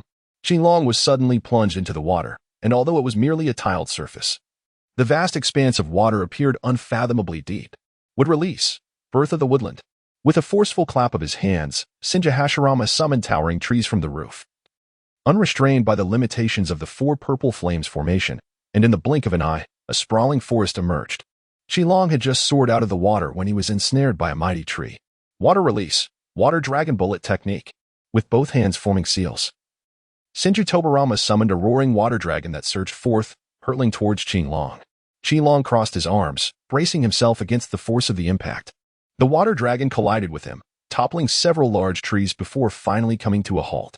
Qi-Long grimaced in pain, inhaling sharply as he gazed at his injured arms. Unable to suppress his astonishment, these 2 brothers truly exhibited an extraordinary level of synergy in battle. Chapter 52. The Clash of the First and Second Generations, The Art of Superhuman Strength. Senja Hashirama charged forward, blue-violet chakra emanating from his arms, delivering a powerful punch towards Qi-Long, who met the strike with a counterpunch. Boom! A shockwave erupted, and the surrounding water was forcefully displaced, creating a circular area devoid of water, revealing the tiled surface beneath. The tiles themselves shattered and collapsed, forming a significant chasm. Boom! With a formidable strike, Qi-Long's fist collided with Hashirama, resulting in an explosive sound that generated a circular shockwave. Hashirama was propelled like a cannonball, trailing a line behind him, crashing onto the examination venue and stirring a considerable cloud of dust. The confrontation left both Nara Kurenai and Maki startled. As Hashirama rose, he immediately noticed his brother Tobirama had also been knocked down. Nara Kurenai trembled, hurriedly greeting them, "First Hokage-sama, second Hokage-sama." This exclamation sent chills down Maki's spine. Realizing the legendary figures had been summoned, Hashirama's once friendly gaze stiffened as Nara Kurenai, drenched in cold sweat, suddenly recalled that these were foes conjured by an enemy, leaving him utterly paralyzed with fear. Both Nara Kurenai and Maki swiftly distanced themselves. Emerging from the dust-filled pit, Tobirama began to recover from his injuries, his expression one of confusion. That little fellow, does he possess the strength technique as well? No, Hashirama replied, observing Qi-Long precariously perched on the nearly collapsing rooftop. It seems his sheer physical prowess transcends mere strength techniques. He is a truly terrifying entity, Tobirama remarked in awe. Hashirama, too, displayed an expression of admiration. Yet he remained vigilant, responding to Qi-Long's leap from the eaves with a swift clap of his hands. The world of trees descends. The ground trembled violently as countless trees erupted from the earth, rapidly growing and encasing the entire venue in a colossal forest. Nara Kurenai and Maki, still engaged in their standoff, were frightened into retreating once more, realizing they were entirely out of their depth in this battle. On the rooftop, Orochimaru watched in astonishment as the boy he had once battled managed to hold his own against the first and second Hokage's attacks and even force them back. Truly remarkable. Moreover, a continuous stream of Konoha ninjas was rushing in for support, prompting him to decisively command a retreat. Withdraw. Humph. Trying to escape? The third Hokage, with a face lined with age, watched Orochimaru's retreat. A decade ago, I made a grave mistake by allowing you to leave. Leaving such a calamity for Konoha, this is all my fault. Now, I must atone for my error from 10 years past. Orochimaru, I shall not permit you to leave and wreak havoc upon Konoha again. The third Hokage's resolute expression could not mask his sorrow. As if he had made a heart-wrenching decision. Grasping the golden staff of the Monkey King once more, he leaped into the air, pursuing Orochimaru with determination. Third Hokage-sama. The Umbu captain, accompanied by 2 team members, hurriedly followed, anxious to prevent any further mishaps befalling the third Hokage. Qinglong leaped onto the rooftop tiles, causing a cacophony of explosions as the tiles shattered beneath him, propelling him towards Senju Hashirama. A colossal tree twisted and expanded wildly, forming an insurmountable barrier in Qinglong's path. With a resounding crash, the tree was obliterated, and Qinglong, raising his fist, surged through the remnants. Senju Hashirama could not help but break into an illusory sweat. How could this individual so effortlessly pierce through the mighty tree as if it were made of mere paper? Opting for caution, they swiftly evaded. Qinglong's fist striking the ground with tremendous force, sending tremors across the earth. The gust of his punch howled, the ground fractured, and countless trees toppled, creating a massive, droplet-shaped crater, with rows of trees collapsing outward. Nara, Shikamaru, and Maki watched in astonishment. Were today's youths truly this formidable? Illusion technique. Dark pursuit. Tobirama formed hand seals. And before Qinglong, the world was drenched in ink, transforming into a shroud of darkness, obliterating all light. He found himself ensconced in an abyssal void. Was this the dark pursuit technique? Qinglong removed a piece of cloth and blindfolded his eyes, feeling fortunate for having undergone training in this regard. Tobirama looked on. Bewildered by Qinglong's peculiar actions, it seemed that his own dark techniques would be rendered ineffective, yet the opponent too was shrouded in darkness. What was this little fellow up to? Hashirama, equally puzzled, cast a questioning glance at Tobirama, who remained at a loss for an explanation. Almost immediately, Qinglong assumed the stance of the Turtle Sage's technique. Hashirama and Tobirama exchanged glances and simultaneously launched an assault on Qinglong. Both possessed formidable strength techniques, their physical assaults exceedingly powerful. Qinglong sensed the presence of the newcomers and their movements, responding with remarkable agility as he deftly intercepted their assault. In an instant, the three engaged in a fierce exchange, their battle resonating through the forest, causing trees to shatter and reverberating with the sounds of explosions. In the distance, the likes of Nobuki, Jinkan, Maki, Kakashi, and Gai turned their gazes towards the scene, astonished at the sight of the blindfolded Qinglong clashing with the first and second Hokage of Konohagakure. How astonishing! Qinglong intercepted Tobirama's strike and retaliated with a powerful punch, sending Tobirama flying several dozen meters, carving a deep trench into the ground and shattering half of his body, while countless trees collapsed along his path. Immediately, Hashirama retaliated with a punch directed at Qinglong, who was also sent soaring for several dozen meters, instilling a sense of fear in both Kai and Kakashi. However, Qinglong spat out a mouthful of blood, removing the cloth that had covered his eyes, thus dispelling the technique of darkness. Qinglong's lips were still stained with blood as he stood silently, removing the wrist guards from his hands. The 2 wrist guards fell to the ground with a resounding thud. Boom. A cloud of dust was kicked up. Mike Guy was utterly astonished, not expecting Qinglong to be engaged in battle while bearing the burden of such weight. And the heft of those wrist guards exceeded his imagination. Boom boom. Qinglong removed his gravity jacket and gravity shoes, stirring up a greater cloud of dust. Kakashi, with his lifeless gaze, widened his eyes in astonishment, while Senju Hashirama and Senju Tobirama looked on in disbelief at the unfolding scene. Wasn't that just the full extent of the boy's power? This individual truly surpassed all expectations. Indeed, talent emerges in every generation. Hashirama smiled as he regarded the youth with a newfound admiration. Thus, the true battle shall commence. As Qinglong spoke, he had already ascended into the air. What kind of ninjutsu is this? Kakashi could not help but push aside his eye patch, revealing his Sharingan. Even amidst the battle with the invading ninja, he found himself drawn to gaze at Qinglong. Even the illustrious Senju Hashirama and Tobirama, well-versed in myriad techniques, were astonished by this art, which was entirely unlike any magnetic release ninjutsu they were familiar with. Yet, here was someone soaring through the skies. Qinglong flashed through the air, suddenly materializing before Senju Hashirama. What? Hashirama exclaimed, his rigid eyes widening in disbelief. Is it truly possible to execute the body flicker technique mid-air? In the next moment, Qinglong unleashed a powerful punch, sending Hashirama hurtling 100 meters away, crashing through the towering walls of the venue, witnessing his brother being struck with such force. Senju Tobarama could not help but widen his non-existent pupils, just as Qinglong's figure flickered towards him once more. This is bad. In an instant, Tobarama realized he had been hit by Qinglong's punch, his body transforming into a puddle of water, indeed, a water clone. Qinglong turned his head and gazed around. As a colossal hand emerged from the ground, descending from the heavens towards him with great force. Boom! Qinglong was nearly overwhelmed by the dust, as he raised his hands to valiantly support the enormous wooden palm. Chapter 53, The Great Battle. One after another, wooden hands ascended from the ground, stretching high into the sky before forcefully descending upon Qinglong. Boom! Boom! Boom!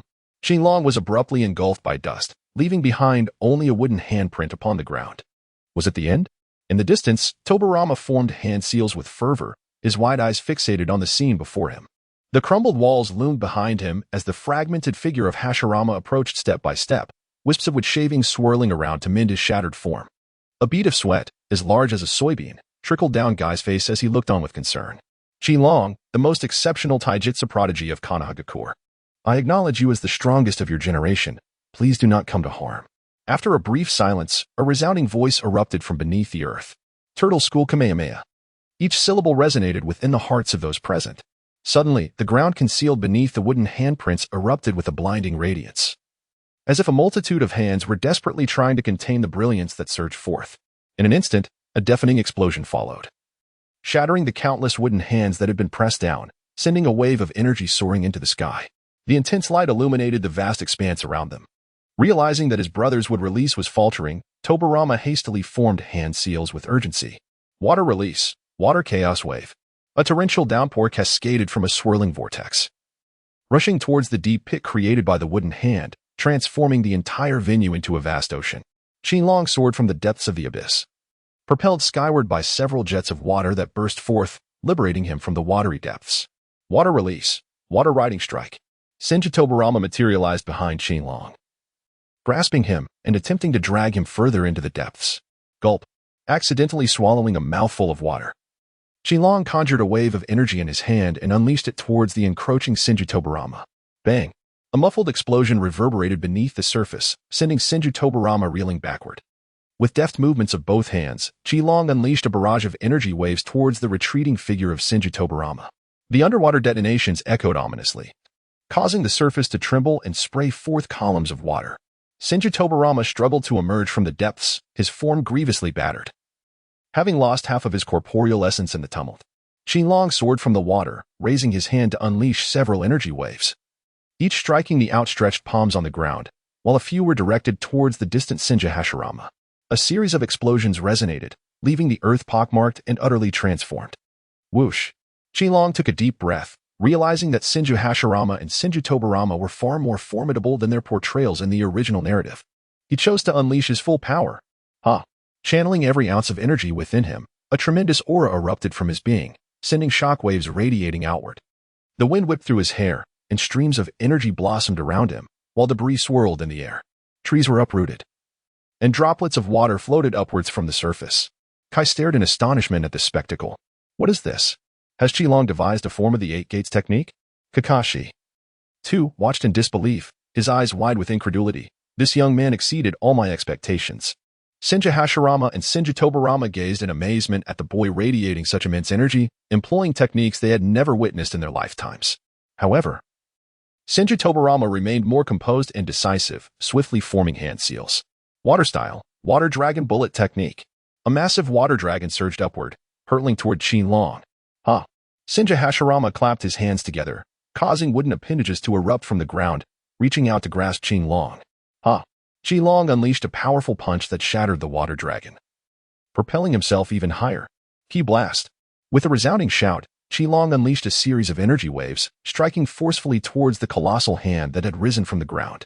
Yet, one of the massive hands deftly evaded the barrage of energy blasts, appearing behind Qinglong, reaching out to seize him.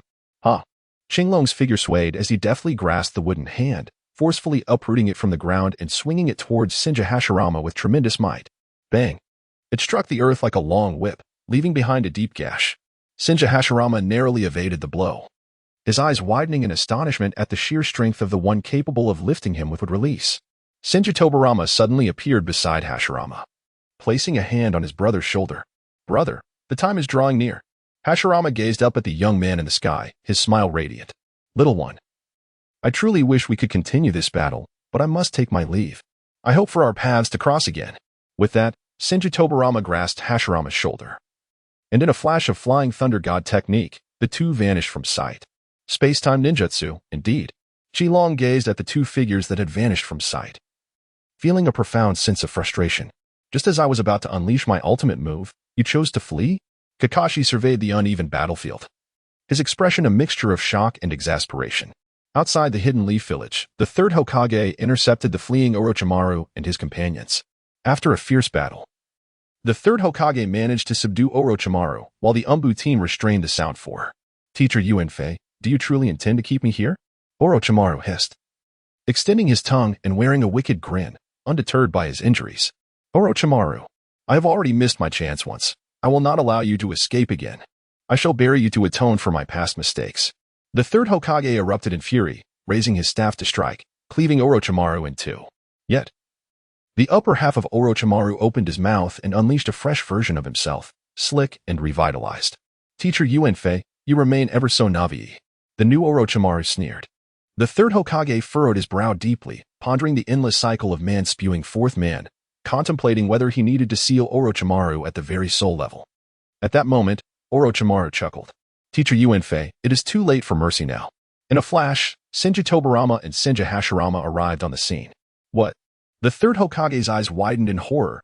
He had merely been managing to suppress Orochimaru, but now he found himself in peril. The Umbu ninja team, too, was drenched in cold sweat, gripped with fear at the sudden appearance of the first and second Hokages. Were they to meet their end here? Orochimaru laughed triumphantly, and the Sound Four revealed smirks as ominous black curse marks crept across their bodies, augmenting Orochimaru's strength exponentially. "Now, Teacher Yuanfei, it is my turn to seize you." Facing the seemingly inevitable demise, the third Hokage suddenly found a sense of clarity. "Let everything that began with me come to an end upon my shoulders. Indeed, everything commenced with you, but you shall not be the conclusion. After your death, I will continue to lay waste to the Leaf Village, and perhaps I shall allow you to witness it in person, even forcing you to intervene." Orochimaru's laughter was laced with malevolence. "Beast." The third Hokage's wrath surged, his grip tightening around his staff. Even Tobarama could no longer bear to watch. "Monkey, is this the disciple you raised? Truly wicked. I deeply apologize, Teacher Tobarama, for the shame I have brought upon you."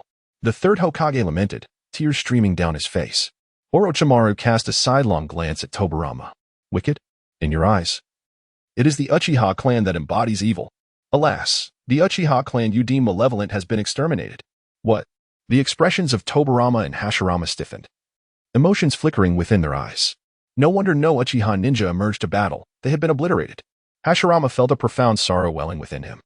"I once joined forces with Madara to establish the Leaf Village alongside the Uchiha clan. How fleeting is fate, that the Uchiha clan has met its end." Chapter 54. Ultimately, I bore the burden alone, the Uchiha clan, not perishing from external battles but rather succumbing to internal conspiracies, was a tragic irony.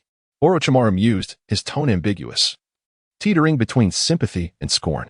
Hashirama's brow furrowed slightly, about to inquire further, but Orochimaru had lost his patience for idle chatter. Now is not the time for small talk. Eliminate the third Hokage. As his words fell, the first and second Hokages, compelled by an unseen force, attacked the third Hokage. A brutal confrontation ensued, with the third Hokage enduring a relentless barrage. In a desperate effort, he retaliated and injured the second Hokage. Yet, like scattered paper, the fragmented material returned to the second's form, restoring him to his former state. "Monkey, your efforts are futile. Those summoned through the reanimation jutsu are immortal. Your only option is to seal us away." "I understand." The third Hokage's face creased deeper with weariness, his spirit dimmed by the weight of impending death. "Wherever the leaves flutter, the fire shall burn eternal. The flames will continue to illuminate the village, nurturing new growth. Now, it is time for this old man to ignite his final blaze. First and second Hokages, I shall grant you release." "TCH." Orochimaru scoffed at the third Hokage's lengthy soliloquy, charging into the fray. As Orochimaru approached with fierce intent, the third Hokage, though sorrowful, wasted no time in forming hand seals. Shadow Clone Jutsu. "Orochimaru, I shall now reveal a secret jutsu that even you do not know. Sealing technique. Shiki F. Jin. The third Hokage and his two shadow clones simultaneously performed the seals. Behind them loomed a terrifying specter of the Shinigami, its skeletal figure brandishing a scythe, poised to harvest the waiting souls. A technique I am unfamiliar with? Let me behold it. Orochimaru, ever the enthusiast of ninjutsu, felt not fear but curiosity and anticipation at the prospect of learning something new. To uncover all ninjutsu in pursuit of immortality had been his lifelong ambition. As the third Hokage successfully summoned the Shinigami specter, he resolved not to survive this encounter. In his injured state, even against the intentionally exposed vulnerabilities of the first and second Hokages, the third Hokage's shadow clones withstood their assault, capturing both the first and second Hokages. The Shinigami's arm emerged from the third Hokage's shadow clone's abdomen, seizing the souls of the first and second. Please forgive me. First Hokage, second Hokage. The third Hokage uttered, his voice hoarse with agony. I'm sorry, Sarutobi. The expression on Hashirama's face stiffened. Yet there was a hint of relief in his tone. Tobirama's lips curled into a slight smile as he gazed at Sarutobi Hiruzen, the embodiment of the will of fire, who had devoted his life to the Leaf Village. Indeed, he was a worthy disciple. Monkey, I have caused you trouble. As they spoke, the two figures dissolved into a pool of murky essence, revealing two unfortunate sound ninja who had participated in the Chunnin exams. This time, the sound ninja kin had narrowly escaped with Qi Long, only to be replaced by another unfortunate soul. Orochimaru, how could you be so ruthless to your own? The third Hokage seethed, having subdued the first and second, feeling significantly relieved as he turned his attention to Orochimaru. With the assistance of the Monkey King, the third Hokage successfully ensnared Orochimaru, baring his teeth in a primal roar, intent on extracting Orochimaru's soul. At that moment, Orochimaru caught sight of the fearsome specter of the Shinigami, terror coursing through him. The third Hokage rasped, Orochimaru, I have failed to instruct you well. All of this is my fault. Let me be sealed within the Shinigami's belly alongside you, to suffer eternally in torment, bound together for all time. Overwhelmed with dread, Orochimaru's instinct for survival ignited a fierce rebellion within him, unleashing his latent potential. In a final act of defiance, he wielded the Kusanagi sword, piercing the third Hokage's chest. With venomous hatred, he spat, Old man, perish. There is no way I shall be sealed by you. The third Hokage, long exhausted and diminished, found himself unable to withstand the blade. His previous valiant struggle was merely a fleeting glimmer of defiance. Ultimately, he could no longer bear the burden of Orochimaru's soul. Age had caught up with him. With a heavy heart, he resolutely commanded the spectral figure of death to sever and seal away Orochimaru's hands. Orochimaru, witnessing the specter consume his own arms, was filled with dread. In the end, I bore the weight of it all for the sake of Konoha. Where the leaves dance, the flame of life endures. The third Hokage fell, a legendary ninja who now rests eternally upon the land he had vigilantly protected. Time rewound to the moment when Senju Tobirama employed the Flying Thunder God technique, leaving a bewildered Kiyotaki gazing at the vanishing first and second Hokages, suddenly devoid of purpose. Kiyotaki, go assist Sasuke and the others. Their sage and Churiki from Tsunade. I fear they may not withstand the onslaught. Kakashi called out to Kiyotaki, concerned as Sasuke faced the formidable Gaara. Understood. Don't worry, Kakashi-sensei. I shall depart at once. Qi Long soared towards the direction indicated by Kakashi. Perhaps due to the arduous journey undertaken by Naruto and his companions, when Qi Long arrived, they were still embroiled in a fierce battle. To his astonishment, he witnessed Naruto thrusting an explosive kunai into Gaara's posterior. Boom! A burst of flames erupted, engulfing the half-beastified Gaara in sand and dust, causing him to shudder and retreat in pain, feigning strength as he leaned against a tree trunk, sand cascading down his body. Not only was Qi Long left speechless, but all present were similarly dumbfounded, as if struck by a revelation that would leave them astounded for an entire year. Temari, Gaara's sister, questioned her very existence as she beheld her disgraceful brother meet his end in such an embarrassing manner. How would she ever confront her aloof sibling again? Even the non-human entities, the Toad Jiraiya and the Ninja Dog Pakin, were left in astonishment, having gained new insights into the peculiarities of humanity. Such a fearsome creature, it turned out, was merely a delicate flower. A bead of cold sweat trickled down Pakin's brow as he lamented the unfortunate spectacle. Truly tragic. Qi Long couldn't help but marvel at the bond between Naruto and the others. Surely, it must have been forged during this very moment. Indeed, this is an anime filled with intense emotions. It had struck at my most vulnerable point, and the overwhelming force of the impact was not absorbed by the sand. but rather fully directed at me. I had underestimated him. Gaara grimaced in pain, clutching his rear. Injured and down, Sasuke gazed at Naruto's impressive strike, then at Sakura, who was pinned against a tree, unconscious and suffering. For the first time, he softened his tenacious heart. Naruto, even if you are putting on a brave face, you must save Sakura. Struggling to rise, his body riddled with cursed marks, even in exhaustion, he yearned to fight for his comrades once more. I can hold him off just a little longer. I have lost everything before, but now I have you all. And I refuse to watch my cherished companions perish before my eyes. Sasuke declared resolutely, affirming his recognition of Naruto, Sakura, and the entire Team 7. Naruto looked at Sasuke, whose once indifferent heart had finally been warmed by him. Chapter 55, Shikaka the One-Tail. Sasuke, Naruto exclaimed, his eyes glistening with emotion. Feeling the weight of responsibility for the first time, as his teammates entrusted their hopes for survival to him. More reinforcements?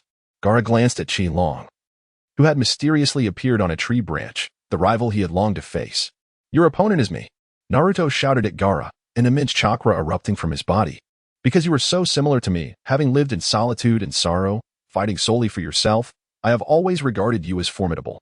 However, true strength should not be about fighting only for oneself. That does not constitute a true warrior. With determination in his eyes, Naruto felt rejuvenated. He formed hand seals, and chakra exploded forth. Shadow clone jutsu. Boom.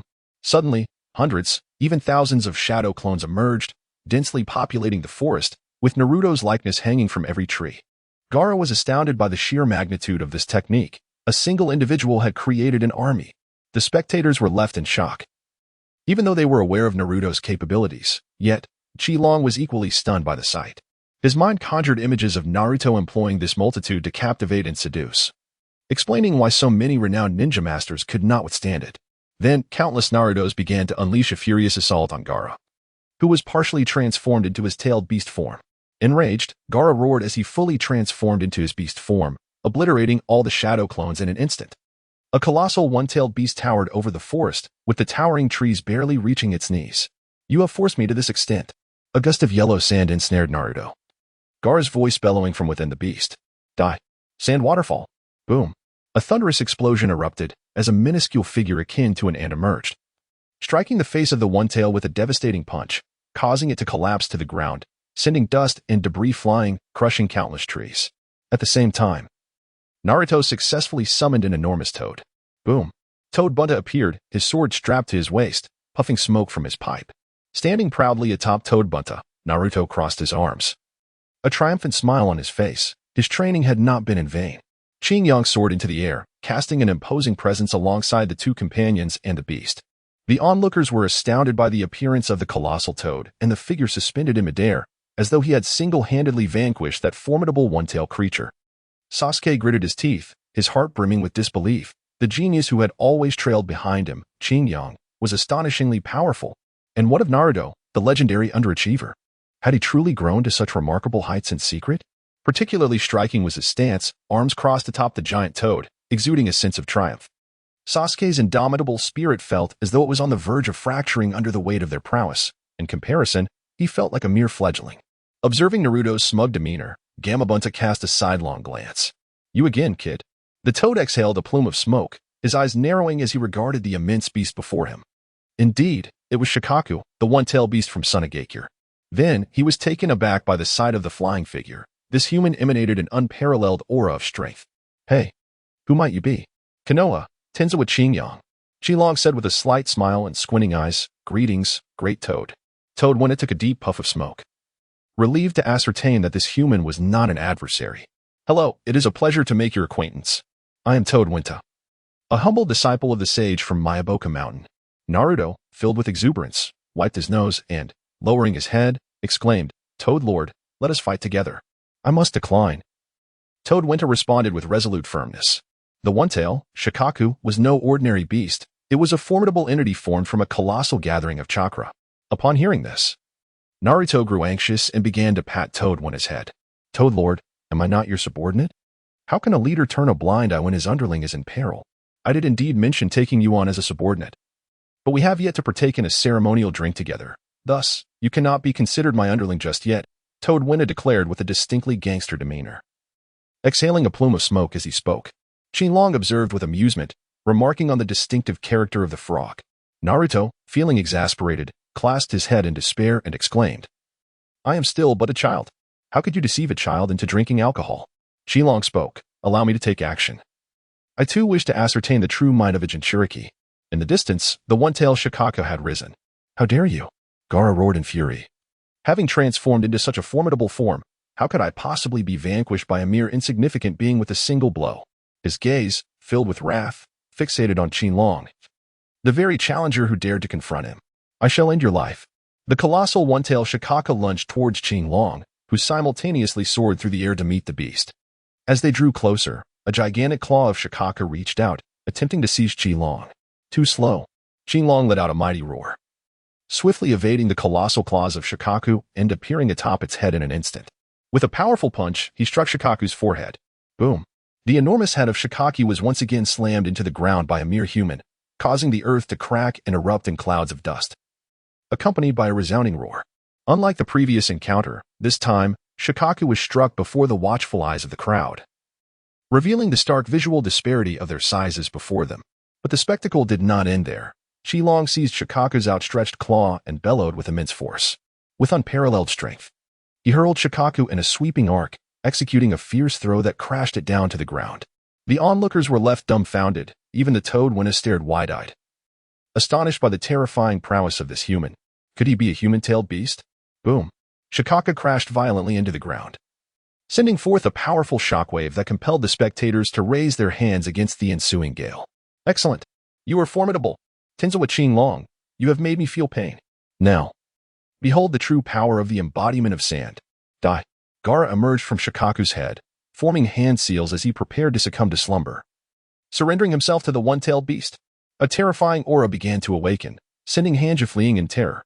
Naruto stood atop Winta, exclaiming in shock, "What on earth is happening? Why does this guy emit such overwhelming power?" Winta, with a grave expression, observed Shikaku and slowly reached for the hilt of his blade. That dark circle under his eyes is the reason he has not slept. Once the kid succumbs to slumber, Shikaku within him will awaken, and his personality will gradually be consumed. Naruto's eyes widened in realization. He had always felt ostracized in the village, but it dawned upon him that there were those who suffered far worse. Does that mean Gaara has never slept? If he does, the monster within will awaken, and he will be devoured by it. How terrifying and tragic. Yet Gaara endured this horror and solitude in silence, evoking a profound empathy within Naruto. "Gaara," Naruto shouted, "you must stop this. You will be consumed by the monster." Gaara glanced at Naruto, but his actions did not falter as he entered the state of false sleep. In that moment, Shikaku threw back its head and howled, "Ah, haha, I am finally free." This unfamiliar voice instilled a sense of dread in Naruto. Is this the monster within Gaara? Chapter 56. The appearance of the masked man observing the raucous Shikaku, Qilong could not help but perceive it as a comical figure, akin to a spirited individual who had been isolated for too long, devoid of the imposing presence of the Ninetales. "I have found my target." Shikaku pointed at the most conspicuous Winta, laughing boisterously, reminiscent of a mischievous raccoon discovering a new toy. What? Winta did not anticipate being singled out. With narrowed eyes, he reached for his sword, recognizing that it was time for him to perform. Naruto, gripped by fear, shouted nervously, Toad Boss, it's coming for you." "Indeed. We are ready for battle," Winta responded. Fueled by determination, Naruto turned his gaze toward Shikaku. "Finally, it is our turn." From a distance, Shikaku inhaled deeply, its belly swelling, before slamming its palm down onto its abdomen. Wind release, vacuum sphere. A blast of air shot toward Winta. In response, Winta leapt high, forming seals with its webbed hands. Water release, iron cannonball. A torrent of water surged toward Shikaku, which tilted its head back and unleashed another vacuum sphere toward Winta's water cannonball. Boom. It was as if a torrential downpour had commenced from the sky. The two forces collided, the water sphere exploding, drenching the entire forest in a deluge. Sasuke watched in astonishment. "What an incredible battle! Is this truly your strength, Naruto?" "Pathetic." Qilong gazed in silent contemplation. Although many years had passed, the sight of the nine-tailed beast ball, which he had witnessed prior to his transmigration, still left him in awe. However, the practice of empty shooting was rather uninteresting. "Do you require my assistance?" Qilong floated gracefully in the air and declared, "Not yet." The large-eyed toad, Wintai, cast a glance at Qilong and said to Naruto, "Transform me into something capable of capturing it, while you awaken that slumbering little rascal." "All right," Naruto shouted, brimming with fighting spirit. Hmm? Qinglong turned his head to glance in a particular direction, sensing the presence of an observer. In an instant, his figure vanished, only to reappear in the distance. Upon a grand tree, a figure shrouded in a black coat adorned with crimson clouds emerged, accompanied by another individual donning a similar garment. Their face concealed behind a swirling mask. Qinglong's heart skipped a beat. She had not anticipated encountering the enigmatic figure behind the scenes so swiftly. Who are you? And what brings you here? Qinglong, fully aware of the situation, recognized that he was still in the midst of a growth phase in terms of strength. There was no need to confront these shadowy figures so prematurely. Oh dear. The man adorned with a swirling mask flailed about exuberantly, exclaiming, "We have been discovered. What shall we do?" Humph. Absolute disdain marked his tone, as he had long since grown accustomed to the antics of the masked individual, since they had been uncovered. A confrontation was inevitable, yet, how to engage in battle? Why on earth could this fellow fly? The masked man continued to chatter, maintaining his whimsical demeanor, entirely devoid of any intention to fight. Qinglong gazed at the neurotic fellow, half in disbelief and half on guard. In the distance, Naruto stood atop Gamabunta, engaged in a fierce battle against Shikaku. With hands forming intricate seals, he channeled the will of Gamabunta to unleash a transformation technique. Boom. As the smoke cleared, Gamabunta transformed into a resplendent, orange nine-tailed fox, baring its fangs and charging towards Shikaku. Is that the Nine-Tails? Well, the masked man exclaimed.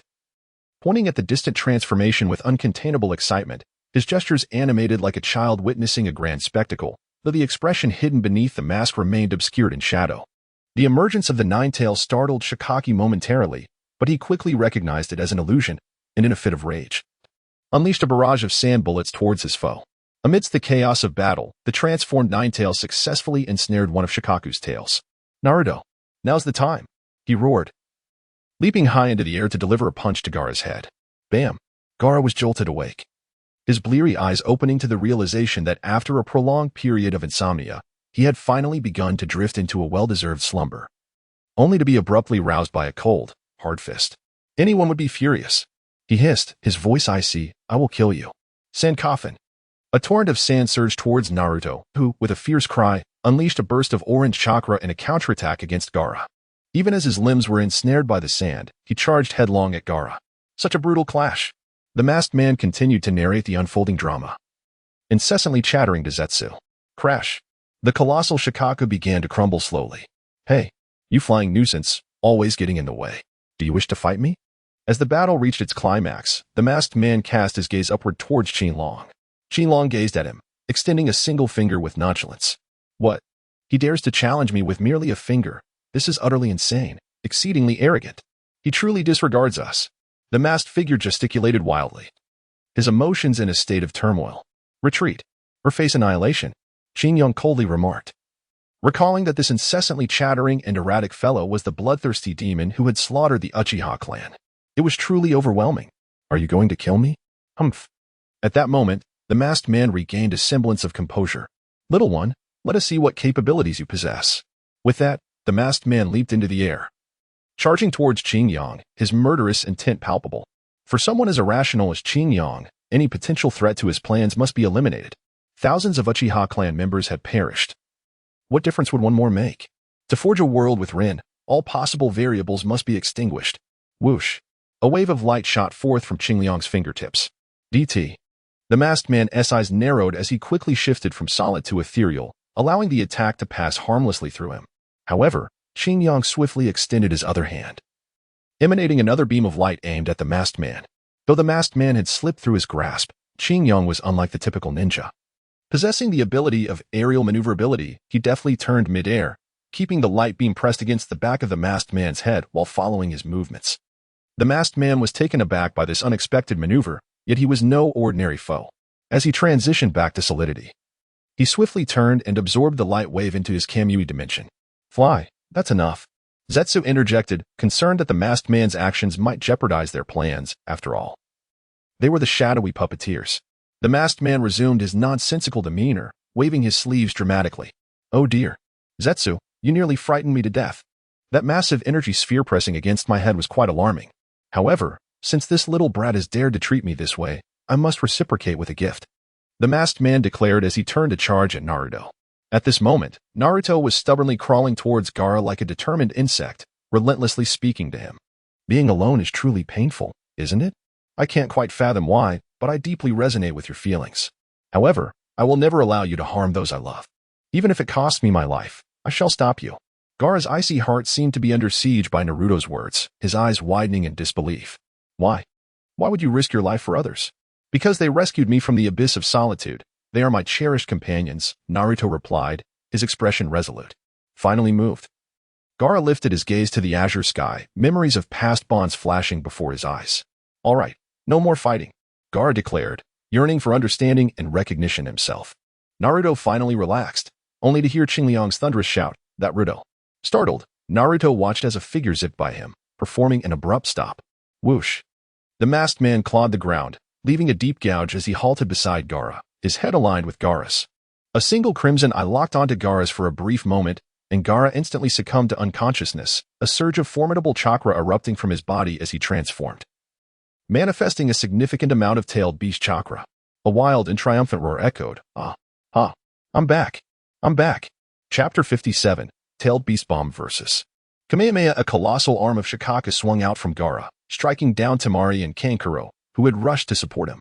The siblings' faces drained of color as they gazed in terror at Gaara's transformation. The monstrous arm loomed again, and Temari found herself paralyzed with fear. Suddenly, a figure emerged. Shikamada leaped forward, scooping Temari into his arms and fleeing, not forgetting to ensnare Kankuro with his shadow technique to escape together. Boom. Shikaku's claws slammed into the ground, creating a massive crater as the beast rose, fully formed. Qingliang positioned himself protectively in front of Naruto, urgently calling out to Sasuke. Sasuke, swiftly take Naruto away.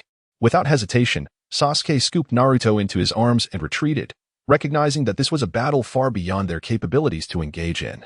Who released me? I must express my gratitude.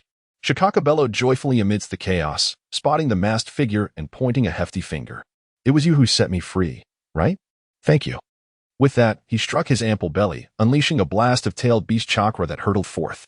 The masked figure quickly evaded, but the tailed beast bomb crashed into the ground like a heavy artillery shell, resulting in a thunderous explosion that left a massive crater in its wake. The masked figure flailed his arms, exclaiming in terror, "How frightening. Truly terrifying. This tailed beast is ferocious." Then, addressing Naruto, he declared, "Well then, leave village brat. This tailed beast is yours. No need for courtesy." As he spoke, a swirling vortex appeared in his eyes, and in an instant, he was drawn away, vanishing from sight. Qingliang gazed at the fully awakened Shoha, gritting his teeth in vexation, cursing Obito for the colossal trouble he had stirred up, roaring in frustration. He wondered if that rascal had fled. Showa twisted its massive neck and turned its gaze towards Qingliang. It then identified yet another target that it was eager to eliminate. Showa opened its mouth and, with a resounding thud on its belly, launched another round of air bullets. Qingliang swiftly evaded as the empty shell struck the forest, toppling countless trees. We must not engage in battle here. King Taki contemplated for a moment before leaping into the air, propelling himself toward the distance. In mid-flight, he unleashed several radiant energy waves toward Shoha. What is this? Although Shoha had never encountered such energy waves, his exceptional combat instincts alerted him to the imminent danger, prompting him to retaliate with a series of explosive attacks. Boom, boom, boom. The sky reverberated with explosive sounds. You think you can strike me and simply depart? Showa bellowed in disbelief, his massive fingers pointing accusingly at King Taki, the force of his voice echoing in all directions. His corpulent belly lifted off the ground as he charged toward King Taki with all four limbs. Shikamaru, embracing Temari, finally exhaled in relief, while Sasuke, observing Showa's departure, felt a burgeoning sense of admiration for King Taki that overshadowed any hint of jealousy. It was at this moment that Temari realized she was still nestled in Shikamaru's arms, particularly aware of his hold on her thigh. Flushed with embarrassment, she swiftly smacked his arm and jumped away, feigning seriousness as she addressed Showa. Is King Taki attempting to draw Shoha away? Kankuro cast a silent glance at his sister before shifting his gaze toward the distant figures of Shoha and King Taki, silently wishing for King Taki's safety. No one understood the terror of the One-Tail more than he did. In the distance, King Taki launched his counterattack. After unleashing several energy waves and utilizing the cover of the explosions, he closed in on Shoha and delivered a powerful punch to that large, rotund face. Boom. Shoha's enormous head was sent crashing to the ground. Shoha, it is time to cease. The Jinchuriki is meant to protect the tailed beasts. Qingliang directed a fierce shout towards Shikaku, launching himself for another punch, while Shikaku's enormous palm struck forth. With a resounding boom, the shockwave from the sonic explosion erupted. In an instant, Shikaku seized the opportunity, capturing Qinglong's fist as if it were a mere chick, and hurled him away with tremendous force. The ground erupted in a cloud of smoke, countless trees toppled, and a deep trench was carved into the earth. Who needs Jinchuriki? I certainly do not. Shikaku bellowed triumphantly, pointing with his hefty finger at the pit where Qinglong lay buried at the trench's end. Hypocritical and contemptible humans, perish, he roared with exhilaration, reveling in the demise of yet another insignificant human. Oh yes, Shikaku exclaimed, his pride palpable. The distant figures of Shikamaru and his companions observed the scene with clarity. Kankuro and Temari were engulfed in terror, witnessing the chaos wrought by the rampaging tailed beast, a catastrophic calamity. Shikamaru clenched his teeth, consumed by a deep loathing for his own frailty, especially as he watched his comrades sacrifice themselves for their protection. Now it's your turn. Shikaku turned his gaze towards Shikamaru and his group, his bloodthirsty eyes glinting with wild intent. Shikamaru unsheathed his kunai and stepped forward, fixating his gaze on Shikaku. You all must flee. I will hold it off. Temari urged anxiously. You cannot stop it. She insisted. Enough chatter. Run. Shikamaru shouted back, determined not to witness the sacrifice of another comrade before his eyes, even if it meant facing insurmountable odds. Did you truly think I was dead? A voice erupted from the pit as Qinglong clawed his way through the dirt, soaring into the air. Qinglong is still alive. Shikamaru shouted in exhilaration. Nanny! Shikaku exclaimed, noticing the human who had risen from the pit, aligning himself with the others. Then let us finish you all in one go, he roared, opening his massive maw as he gathered a tremendous amount of chakra, forming a dark, violet-tailed beast bomb. With a thunderous blast, Shikaku expelled the tailed beast bomb, hurtling it forth like a cannonball. Shikamaru and Temari, faced with imminent death, stared wide-eyed as the monstrous orb of chakra sped towards them. Came. Ha. Ki. Ji. Qinglong leapt into the air, his hands positioned at his waist in a flower bud formation. A radiant light ignited between his palms, instantaneously materializing into a sphere of energy. The brilliance surged forth, and a fierce wave of energy radiated outward. Subsequently, he thrust his hands forward. Boom. The earth beneath Qinglong fractured, and the radiance in his grasp illuminated the heavens and the earth. A wave of energy surged forth, hurtling towards the incoming tailed beast bomb. Boom. A sound reverberated as if it resonated through the very fabric of existence, akin to a profound silence. The Kamehameha collided with the tailed beast bomb. Rather than resulting in an explosion, the tailed beast bomb suppressed the Kamehameha, propelling it forward with tremendous force. The brilliance reflected the pale faces of Shikamaru and his companions, who stood in awe at this magnificent spectacle. Yet, the relentless advance of the tailed beast bomb indicated that their escape was nigh impossible. Ha! With a resounding roar, Qinglong unleashed the full force of the Kamehameha, causing the earth to tremble and dust to rise in a tumultuous cloud. The radiant energy wave illuminated the heavens and the earth. The tailed beast ball, which had been advancing at an agonizingly slow pace, suddenly halted, beginning to retreat gradually. As it retreated, it accelerated, propelled back toward its origin by the might of the Kamehameha, crashing directly into Shikaku's visage. What? The one tail, Shikaku, widened its eyes in disbelief, astonished that the tailed beast ball it had launched could be repelled. The next moment, an explosive force erupted against Shikaku's face, enveloping it in a massive, hemispherical blast of light, illuminating half the sky and scattering the clouds above. Sasuke gaped at the explosion, while Naruto awakened amidst the chaos, bewilderedly gazing at the radiant forest.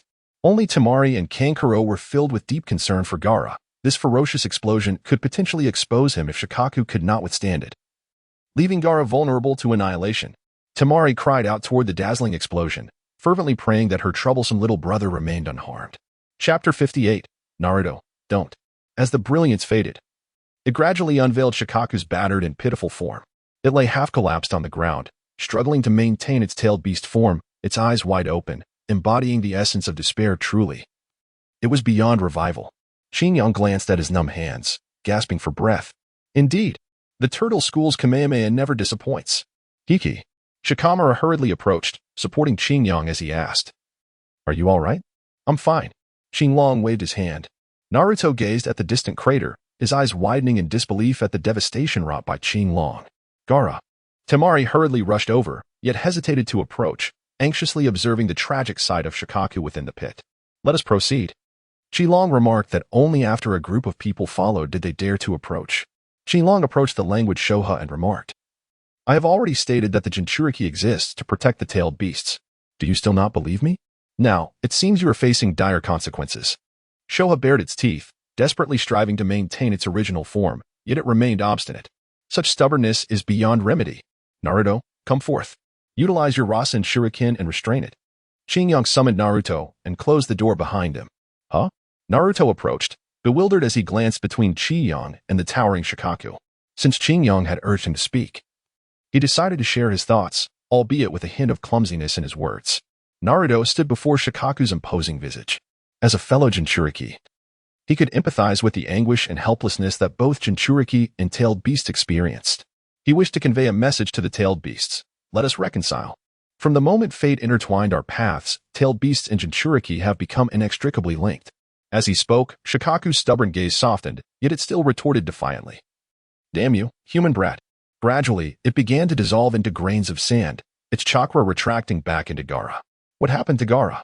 Temari exclaimed anxiously. Rest assured. He is unharmed. Shikaku's voice faded, and the scattered sand revealed Gaara's true form. With a rush, Temari dashed forward and embraced Gaara, who remained in a deep slumber. Come with me back to Konoha.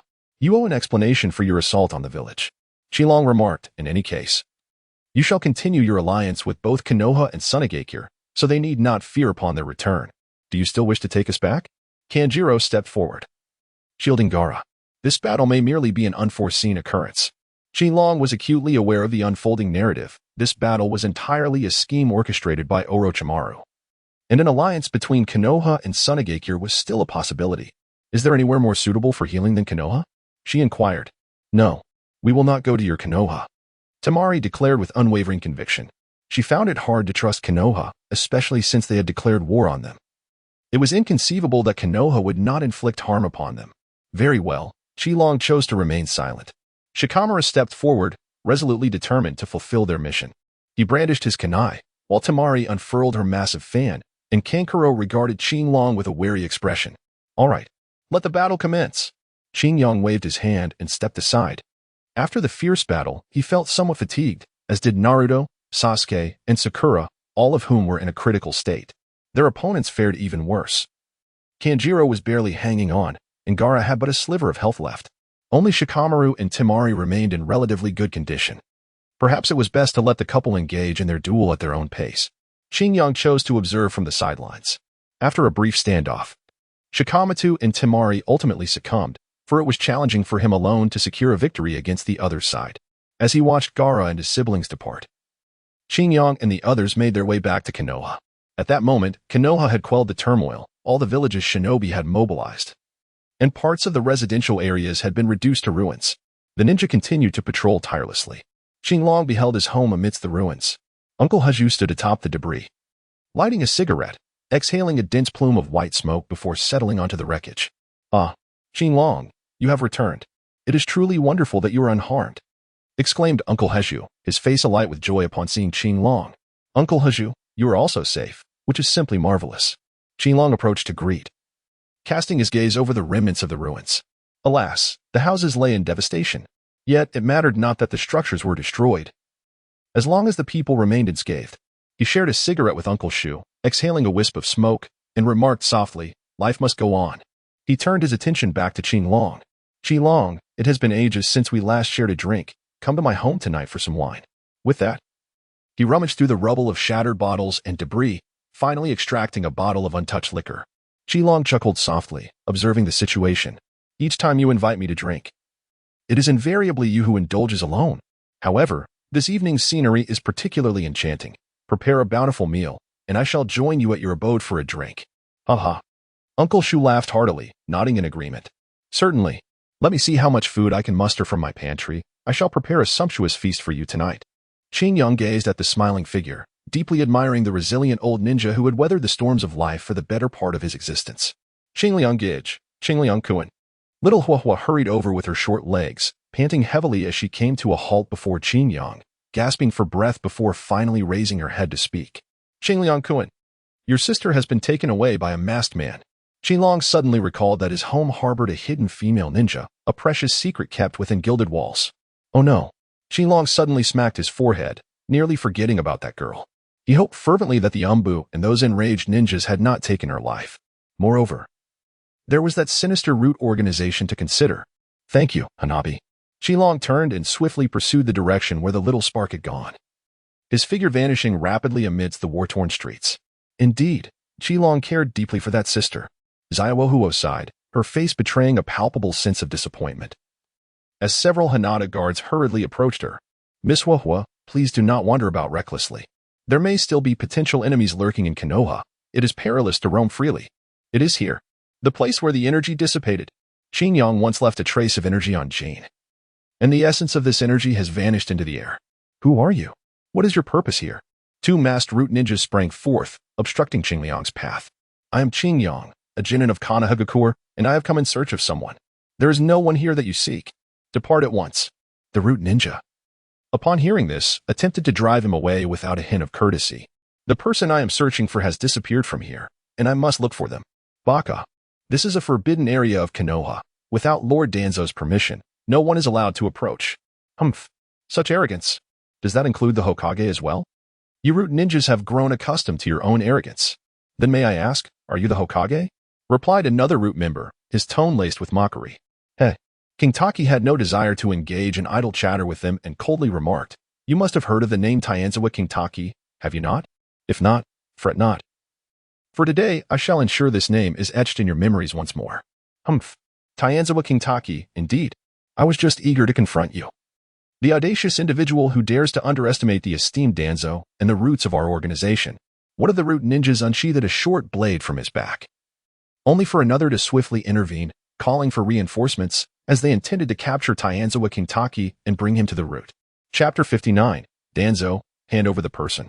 Doton, Iwa Hashiragun. The unsheathing ninja had already initiated his assault, as sharp stone pillars erupted from beneath King Taki's feet. Qilong had already evaded the moment he initiated his ninjutsu, simultaneously extending his index finger toward his opponent, from which a beam of light shot forth. Boom. It struck the root ninja squarely, eliciting a piercing scream as the force sent him flying. Earth-style, earth flow wall. Another root ninja, witnessing the unfolding chaos, hastily stepped forward to conjure an earth flow wall for defense. A thick earthen barrier rose from the ground, standing resolutely before them. Qilong charged forward, delivering a powerful punch. Boom. The earth flow wall shattered explosively, revealing a terrified root ninja.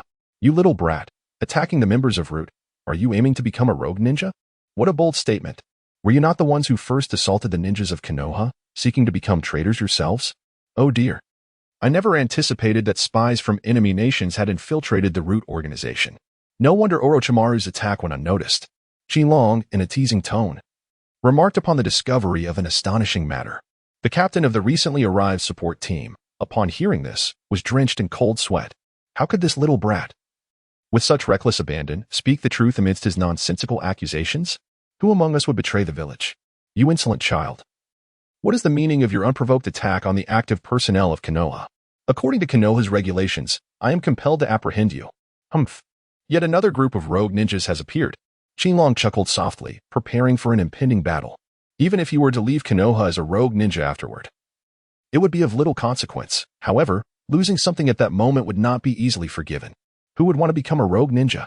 A resounding voice interrupted, as Jiraiya arrived with Naruto, whose forehead was wrapped in a cloth. This young man possessed remarkable recuperative abilities, having returned to Konoha Hospital, taken a brief rest, and undergone treatment to restore his health. Concerned about the situation in Konoha, he eagerly rushed out to join Jiraiya in patrolling the village. Qilong, so you were here. What was that commotion just now? Naruto inquired, hastening over, having heard the sounds of battle while accompanying Jiraiya on their inspection. Perverted sage. Qingyang greeted in astonishment. Jiraiya, with a hint of frustration, curled his lips, pondering how everyone referred to him as the lecherous sage. Had his reputation for lechery truly become so widespread?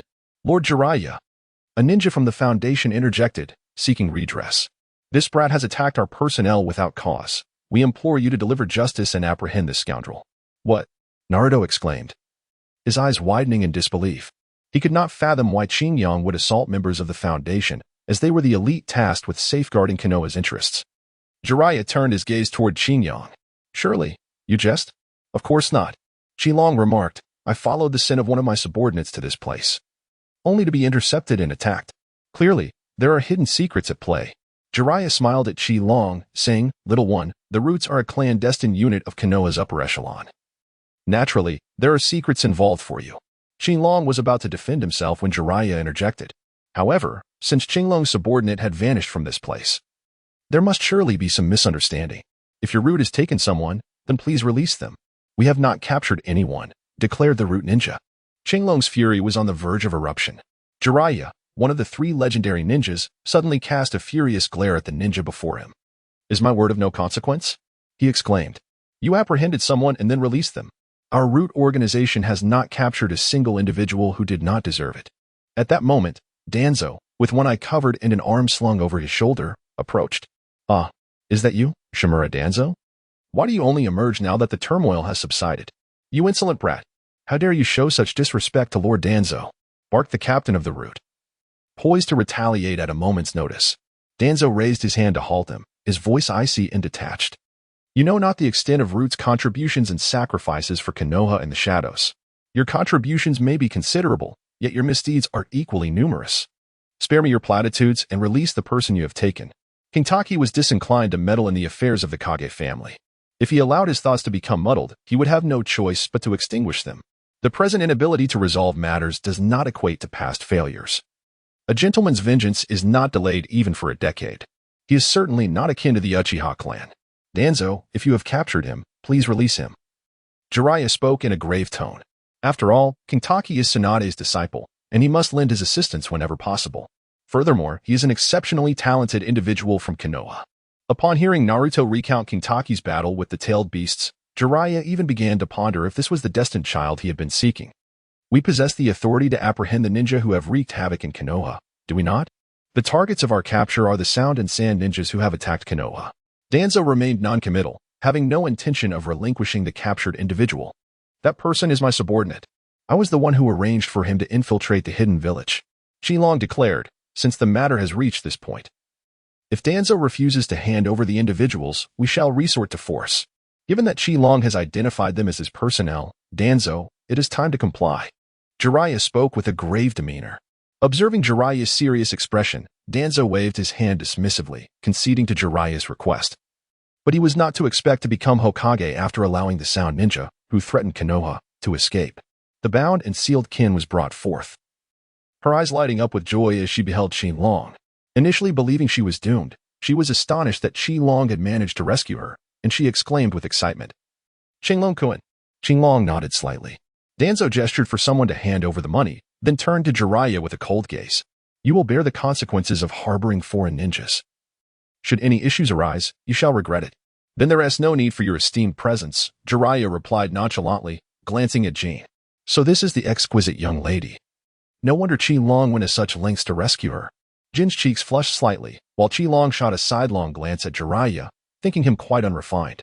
"Hey, kid. I've done you a great service, so what else with that look?" Jiraiya grumbled, feeling unappreciated by the young one. Jean. It was this esteemed Jiraiya who saved you. You should express your gratitude appropriately." Qi Long said to Jean, successfully transferring Jiraiya's gratitude onto Jean. "Thank you, Lord Jiraiya." Jean expressed with heartfelt appreciation.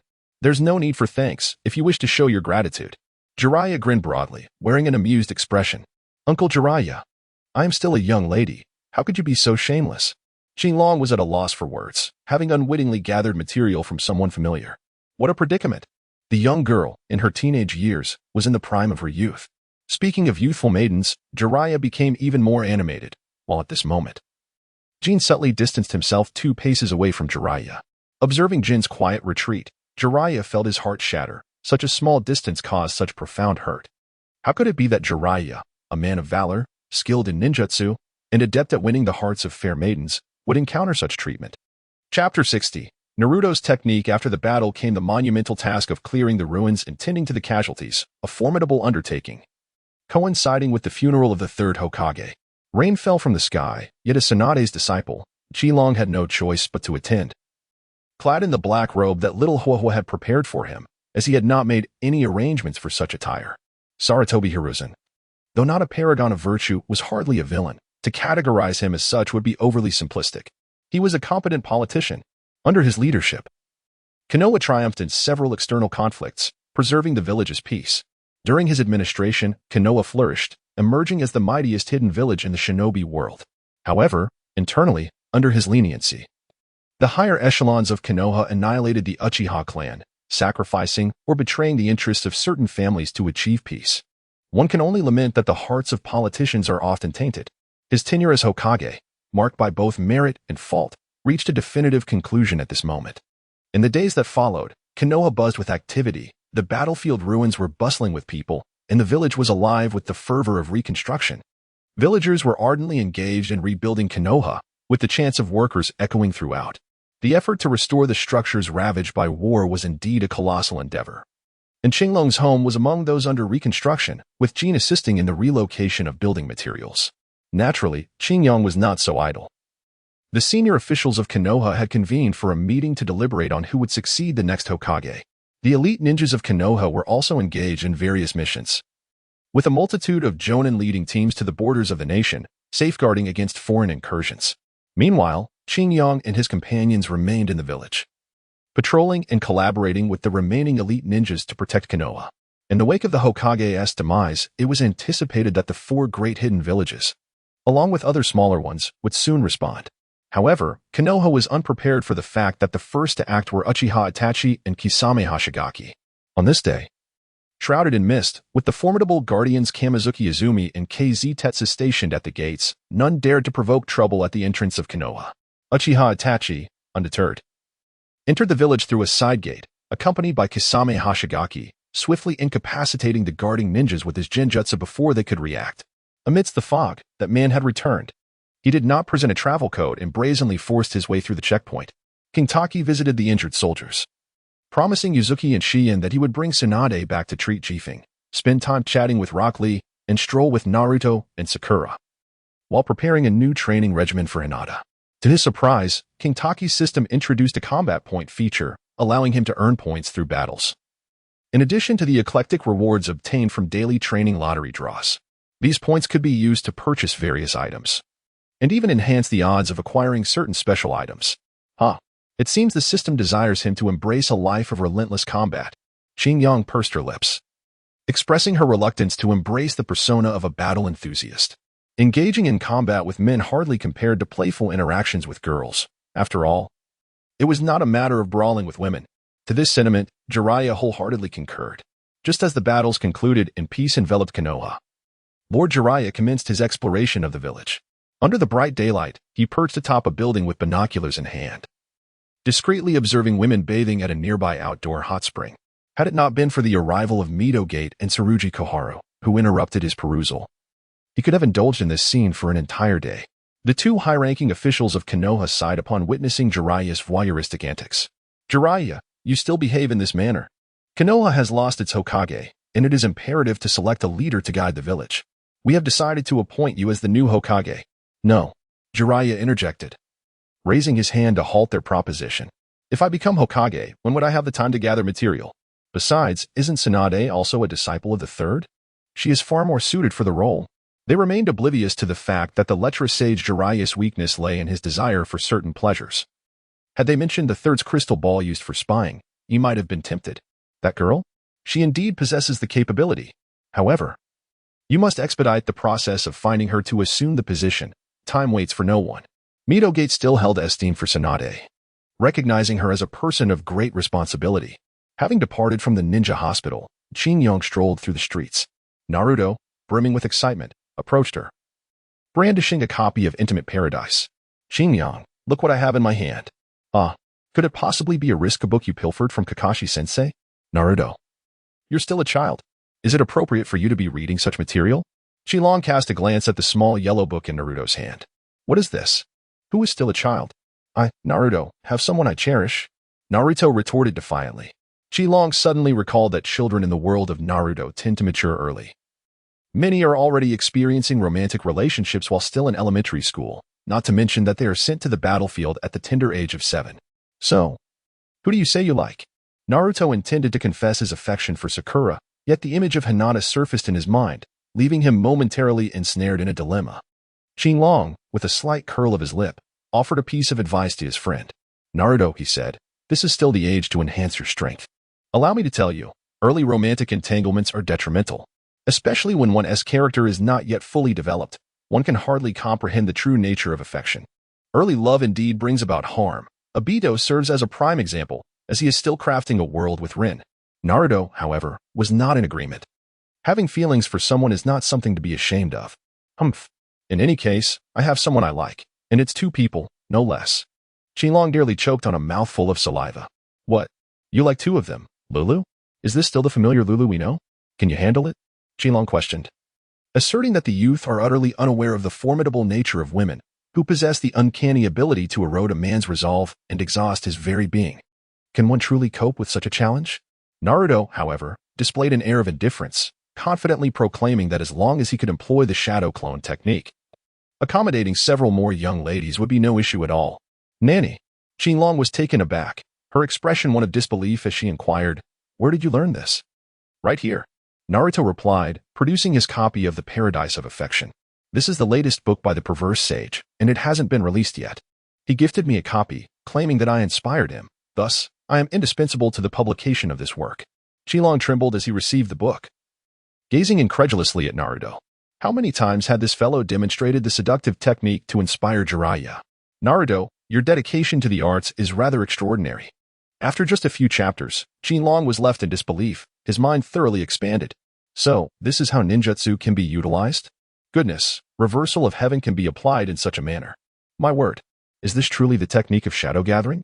And shadow tentacles can be executed like this? I can hardly believe it. Are you telling me this is partial multiplication technique? Qinglong gazed at Naruto in disbelief. A person cannot, or at least should not, act in such a manner. Qinglong felt a twinge of disappointment. He had underestimated their creativity after all. Naruto, I had always intended to share my thoughts on the seduction technique with you. But it seems that there is no need now, as your ingenuity surpasses my imagination. Upon hearing this, Naruto leaped up in excitement. Indeed. Indeed. Qinglong. You must have thought of it too. I knew it. Great minds think alike among brothers. So, have you developed it? King Taki exclaimed with a sense of wonder. Indeed. The moment I laid eyes on this book, inspiration struck me, Naruto said excitedly, his face glowing with confidence. Now, allow me to unveil to you the greatest ninjutsu in the world. This is the first time this technique has been revealed. King Taki, I expect your thorough critique, this time. You shall not find an opportunity to kick me. Chapter 61. Naruto, I am no longer pure. Multiple shadow clone technique. Naruto formed hand seals, beaming at King Taki as he conjured dozens of clones, preparing for his grand move. King Taki, are you ready? I am ready. Facing formidable foes, including the formidable guardian Crane and the cunning Danzo, King Taki had never been so earnest. His mind replayed the scenes from the original anime, where Naruto wielded the art of the harem, preparing himself mentally for the impending encounter. And thus it began. The harem technique. Boom, boom, boom.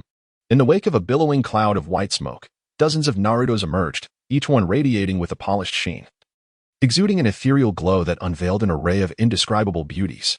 There were angels, succubi, elves, medusas, Mai Shiranui, Icarus, Kisaragi Sena, divine flames, and the enchanting Yasakura, among others. They all dashed forth in unison, creating a tumultuous wave, their brilliance dazzling to the eyes, as the vibrant spring scenery unfolded boundlessly. Accompanied by a chorus of calls, some sweetly saccharine, others exuding an icy aloofness. Lord King Taki. King Taki covered her mouth in astonishment, her eyes wide as she collapsed onto the ground. How fulfilling. Utterly gratifying. After watching countless anime, she finally beheld a real-life embodiment, radiating with divine light and exuding an enchanting allure. Nearby, at the corner, Xiaohua, who had come searching for King Taki, stood in disbelief, witnessing this scene. Ah, she exclaimed, her face flushed with embarrassment. Covering her cheeks, she turned and fled in a fluster, calling out as she ran, "It's simply unbelievable. King Taki-kun. I never imagined you to be this kind of King Taki-kun." Qinglong was taken aback, hastily scrambling to his feet and pursuing. Naruto, my illustrious reputation has been utterly tarnished by you. With a thud, Naruto's harem technique dissipated as he stroked his chin, deep in contemplation. Is my harem technique still insufficiently refined? Qinglong, having just collapsed, swiftly regained his composure. After a moment of reflection, he resolved to seek the advice of the lecherous sage. However, he deemed it unwise to involve Angel Yin and Medusa, asserting that they were his wives. Very well, thus it shall be. With newfound clarity, Naruto promptly sought out Jiraiya. Hinabi-chan. Hinabi-chan. Qilong hastily caught up with the little spark, determined not to let the young girl misinterpret his intentions. For he could not bear the thought of tarnishing his lifelong reputation. Hannah, you have misunderstood. At last, he reached the petite figure. Yet she could not feign ignorance any longer and ran away, her cheeks flushed with embarrassment, unable to meet Qilong's gaze. In her heart, she kept repeating to herself, Qilong, I never imagined you to be such a person. The more she pondered, the more her cheeks burned, resembling a ripe tomato. It's not that I mind if you prefer such a demeanor. Are all men truly so wicked? The voice of the little spark was barely audible. Qilong did not pay much attention and quickly explained, it was Naruto who deliberately attacked me. With a resounding crack, he used that particular technique. I was careless and failed to evade. I am aware of this, Qinglong-kun, Zaiwohuo softly replied. Qinglong let out a sigh of relief. They say that children's words are unrestrained. But one must ensure that this girl does not let anything slip. It is well known that even if the illustrious Kagaya were to fall victim to Naruto's reverse harem technique, the blemish would remain indelible, repeatedly subjecting him to ridicule. Zaiwohuo, allow me to treat you to some delicacies. In a bid to silence her, he resolved to spend generously. They indulged in a variety of snacks. With Zaiwohuo joyfully clutching a bountiful collection of treats, her eyes sparkling with delight. Subsequently, they ventured to a barbecue restaurant for a sumptuous meal. At that moment, Naruto dashed over, brimming with excitement. Qinglong-kun, get ready. We are going to train with the lecherous sage. Training? Indeed. I heard we might even interview a beautiful woman named Tsunade. Huh. Qingyang stood up with great joy, for Tsunade was finally to assume the mantle of Hokage. At last. He felt a sense of rightful belonging, as if he could stride confidently through the streets of Konoha. I had a feeling that Qingyang would be absolutely elated upon hearing this news. Well then, let us prepare to pack our bags, exclaimed Naruto cheerfully, turning swiftly to race home and gather his belongings. Qinglong escorted Xiaohua to the doorstep of the Hyuga residence. Well then, Hinabi-chan, farewell. Let's go out for a meal sometime. She bid adieu. Xiaohua raised her arm, sweetly waving goodbye, her sleeve slipping down to reveal a delicate arm, as smooth and white as jade, with slender fingers gracefully dancing in the air. After tidying up her belongings and entrusting Jin with the house, Qinglong proceeded to meet Naruto and Jiraiya at the gates of Konoha. Naruto, burdened with a large backpack, was sweating profusely, moving at a snail's pace. Naruto, have you moved the entire house? Qinglong stared in astonishment at the large backpack, wondering why a girl's luggage would be so abundant as if she were moving. The haughty Sasuke and the carefree Naruto, who among them truly played the role of the recipient. Jiraiya looked at Naruto with exasperation. Naruto, take the backpack back. There is no need to carry such a heavy load. You make it sound easy, but I've already exhausted all my strength getting it here. How on earth am I supposed to carry it back? Naruto lamented, fatigue evident in his voice. Jiraiya's gaze reflected disdain. You're aware that you've used up all your energy just getting here. How do you expect to proceed further? Leave it to me. Qingyang took Naruto's backpack and effortlessly slung it over his shoulder, evoking immense admiration from Naruto. Jiraiya, standing nearby, voiced his concerns. Qingyang, are you all right? The journey still stretches far ahead. A man must never utter I cannot. Rest assured. Qingyang raised a hand gesture towards Jiraiya. Is it not permissible for a man to say no? This classic line has been duly noted by me, Jiraiya. When the new book is published, you shall receive a share of the royalties, Qingyang. Jiraiya remarked with a radiant smile. Qingyang turned his gaze towards Konoha, lamenting the missed opportunity to encounter the legendary figure, Uchiha Itachi. However, he mused, the quest to bring Tsunade back as Hokage held far greater significance. Soon, I shall be a disciple of the Hokage. Upon reaching a secluded area, Qingyang found a patch of level ground and summoned a Bulma-brand villa. With a resounding thud, the villa materialized, leaving Naruto and Jiraiya astonished at the spectacle. Qingyang was the first to step inside, placing Naruto's backpack into the villa. Once Naruto and Jiraiya emerged, he transformed the villa into a universal capsule, ready for storage. Wow! Naruto exclaimed, marveling at the convenience and magic of the villa. Suddenly, he recalled Qingyang's extraordinary flying nimbus and rushed to his side, exclaiming with excitement, Hey, Qingyang. Summon your flying nimbus so we can ride it on our journey. All right. Qinglong called out Jinduyan to the sky, and a golden cloud streaked across the heavens before descending gracefully. Naruto gazed on with immense excitement. Qinglong, may I ascend? Qinglong nodded, and Naruto excitedly leaped forward. Duong. He landed with a thud, crashing to the ground as if he had passed through a misty cloud. Even Qinglong was taken aback. How did Naruto miss his target? Jiraiya smirked. What a sight. It was merely a cloud. Ouch. Naruto groaned, clutching his face as he struggled to rise, gazing in confusion at the cloud.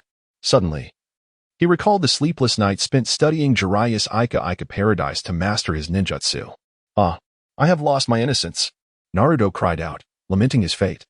It's all that lecherous sage's fault. I shall never be pure again. Who would have thought that I, Naruto, would one day resemble a lecherous sage? Chapter 62. My foolish Shidudu Jiraiya, perplexed, thought, am I really that kind of person? Naruto swallowed hard, sorrowfully confessing, woe is me, I have become a little pervert. This statement elicited laughter from Jiraiya and hearty chuckles from Qinglong. Naruto, you've already taken on the form of a lecherous sage. Jiraiya comforted him, speaking with a tone of seasoned wisdom. Embrace it. This is the essence of manhood. Seeing Naruto still wallowing in sadness, Qinglong added, Naruto, this is merely the nature of a man. You need not feel ashamed. Jiraiya's eyes lit up at this notion. The essence of manhood? I must include that in my new Ika Paradise book. To lift Naruto's spirits, Qinglong produced a universal capsule and released a small aircraft. Naruto, you can fly with this. Naruto's sorrow evaporated as he rushed forward to inspect it, his mood shifting swiftly. So, Qinglong-kun, shall we take to the skies?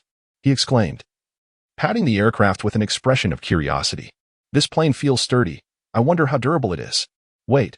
Jiraiya interjected, equally intrigued. There's a small town nearby where we can rest. His serious demeanor belied the excitement bubbling within him. After finally escaping from Konoha, he had been eagerly anticipating this moment. He needed to gather material and perhaps engage with some young ladies to muse on the philosophies of life and spark his creativity. Naruto, Qinglong, let us depart, Jiraiya declared, leading the way toward the town. Qinglong was also discovering for the first time the existence of such a lively little town nearby. The town bustled with activity, offering an array of delights, food vendors, street performers, taverns, weapon shops, and establishments of a more indulgent nature, all contributing to a dazzling spectacle that left Qinglong in awe. Countless Leaf Village ninjas returned from their missions, seeking a moment of leisure here, which rendered the local establishments particularly vibrant, with enchanting young ladies gracefully captivating passers-by at the street corners. Qinglong couldn't help but think that she would frequently visit this place in her spare time. Jiraiya, gazing at the pink decor of the brothel and the enchanting women who tantalized the senses, felt his excitement tremble both within and without. While having lunch with Qinglong and Naruto, a beautiful and alluring woman passed by, and he could no longer contain himself. Naruto, Qinglong, let us hasten our meal. We have important matters to attend to. All right. Kintaki and Naruto were exceedingly obedient. The trio swiftly finished their meal, and Jiraiya took Naruto and Kintaki to a hotel, tossing the key to Naruto while instructing the two to train, before venturing out to indulge in his own pursuits. Naruto, dumbfounded, exclaimed in disbelief. Is this what you call being busy with important matters? Haha, this is indeed a significant affair. Jiraiya simply waved his hand and departed. Qinglong gently patted Naruto's shoulder and stepped outside, for the world is vast, and one must venture forth to explore its myriad wonders, leaving Naruto alone in a daze. What is this? Naruto gazed incredulously at Qinglong's departing figure. Qinglong-kun, where are you going? Have you two succumbed to mischief? The in-town is a charming little place, vibrant and bustling, with a rich assortment of life forms and a variety of trades, exuding a palpable sense of humanity. Qinglong inquired about the housing prices. Although Tsunade is set to become the 5th Hokage, he need not leave Konohagakure. However, the constant destruction in this place is quite alarming. It would be wise to purchase a residence just outside of the village to avoid the misfortune of being homeless after another attack. As he walked along, the ladies from the establishments of ill repute greeted him with remarkable enthusiasm. Young lad, would you care to join us? There is no charge, dear. You're quite handsome. Come over. I'd like to introduce you to my sister.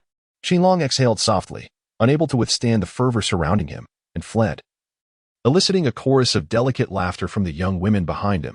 Jiraiya had seemingly vanished, likely lost amidst the sweet, warm tones of their playful banter. In Konoha, within Kakashi's chamber, he lay unconscious upon the bed, flanked by the solemn figures of Might Guy, Asuma Saratobi, and Kurin Ayuhi.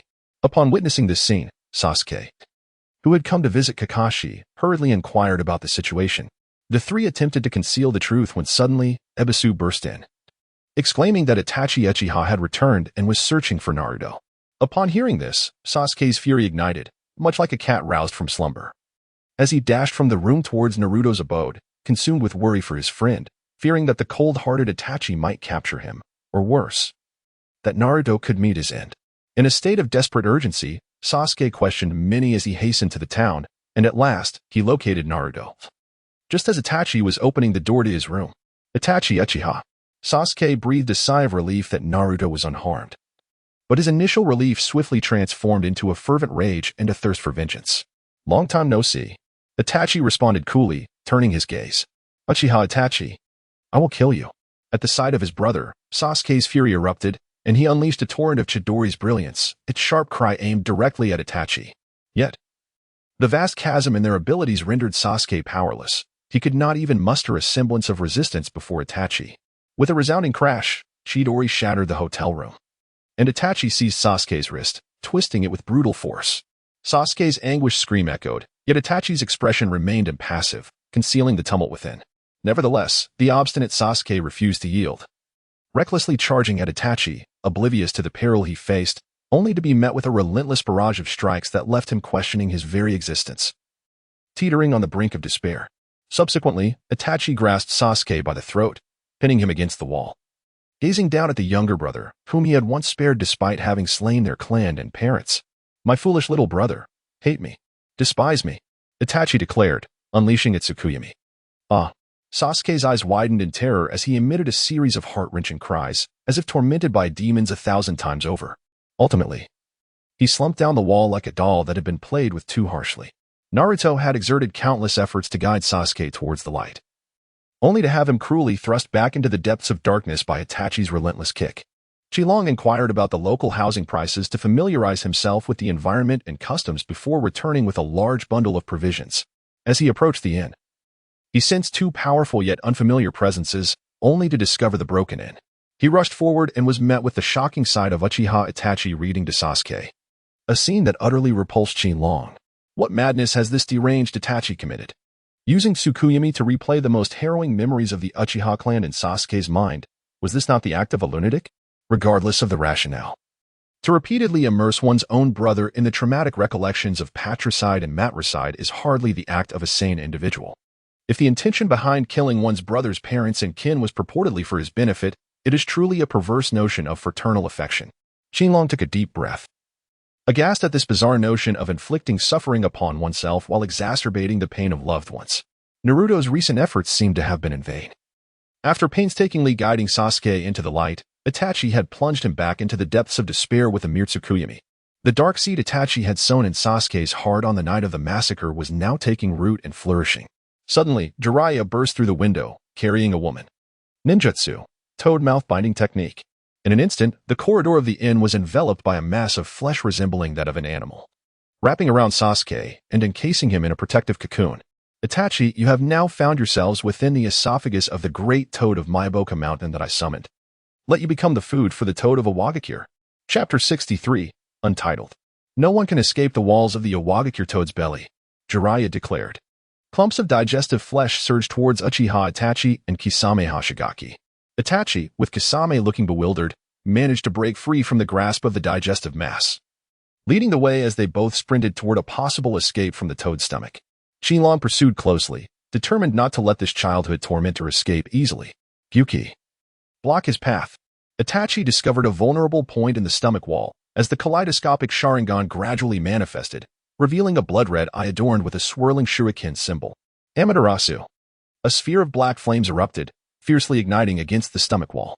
The formidable Kisame, wielding his massive, spiked weapon, turned with a menacing grin that resembled a shark's maw. Little brat, are you seeking death by following so closely? With that, he raised his sword, Samahata, and struck forth. Bang! Chilong struck fiercely against the skin of the shark, producing a dull thud as a wave of force radiated outward. The shark's skin, ensnared by bindings, seemed to emit a faint cry of pain. And the formidable impact sent a jolt through Kisame's hands, causing him to feel a pang of sorrow for his cherished weapon, while the two engaged in their fierce battle. Itachi had already employed Amaterasu to burn a hole through the stomach wall of the toad. Kisame, retreat. Itachi said impassively, having already leapt outside. Meanwhile, Kisame was still embroiled in combat with Chilong, but upon hearing Itachi's command, he prepared to exit the toad's stomach wall. Chilong seized the opportunity and delivered another powerful punch, prompting Kisame to hastily use his great sword as a shield. The resounding explosion echoed so loudly that even Naruto and Jiraiya, positioned at a distance. Could hear the deafening blast. A wave of energy erupted, propelling Kisame like a cannonball out of the cave's entrance. Uchiha Itachi, momentarily bewildered, glanced at Kisame as he zoomed past, astonished that this fellow could move even faster than himself. Jiraiya, I must pursue Itachi and the others. Xingyang turned around and shouted behind him, then sprinted after Uchiha Itachi. Wait, Xingyang, don't chase. Jiraiya quickly called out. Having noticed that Uchiha Itachi had escaped the belly of the toad, he hurried after him and came upon the scorched opening where the three had vanished. The black flames still raging with no sign of abating. He needed to extinguish these flames before pursuing Xingyang. What kind of flames are these? Naruto inquired, leaning closer. But Jiraiya swiftly pulled him back. Don't touch such perilous flames. He then unfurled a scroll and sealed the flames within, finally exhaling in relief as he lifted the binding technique of the toad's mouth. Just as Jiraiya stood, still recovering from the shock, he was met with a heavy kick from Might Guy. Boom. Uchiha Itachi, along with Kisame Hashigaki, leaped outside the small town. Mr. Itachi, that little tail is still following us, Kisame remarked, grinning as he ran, delivering a punch that sent the boy flying, feeling a surge of battle spirit in his heart. Ignore him, Itachi replied impassively. Considering he hails from the same village as you, I shall spare him this time. Kisame bared his sharp teeth, suppressing his inner impulse, and revealed a shark-like smirk. However, Xingyang did not relent, trailing behind them at a steady pace, gradually distancing himself from the small town, his speed increasing as he closed in on Itachi and Kisame. They halted and turned to face the pursuing Xingyang. Uchiha Itachi.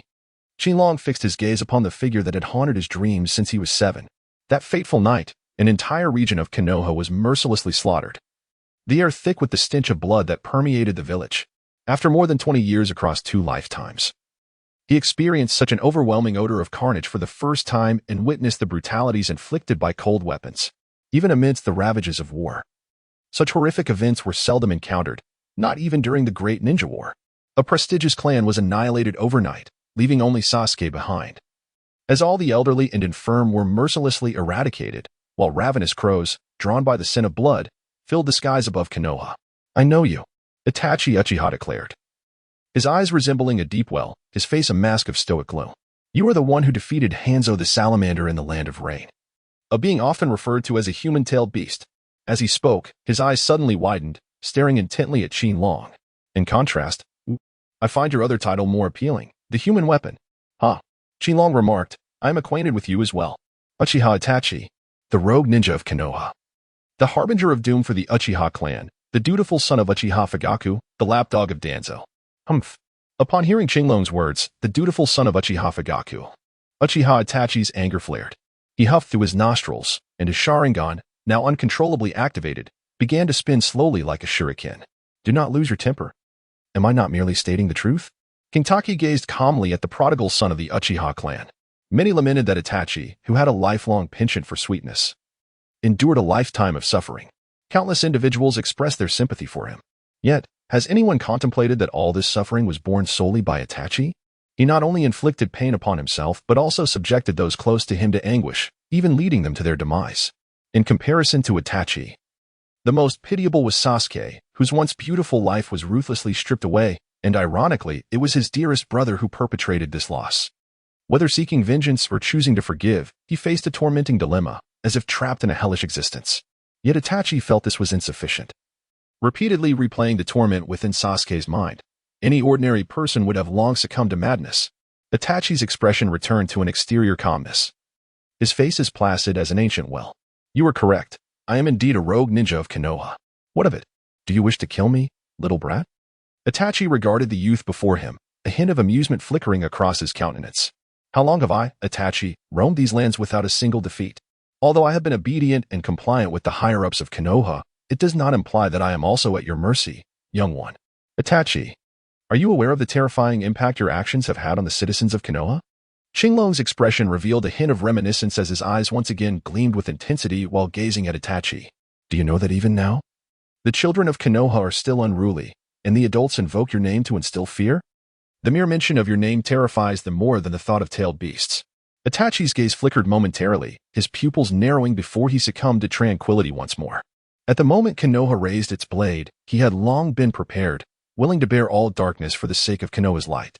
Observing Itachi's despondency, Kisame Hashigaki strode forward with his sword, Samahata, slung over his shoulder. Hey kid, enough of this idle chatter. I'm far more interested in discovering whether your human weaponry surpasses my Samahata or whether your human-tailed beast is mightier than my tailless beast. Excellent. Just when I felt we hadn't fought enough. Qinglong's expression revealed a fierce determination. For the sake of points, this battle was imperative to win. However, Qinglong revealed a hint of mockery at the corner of his mouth. Chapter 64, Battle Demon Shark. Are you attempting to strike me with your who built the dam? Qinglong cast a glance at Kisame, a flicker of amusement in his eyes. This individual, equally stained with the blood of comrades, had similarly succumbed to the embrace of the one who commanded him to slay his own. An enigma. Emerging from the void and retreating into obscurity, a being devoid of self, no matter how formidable your water techniques may be. Can you truly cleanse the blood upon your hands? You. Kisame gritted his sharp teeth, the scars buried deep within his soul painfully torn open once more. In the past, he had extinguished the lives of countless comrades for the sake of his ninja missions. Even the woman who harbored affection for him ultimately perished at his hands. Such was Kisame, unwaveringly loyal to orders and tasks. He epitomized the essence of a true ninja. Living by the sword, he deemed himself unworthy of companionship, let alone love. It was only upon encountering that man, the one who demanded he eliminate his comrades for the sake of secrecy, that his understanding of anguish was acknowledged, compelling him to unhesitatingly embrace that individual. Subsequently, he crossed paths with Itachi, a man from the Uchiha clan who shared a similar past, whom he regarded as a tether in his life, liberating him from the necessity of taking more lives. Ha! Kisame scoffed. You possess no understanding of me, only Mr. Itachi comprehends my plight. Uchiha Obito commanded you to slay your comrades, yet instead of seeking vengeance, you regard Obito as your ally. Are you truly a fool? Qinglong scolded without reservation. He admired Kisame, yet simultaneously held contempt for his reasoning.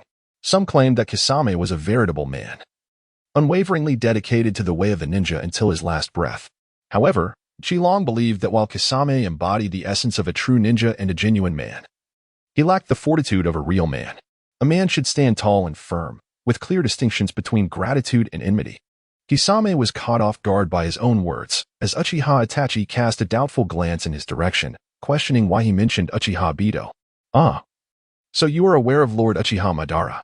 Kisame revealed his sharp teeth, thinking he could no longer allow this brat to continue speaking. The secret of Uchiha Obito shall be safeguarded by me, Kisame. Little brat, I am about to make my move. Kisame brandished the Samahata, leaping high once again to strike at Qinglong. Boom. Their fists met in a fierce clash once more. In this vast expanse, both parties unleashed their full might, creating explosive shockwaves that rippled outward. This time, Kisame distinctly heard the wailing of Samahata as the bandages on the blade vibrated and unfurled, revealing sharp spikes. After a single blow, Kisame leaped back, feeling stifled and at a disadvantage, his hand trembling, yet he had absorbed not a trace of the opponent's chakra. Why do you lack chakra? Kisame exclaimed with a perplexed expression, feeling utterly frustrated. The absorbing capabilities of Samahata proved completely ineffective. My apologies, but I cannot cultivate chakra. However, I possess something else. Let us see if you can withstand it. Qinglong raised his hand and unleashed a wave of energy, radiating a breathtaking brilliance. The more beautiful something is, the more perilous it often proves to be. Uchiha Itachi could not resist activating his Sharingan, his gaze fixed intently upon this extraordinary light wave. Upon witnessing it, Kisame felt an immediate surge of anxiety, bracing himself with utmost vigilance. However, the wave approached with astonishing speed. He could only raise Samahata as a shield to defend himself. With a resounding explosion, Kisame staggered backward, momentarily disoriented. As the smoke cleared, Qinglong had already materialized before him. A powerful punch followed. Kisame's grip on Samahata faltered, sending it flying, while blood trickled from his palms. What? Kisame exclaimed in astonishment, aware of his own formidable strength. It was extraordinary that his weapon had been so effortlessly overpowered. In a flash, Itachi appeared in front of Kisame, their coordination impeccable, whenever one faced peril. The other was there to intervene. Water style, water explosion wave. Kisame shouted, unleashing a torrent of water that conjured an artificial aquatic realm. Itachi, do not worry. I have yet to determine the victor, Kisame said slowly, extending his hand as Samahata returned to his side. Very well. Itachi stepped aside, leaving the battlefield to them. What a formidable deluge. Qinglong smiled, somewhat astonished at how a ninja could expel such an enormous torrent. It seemed as if one's mouth would need to function as a pump for 3 days and nights to achieve such a feat. Both Kisame and Itachi noticed that Xingyang was not merely standing upon the water-s surface, but was rather floating just above it. This little imp was capable of flight ninjutsu. Kisame displayed a look of surprise. Indeed, this little rascal continued to astonish him at every turn. Uchiha Itachi. With his Sharingan eyes wide open, focused intently, the three tomo within his gaze spinning rapidly as he observed this novel battle. Let me plunge you into the depths. Kisame bellowed, standing atop a towering wall of waves, charging forth with the might of 1,000 soldiers. Countless towering waves surged upward, crashing down upon Xingyang, who deftly evaded them using his aerial technique. Water release, water shark bomb technique. From the crest of the waves, a colossal chakra shark emerged, soaring toward Xingyang with ferocity. Great shark bomb technique. Xilong soared into the air, delivering a powerful strike towards the chakra shark. Boom. The shark exploded, sending forth a colossal wave of water. But that was not the end. The ominous Kisame unleashed, water-style, 1,000-feeding sharks. A multitude of chakra sharks emerged, with Kisame riding atop one. Grasping the unbound body of Samahata, commanding the formidable shark army composed of thousands, surging through the waves with an imposing ferocity towards Xilong. Truly, a terrifying sight. Xilong exclaimed. This dried persimmon shizen truly lives up to its reputation as a tailless beast, possessing an astonishing amount of chakra. It's time for me to make my move. Xilong unleashed a formidable surge of power, charging towards Kisame Hashigaki, plunging directly into the dense throng of sharks. With each stride, waves of water erupted around him, as countless sharks were obliterated upon contact, disintegrating into fragments. Amidst the overwhelming mass of the shark army, Xilong carved a path as if traversing an uninhabited realm within a sea of adversaries. Kill. A thunderous cry resonated as Xilong surged forth towards Kisame, who raised his spiked blade, akin to wielding a mace, ready to strike down. Xilong leapt gracefully, delivering a powerful kick to the body of the aquatic foe, while simultaneously striking at the arm of the ghostly creature. With a resounding thud, the being was sent flying, and Xilong's fist collided forcefully with the specter's form. Grasping the shoulder of the phantom, he lifted him as if claiming the head of an enemy general amidst a battlefield. With a thunderous crash, the specter shattered into a puddle of water, revealing itself to be but a watery clone. Water release, great water bomb technique. A massive chakra-infused shark materialized, emanating an overwhelming aura. The ghostly figure had expended nearly all of his chakra to unleash this formidable creature. Ha! Xilong soared towards the shark, and the two collided with tremendous force. Boom! In that instant, the entire lake trembled, unleashing towering waves.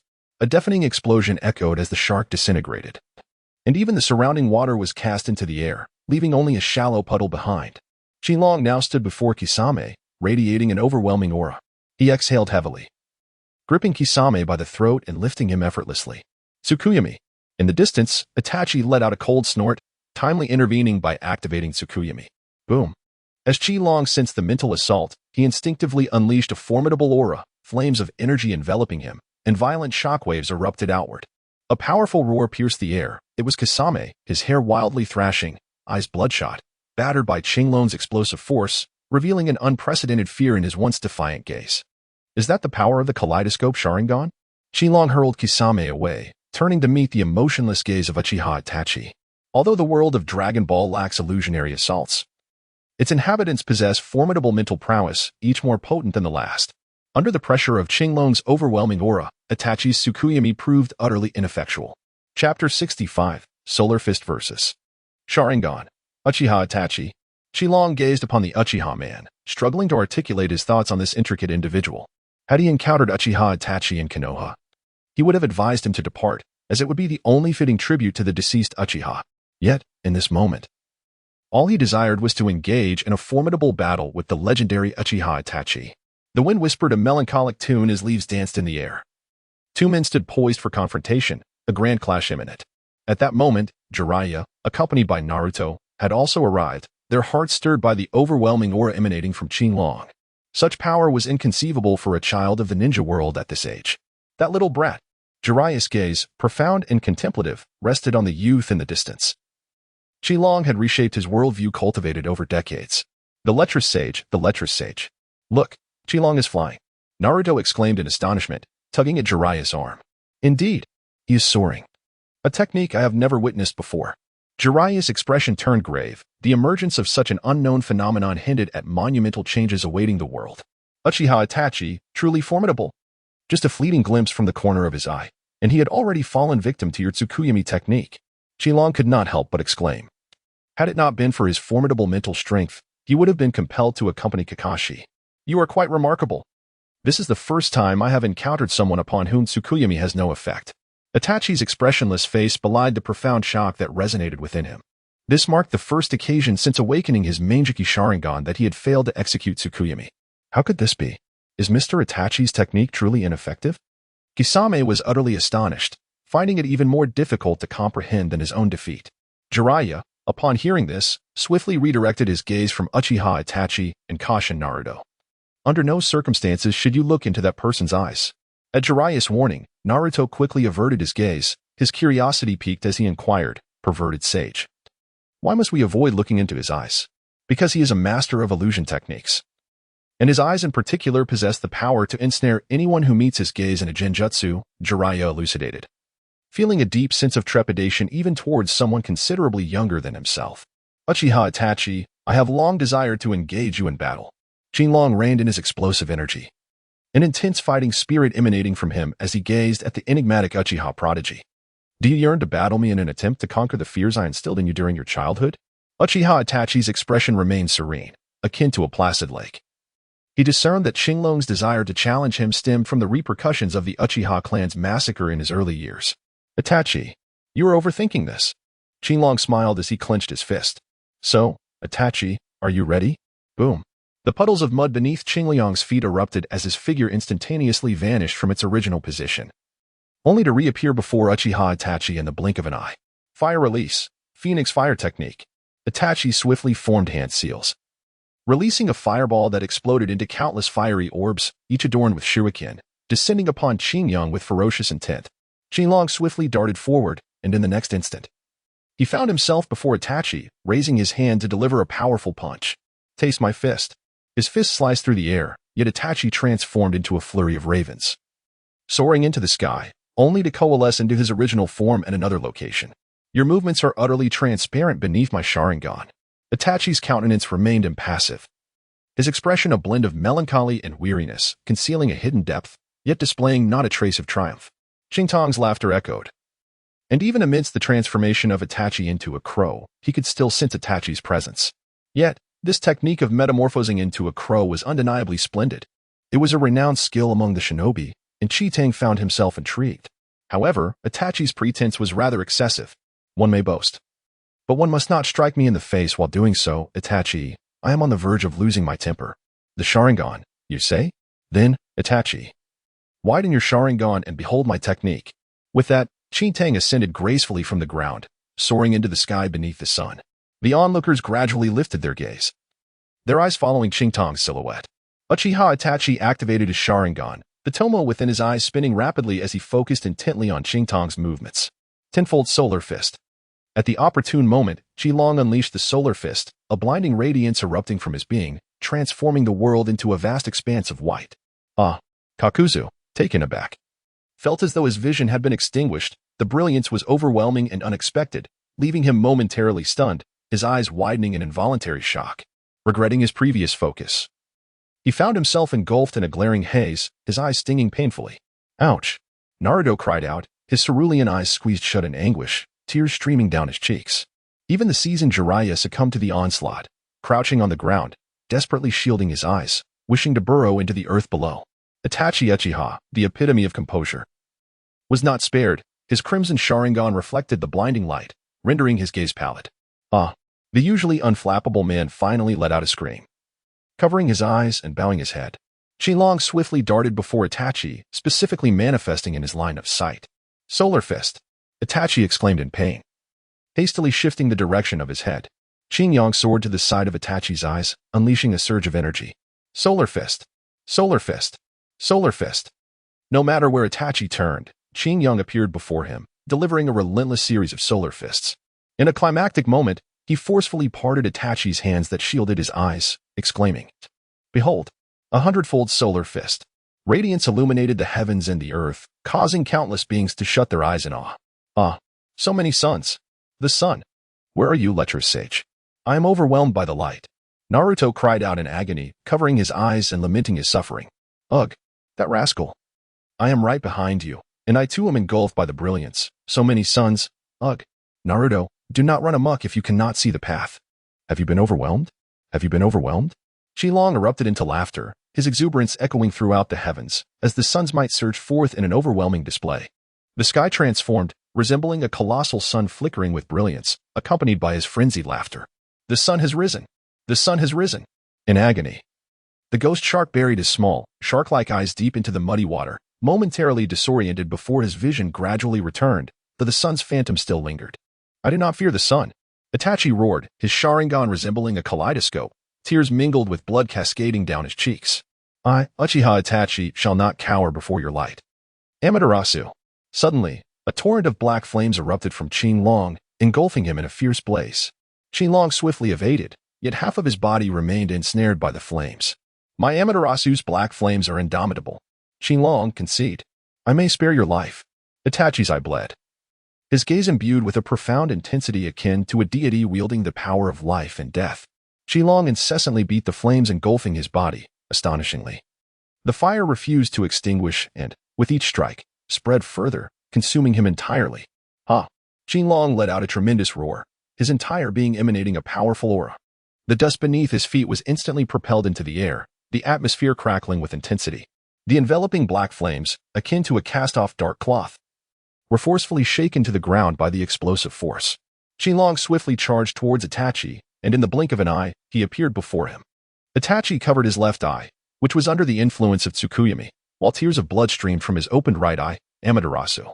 Qilong surged forward with a fierce intensity, forcefully prying Itachi's hands away from his eyes and seizing him. Face me directly.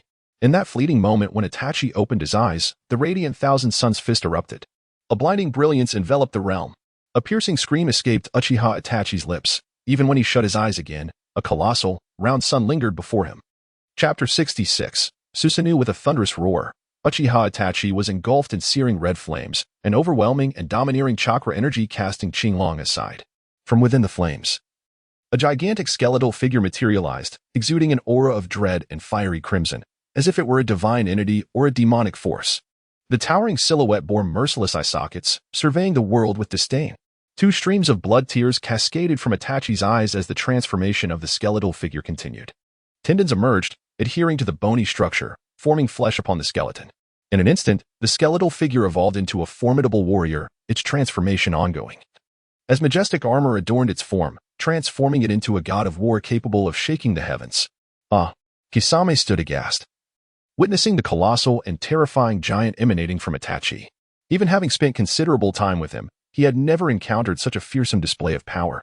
So this is the divine strength possessed by Mr. Itachi? Truly terrifying indeed. Susanoo. Itachi uttered softly, his bloodied eyes radiating an extraordinary power and allure at this moment. Naruto, utterly mesmerized, had seen grand spectacles before, even battle-tailed beasts, yet he had never witnessed such an astonishing scene. What kind of ninjutsu is this? Such overwhelming power. Steeped in despair, Jiraiya shuddered, feeling as if he had been dealt a grievous blow, his eyes opened wide in astonishment. This was his first encounter with the legendary Susanoo. A sight so remarkable that it felt like a lifetime of experiences had culminated in this moment. With a serious expression, he explained to Naruto. This is the Uchiha clan's ocular technique, Susanoo. According to the legends in the ninja world, the Uchiha clan possesses an extraordinarily powerful ocular technique, obtained through the evolution of the Sharingan into its ultimate form, the Manjiki Sharingan. It materializes immense chakra into a powerful, formidable warrior for combat, symbolizing destruction and devastation. Known as Susanoo, often referred to as the power of the gods. The people harbored a deep-seated fear of the Uchiha clan's unfathomable ocular prowess, yet, due to the requirement of sacrificing a loved one's life to awaken the Sharingan, they labeled it the Evil Eye. Naruto's heart raced with shock, so Itachi annihilated the Uchiha clan for this reason? Yet, new confusion arose within him. How could such a powerful clan be so ruthlessly exterminated? In the midst of it all, Uchiha Itachi gazed at the youth before him, never having anticipated that he would be compelled to unleash the ultimate ocular technique, Susanoo. I never imagined you could force me to wield such power. Itachi remarked expressionlessly, addressing Qilong with a calm demeanor. Qilong gazed upon the towering half-statue of Susanoo, a sight that radiated an imposing majesty, prompting an involuntary expression of admiration. Susanoo, a force that inspires both envy and dread. It is indeed tragic that a family endowed with such formidable power could be annihilated overnight. It is as absurd as a true dragon fearing the mere ants and choosing to take its own life in despair. Itachi shed tears of crimson, a blend of blood and sorrow. His expression remained serene, as if one could hardly fathom that such a person would resort to slaughtering his entire kin. What do you understand? If I do not act, countless more lives will be lost in this world. Qingyang inquired with curiosity. Do you perceive the Uchiha clan as less than human? Humph. Itachi could no longer contain himself. The creases on his rigid face quivered uncontrollably. Qingyang was intrigued by how he would respond. Regardless of whether the answer was affirmative or negative, Itachi would inevitably feel that they were deemed inhuman. At last, Itachi's expression transformed into one of indignation as he rebuked Qingyang. What do you understand? The Uchiha clan is my beloved kin. Do you comprehend the resolve I bore in their demise? You remain oblivious, basking in the tranquility that Konoha bestows, entirely unaware of the sacrifices made in the shadows to safeguard this village. Calm yourself, Itachi. Please do not act impulsively. Your image is on the verge of collapse. Qingyang hastily intervened, while in the distance, Kisame stood dumbfounded, as if he had inadvertently stumbled upon an unspeakable secret, such a significant revelation indeed. Naruto squinted and inquired of Jiraiya. Pervy sage, is there some hidden truth behind the Uchiha clan's annihilation? After pondering for a moment, Jiraiya seemed unable to grasp the answer and shook his head. Itachi, sensing he may have impulsively revealed too much, endeavored to reshape his image, casting a defiant glance at Qingyang. Humph. I certainly won't divulge that I sought the power of the Sharingan. Rather, I eradicated the Uchiha clan for the sake of peace in the ninja world. If I were truly ruthless, I could even take my own life. So, little brat, are you frightened? Are you prepared to face your demise? As Itachi spoke, he summoned the colossal Susanoo to deliver a mighty blow towards Qingyang. Boom. Qingyang unleashed a powerful punch. In the sky, a colossal giant raised its enormous fist to collide with the small fist of a boy, creating a striking visual contrast, yet the force exhibited was equally formidable. In that moment, it felt as though the very heavens and earth trembled. A tremendous energy erupted, generating a shockwave that, despite the fists clashing high above the ground, still sent tremors rippling through the terrain below. The shockwave surged forth, and both fists remained poised in defiance, neither party yielding an inch. Jiraiya, Naruto, and Kisame stood in astonishment, witnessing the spectacle. Such a diminutive human had managed to withstand the towering Susanoo, confronting the legendary divine power with sheer physical might. Itachi, with a sudden movement, retracted the Susanoo's fist, spreading his arms wide before forcefully bringing his palms together in a thunderous clap. Bang! Qingyang was captured in the grasp of Susanoo. Bravo, Mr. Itachi. Kisame was overwhelmed with excitement. That extraordinarily powerful little demon had finally been caught by Itachi. As the saying goes, even the Monkey King cannot escape the grasp of Buddha's five-fingered mountain. However, Jiraiya and Naruto were filled with concern. For Qingyang resembled a small sparrow ensnared in the hand of a colossal giant. Summoning jutsu, Jiraiya exclaimed, and with a resounding thud, he summoned the immense toad, Gamabunta. Oh, Jiraiya, what brings me forth this time? Gamabunta puffed on his pipe, his eyes catching sight of the towering half-giant in the distance. Nanny, is that the legendary Susanoo of the Uchiha clan? Such astonishing chakra. Oh no, such an incredible little demon. Gamabunta discerned the figure within Susanoo's grasp, who was straining to pry open Susanoo's hands, bravely resisting the divine power with sheer flesh and blood. A soft whistle escaped, and the figure within Susanoo's hold forcefully pried apart its encircling hands. Itachi Uchiha was utterly astonished. When did Konoha gain such a terrifying little fellow? He could only wish for his own Sasuke to possess such strength, so he might bear the weight of those sins and depart. Sometimes, living is more painful than passing on. On the other side, Kisame was rendered speechless, internally exclaiming in disbelief, praying fervently, Mr. Itachi, you must hold on. You must defeat that terrifying little demon.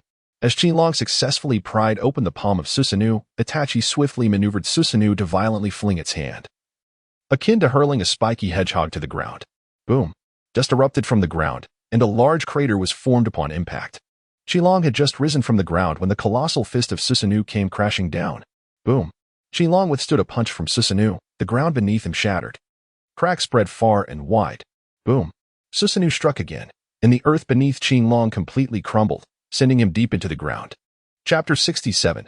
Remember to offer incense to the god of Kai Gamabunta. Hurry and save him, Jiraiya shouted. Without hesitation, Gamabunta charged forward alongside Jiraiya. Even when faced with the legendary Susanoo, Gamabunda showed no sign of fear, gripping the sword at his waist, ready for action. At that moment, Itachi swiftly retracted Susanoo, seizing Kisame and transferring chakra for him to absorb. Kisame unleashed the Great Water Shark Bomb. Kisame, understanding the cue, rapidly formed hand seals with resolute determination. Great Water Shark Bomb. A colossal sphere of water, the size of a football field, surged forth, engulfing Jiraiya, Gamabunta, the still unaware Naruto, and the recently emerged Qinglong from the ground. Retreat, Itachi whispered, vanishing into thin air alongside Kisame. Once they were far from the battlefield, Itachi felt a lingering unease.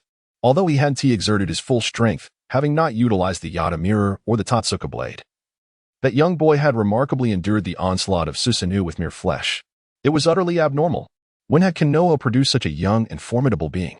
Itachi pondered. Who exactly was this Tensawa Qinglong? In his contemplation, a hint of concealed amusement surfaced. It was truly fortunate for Konoha to have such a powerful new generation to safeguard it. Moreover, that individual did not harbor a narrow-minded view towards the Uchiha clan, which was quite reassuring. If only his younger brother Sasuke could possess such strength. Alas. Nevertheless, having such strong companions would surely inspire Sasuke to grow stronger. Yet, Itachi recalled that Tensawa Qinglong seemed to show little respect for Konoha as higher-ups, and his worry resurfaced. Kisame glanced at Itachi, noticing his concern, and wished to offer comfort but struggled to find the right words. That young boy was undeniably powerful. Even Itachi's divine prowess seemed to be on par with him. Ultimately, he spoke up, Itachi, you need not worry. Your Susanoo still holds the upper hand. In the end, it will still crush that boy into the ground. Itachi shook his head. A wooden hammer can drive a stake into the ground, but that does not imply the hammer is harder than the stake. My Susanoo merely enjoys the advantage of size. Kisame sighed, feeling a sense of frustration about the battle. His greatest ability was to absorb an enemy's chakra for his own use, growing stronger with each encounter. He would not falter even against tailed beasts. However, facing that young boy from Konoha, he felt utterly thwarted, having not absorbed even a hint of chakra. It was disheartening. It was like a woman bathing, throwing flirtatious glances at a eunuch, exposing herself without any benefit. He resolved never to confront taijutsu ninjas again. Nor should he assume that he could act recklessly just because he could absorb chakra. In the future, he must be cautious against those who specialize in taijutsu. If he encountered them, retreat would be the only option. Yet, he quickly dismissed this prudent thought. Kisame was a true man. A true man would never retreat in the face of an adversary. On the battlefield, the massive sphere of water had dissipated into a shallow pool. Gamabunta approached Qinglong with warmth. Hey, young man, we meet again. Ah, Boss Bunta, it's great to see you again. You still exude the same imposing presence. Hearing Qinglong address him as Boss Bunta brought immense joy to Gamabunta's heart. Though he realized Qinglong's title was merely a sign of familiarity and not a call to be his subordinate, it nonetheless conveyed a sense of closeness. Facing this powerful young boy, who might even be the fabled child of destiny spoken of by the great sage, he could not help but praise, young man. Every time we meet, you radiate such formidable strength. Witnessing your battle against Susanoo truly opened my eyes. Oh, by the way, what do you go by? Ah, I apologize for my rudeness. I am Tensawa Qinglong, a genin of Konoha. I hope to receive your guidance. A genin from Konoha is truly impressive. Gamabunta exclaimed sincerely.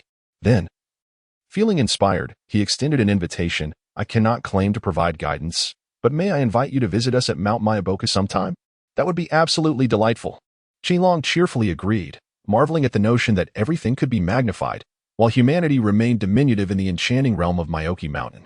It was truly a fantastical fairy tale, reminiscent of the world of Alice in Wonderland, a place he had longed to explore.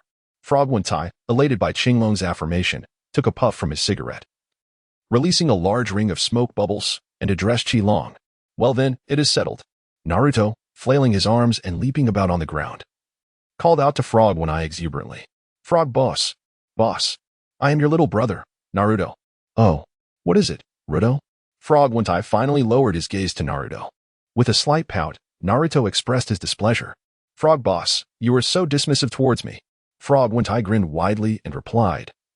You haven't shared a cup of wine with me, nor are you truly my little brother. How can I not be dismissive? Frustrated, Naruto clenched his fists and resolutely declared. I can treat you to ramen. Ah. Frog Wentai's enormous eyes glanced over at Naruto. Qinglong smiled as he spoke to the Toad Wentai, saying, Naruto's willingness to treat someone to ramen signifies how much he values that person. Wentai retracted his sideways glance and grinned widely, declaring, then I shall accept you as my little brother. Remember to treat me to a toast in the future." With that, he bid farewell to everyone and, with a resounding poof, vanished in a puff of blue smoke. This left only Qilong, Jiraiya, and Naruto in the arena. "But what of Sasuke?" Qilong inquired. "Since both of them have arrived, why do we not see Sasuke?" "Rest assured, I have instructed Might Guy to bring him back to the village," Jiraiya explained. Hearing what Might Guy seemed to have recalled, Qilong softly inquired, "Oh, the lecherous sage, were you not struck by Might Guy?" Jiraiya instinctively raised a hand to cover his cheek but restrained his actions, instead scratching his head with a chuckle. "Ah ha ha, that is quite impossible. I am the sage of the toads. How could I be kicked by such a fellow?" Upon hearing this, Naruto glanced at Jiraiya with a disdainful eye, muttering, clearly, "Your face is bruised from the kick, yet you still deny it. Such stubbornness." The betrayal from his disciple provoked Jiraiya, causing him to shout in exasperation. His fists raised threateningly towards Naruto's head. Qilong allowed them to finish their commotion before speaking. "If you happen to be kicked by Kai, it would be wise to find an opportunity to pay your respects and offer incense to him." "What?" Both Naruto and Jiraiya were taken aback. But it was Naruto who first regained his composure and inquired, "Why must the perverted sage offer incense and bow to teacher Kai?" Qilong spoke with a grave and earnest expression. "Those who have been kicked by Kai must perish." Jiraiya was taken aback upon hearing this. Observing the familiar yet serious demeanor of Qilong, pondering why it did not seem like a jest. Why would being kicked by Kai result in such a fate? Meanwhile, Naruto pondered a different question and exclaimed in astonishment, "Ah, why do you refer to the bushy-browed old teacher as Kai-sama?" Qilong's expression grew increasingly solemn and profound. "For it was Night Kai." Naruto scratched his head, unable to comprehend the ambiguous statement, while Jiraiya remained lost in thought, pondering matters unknown. Qilong's expression relaxed as he crossed his arms and remarked, "So, remember to offer incense to Lord Kai. Indeed, Naruto, as the disciple of the perverse sage, it is your duty to oversee this matter." Naruto swallowed hard, glancing at Jiraiya and then at Qilong, before finally responding, "Understood." Naruto's agreement truly resonated, evoking a mixed expression from Jiraiya. Chapter 68. Farewell to Tsunade. Ding. You have earned 29,000 points. Ding. The points marketplace has been opened. Qilong suddenly recalled that he possessed a combat score and promptly accessed the system panel. To his surprise, a new feature called the System Mall had emerged, which was further divided into a lottery section and a merchandise section. The lottery section boasted an array of exquisite items such as celestial beans, medical pods, universal capsules, spaceships, and the Transcendent Mastery technique, among others. Previously, the rewards from the self-discipline lottery were entirely random, yielding predominantly trivial items, barely anything of significance, often akin to the mundane prizes accessible even to Bulma's rotund companion. However, the situation has now changed. He can leverage his points to enhance the odds of acquiring superior items, which is truly remarkable. Qilong has instantly increased the probability of winning the celestial beans tenfold. These are invaluable treasures, essential for survival. Additionally, there is a merchandise area featuring seeds, lays, and various technological advancements, which will undoubtedly elevate the technological prowess of Konoha by over a century. Qilong gazed with longing at the delectable offerings before him, recognizing their inherent value. Once all matters were attended to, Jiraiya set forth with Naruto, while Qilong resumed his quest to locate Tsunade, having witnessed Qilong's remarkable prowess firsthand. Naruto eagerly sought Jiraiya's guidance in acquiring new ninjutsu. Jiraiya skillfully taught Naruto the art of creating a balloon-like jutsu, while he himself frequented the local establishments to practice his own techniques. Amidst his toil, he diligently carried Tsunade's photograph, seeking information about her whereabouts. Yet it was Qilong who exhibited the most fervor, traversing various gambling houses daily in pursuit of news about his esteemed mentor. Meanwhile, Tsunade found herself confronted by Orochimaru in a quaint town known as Duan Street.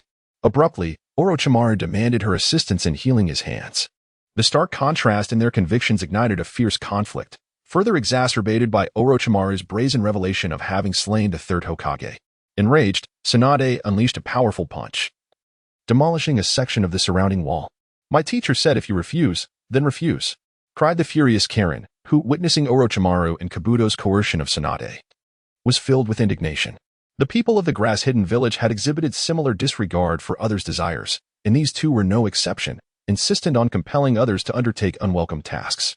"Tsunade, is this your new disciple? Quite the fiery temperament," Orochimaru remarked with a sinister smirk, eyeing Karen's vibrant red hair with intrigue. Is she from the Uzumaki clan? He mused. Humph.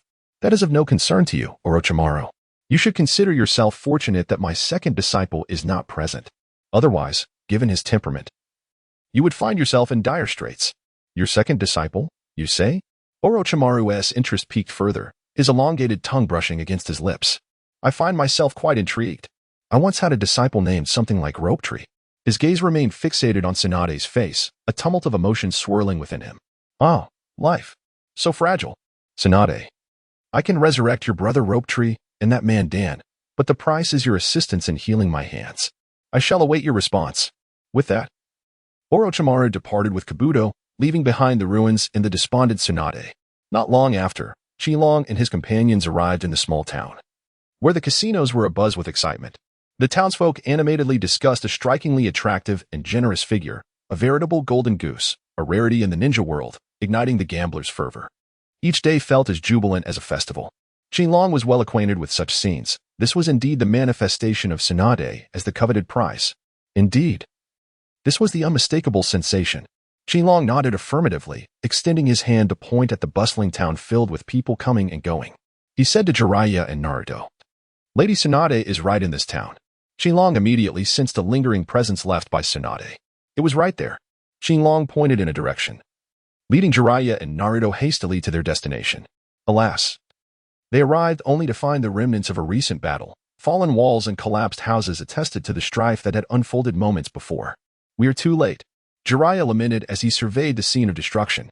They must still be in the town. Qilong responded affirmatively, faintly sensing Tsunade's presence still lingering in the quaint little town. Tsunade had just emerged from the tavern, her cheeks flushed, an adorable expression adorning her face. It was evident that she had indulged in quite a bit of alcohol. Even gambling could not alleviate the turmoil within her heart, leading her to seek solace in drink. Tsunade-sama. Ino stood nearby, her concern palpable. Previously, she had feared Tsunade's penchant for gambling, but now she found herself wishing for her to try her luck at the casino. Feeling increasingly distressed at the sight of Tsunade drowning her sorrows in alcohol, Karui, carrying her suitcase, gazed through her glasses at her once formidable mentor, the indomitable Tsunade, her idol. Now, witnessing Tsunade's suffering, she vowed to master the art of ninjutsu and one day vanquish Orochimaru, avenging her teacher. Don't worry. I'm fine, Tsunade slurred, shaking her head and pouting, her bleary eyes drifting toward the distance, where Jiraiya was approaching, encountering an old acquaintance in a foreign land. Their expressions initially reflected surprise before erupting into exclamations. Tsunade. Jiraiya. At last, I have found you, Jiraiya exclaimed, embodying the look of a man who had traversed great distances in search of his beloved, prompting Karui to adjust her glasses, her face filled with intrigue. Naruto, however, wore an expression of disbelief. Was this big sister truly Tsunade? Could she really be 50 years old? This was clearly a case of beauty being deceiving. This is your disciple? Tsunade asked, eyeing Naruto beside Jiraiya. She was aware that after leaving the village, Jiraiya had been wandering alone, a rogue pursuing romantic conquests. How could he possibly have taken a child along for such endeavors? Ah, this is my disciple, Uzumaki Naruto. Naruto, say hello. Uzumaki? That little rascal of the Ninetails. Tsunade exclaimed in astonishment, staring at the blonde child, realizing that Jiraiya had indeed taken him on as a disciple and brought him along. Tsunade Baba. Naruto obediently greeted. Tsunade exhaled 2 jets of smoke from her nostrils. Had she not heard Qilong sweetly call her big sister, she might have restrained herself. However, there was no holding back. Tsunade raised her fist and delivered a powerful blow. Bang! Sparks flew from Naruto's head as he crouched down, clutching his head in pain. A sizable bump emerging from his skull. Ah, this hurts. Naruto cried out in agony. Tsunade looked at the little rascal with a triumphant grin. Humph. I hope you learn to respect others in the future. Naruto, holding his head, was too furious to utter a word. At that moment, Qilong emerged from around the street corner, laden with an assortment of snacks he had purchased, and upon turning the corner, he spotted Tsunade. Tsunade-sensei. Qilong, filled with immense joy, dashed forward, having not seen the radiant Tsunade-sensei for quite some time, and he felt a deep sense of longing. Upon locating Tsunade-sensei, he knew that his dream of becoming a Hokage disciple was about to come true. It's Qilong, Tsunade exclaimed with delight as she approached him and enveloped him in a warm embrace, only to realize that the little one had grown taller once again, pressing him tightly against her ample frame. Ah, Qinglong suddenly found it difficult to breathe as he collided into her. Jiraiya, witnessing the scene, was left in sheer astonishment. With blood gushing from his nose, wishing he could take Qinglong's place, Qinglong finally managed to extricate himself from Tsunade's embrace, his face flushed from the pressure. And he immediately felt a wave of relief wash over him. He realized he had grown a bit taller. Tsunade patted Qinglong on the head, measuring his height. And indeed, he had grown quite a bit. I'm in my growth period, of course, I would grow taller, he replied. As for Tsunade-sensei, she still retained her youthful appearance, looking as vibrant as ever. Ha ha ha. Upon hearing this, Tsunade was overjoyed. Listen, this is what a good child sounds like. Handsome and articulate. Truly worthy of being my disciple. Chapter 69, Tsunade-sensei, Become Hokage. Jiraiya stared in astonishment at Qinglong's flattery. If only he had possessed such skills in his youth, he might not have remained a bachelor for so long. He then glanced at Naruto, who was clutching his head in pain. No wonder the boy got into trouble, he deserved it. Well then, let us find a place to have a drink and chat, Jiraiya proposed. The two had not seen each other in a long time and had much to discuss. Tsunade nodded in agreement, and the group sought out a tavern. Ordering food and drinks. A few bottles of sake and some small dishes were shared. Though the portions were modest, the flavors were delightful, and Naruto savored every bite. Tsunade poured herself a glass of sake and downed it in one gulp, her expression somewhat somber as she drowned her sorrows. Tsunade-sensei, have you encountered Orochimaru? Kintaki inquired aloud, drawing the attention of Jiraiya, who was also drinking, to the despondent expression of Tsunade. A chance encounter. Tsunade took a sullen sip of her drink, managing a strained smile at Kintaki. Teacher, if Orochimaru dares to bully you, I shall ensure he is dealt with. Qinglong, filled with righteous indignation, declared. How could someone on the verge of becoming Hokage allow themselves to be bullied? Qinglong kuin that Orochimaru was trying to coerce Tsunade-sensei into treating his hands. Xianglin exclaimed, her anger palpable, for she had experienced the fury of forced treatment herself. Xianglin. Tsunade glared fiercely at Xianglin, silencing her impending words. Qinglong continued, pondering whether he was using the resurrection of Tsunade's significant person as leverage against her. Tsunade cast a glance at her disciple, realizing that he had already deduced the truth. Xianglin, upon hearing this, hesitated to speak, caught in a moment of indecision, while Shizen interjected to inform Qinglong. Indeed, Orochimaru is using the resurrection of Lady Tsunade's important person and the cessation of his destruction of Konoha as conditions to coerce Tsunade into healing his hands. Shizen, Tsunade exclaimed, silencing her, unwilling to divulge her personal matters to everyone present. Qinglong let out a cold snort. The impure world reincarnation technique is originally a ninjutsu of Konoha. Isn't it rather amusing that Orochimaru seeks to leverage this technique as a means of coercion? The solution to this predicament is quite straightforward. Kintaki extended a finger. First, to return to the village and seek someone to master the impure world reincarnation technique, enabling the revival of anyone desired. Second, to capture Orochimaru and whip him until he assists us in reviving whomever we wish. Jiraiya shook his head and remarked that the impure world reincarnation is not merely a forbidden technique, but an incomplete ninjutsu. Presently, only Orochimaru possesses the ability to wield this technique, having perfected it through extensive human experimentation.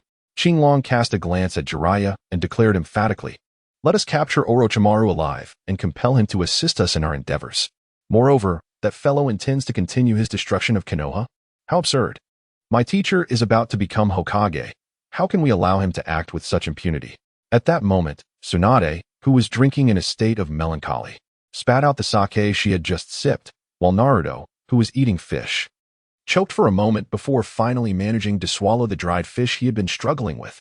In disbelief, he stood up and pointed at Tsunade, exclaiming, this person can become Hokage? With a sharp clap, Qinglong struck Naruto's hand. Show some respect. This is my master, and also a peer of your master, Tsunade inquired, casting a questioning glance at Jiraiya, who set down his cup of sake. Indeed, one of the reasons I sought you out is to invite you to return as the 5th Hokage. The 3rd Hokage has passed away, and Konoha urgently requires a new leader. Naruto, sitting down, expressed his discontent upon hearing Jiraiya's confirmation. This seems utterly unreliable. Can she truly handle the responsibilities of Hokage? Ignoring Naruto's complaints, Tsunade set her cup aside and replied matter-of-factly, I refuse. Indeed, she was a wild spirit, much like Jiraiya, seeking adventure at every corner of the world. Konoha, a small village, could never contain her essence. The thought of returning to the role of Hokage seemed implausible, especially since she had been lost to the gambling lifestyle within the ninja realm. Qingliang felt unsurprised by this. Tsunade was once again engulfed in melancholy. The reality of the third Hokage's demise struck her heart, evoking memories of Shinshu and Duan, two individuals who, like her, aspired to be Hokage and change the world, yet had departed too soon, victims of that accursed battlefield. She harbored a deep disdain for the Hokage position. Hashirama, Tobirama, the fourth Hokage, and now the third, all had sought peace. Yet none had met a favorable end. The title of Hokage was worthless. Only a fool would aspire to it. Even the third Hokage had made that foolish choice, leading to his untimely death. Tsunade proclaimed vehemently, reminiscent of Shinshu and Duan, who had gambled their lives for the Hokage title, leaving her to confront the world in solitude. Naruto, however, was incensed. In his eyes, the Hokage was a noble figure, a symbol of greatness. He had never believed she was fit for the role. But what infuriated him further was her outright refusal. In truth, Naruto had never truly witnessed the hardships of the ninja world.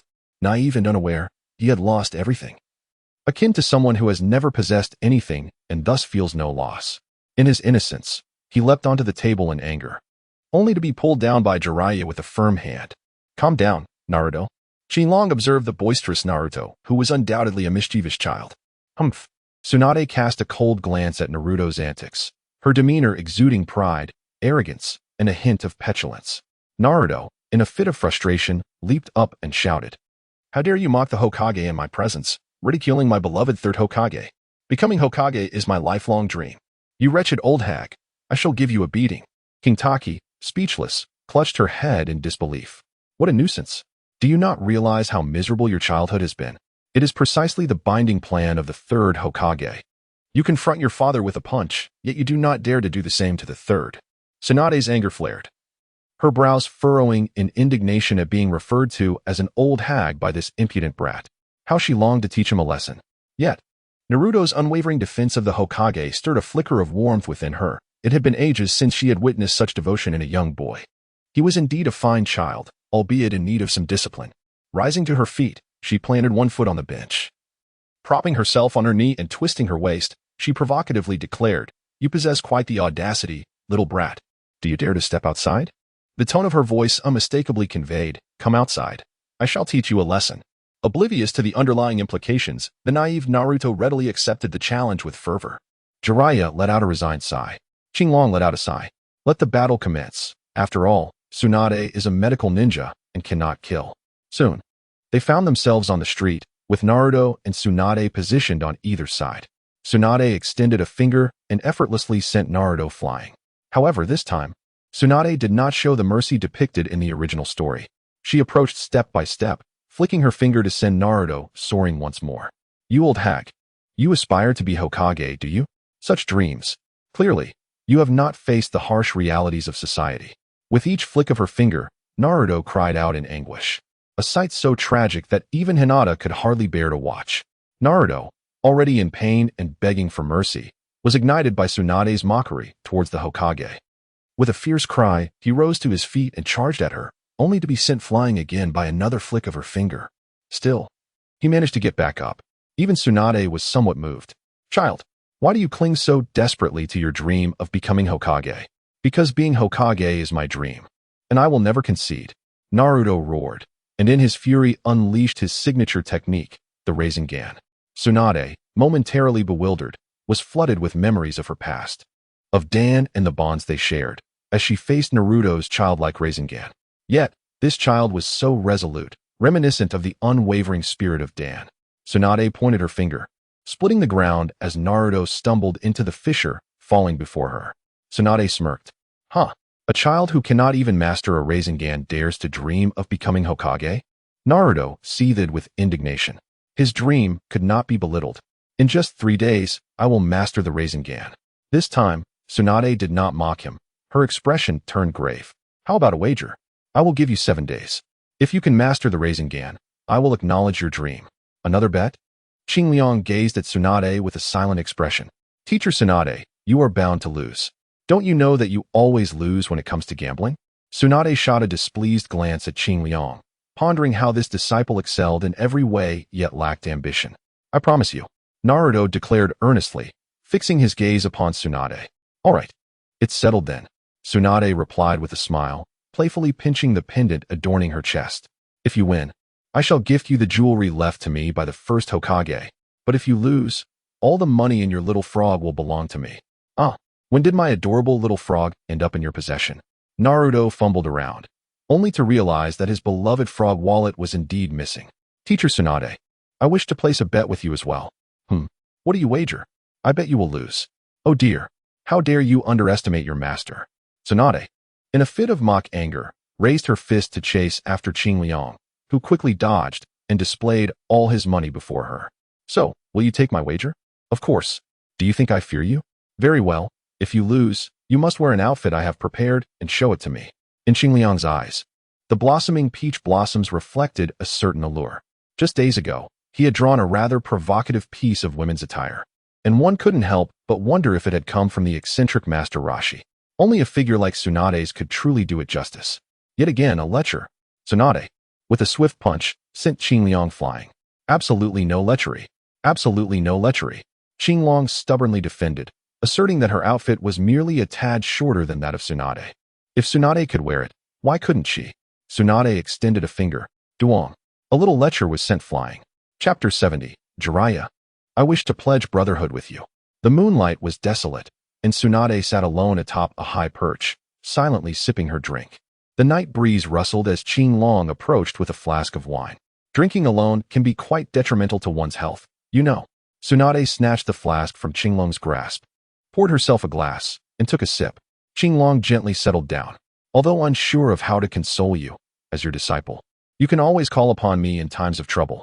Tsunade took a sip of her drink, exhaling a breath of alcohol. Your words alone suffice. Who would have thought that as a teacher, I would need my disciple to offer comfort? Tsunade remarked with a self-deprecating smile, taking another sip of her drink. The warmth of the liquor mingling with her unique essence, exhaling like orchids in bloom. Qingliang gazed at Tsunade, a woman embodying both strength and vulnerability, as the weighty responsibilities of Konoha rested upon her shoulders. Shaking his head, he reclined and turned his gaze towards the starlit sky, for everyone possesses their own weaknesses. Even one as formidable as he yearned for another world, finding it no easy task to let go. I know you cannot forsake Konoha. If you are concerned, then return. If you do not go back, the position of Hokage may fall into the hands of that old man Danzo. Get lost. If you do not join me for a drink, then be on your way. Do not speak of Hokage, for it gives me a headache.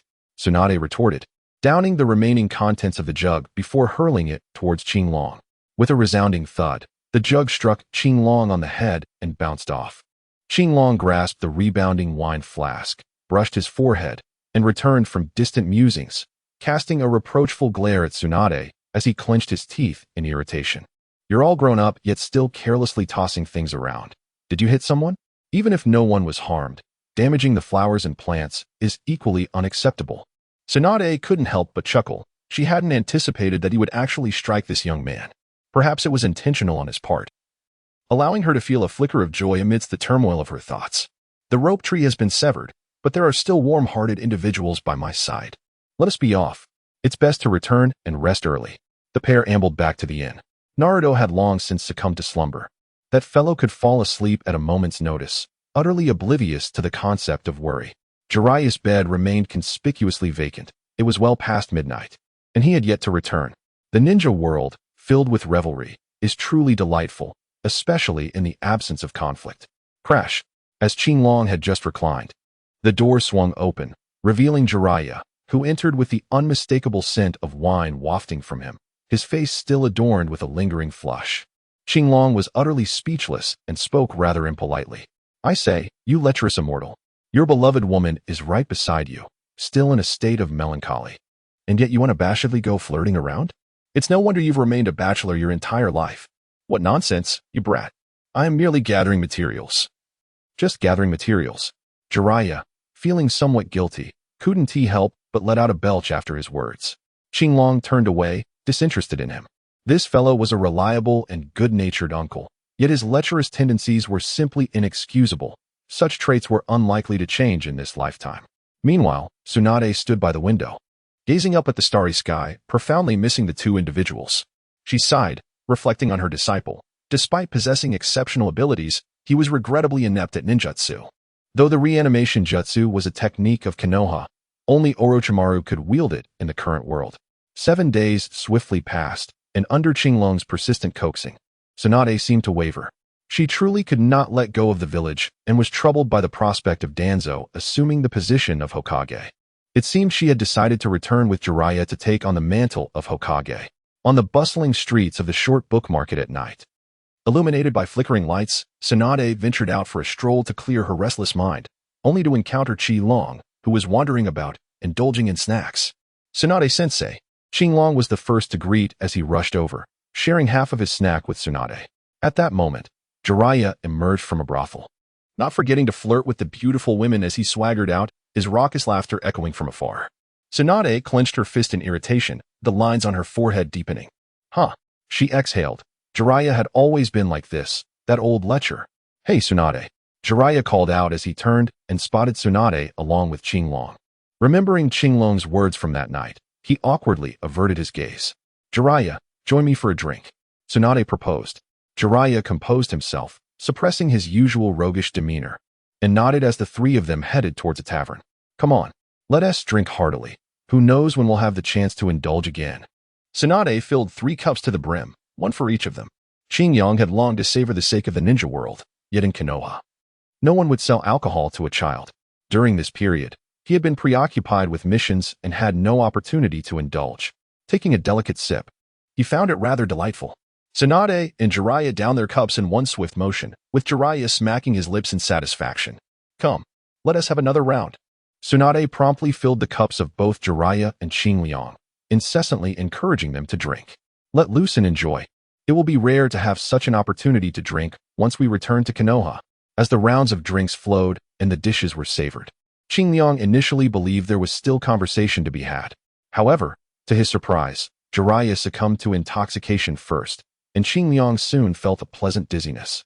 Resting his head upon the table, Tsunade contemplated for a moment, but decided against offering Qinglong more alcohol. He had already consumed enough, and she feared he might exceed the limits of both drink and medicine. "Qinglong, are you all right?" Tsunade gently shook his shoulder. "Ah, I'm fine, teacher Tsunade. You are so beautiful." Qinglong's face was flushed, and he spoke in a vague manner. Tsunade chuckled softly and, with a hint of exasperation, flicked his forehead with her finger. "The teacher has matters to attend to, so please take Jiraiya back later." "Where are you going, teacher?" Qinglong inquired softly, unable to resist leaning upon the table. While Tsunade had already turned to depart, in a hazy state, Qinglong felt he had rested sufficiently, and, rising from the tabletop, he cast a bewildered glance around. It appeared that the hour had slipped into the late night, and the tavern was nearly deserted. "Perverted sage, awaken." Qinglong nudged Jiraiya, causing him to topple straight to the ground.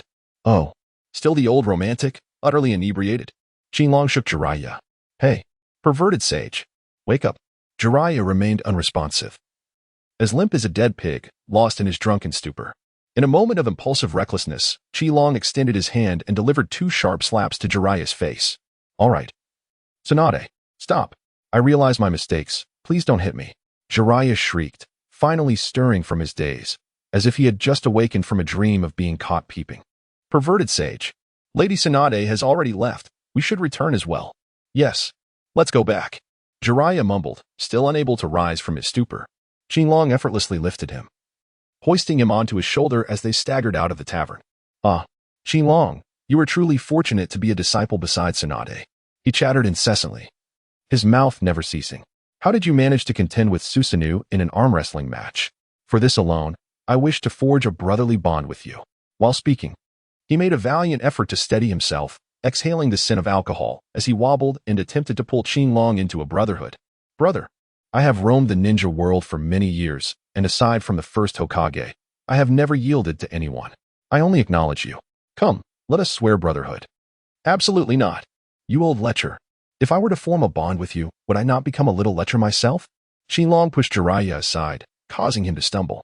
He raised his eyes and spotted a distant trash can, excitement coursing through him as he dashed forward, clutching a handful of grass. With a resounding thud, he knelt down. "Tsunade." Jiraiya exhaled the scent of alcohol, swallowing hard as a solemn yet playful smile graced his face, lifting the handful of weed triumphantly. He began, only to retch violently. Nearby, a scavenging wild dog was startled, baring its teeth at Jiraiya. Xinlong sighed in exasperation, grateful that Tsunade was not present. Otherwise, witnessing Jiraiya mistaking a trash can for her would surely result in a beating. My dear, are you laughing at me? Jiraiya exclaimed as he seized the stray dog, pressing it against the trash can. Brother, I wish to pledge brotherhood with you. Come. By bowing to this target, we shall be bound as brothers for eternity. Xilong had already taken out the camcorder and was filming, laughing so hard that he could barely stand. Jiraiya, holding on to him as he struggled, resembled a reluctant stray dog. Unwillingly seized like a wayward woman by a rogue, and pressed him close, pointing at the large garbage bin ahead. Come, let us make a pact. If we bow to this target, we shall be brothers. With that, he slammed his head down onto the bin with a thud and fainted from the impact. Only then did the stray dog seize the opportunity to wriggle free from Jiraiya's embrace, cursing as it scurried away, abandoning the pile of refuse without a glance back. Utterly unaware of what it had lost in its departure, Xinlong, having had his fill of laughter, hoisted Jiraiya onto his shoulder, dismissively waving away the unpleasant odors clinging to him, the scent of alcohol, refuse, and pickled vegetables, truly overwhelming. Chapter 71. Confrontation with Orochimaru and Kabuto. Upon returning to the inn with Jiraiya in tow, Xilong opened the door to find Tsunade collapsed on the floor. Taking a deep breath, he recalled that in the original storyline, there was indeed a battle with Orochimaru, marking the first grand assembly of the three ninjas, culminating in a fierce clash. It had been over a decade since those events unfolded, and the details had grown hazy. Thud. Xilong cast Jiraiya aside, who fell to the ground without any sign of regaining consciousness. Xilong then picked up the motionless Shizen, gently shaking her and tenderly patting her small face. Shizen. My dear sister. Shizen let out a soft whimper, awakening to a state of panic. Lady Tsunade, what has transpired, Shizen? Xinlong grasped Jingyin's shoulder, urging her to remain composed. Jingyin gazed at Xinlong, akin to a drowning person clutching at a straw, her voice anxious and hurried as she exclaimed, Lady Tsunade is on her way to confront Orochimaru. Xilong released the silence and spoke, I shall seek out Lady Tsunade. Rest assured, all is well. Orochimaru will not harm her, and Jiraiya shall be left in your capable hands. With that, he approached the balcony and soared into the air. As for Tsunade's anesthetic, she has underestimated the resilience of a Scion's constitution. This is neither an injectable anesthetic nor a viral strain. Moreover, it is a substance designed to counteract ninja chakra. For a Scion, it merely serves to unleash and activate their innate energy, which can be metabolized by the stomach. In a short while, Xilong arrived at the site of the confrontation between Tsunade and Jiraiya. The darkness before dawn lingered, accompanied only by the melancholic serenade of lonely insects, devoid of any human presence, as the sky approached the light of day. Xilong furrowed his brow, once again searching elsewhere. The sun gradually ascended, casting serene rays of light upon the tranquil short street. Tsunade, burdened with her thoughts, walked towards the narrow alley where she had encountered Orochimaru. Torn between righteousness and personal feelings, regardless of her choice, her heart ached, yet she longed to see those two individuals. She was a woman, not a saint, and thus she arrived. At that moment, Orochimaru also made his entrance. Both parties arrived punctually. Orochimaru grinned widely, the 7 days of tormenting wait finally yielding its reward. Ah, Tsunade, you have come after all. As they approached one another, Tsunade summoned her healing ninjutsu, while Orochimaru extended his hand. The pain in his arms tormented him incessantly. In agony even he, formidable as he was, could scarcely endure. At the sight of Tsunade, his emotions surged, causing him to abandon his usual caution and vigilance. Suddenly, a kunai was hurled between them, forcing the two apart. Kabuto, are you betraying me? Orochimaru's voice was laced with an icy chill as he sensed the interruption of the impending treatment. Kabuto adjusted his glasses, replying, Lord Orochimaru, I have always been loyal to you. Tsunade has no intention of healing you. Rather, she wishes to kill you. Is that so? Orochimaru regarded Tsunade, placing considerable trust in Kabuto's loyalty. I truly miss them, but even if I were to resurrect them, how could I possibly face them? Tsunade wept, regretting her decision. Even if she brought back Shimo and Dan, what right did she have to confront them? Orochimaru chuckled coldly, humans are so fragile. Indeed. Only eternal life can transcend such limitations. Tsunade, if that is the case, I shall compel you to cooperate with force. Huh? Tsunade scoffed, wiping away her tears. She was Tsunade, one of the legendary three ninjas, not a frail woman. With that, Tsunade launched the first strike, executing a powerful kick known as the painful heavenly foot. Raising her leg high before bringing it down with tremendous force, Orochimaru and Kabuto hastily dodged. Boom! As her foot struck the ground, debris and dust exploded into the air. When the smoke cleared, a massive crater lay beneath Tsunade, the ground shattered and splintered. What a terrifying kick! A bead of cold sweat appeared on Kabuto's forehead. How could such a seemingly sorrowful and delicate woman possess such ferocity? Be cautious. She is one of the legendary 3 ninjas. If you were struck by her kick or punch, it could spell your doom. Orochimaru remarked, fully aware of Tsunade's formidable strength as a fellow member of the legendary 3. Another bead of cold sweat trickled down Kabuto's brow as he proposed, fighting here plays too much to her physical prowess. We must lure her to an open area. Tsunade removed her gambling coat, her demeanor striking and poised as she shattered a wall with a single punch, pursuing Orochimaru and Kabuto. The fierce battle unfolding here was sensed almost immediately by Qinglong, who flew towards the source of the chaotic energy. Upon arrival, he witnessed Kabuto wielding a chakra scalpel. One hand striking towards Tsunade's arm while the other reached for her thigh. Crack! Qinglong seized the hand of the medicine master Do. I have never even touched my teacher's thigh, so how could it possibly be your turn? With that, he executed a horizontal spin, flinging the medicine master Do away. In midair, the medicine master Do swiftly turned, bracing himself with one hand and landing on his feet, skidding a short distance before coming to a stop. Adjusting his glasses with the other hand, the youth before him was familiar. He recognized him from the Chunnin exam. Tsunade pinched Qinglong's ear, scolding him with indignation. What do you mean by touching the teacher's thigh? Hiss. Qinglong took a deep breath. The teacher released her grip. For now, the battle had commenced. Tsunade let go of Qinglong, channeling her medical chakra to tend to the injured arm. Qinglong, be wary of that person's hand. He has manifested a chakra scalpel, and a mere touch from it could cause you harm. Qinglong nodded. I understand. This surgical knife is quite impressive. It seems to surpass the gentle fist of the Hyuga clan in certain aspects. Upon returning, I shall instruct Hinata, Niji, and the others on the use of the chakra surgical knife. First, we shall defeat them. Tsunade panted heavily, having not engaged in battle for quite some time. She felt somewhat fatigued. Leave them to me. Qinglong swiftly soared into the air, launching an assault towards Yaoshirdo. Whoosh! A long tongue shot forth, ensnaring Qinglong and hurling him toward the ground. Boom! Qinglong was forcefully thrown to the ground, yet he rose to his feet and seized Orochimaru's tongue, swinging it with great force, thereby sending Orochimaru crashing to the floor as well. Orochimaru retracted his tongue, swallowing it with a grotesque display that was truly repugnant. So, this is your second disciple, Tsunade, Orochimaru remarked with a smile, admiration gleaming in his eyes. Indeed. Orochimaru, you still have time to flee. Tsunade retorted coldly. Splendid. Young one, your opponent is me, Orochimaru declared, casting a glance at Qinglong, whose youthful and robust physique stirred a sense of admiration within him. Orochimaru, I have longed for a battle with you. Qinglong spoke with a spirited determination, turning to glance at Tsunade, his meaning unmistakable. Are you capable of handling Kabuto? Rest assured. As your teacher, I am one of the legendary Sannin. Dealing with a novice poses no challenge. Tsunade replied confidently, clenching her fists. She had healed the wounds on her arm and regained some of her strength. Boom! Qinglong swiftly charged towards Orochimaru, his speed so great that it cracked the ground beneath him. Orochimaru opened his mouth and unleashed a long serpent, from which a gleaming sword was also expelled. The sword elongated in the wind, transforming into an exquisite blade that sliced through the air, aimed directly at the onrushing Qinglong. Whoosh! Qinglong narrowly evaded a strike, while the long serpent, brandishing its sword, twisted violently, creating a dazzling flurry of blades. The two opponents exchanged blows, and seizing an opportune moment, Qinglong surged forward, delivering a decisive palm strike that severed the long serpent of Orochimaru. He then swiftly closed the distance, landing a powerful punch that sent Orochimaru careening through the air. From a distance came a piercing scream, the voice of Tsunade, imbued with profound fear, sorrow, and helplessness. Chapter 72, The Soul Healing of Naruto.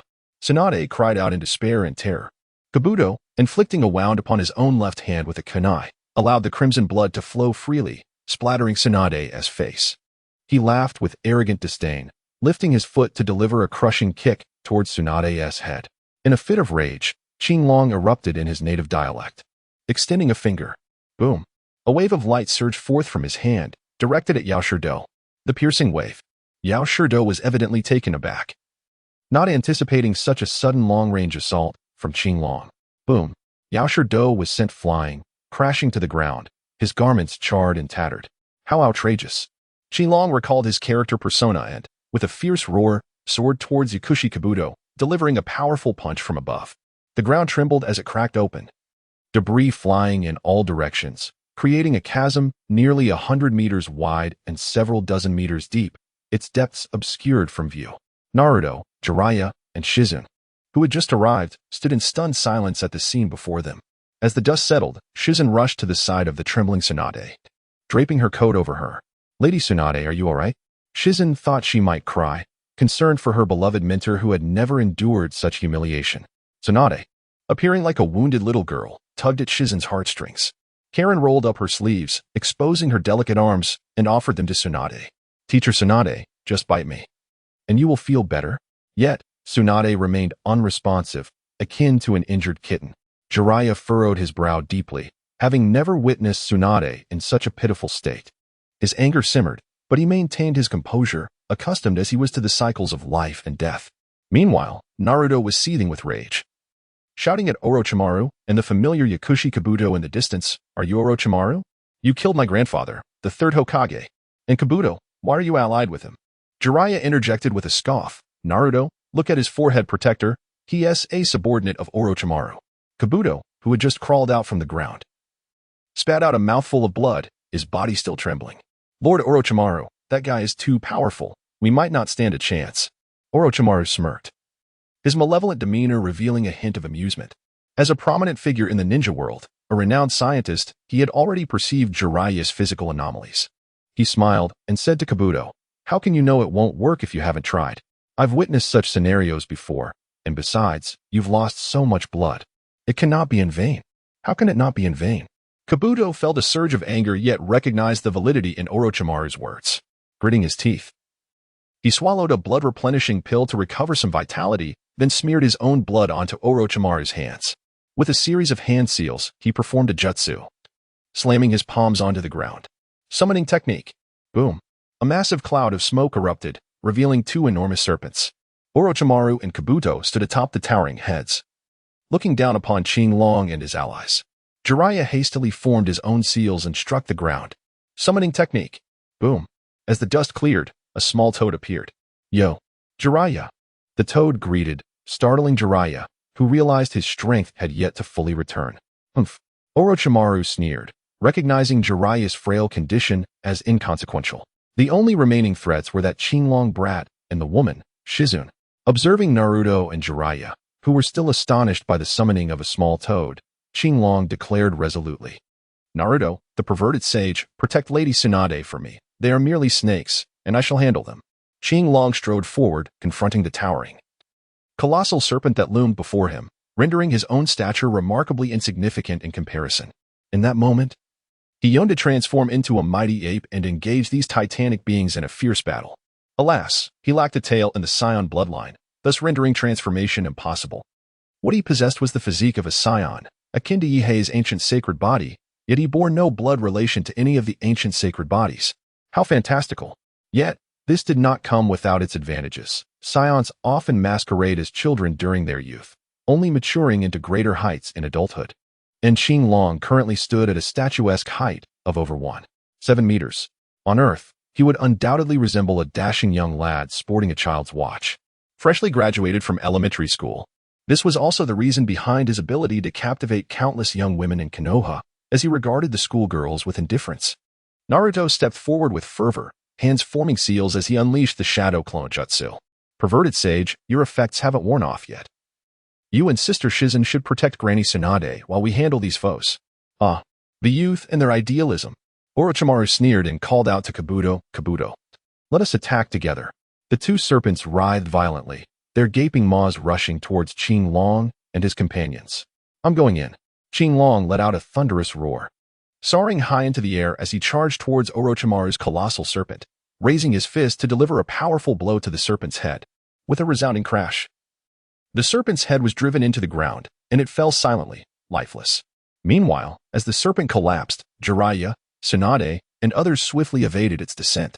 From atop the serpent, Kabuto leaped down, seizing the opportunity while Tsunade shielded Shizune, striking her with a palm and inflicting injury.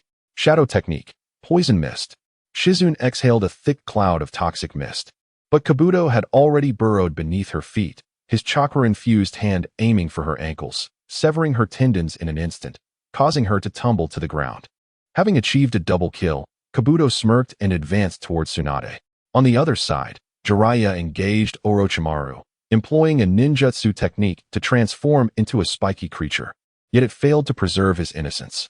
Suddenly, Orochimaru's neck elongated, sinking its fangs into Jiraiya's neck, planting a significant mark. With a tremendous force, another serpent was sent flying by Qinlong. He turned to rush towards Tsunade, but halted in his tracks upon spotting a flash of yellow darting forth before her. Tsunade's emotional turmoil required psychological healing, a domain in which Naruto excelled, while Qinglong's expertise lay in physical remedies. Thus, it was best for Naruto to take the lead in this situation. Open the door for Naruto. Here comes the hero, faced with Kabuto's incoming kunai. Naruto bravely extended his hand to block it. Swish. The kunai pierced through Naruto's palm, splattering blood across Tsunade's face. Startled, she shuddered and gazed up to see Naruto's defiant silhouette standing before her, reminiscent of her younger brother, Suk, the stubborn child who was determined to protect the village. Child, are you not afraid of death? Kabuto sneered at the boy before him, blood dripping from the kunai in his grasp. Since Qinlong entrusted me with protecting Granny Tsunade, I cannot allow you to succeed. I stand by my word. That is my ninja way, even if it costs me my life. Naruto roared, gripping Kabuto's kunai-wielding hand tightly with the one injured, while his other hand conjured a Rasengan, courtesy of a surviving shadow clone, and with a resounding explosion, it vanished. Huh. Naruto bellowed, the Rasengan crashing into Kabuto with immense chakra energy, propelling him several meters away and carving a deep trench into the ground until he collided with a small mound, finally coming to a halt. Gasping, Kabuto spat out more blood. The successive blows were beginning to overwhelm him. The most devastating attacks had come from Qinglong's energy wave and that punch. The Rasengan was merely a prelude. It was inconceivable that it could bring him down.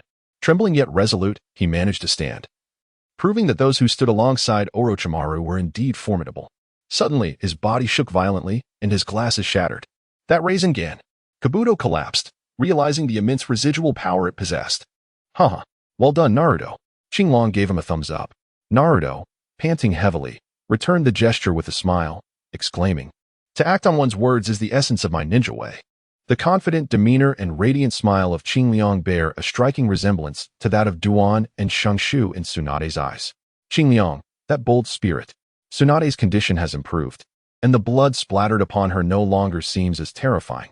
After all, it is the blood shed by that little one's beloved, all to protect him. Why should she harbor fear? Chapter 74.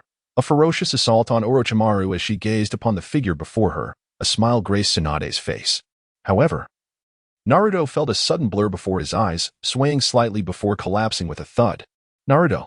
Tsunade rushed forward, but he had already succumbed to shock. It turned out that as Naruto unleashed the Rasengan, Kabuto had simultaneously struck with a chakra blade, severing Naruto's heart's vital pathways. Tsunade desperately channeled her chakra to heal him. Yet she could sense his life force dwindling. Tears streamed down her face. Was yet another person who sought to protect him destined to perish before her eyes? Qinlong retrieved a celestial bean, a precious treasure acquired through the expenditure of 10,000 combat points in a double lottery draw. It was not that he lacked the resolve to capture the elusive medic Nin, but rather that his body, impervious to bullets, could not effectively pursue such a target. To wear the crown, one must bear its weight. Just endure a little longer. After all, I possess a celestial being. Lady Tsunade, there is no need for sorrow. To don the pendant of the first Hokage, Naruto must face this tribulation. Once he overcomes this challenge, he shall encounter no further afflictions. Tears streamed down Tsunade's face, falling onto the pendant of the first Hokage resting upon Naruto's chest. At that moment, Naruto's aura shifted. A surge of vitality awakened within him. The strength of the Nine-Tails Jinchuriki was indeed formidable. Very well. It appears my celestial being shall remain unused. Qinlong tucked away the celestial beans and turned to face Orochimaru. With Naruto's psychological therapy concluded, it was now time for my physical treatment. Orochimaru, brace yourself. Wait, that Orochimaru is mine to confront. Tsunade's gaze was resolute, her fierce phoenix eyes burning with anger as they fixed on the distant serpentine form of Orochimaru. Heh, Tsunade, can your gaze kill? Orochimaru's expression remained indifferent as he regarded Tsunade. Orochimaru, I will end you. Tsunade unsealed the 100 healing seal on her forehead, biting her finger and forming hand signs. Orochimaru swiftly leaped aside, seeking refuge beside Kabuto. Kabuto, are you still alive? Kabuto struggled to rise, taking Orochimaru's place and forming the signs. Jiraiya, upon witnessing this, hastily bit his palm to form his own signs. This time, there must be no mistakes. Summoning technique. Boom, boom, boom. With 3 resounding explosions. 3 colossal and fearsome creatures emerged, a great serpent, a massive toad, and a gigantic slug. The 3 ninjas gathered, exuding an overwhelming aura, a superlative reunion of power. Qingyang gazed in rapt admiration. Without a modicum of capital, one would scarcely dare to attend such a gathering of classmates. Oh, are you hosting a reunion? Jiraiya. Fukasaku exhaled a plume of smoke, glancing around, only to spot Qingyang handing Naruto over to Shizen. Ah, Qingyang, indeed you are here. Hey, they are in the midst of a battle. Do not be distracted by your surroundings. 10,000 snakes surged forth, weaving through the fray, ensnaring Tsunade's slug. Fukasaku's eyes darted. Yet his speed in drawing his blade remained unimpeded. Clang. The great sword was unsheathed, cleaving towards the head of 10,000 snakes. The serpentine creature roared, opening its gaping maw to seize Fukasaku's short blade, astonishingly holding its ground against 2 opponents in physical prowess. Tsunade charged forth, facing Orochimaru, who once again unleashed his long tongue towards her neck. Grasping Orochimaru's tongue, she retaliated with a swift punch to his face, followed by a flurry of strikes. Suddenly, Orochimaru brandished the Kusanagi sword, inflicting a grievous wound upon Tsunade's arm, blood gushing from her shoulder. Tsunade clutched her injury, panting heavily, while Orochimaru remained unscathed. His visage merely marred by a smudge, astonishingly impervious. Whoosh! Qingyang appeared beside Tsunade. Ultimately, a woman's strength is rather feeble. Teacher, this is how one should strike. Jiraiya was genuinely impressed. Qingyang truly dared to assert that women are weak in front of Tsunade. Orochimaru, since my teacher is reluctant to be harsh, allow me to take matters into my own hands. Qingyang charged towards Orochimaru with determination. Orochimaru, employing his familiar technique, extended his long tongue to strike. Qingyang swiftly seized Orochimaru's tongue. Have you ever heard of a boxing ball in the realm of boxing? Boom. Qingyang seized Orochimaru and sent him flying with a powerful punch, only to pull him back again for another blow, repeating this relentless cycle as if Orochimaru were a training dummy for boxing. Yakushi Kabuto stood in astonishment, having never witnessed such a brutal onslaught against Orochimaru. Even after their prolonged association, Orochimaru was nearly on the brink of collapse. His attempts to retaliate with sword strikes effortlessly evaded by Qingyang, culminating in yet another punishing blow that sent him hurtling away. In a desperate bid to regain control, Orochimaru severed his own tongue, his head still ringing from the blows. The sheer agony inflicted upon him promised a night filled with nightmares. Enraged beyond measure, he beheld Qingyang charging towards him once more. Serpent's mandala. He bellowed through labored breaths, unleashing a torrent of serpents that surged forward like a dark tide. Meanwhile, Jiraiya stood atop the great toad's head, conjuring a small fire technique that ignited the toad oil spewed forth by Fukasaku. With a resounding explosion, flames engulfed the writhing mass of serpents, reducing them to ashes. Seizing the moment amidst the chaos, Orochimaru, along with Yakushi Kabuto, made their escape under the cover of the blazing inferno. Qingyang gazed in admiration. Orochimaru, when it comes to evasion, I acknowledge you as the strongest. Meanwhile, the battle had already reached its conclusion. The great serpent had lost a portion of its tail to Gamabunta and fled, while the slug had returned to the wetlands. Gamabunta, reluctant to depart, picked up the serpent's tail and greeted Qingyang. Ah, Qingyang, we meet again. Allow me to treat you to some snake meat. You are too kind, Gamabunta. Let us indulge in a feast of snake meat today. Qingyang, unreservedly and in full view of the astonished crowd, dragged in 2 more colossal serpents as if he were moving mountains. What a brute, Jiraiya mused. No wonder this individual dares to claim that women possess lesser strength in the presence of Tsunade. Soon, the crowd ignited a great bonfire, preparing a sumptuous feast of snake meat. As the flames danced, the tantalizing aroma of grilled flesh wafted through the air, causing the 3 little ones, Tonton, Toad Dragon, and Toad G, to salivate profusely. Jiraiya grasped his neck, occasionally inhaling deeply. Qingyang offered consolation, saying, You are quite fortunate. Orochimaru is still using a woman's body. Consider it as if a woman has kissed you. Let me tell you, Orochimaru's original form was quite a beauty. Jiraiya shuddered, covered in goosebumps, finding Qinglong's comfort rather chilling yet oddly acceptable. Tsunade continued to gaze worriedly at Naruto, and Qinglong tossed her a Sinza-bean. Tsunade-sensei, this is a Sinza-bean. A legendary item that I obtained with great difficulty. Just one can revive the dead and heal even the gravest of wounds. Tsunade was taken aback. She had never heard of such a thing, but she trusted Qinglong's words. However, she shook her head in refusal. This item is far too precious. As a medical ninja, I am not so easily defeated. Keep it for yourself. Use it when the time calls for it. At that moment, Naruto awoke. His recovery as the Jinchuriki of the Nine Tails proving remarkable. He gazed excitedly at the pendant around his neck, completely forgetting his pain. His only dream was to become Hokage. Meanwhile, Gamabunta exhaled a great burst of fire, and the snake meat he had skewered on a long stick made from a tree was finally cooked, releasing a delicious aroma. With a swift motion, he inhaled it as if devouring skewers, swallowing an entire snake whole. This frog truly had an insatiable appetite, Qinglong thought to himself. Having already consumed the equivalent of 2 cows.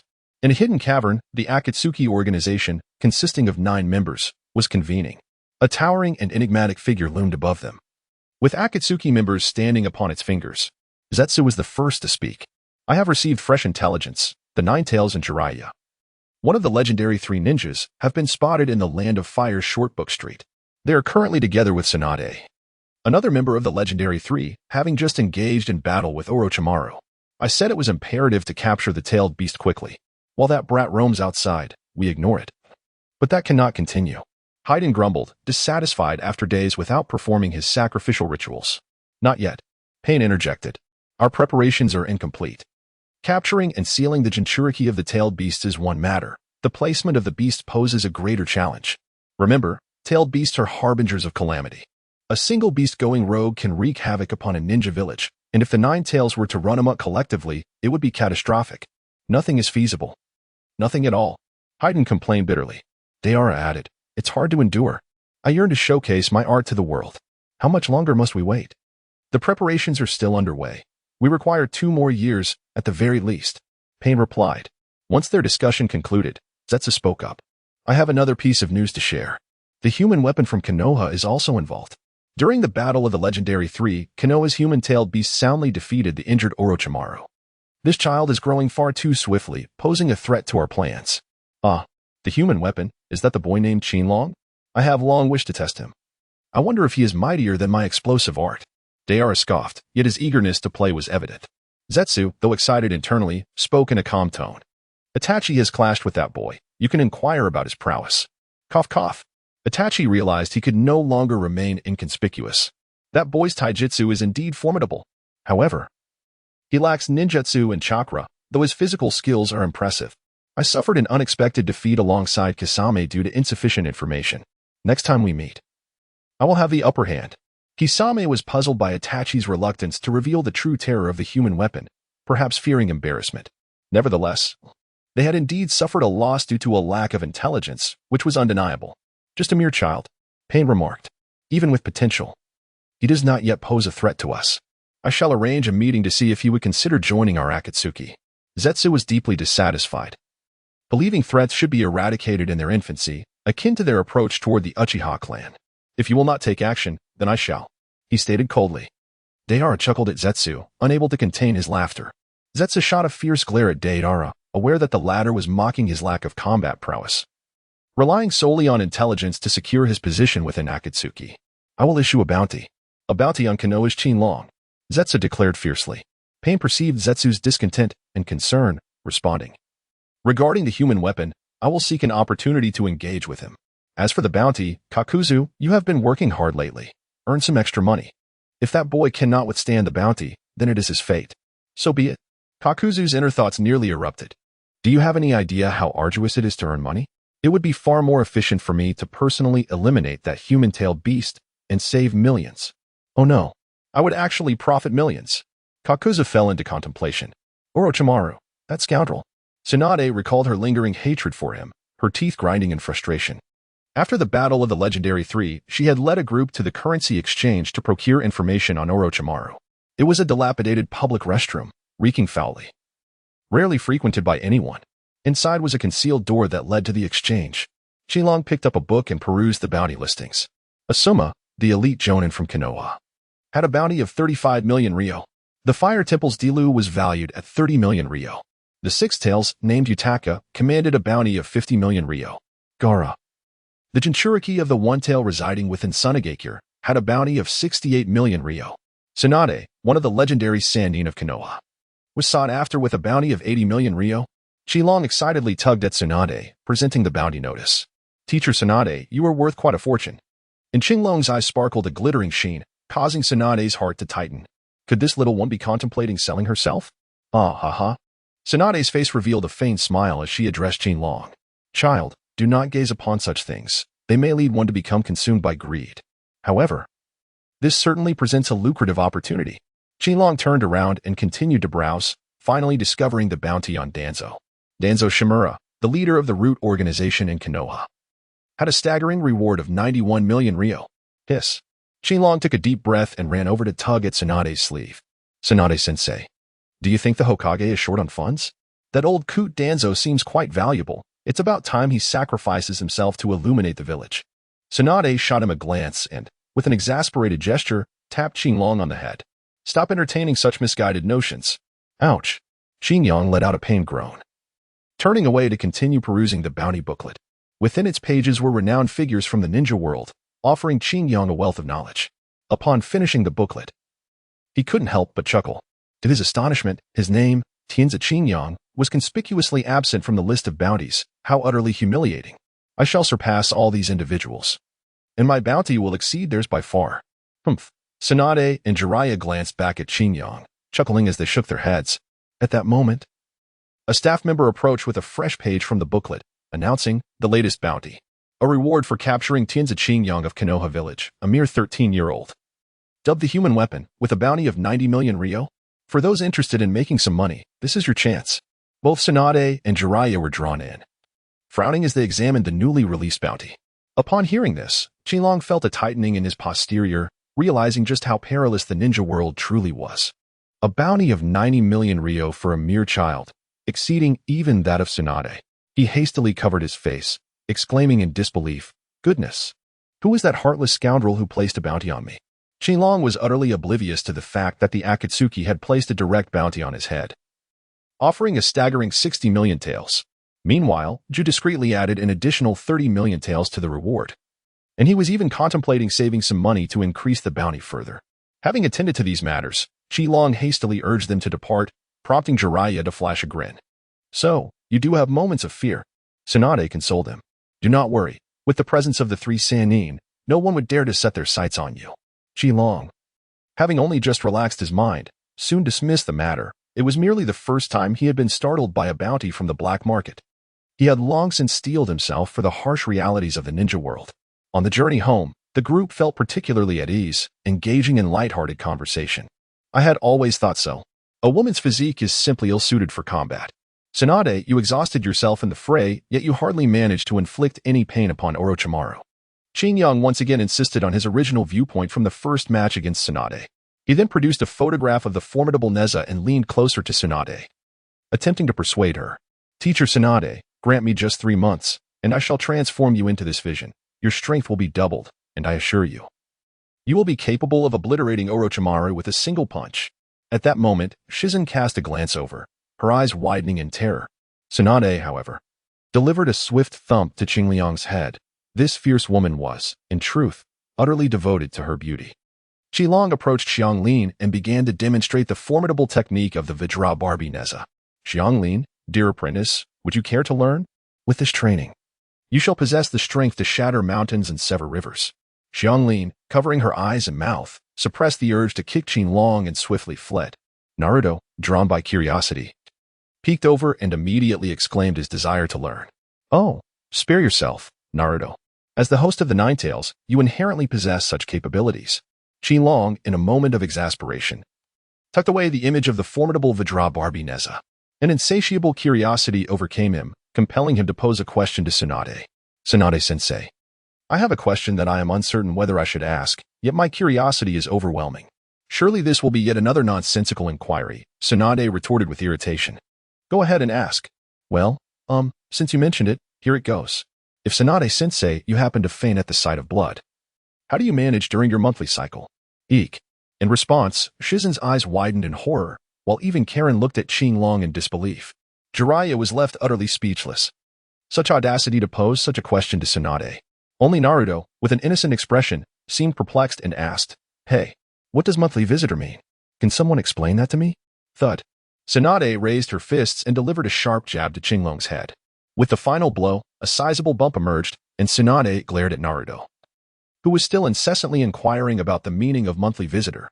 Naruto fell silent, unable to respond, and took a deep breath, whispering to Jiraiya, who was preparing to enlighten him about the concept. "Pervy sage, is this your type? So fierce." "Indeed, exceedingly fierce." Qinglong murmured softly, "Well, there is nothing to hide. I once confessed my feelings to your teacher Tsunade, but unfortunately, I was rejected." Jiraiya stated candidly. "However, I believe you may not be quite worthy of my teacher Tsunade."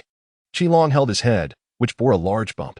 "Ah, little brat," Jiraiya exclaimed, displeased. Tsunade, too, was drawn in, eager to hear how Qinglong would articulate that Jiraiya was unworthy of her. Qinglong did not spare any mercy for Jiraiya, exposing his recent indulgences. "Just a few days ago, you were sneaking off with Naruto to the brothel for some revelry." "Ah." Jiraiya glanced at Tsunade, feeling somewhat embarrassed. "A lecherous sage indeed, a lecherous sage. No wonder. At such an advanced age, you remain a bachelor."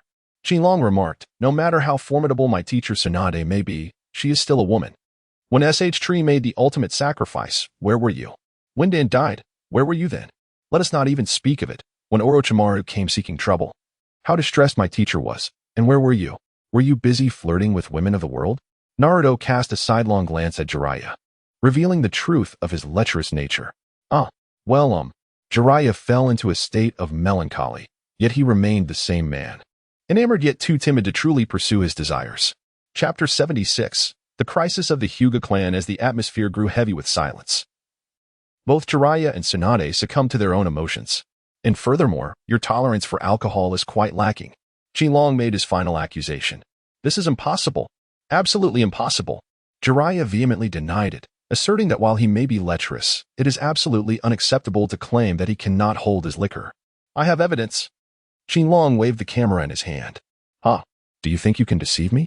Jiraiya was utterly unconvinced, unfamiliar with the concept of a camera. How could one tarnish another's reputation without evidence? Tsunade, however, recognized the recording device, swiftly snatching it away to play the scene of Jiraiya pledging brotherhood with Dog Brother. "Ha." Tsunade laughed uproariously, her laughter echoing like crashing waves, her frame shaking with mirth. "Jiraiya, so you have a canine brother, huh?" The others gathered around, laughing heartily, leaving Jiraiya feeling utterly flustered, even more so than when he had been caught peeping at a woman bathing. As they gradually approached Konoha, they decided to rest at a hot spring, for our esteemed Hokage must not return to the village looking disheveled and travel-worn. After indulging in the soothing warmth of the springs and tidying their attire, Naruto curiously turned to Qinglong. "Qinglong, you mentioned that Granny Tsunade is already 50. Yet she still cares so much about her appearance. Do you really call her sister?" Glancing at the diminutive Naruto, who barely reached 1.50 meters, one could hardly expect him to comprehend the gentle allure of an older sister or the charm of a wealthy woman. "Naruto, you simply do not understand. A 50-year-old maiden. Who wouldn't he be enamored? I would even adore a 500-year-old infant spirit maiden." Naruto was utterly astounded, his worldview shaken to its core. Qinglong nodded and continued, "Moreover, a woman 3 years older than a man brings wealth. At 30 she bestows a kingdom, at 300 she offers elixirs, and at 3,000 she ascends to the celestial ranks. The allure of affluent women is beyond the comprehension of the young." After a moment's reflection, he added, "Only children would be enamored with tempestuous, flat-chested girls. Mature men prefer gentle and alluring women." Naruto was once again taken aback. Images of Hinata and Sakura flashed through his mind, and he realized that Hinata indeed possessed a certain gentleness. As the sun set and dusk approached, Naruto, exhausted from a day of training, had long succumbed to slumber, while Jiraiya had inexplicably wandered off. Tsunade returned with a large bag of provisions and a few bottles of wine, summoning the still-awake Qinglong, as well as Shizune and Karui. "Come, share a drink with me," Tsunade called, swaying her wine glass, a faint aroma of alcohol escaping her lips. Karui arranged the food meticulously, while Tsunade produced a deck of cards from her bosom, and the four gathered around to indulge in food and games. "Drink," Tsunade exclaimed, presenting her glass to Qingliang. "You must partake. If you do not drink with your master now, there will be no time for such pleasures once we return to Konoha." Qingliang took a sip of the sake, savoring its flavor. Xianglin followed suit, taking a large gulp, only to cough and turn visibly flushed. Jingyin admonished from the side, "You mustn't drink like that. It's easy to get intoxicated on your first try." With that, she delicately sampled a sip, and upon the liquid sliding down her throat, she couldn't help but exhale softly. The four of them indulged in food and drink while engaging in a spirited game of poker that lasted until the early hours of the morning. Xianglin succumbed to intoxication the quickest, and before long, Jingyin also fell prey to the effects of the drink. With the last of the alcohol consumed, Tsunade slumped against the bed frame, gazing out at the night sky with a sigh. Was it the weight of being the fifth Hokage that burdened her? Qingliang gazed at Tsunade, whose brows were furrowed with concern, and inquired with a hint of trepidation, "Are you worried about your capabilities?" Tsunade candidly confessed, "Indeed. I fear I may not be up to the task." Suddenly thrust into the role of Hokage, the weight of decisions that could affect the lives of countless individuals weighed heavily upon her. "Do not fret. I shall stand by your side in unwavering support. Lord Jiraiya will also lend his assistance. Naruto, too, will be by your side. Many in Konoha will rally behind you. Konoha belongs to all of us, and you need not shoulder this burden alone. Together, we shall help you govern Konoha with wisdom and care." Qingliang comforted, and Tsunade, upon hearing this, smiled with a sense of relief. "Little one, it's time for you to return and rest. It's getting late." Qingtian gently placed Xianglin and Jingyin onto the bed before retreating to rest himself. The following morning, they hastened back to Konoha. At the grand entrance of Konoha, Tsunade stood with an air of confidence, her hand resting on her hip, her robe billowing in the wind as she gazed up at the plaque adorning the gates. This commanding presence seemed to announce, "The Hokage of Konoha has returned. This time, I shall reclaim everything that is rightfully mine." In the ensuing days, the streets of Konoha buzzed with life, bustling with numerous individuals arriving from various places to deliver essential supplies. The reconstruction of the village was in full swing. Yet without the guidance of a Hokage, the organization of affairs appeared somewhat chaotic, with a noticeable shortage of personnel. Suddenly, a building collapsed, accompanied by a shriek and an enraged shout, "Protect Lord Hua!" The patrolling ninjas of Konoha, alerted by the commotion, swiftly rushed toward the scene. At that moment, foreign ninjas disguised as laborers along the roadside discarded their disguises, brandishing kunai as they attacked the approaching Konoha ninjas. The scene erupted into chaos, with Konoha ninjas, foreign ninjas, villagers, and workers from abroad all mingling in a frenzy of shouts and frantic movements. In Konoha, where the Hokage had perished and the higher-ups were embroiled in power struggles, the ninjas were scattered and unable to mount an effective response.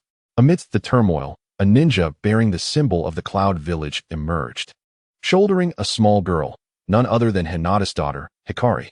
The Cloud Village, undeterred by their previous failure to abduct Hinata, had now set their sights on Hikari. The Konoha ninjas attempting to intercept were thwarted by the disguised Cloud ninjas, while some from other villages seemed to revel in the chaos.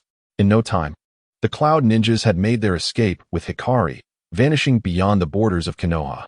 The Hinata family was in an uproar. Hinata Hayashi was frantic with anxiety. Upon receiving the news of Hikari's abduction, he immediately convened a meeting of the Hinata clan to organize a rescue operation. However, the branch family members unexpectedly refused to participate, citing a reluctance to engage in the mission. Faced with Hayashi's pleas, the head of the branch family remained obstinate. Now is not the time for Konoha to be vulnerable. Who knows if this is a scheme by the Cloud Village to divert our attention and launch an attack on Konoha, remarked another elder of the branch family. Indeed, Hayashi, we must prioritize the greater good and the safety of Konoha. Hayashi was filled with despair. This was the state of the Hinata clan. If not for the curse seal binding them, they would have long since fractured and turned against each other. Meanwhile, those sent to seek reinforcements from Konoha's upper echelons returned with disheartening news. There would be no substantial military support available for a rescue mission. Grinding his teeth, Hayashi clenched his hands until his nails pierced his palms. "If you will not go, then I shall," he roared, resolute in his determination to save his own daughter. "Even if the world forsakes her, I shall never abandon her. I shall go as well," declared Niji, entering from outside. The refined youth spoke with the precision of a spear, unwavering in his conviction. Niji, the head of the branch family, stared at him in shock. Have you forgotten how your father perished? The fate of Hinata Hisashi was intertwined with that of all branch family members. I have not forgotten, Niji replied gravely, his voice laced with bitterness. My father died to protect Konoha and safeguard the Hinata clan. Chapter 77. The Rescue of Hikari. The grievances of the past belonged to bygone generations, having matured through the Chunnin exams. Niji had come to understand that he would not burden the next generation with the weight of ancestral vendettas. Moreover, Hikari was his cousin, and his pride would not allow him to see the Hinata name tarnished. The audacity of the Cloud Ninjas to abduct a member of the Hinata clan would not go unpunished. Hayashi was profoundly moved as he gazed at the dashing Niji, his heart echoing with memories of his brother, Hisashi. Hisashi, your son has grown. A fine and capable ninja he has become. I have wronged you. There is no time for sentiment. We must act swiftly, Niji urged, leading the charge out the door, where Tintin awaited eagerly. Niji, are we going to rescue Hikari? Tintin inquired, her determination evident. Hayashi felt a surge of conflicting emotions as he watched an outsider willing to assist while his own kin engaged in petty squabbles. They swiftly arrived at the scene of the incident, clarifying the route taken by the Cloud Ninjas before pursuing them with haste. Soon, they encountered resistance outside Konoha. It was clear that the Cloud Ninjas had devised a meticulous plan. Suddenly, Shikamaru, accompanied by Choji and Ino, appeared. Leave this to us. You go after the Cloud Ninjas, Shikamaru instructed, crouching low and forming hand seals. Why are you willing to help? Niji, who typically harbored a solitary demeanor, could not contain his curiosity. Because this concerns the village as well. How could we stand by and watch? Shikamaru replied, his tone laden with reluctance yet unwavering reliability. Thank you. Niji expressed his gratitude, then resumed his pursuit of the fleeing Cloud Ninjas. Along the path leading from Konoha toward the sea, two Cloud Ninjas handed Hikari over to two awaiting wooden figures. The Cloud Ninjas then paused to prepare for the impending confrontation with Konoha's pursuers. The two wooden figures swiftly made their way toward the coast, ultimately boarding a ship destined for the Land of Thunder. Niji and his companions soon confronted the pair of Cloud Ninjas. Fortunately, the ninjas sent by the Cloud Village were not their most formidable members. I will stay behind with Tintin to deal with these two. You, Lord Hayashi, should pursue and rescue Lady Hikari, Niji urged. Understood. Hayashi acknowledged without hesitation, racing toward the coastline. Unfortunately, he was too late. The wooden figures had already boarded the vessel and set sail into the depths of the ocean. Gazing out at the vast sea, Hayashi contemplated surrendering. Yet his unwillingness to relent for the sake of his daughter compelled him to seek out a vessel and pursue the Land of Thunder. Amidst the endless waves, Hayashi was prepared to risk everything for his daughter. Suddenly, the ocean roiled violently, and massive octopus tentacles surged forth from the depths. Here comes the killer bee. The formidable killer bee emerged from the water, ready to engage in a rhythmic verse. Yo, is that not the leader of the Hinata clan from Konoha? Have you come here to challenge me? In response to the killer bee's arrival, Hayashi assumed a stance of gentle fist, his heart racing with urgency. There was no need for further words. This battle was inevitable. Kira also drew forth several of his sharp blades. Immediately, the unarmed martial arts of Konoha clashed with the swordsmanship of the hidden Cloud Village. Upon entering the village, Qinglong and his companions were greeted by a bustling scene, filled with a cacophony of sounds that suggested a state of disarray. Master Qinglong. Master Qinglong. Qinglong received a frantic visit from a sound ninja, who exclaimed loudly, Your friend Hinata Hinabi has been captured by the ninjas of the Cloud Village. Aware of the close bond between Qinglong and Hinata, she rushed to deliver the news as soon as she learned of Qinglong's return. What? They have truly become brazen, daring to abduct people from Konoha. Tsunade, upon hearing this, was filled with fury. Memories of the incident when Hinata was kidnapped resurfaced, and now, taking advantage of the chaos following the death of the Hokage, the Cloud Village dared to strike again. This turmoil arose just as she was preparing to assume the role of Hokage. It seemed as though the Cloud Village was deliberately seeking to provoke her. Teacher, I must go to rescue her.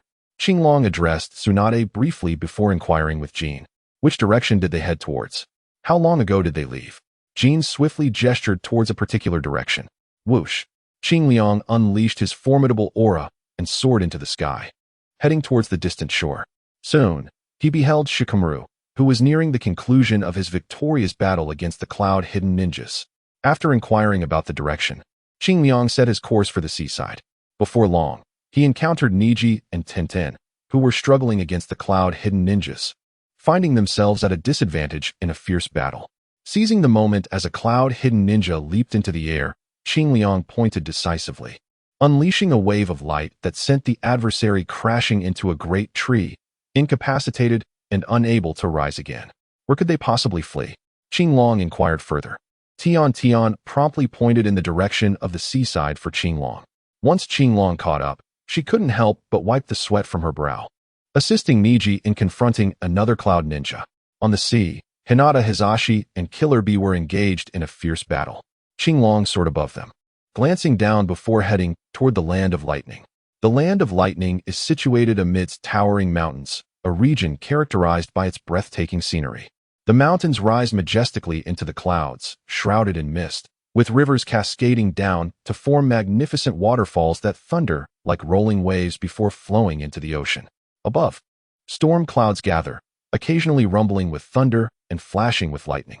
The inhabitants of this land, often with darker skin, are uniquely attuned to their environment, excelling in lightning release techniques, swordsmanship, and body techniques. On the winding, splendid coastline, two wooden figures carried the unconscious Hinabi to the shore, gently placing her on the ground.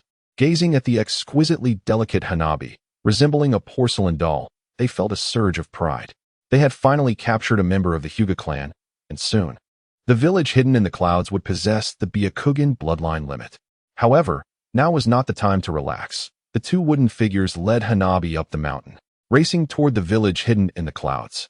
In the distance, the magnificent coastline unfolded before them, and Qingliang spotted a cloud ninja leaping up the mountain with Hinabi in tow, escaping deeper into the range. Within the heart of that mountain range, where thunder rumbled and a picturesque valley lay, a vast village was nestled amid the drifting mist, its structures appearing as if they grew from the peaks of small hills. Upon entering the village hidden in the clouds, the two wooden figures finally exhaled in relief and roused Hinabi from her slumber. She stirred and opened her eyes, bewildered by her unfamiliar surroundings, her face reflecting sheer terror. "Do not be afraid, little one. This will be your home from now on," the two wooden figures spoke gently. Though the woman exuded no overt hostility, Hinabi understood that she was her captor. With her hands pressed against her forehead, Hinabi recalled the magical cannon she had unleashed before her abduction, and she still felt the lingering fatigue. Yet, she refused to yield. Her indomitable spirit would not allow her to succumb. The two wooden figures sensed a powerful energy emanating from the young girl, and they were taken aback, preparing to act. However, the energy dissipated, leaving Hinabi exhausted on the ground. She lacked the strength to unleash another magical cannon. "Ha! Surrender, little girl. Now that you're in the village hidden in the clouds, escape is impossible. Settle in here, and we shall not trouble you," the two wooden figures chuckled. Hinabi glared at them, her teeth clenched, and declared defiantly, "My brother Qingliang will surely come to rescue me." "Oh, your brother Qingliang? Who is he? Bring him forth." The two wooden figures laughed, believing that once she arrived in the village hidden in the clouds, her hopes of escape were naive. "Are you speaking of me?" Suddenly, Qingliang appeared before Zaiwohuo, gazing at the two wooden figures who were still basking in their triumph. "Qingliang Gij," exclaimed Zaiwohuo, her eyes sparkling with tears of joy upon seeing him. The two wooden figures found themselves at a loss, surprised by the unexpected arrival of an individual they had not anticipated, especially under such circumstances. "He is indeed a master," they thought, cautiously observing Qingliang while signaling for reinforcements. Chapter 78. The Rapping Uncle Kalabi. Countless attacks surged from the ground. For many years, no one had breached the defenses of Yunin village. Now, an intruder was wreaking havoc, an affront akin to conquering a capital city. Thunder roared and lightning streaked across the sky, illuminating the diminutive figure amidst the chaos. A barrage of massive crossbow bolts, imbued with explosive tags, soared upwards, detonating around that figure with relentless ferocity. The small figure deftly maneuvered through the air, skillfully evading the relentless hail of bolts and various ninjutsu. "Huo-chan, are you afraid?" "Not at all," replied Zaiwohuo, clinging to Qingliang's neck. Even amidst the onslaught of countless crossbow bolts and jutsu, she felt an exhilarating joy, the explosions resembling a dazzling display of fireworks. Together, they soared over the peaks and beyond the confines of Chunnin village. The two wooden figures watched in frustration as their hard-won captive escaped, their quarry slipping away like a duck from their grasp. Who would have imagined that the individual could fly so high? As they observed the fiery explosions that left craters in the ground, several structures crumbled under the assault. The fourth Raikage, in a fit of rage, smashed his fist down onto the table. Humph. Those Leaf Village scoundrels, relay a message to them. They will pay for this. The land of lightning, with its picturesque scenery, was indeed beautiful, albeit somewhat noisy due to the incessant thunder. Qinglong soared through the sky, carrying Xiaohuo on his back, surrounded by wispy clouds. Xiaohuo, would you like to explore the land of lightning? Upon hearing this, Xiaohuo chuckled with delight, feeling a flicker of excitement. Tilting her little head thoughtfully for a moment, she shook it gently and replied, "No, I've been missing for so long. My dear father and those in Konoha must be quite worried about me. We should return home first." "All right, then let us head back." "Yes, homeward we go." The wind whispered past her ears, carrying the familiar scent of home. From below, a robust voice sang a hearty tune. A burly man, adorned with 7 gleaming blades strapped to his back, strode with a devilish rhythm, exuberantly belting out his song. Qinglong discreetly carried Xiaohuo away. After they had traveled a considerable distance, he summoned the Nimbus Cloud, allowing it to elevate Xiaohuo into the sky. Qinglong then soared back, where along the mountain path, Hinabi continued to sing with abandon. Qinglong procured a substantial wooden stick and concealed himself behind a towering tree. Hinabi, mid-song, abruptly halted, his expression revealing an air of seriousness as he inhaled deeply, sensing the atmosphere. Had he been detected? Qinglong grasped the stick, contemplating whether he should leap out. To his astonishment, Hinabi, with utmost gravity, retrieved paper and pen from his pocket, diligently recording the inspiration he had just perceived. What an old rascal! Qinglong's irritation was palpable. Whether he had genuinely uncovered her identity or not, it was enough to provoke a desire to strike him. Moreover, that fellow possessed a rather peculiar talent for tossing pens. Was he purposely feigning ignorance, preparing to launch a pencil? Hinabi recited the lyrics he had noted, a contented smile gracing his face as he reclaimed the paper and pen, strutting with an air of flamboyance while singing the Song of Ran. Closer, ever closer. Qinglong was poised to strike at any moment, merely waiting for him to approach from behind to deliver a blow. Suddenly, Hinabi's gaze sharpened, halting his steps as a glimmer of insight flickered in his eyes. He uttered, "No, this is not right." Upon hearing this, Qinglong tightened his grip. Could it be that Hinabi, that cunning individual, has discovered something? Hinabi then took out his pen and notebook, revealing his dissatisfaction and intent to revise the words he had just noted down. He could no longer contain himself. Qinglong tightly grasped the wooden root, swiftly darting forward until he stood before Hinabi, who was absorbed in revising his lyrics. Hinabi lifted his gaze, bewildered, as a large wooden stick hurtled towards him. With a resounding thud, the stick shattered upon impact. Hinabi shook his head, not due to a lack of reflexes, but rather because his opponent's speed had caught him off guard, delivering an unexpected blow. Fortunately, he was not gravely injured, merely in discomfort, and he exclaimed in anger, "Ah, that hurts. You scoundrel, what do you intend to do?" In his fury, he had even forgotten to run away. Qinglong gazed at the seemingly unconcerned Hinabi, discarding the remaining half of the wooden stick in his hand, and exclaimed, "This tree was planted by me. This road was forged by me. If you wish to pass through, you must pay the toll." Hinabi, the killer bee, chuckled with indignation. It appeared that someone dared to obstruct the path of the ninja from the hidden cloud village in the land of lightning. Had he not heard of the illustrious reputation of Hinabi? "I am the esteemed Hinabi of the hidden cloud village. Youngster, are you feeling a bit rash? Allow me to give you a proper thrashing." With that, Hinabi waved his hands and concluded his song, standing defiantly with both hands pointed at Qinglong. "Who?" Qinglong let out a sigh. "This fellow, Teru, is truly remarkable. I have come here specifically for you, Hinabi. Draw your weapon." As Qinglong spoke, a glimmer of light shone in his eyes. "Oh, little brat, who bestowed upon you the audacity to speak in such a tone on a day as pleasant as this?" Hinabi, waving his finger with a flourish, adopted a serious expression and replied, "Hey, be careful. Boasting may lead to a beating. Let us see who strikes whom first." Qinglong swung his fist, launching an attack towards Hinabi. With a resounding shout, Hinabi retaliated, unleashing his fist, which resembled a giant cooking pot. The two fists collided with a thunderous crash. The ground beneath Karabi cracked open, and a powerful shockwave erupted, causing the collar around his neck to flap wildly behind him. Contrary to the imagined scenario where one punch could shatter the opponent's hand, Karabi felt as though he had struck an unyielding steel fist, experiencing an agonizing pain in his own hand instead. With one punch delivered, Qinglong followed up with another. Bang! Karabi extended his other hand to intercept Qinglong's blow. And once again, the ground beneath him fractured, leaving deep impressions where his feet had pressed down. Excellent. In the presence of the formidable Qinglong, it had been quite some time since he encountered an adversary capable of matching his prowess in combat. He unleashed a flurry of punches, his fists moving so swiftly they were nearly imperceptible. Bang! Bang! Bang! In an instant, it was unclear how many blows had been exchanged, until Karabi could no longer withstand a strike to the head. Seizing the opportunity to leap out of the fray and draw forth his 7 sharp blades in one fluid motion. With a flourish, he struck a remarkably stylish pose, showcasing his 7-blade style, adorned with 7 gleaming daggers. However, his right eye bore the mark of a recent encounter, resembling a comical panda eye, lending him an air of absurdity. He addressed Qinglong with utmost seriousness. "Youngster, who might you be? You are the strongest individual I have encountered, second only to Lord Hokage. Surely, you are no ordinary person. And who am I? I am Qinglong of the Hidden Leaf. Ah, so you hail from Konoha. That explains your presence here."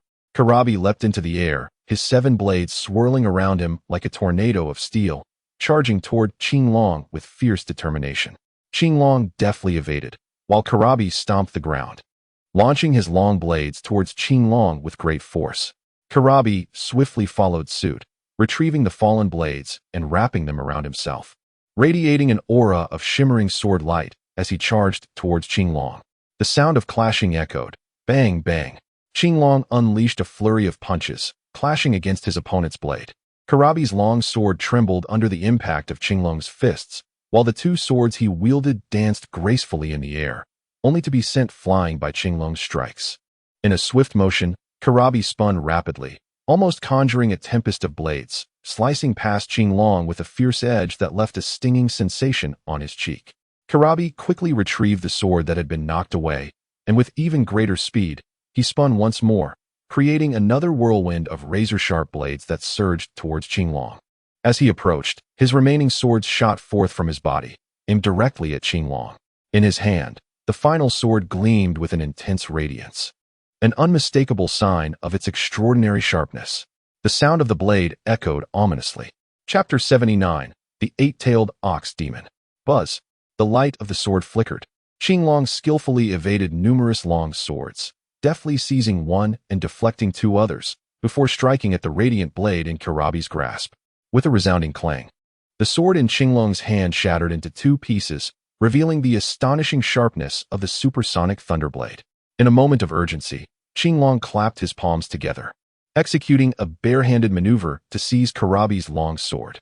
To Karabi's astonishment, he found himself on the receiving end of this technique, which he had previously employed to disarm others with absolute certainty.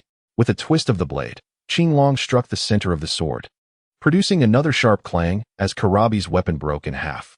Karabi was taken aback. It was the first time his supersonic thunderblade had been shattered, a testament to the power of ninjutsu that had destroyed both the blade and its wielder.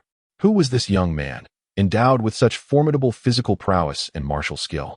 There was no time for contemplation, as Karabi bellowed, enveloping himself in an orange cloak of tailed beast chakra, with the chakra tails manifesting behind him and hardened bones appearing at his elbows. With a roar, Karabi discarded the broken sword and charged at Qinglong with outstretched arms. This technique was the ultimate secret of the Hidden Cloud Village, the Thunder Plow Hot Blade. Sasuke had suffered immensely under its onslaught, his innards nearly obliterated, while Kisame had met his end from the combined might of Karabi and Reikage wielding this very attack. The terror was palpable as Qinglong braced himself, aware that the Thunder Plow Hot Blade was poised to strike. Karabi's speed was astonishing, and the overwhelming aura surged towards him. Qinglong took a swift step forward with his right foot, swiftly transitioning into a wide stance, and thrust his right elbow forcefully ahead. The 8 extremes crashing elbow. Bang! The 2 figures collided, shattering the ground beneath them, as a fierce shockwave erupted. Hinabi was sent hurtling backward at the same speed he had charged forward. With a thunderous crash, he plummeted to the earth, creating a crater and sending massive fissures radiating outward. Oh, Hinabi, how could you be in such a disheveled state? Inside Hinabi, the eight tails, the bull demon, stared wide-eyed, resembling two bronze bells. Why don't you take over? Hinabi grumbled, utterly unwilling to rise. The impact on his chest was excruciating, leaving him feeling as though his very organs had been ruptured and displaced. Were it not for his formidable physique and the regenerative abilities granted by the eight tails, that strike could have cost him his life. Humph. Then let me take action and teach that despicable little brat a lesson. The bull demon bared its massive jaws, determined and ready for a confrontation. Qinglong gazed upon the motionless Hinabi, lying quietly in the earthen pit, seemingly beyond revival. He approached slowly, taking measured steps. Suddenly, with a resounding roar, numerous octopus-like tentacles erupted from Hinabi's form, entwining and coiling around one another to form a colossal sphere, which then began to spin at an astonishing velocity, generating a massive vortex. The Eight Tails Beast transformation technique unfurled. In an instant, the surrounding area stretched out for miles, transforming into a tremendous, swirling tempest. The ground shattered. Dust and debris were sent flying, and trees were uprooted and shattered. It resembled a gigantic millstone, relentlessly grinding everything in its path. Bang! With a powerful thrust, Qinglong's dual palms collided with the rapidly spinning form of the eight-tailed beast, unleashing a tempestuous whirlwind that nearly swept him off his feet. His feet carved two deep furrows into the ground as he was propelled backward. Boom! The forest spanning several dozen miles was reduced to mere rubble. And at the heart of the devastated crater stood an enormous creature. This beast, possessing a head reminiscent of a bull with a broken horn and tentacle-like appendages, was none other than the eight-tailed beast, Gyuki, dwelling within the formidable Hinabi of the hidden cloud village. What a ferocious beast! Its entrance and visual presence surpassed even that of Shikaku, the one-tailed beast. Hey, little brat, I have arrived. Gyuki swung its tentacles forward, unleashing a frenzy as eight appendages danced wildly, transforming into colossal whips that struck down with reckless abandon. Qinglong swiftly evaded, as the ground was marred by the gouges left by the bull demon's tentacles. Boom! One tentacle swung down, causing the earth to shatter. Qinglong seized the opportune moment, grasping the colossal tentacle of the bull demon with fervor, and with a resounding roar, he flung the enormous eight-tailed bull demon into the air. With a thunderous crash, the bull demon landed and gazed at the diminutive figure in the distance, whose power was truly formidable. Little ghost, care for some dumplings? The bull demon unleashed two violent gusts of air from its vast nostrils, followed by a thunderous bellow as it raised its head, swiftly conjuring a black-tailed beast ball filled with terrifying energy in its maw. Roar. At the moment of maximum compression of the tailed beast ball's energy, the bull demon lowered its head and unleashed a searing torrent of light towards Qinglong, launching a fierce tailed beast bomb. A tailed beast ball, is it? Qinglong shook his hands, firmly grounded himself in a horse stance, and clasped his hands at his waist. Turtle. Style. Energy. Technique. Qinglong roared, and a brilliant light emanated from the center of his palms, rapidly swelling to the size of a basketball, illuminating the peaks of the land of lightning. As the sound of his power resonated, Qinglong thrust his hands forward. Boom! A tremendous surge of energy erupted, causing the ground beneath him to crack. A fierce wave of light shot forth from his palms towards the eight tails. Wherever the light wave passed, the earth was carved into a deep gash. Thunder rumbled. The turtle school's Kamehameha clashed with the tailed beast bomb, unleashing a more terrifying explosion of energy, creating a massive crater several hundred meters wide, sending countless stones, soil, and trees flying. The two forces momentarily collided. The tailed beast bomb faltered, yet the Kamehameha intensified, breaking through the tailed beast bomb and surging towards the eight tails. What? The eight tails gaped with its large, bell-like eyes, having never encountered such a fierce and abundant wave of energy. Before it could react, the Kamehameha struck it. Boom! A howl of agony. The colossal creature was engulfed in the violent light wave of the Kamehameha. As the radiance dissipated, a robust man lay on the ground, charred, alongside a severed tentacle of an octopus, cleaved by the Kamehameha. Qinglong approached and kicked at Hinabi a few times. Not receiving any response, he lifted Hinabi onto his shoulder. simultaneously grasping the lengthy tentacle. In the distance, Hinata Hawa in the sky watched the fierce battle unfold, her heart racing with excitement. Such a formidable creature was ultimately vanquished by Qingliang. Far away, Qingliang, carrying Kairabi and dragging a large tentacle, hastened toward them. The nimbus cloud, accompanied by little Hawa, gently descended. Qingliang-kun, that uncle with the octopus tail has fled. He is merely a clone of that uncle. The mention of that uncle caused Qingliang to comprehend. It turned out that what he bore on his back was indeed a clone. Trusting little Hawa's words, as her Byakugan could perceive chakra, he discarded the Kairabi he had been carrying. No wonder this Kairabi felt somewhat amiss. It was merely a clone. Hey, wake up! Qingliang kicked Kalabi, who tumbled on the ground and with a resounding thud transformed into a large octopus tentacle. Alas, Qingliang sighed, initially believing he might have the opportunity to capture Kairabi, only to be surprised by his clever escape. Nevertheless, he was determined not to part with the two tentacles, as they could be brought back to Konoha for Tsunade and her team to study. Qingliang-kun, it's rather cumbersome to hold these two tentacles. Allow me to seal them for you, exclaimed Xiaohua, gracefully descending from the nimbus cloud and producing a sealing scroll from her possession. That sounds splendid. Thank you, Xiaohua-chan. Qingliang replied, and then added a reminder. Xiaohua-chan, please ensure to separate the two tentacles. I intend to take one back for consumption. Chapter 80. Tsunade's first day back in the village. Xiaohua stared, wide-eyed, having never heard of tailed beasts being edible. However, she efficiently sealed the two octopus tentacles apart. All done. Shall we head home? Xiaohua clapped her hands together, securing the sealing scroll. Let us return home. Qingliang lifted her onto the nimbus, which soared gracefully into the sky, leaving a trail as it ascended to an altitude of 90,000 miles. The sky was resplendent, with white clouds drifting freely.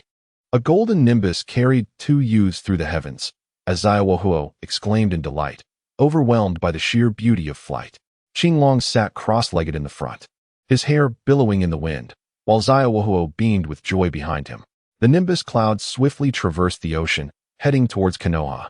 Meanwhile, Hinata Hizashi, thwarted by the eight tails, found himself in a state of profound anguish and despair, gazing helplessly at the vast sea. The Jinchuriki of the eight tails, Killer Bee, stood guard over the waters, effectively deterring him, the leader of the Hyuga clan. Ultimately, with no other recourse, he was compelled to return to Konoha in search of alternative opportunities. A golden cloud soared above him, as Qingliang, accompanied by Xiaohua, made their way back to Konoha, while Hizashi continued his futile run below, tears still streaming down his face. On another front, a disheveled Killer Bee returned to the hidden cloud village, startling the villagers with his ragged appearance. The fourth Raikage, seized Killer Bee, incredulous and demanding to know what had transpired. Killer Bee recounted in detail his encounter with Qingliang from Konoha, confessing that not only had he been defeated, but he had nearly been captured as well. Alas, the fourth Raikage slammed his hand on the table, lamenting the loss of the Byakugan bloodline limit from the Hyuga clan, feeling as though he had lost both his prize and his soldiers. His aide, Mabui, glanced at the table, relieved that it remained intact, for otherwise she would have had to procure a replacement for the Raikage. The fourth Raikage felt immense concern, yet relief that Killer Bee was unharmed. The fact that Qingliang could best the Jinchuriki of the eight tails indicated that he possessed strength on par with that of a Kage. Thus, the fourth Raikage decisively ordered the classification of Konoha's Tenzawa, Qingliang, as a dangerous individual. He then placed a reassuring hand on Killer Bee's shoulder, declaring, "The outside world is perilously treacherous. For your safety, you shall remain in the Yunlei Valley from this day forth. You are not to step outside." "Yes, brother." Killer Bee obediently acquiesced, behaving like a well-mannered child weighing 200 pounds. In Konoha, a golden cloud raced through the skies, capturing the attention of the village's shinobi. King Taki returned to the Hyuga household with little Hinabi, and the anxious members of the Hyuga clan, who had been waiting for news, were filled with joy upon seeing her return. Meanwhile, in the pristine confines of Konoha Hospital, Sasuke sat upon a white hospital bed. The physical wounds he bore paled in comparison to the deep scars within his soul. His thoughts were incessantly consumed by vengeance, a quest that felt utterly farcical upon confronting Itachi Uchiha. This revelation drove Sasuke to the brink of madness. Not only had he failed to achieve his revenge, but he had also suffered the utmost humiliation. That single use of Tsukuyomi forced him to relive, countless times, the harrowing night when Itachi had slaughtered their entire clan. Beside him lay Kakashi, equally despondent, devoid of hope. Sasuke learned from the medical ninja that Kakashi too had fallen victim to Itachi's Tsukuyami, and days had passed without any sign of recovery. He resembled a broken doll, lacking any semblance of resilience. Despair enveloped Sasuke as he questioned whether he would ever have the chance for vengeance. If even his mentor, Kakashi, had succumbed to Itachi's might, what chance did he possess to reclaim his honor? At that moment, he yearned desperately for power. It seemed that Konoha could no longer provide him with the strength he sought. Living in Konoha, he feared he would forever remain in Itachi's shadow, perpetually denied the opportunity for retribution. The once peaceful village, having been devoid of war for far too long, could no longer keep pace with the formidable. As he absently touched the cursed seal on his neck, memories of the sinister Orochimaru surfaced. Orochimaru, the very one who had slain the third Hokage, surely possessed the power to defeat Itachi. Suddenly, the door to the hospital room creaked open, and Tsunade entered alongside Naruto and Jiraiya to assess the situation. Shortly thereafter, King Taki entered with a bag of fruit. "Hey, Tsunade-sensei, I knew you would be here." "Ah, King Taki, you've returned. Did you bring that child back?" "Indeed. I would never fail in my endeavor." Xinglong placed a selection of fruit upon the table by Sasuke's bedside. "Sasuke, do indulge in some fruit," he urged. Subsequently, he set another bag of fruit on the table by Kakashi's bed. Observing Kakashi's expressionless demeanor, lost in thought, Xinglong sighed and remarked, "Kakashi-sensei, this has indeed been overplayed." Upon hearing this, Kakashi trembled slightly, yet remained unresponsive, continuing to sit there in a state of disinterest. Tsunade and the others, overhearing, stifled their laughter behind their hands. Unable to contain their amusement, Xinglong observed Kakashi, who remained unresponsive. He produced the inspiration notes left behind by Jiraiya during their first encounter when he was peeking at the maidens by the swimming pool and waved them before Kakashi's eyes. "That is my inspiration notebook," Jiraiya exclaimed with fervor as he rushed over. Xinglong had already opened the first page, revealing the word light, which cast a glow upon Kakashi's face, awakening a flicker of life in his otherwise numb expression. Jiraiya, approaching the scene, retracted his hand with a complex expression. As Xinglong turned to the second page, a greater radiance illuminated Kakashi's face, and he tremulously extended his hands, cradling the notebook as if it were a sacred relic. Tsunade, Shizune, and others observed Kakashi with intricate expressions, then glanced at Jiraiya. In that moment, Jiraiya felt an immense sense of accomplishment. Henceforth, if anyone dared to label him a lecher, he would retort that it was all inspiration, material, art. Did they not see Kakashi's expression of reverence? That was the embodiment of art. After bidding farewell to Kakashi, they ventured to visit Rock Lee. Upon opening the door, they found Rock Lee diligently performing push-ups in secret, startling Mike Guy, who rushed over to assist him, unable to suppress a reprimand. "Young man, your name is Rock Lee, correct?" Tsunade remarked, observing the industrious youth. "Reminiscent of a youthful guy. Well done, but remember to balance work and rest for a quicker recovery." "Thank you. Are you the legendary medical ninja Tsunade, as spoken of by Teacher Guy?" Little Lee gazed at Tsunade with shining eyes, for his leg injury had persisted far too long, and the healers at the Konoha hospital had been unable to help him. Tsunade was his last and greatest hope. "Indeed, I am Tsunade," she replied with a cheerful laugh. Realizing that apart from Naruto, the other children in Konoha were quite polite and never referred to her as old lady. After visiting Rock Lee, Tsunade was invited to see the Moonlight Gale, having attended to numerous critical patients at the Konoha hospital. At a restaurant, she ordered a bottle of sake and took a hearty sip before lamenting, upon returning to Konoha, before even assuming the role of Hokage. "I find myself attending to a plethora of injured. This is truly arduous." Xingliang chuckled to offer comfort. "You should be content. They will become your invaluable aides in governing Konoha." Tsunade, with a smile, wrapped her robust arm around Xingliang's neck, pulling him closer. Her breath tinged with the scent of alcohol. "And you must also be my right hand in the future.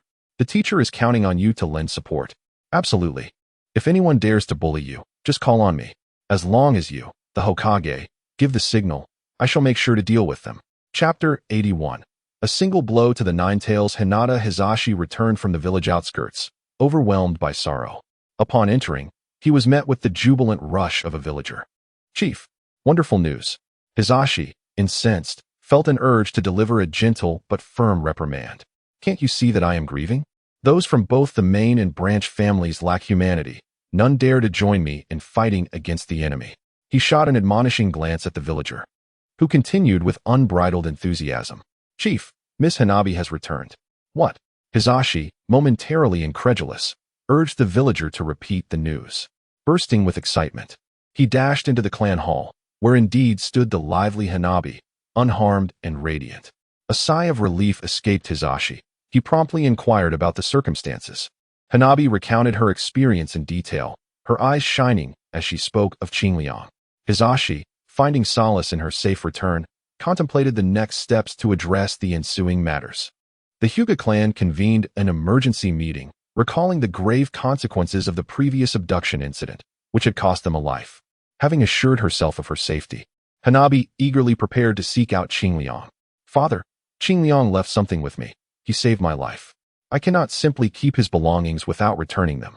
After much persuasion, Hisashi finally relented, allowing Hinabi to depart with a trio of guards accompanying her as she exited the Hyuga gates. Qingliang was immersed in meditation when Xiaohuo, filled with curiosity, approached him. Qingliang, what are you doing? She inquired. Qingliang opened his eyes and smiled as he spoke. I am in meditation. Xiaohuo, with an inquisitive expression, tilted her head and asked, does martial arts training also require meditation? Indeed, an individual's energy should harmonize with their state of mind. Otherwise, one may easily fall into the kind of obsession exhibited by the Uchiha clan. The Uchiha, in their singular pursuit of power, neglected wisdom, leading to the tragic slaughter of their own kin. Xiaohuo was profoundly shaken by this revelation and joined Qingliang in meditation. However, the young girl found it difficult to attain tranquility. She blinked her eyes, gazing at Qingliang, who stood tall and handsome with closed eyes.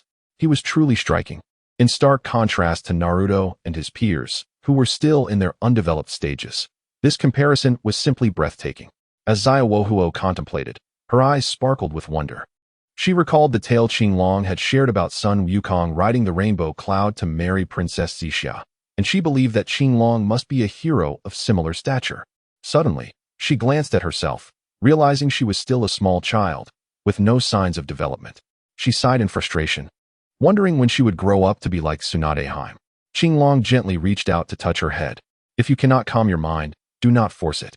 A faint blush appeared on Xiaohuo's face as she produced 2 sealing scrolls, cradling them in her hands. Qingliang-kun, your octopus tail is here. Oh, I almost forgot. Come on. Huohuo-chan, let us express our gratitude to those friends who have lent their strength to you. Qingliang, accompanied by Xiaohuo, first delivered a portion of octopus tentacles to Tsunade.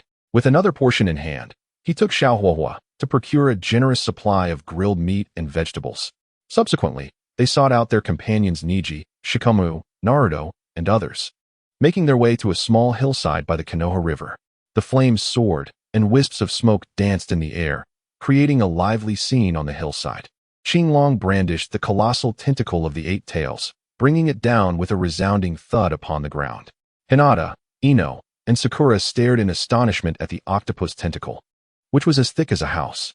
Naruto and Shikamaru, however, were unfazed. They had grown accustomed to Qingliang's extravagant meals. Choji skillfully sliced off a segment of the tentacle and placed it over the fire, releasing a mouth-watering aroma. The 9 tails within Naruto twitched its nose, suddenly awakening with its vivid crimson eyes, glaring at the group roasting the 8 tails tentacle outside Naruto's body, its fury palpable. How could they dare consume a tailed beast?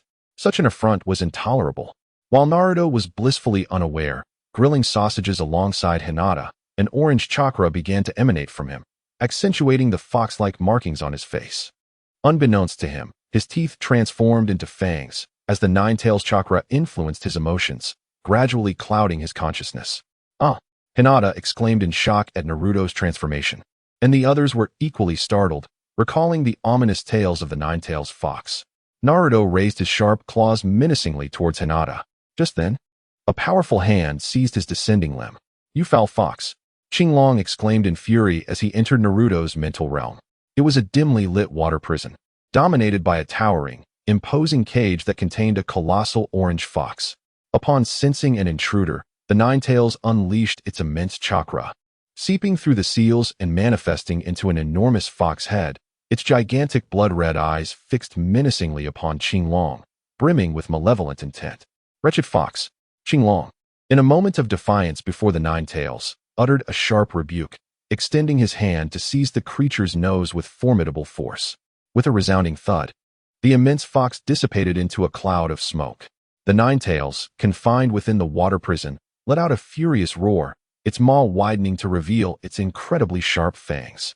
A terrifying chakra continuously surged from its being, potent enough to send the faint-hearted into a state of panic. It is worth noting that even the One Tail, known as Shikaku, is but a subordinate to the Nine Tails. A mere fraction of the Nine Tails' power could easily overpower 7 of its kind. Qinglong, how did you manage to enter? Naruto inquired with a mix of anxiety and disbelief.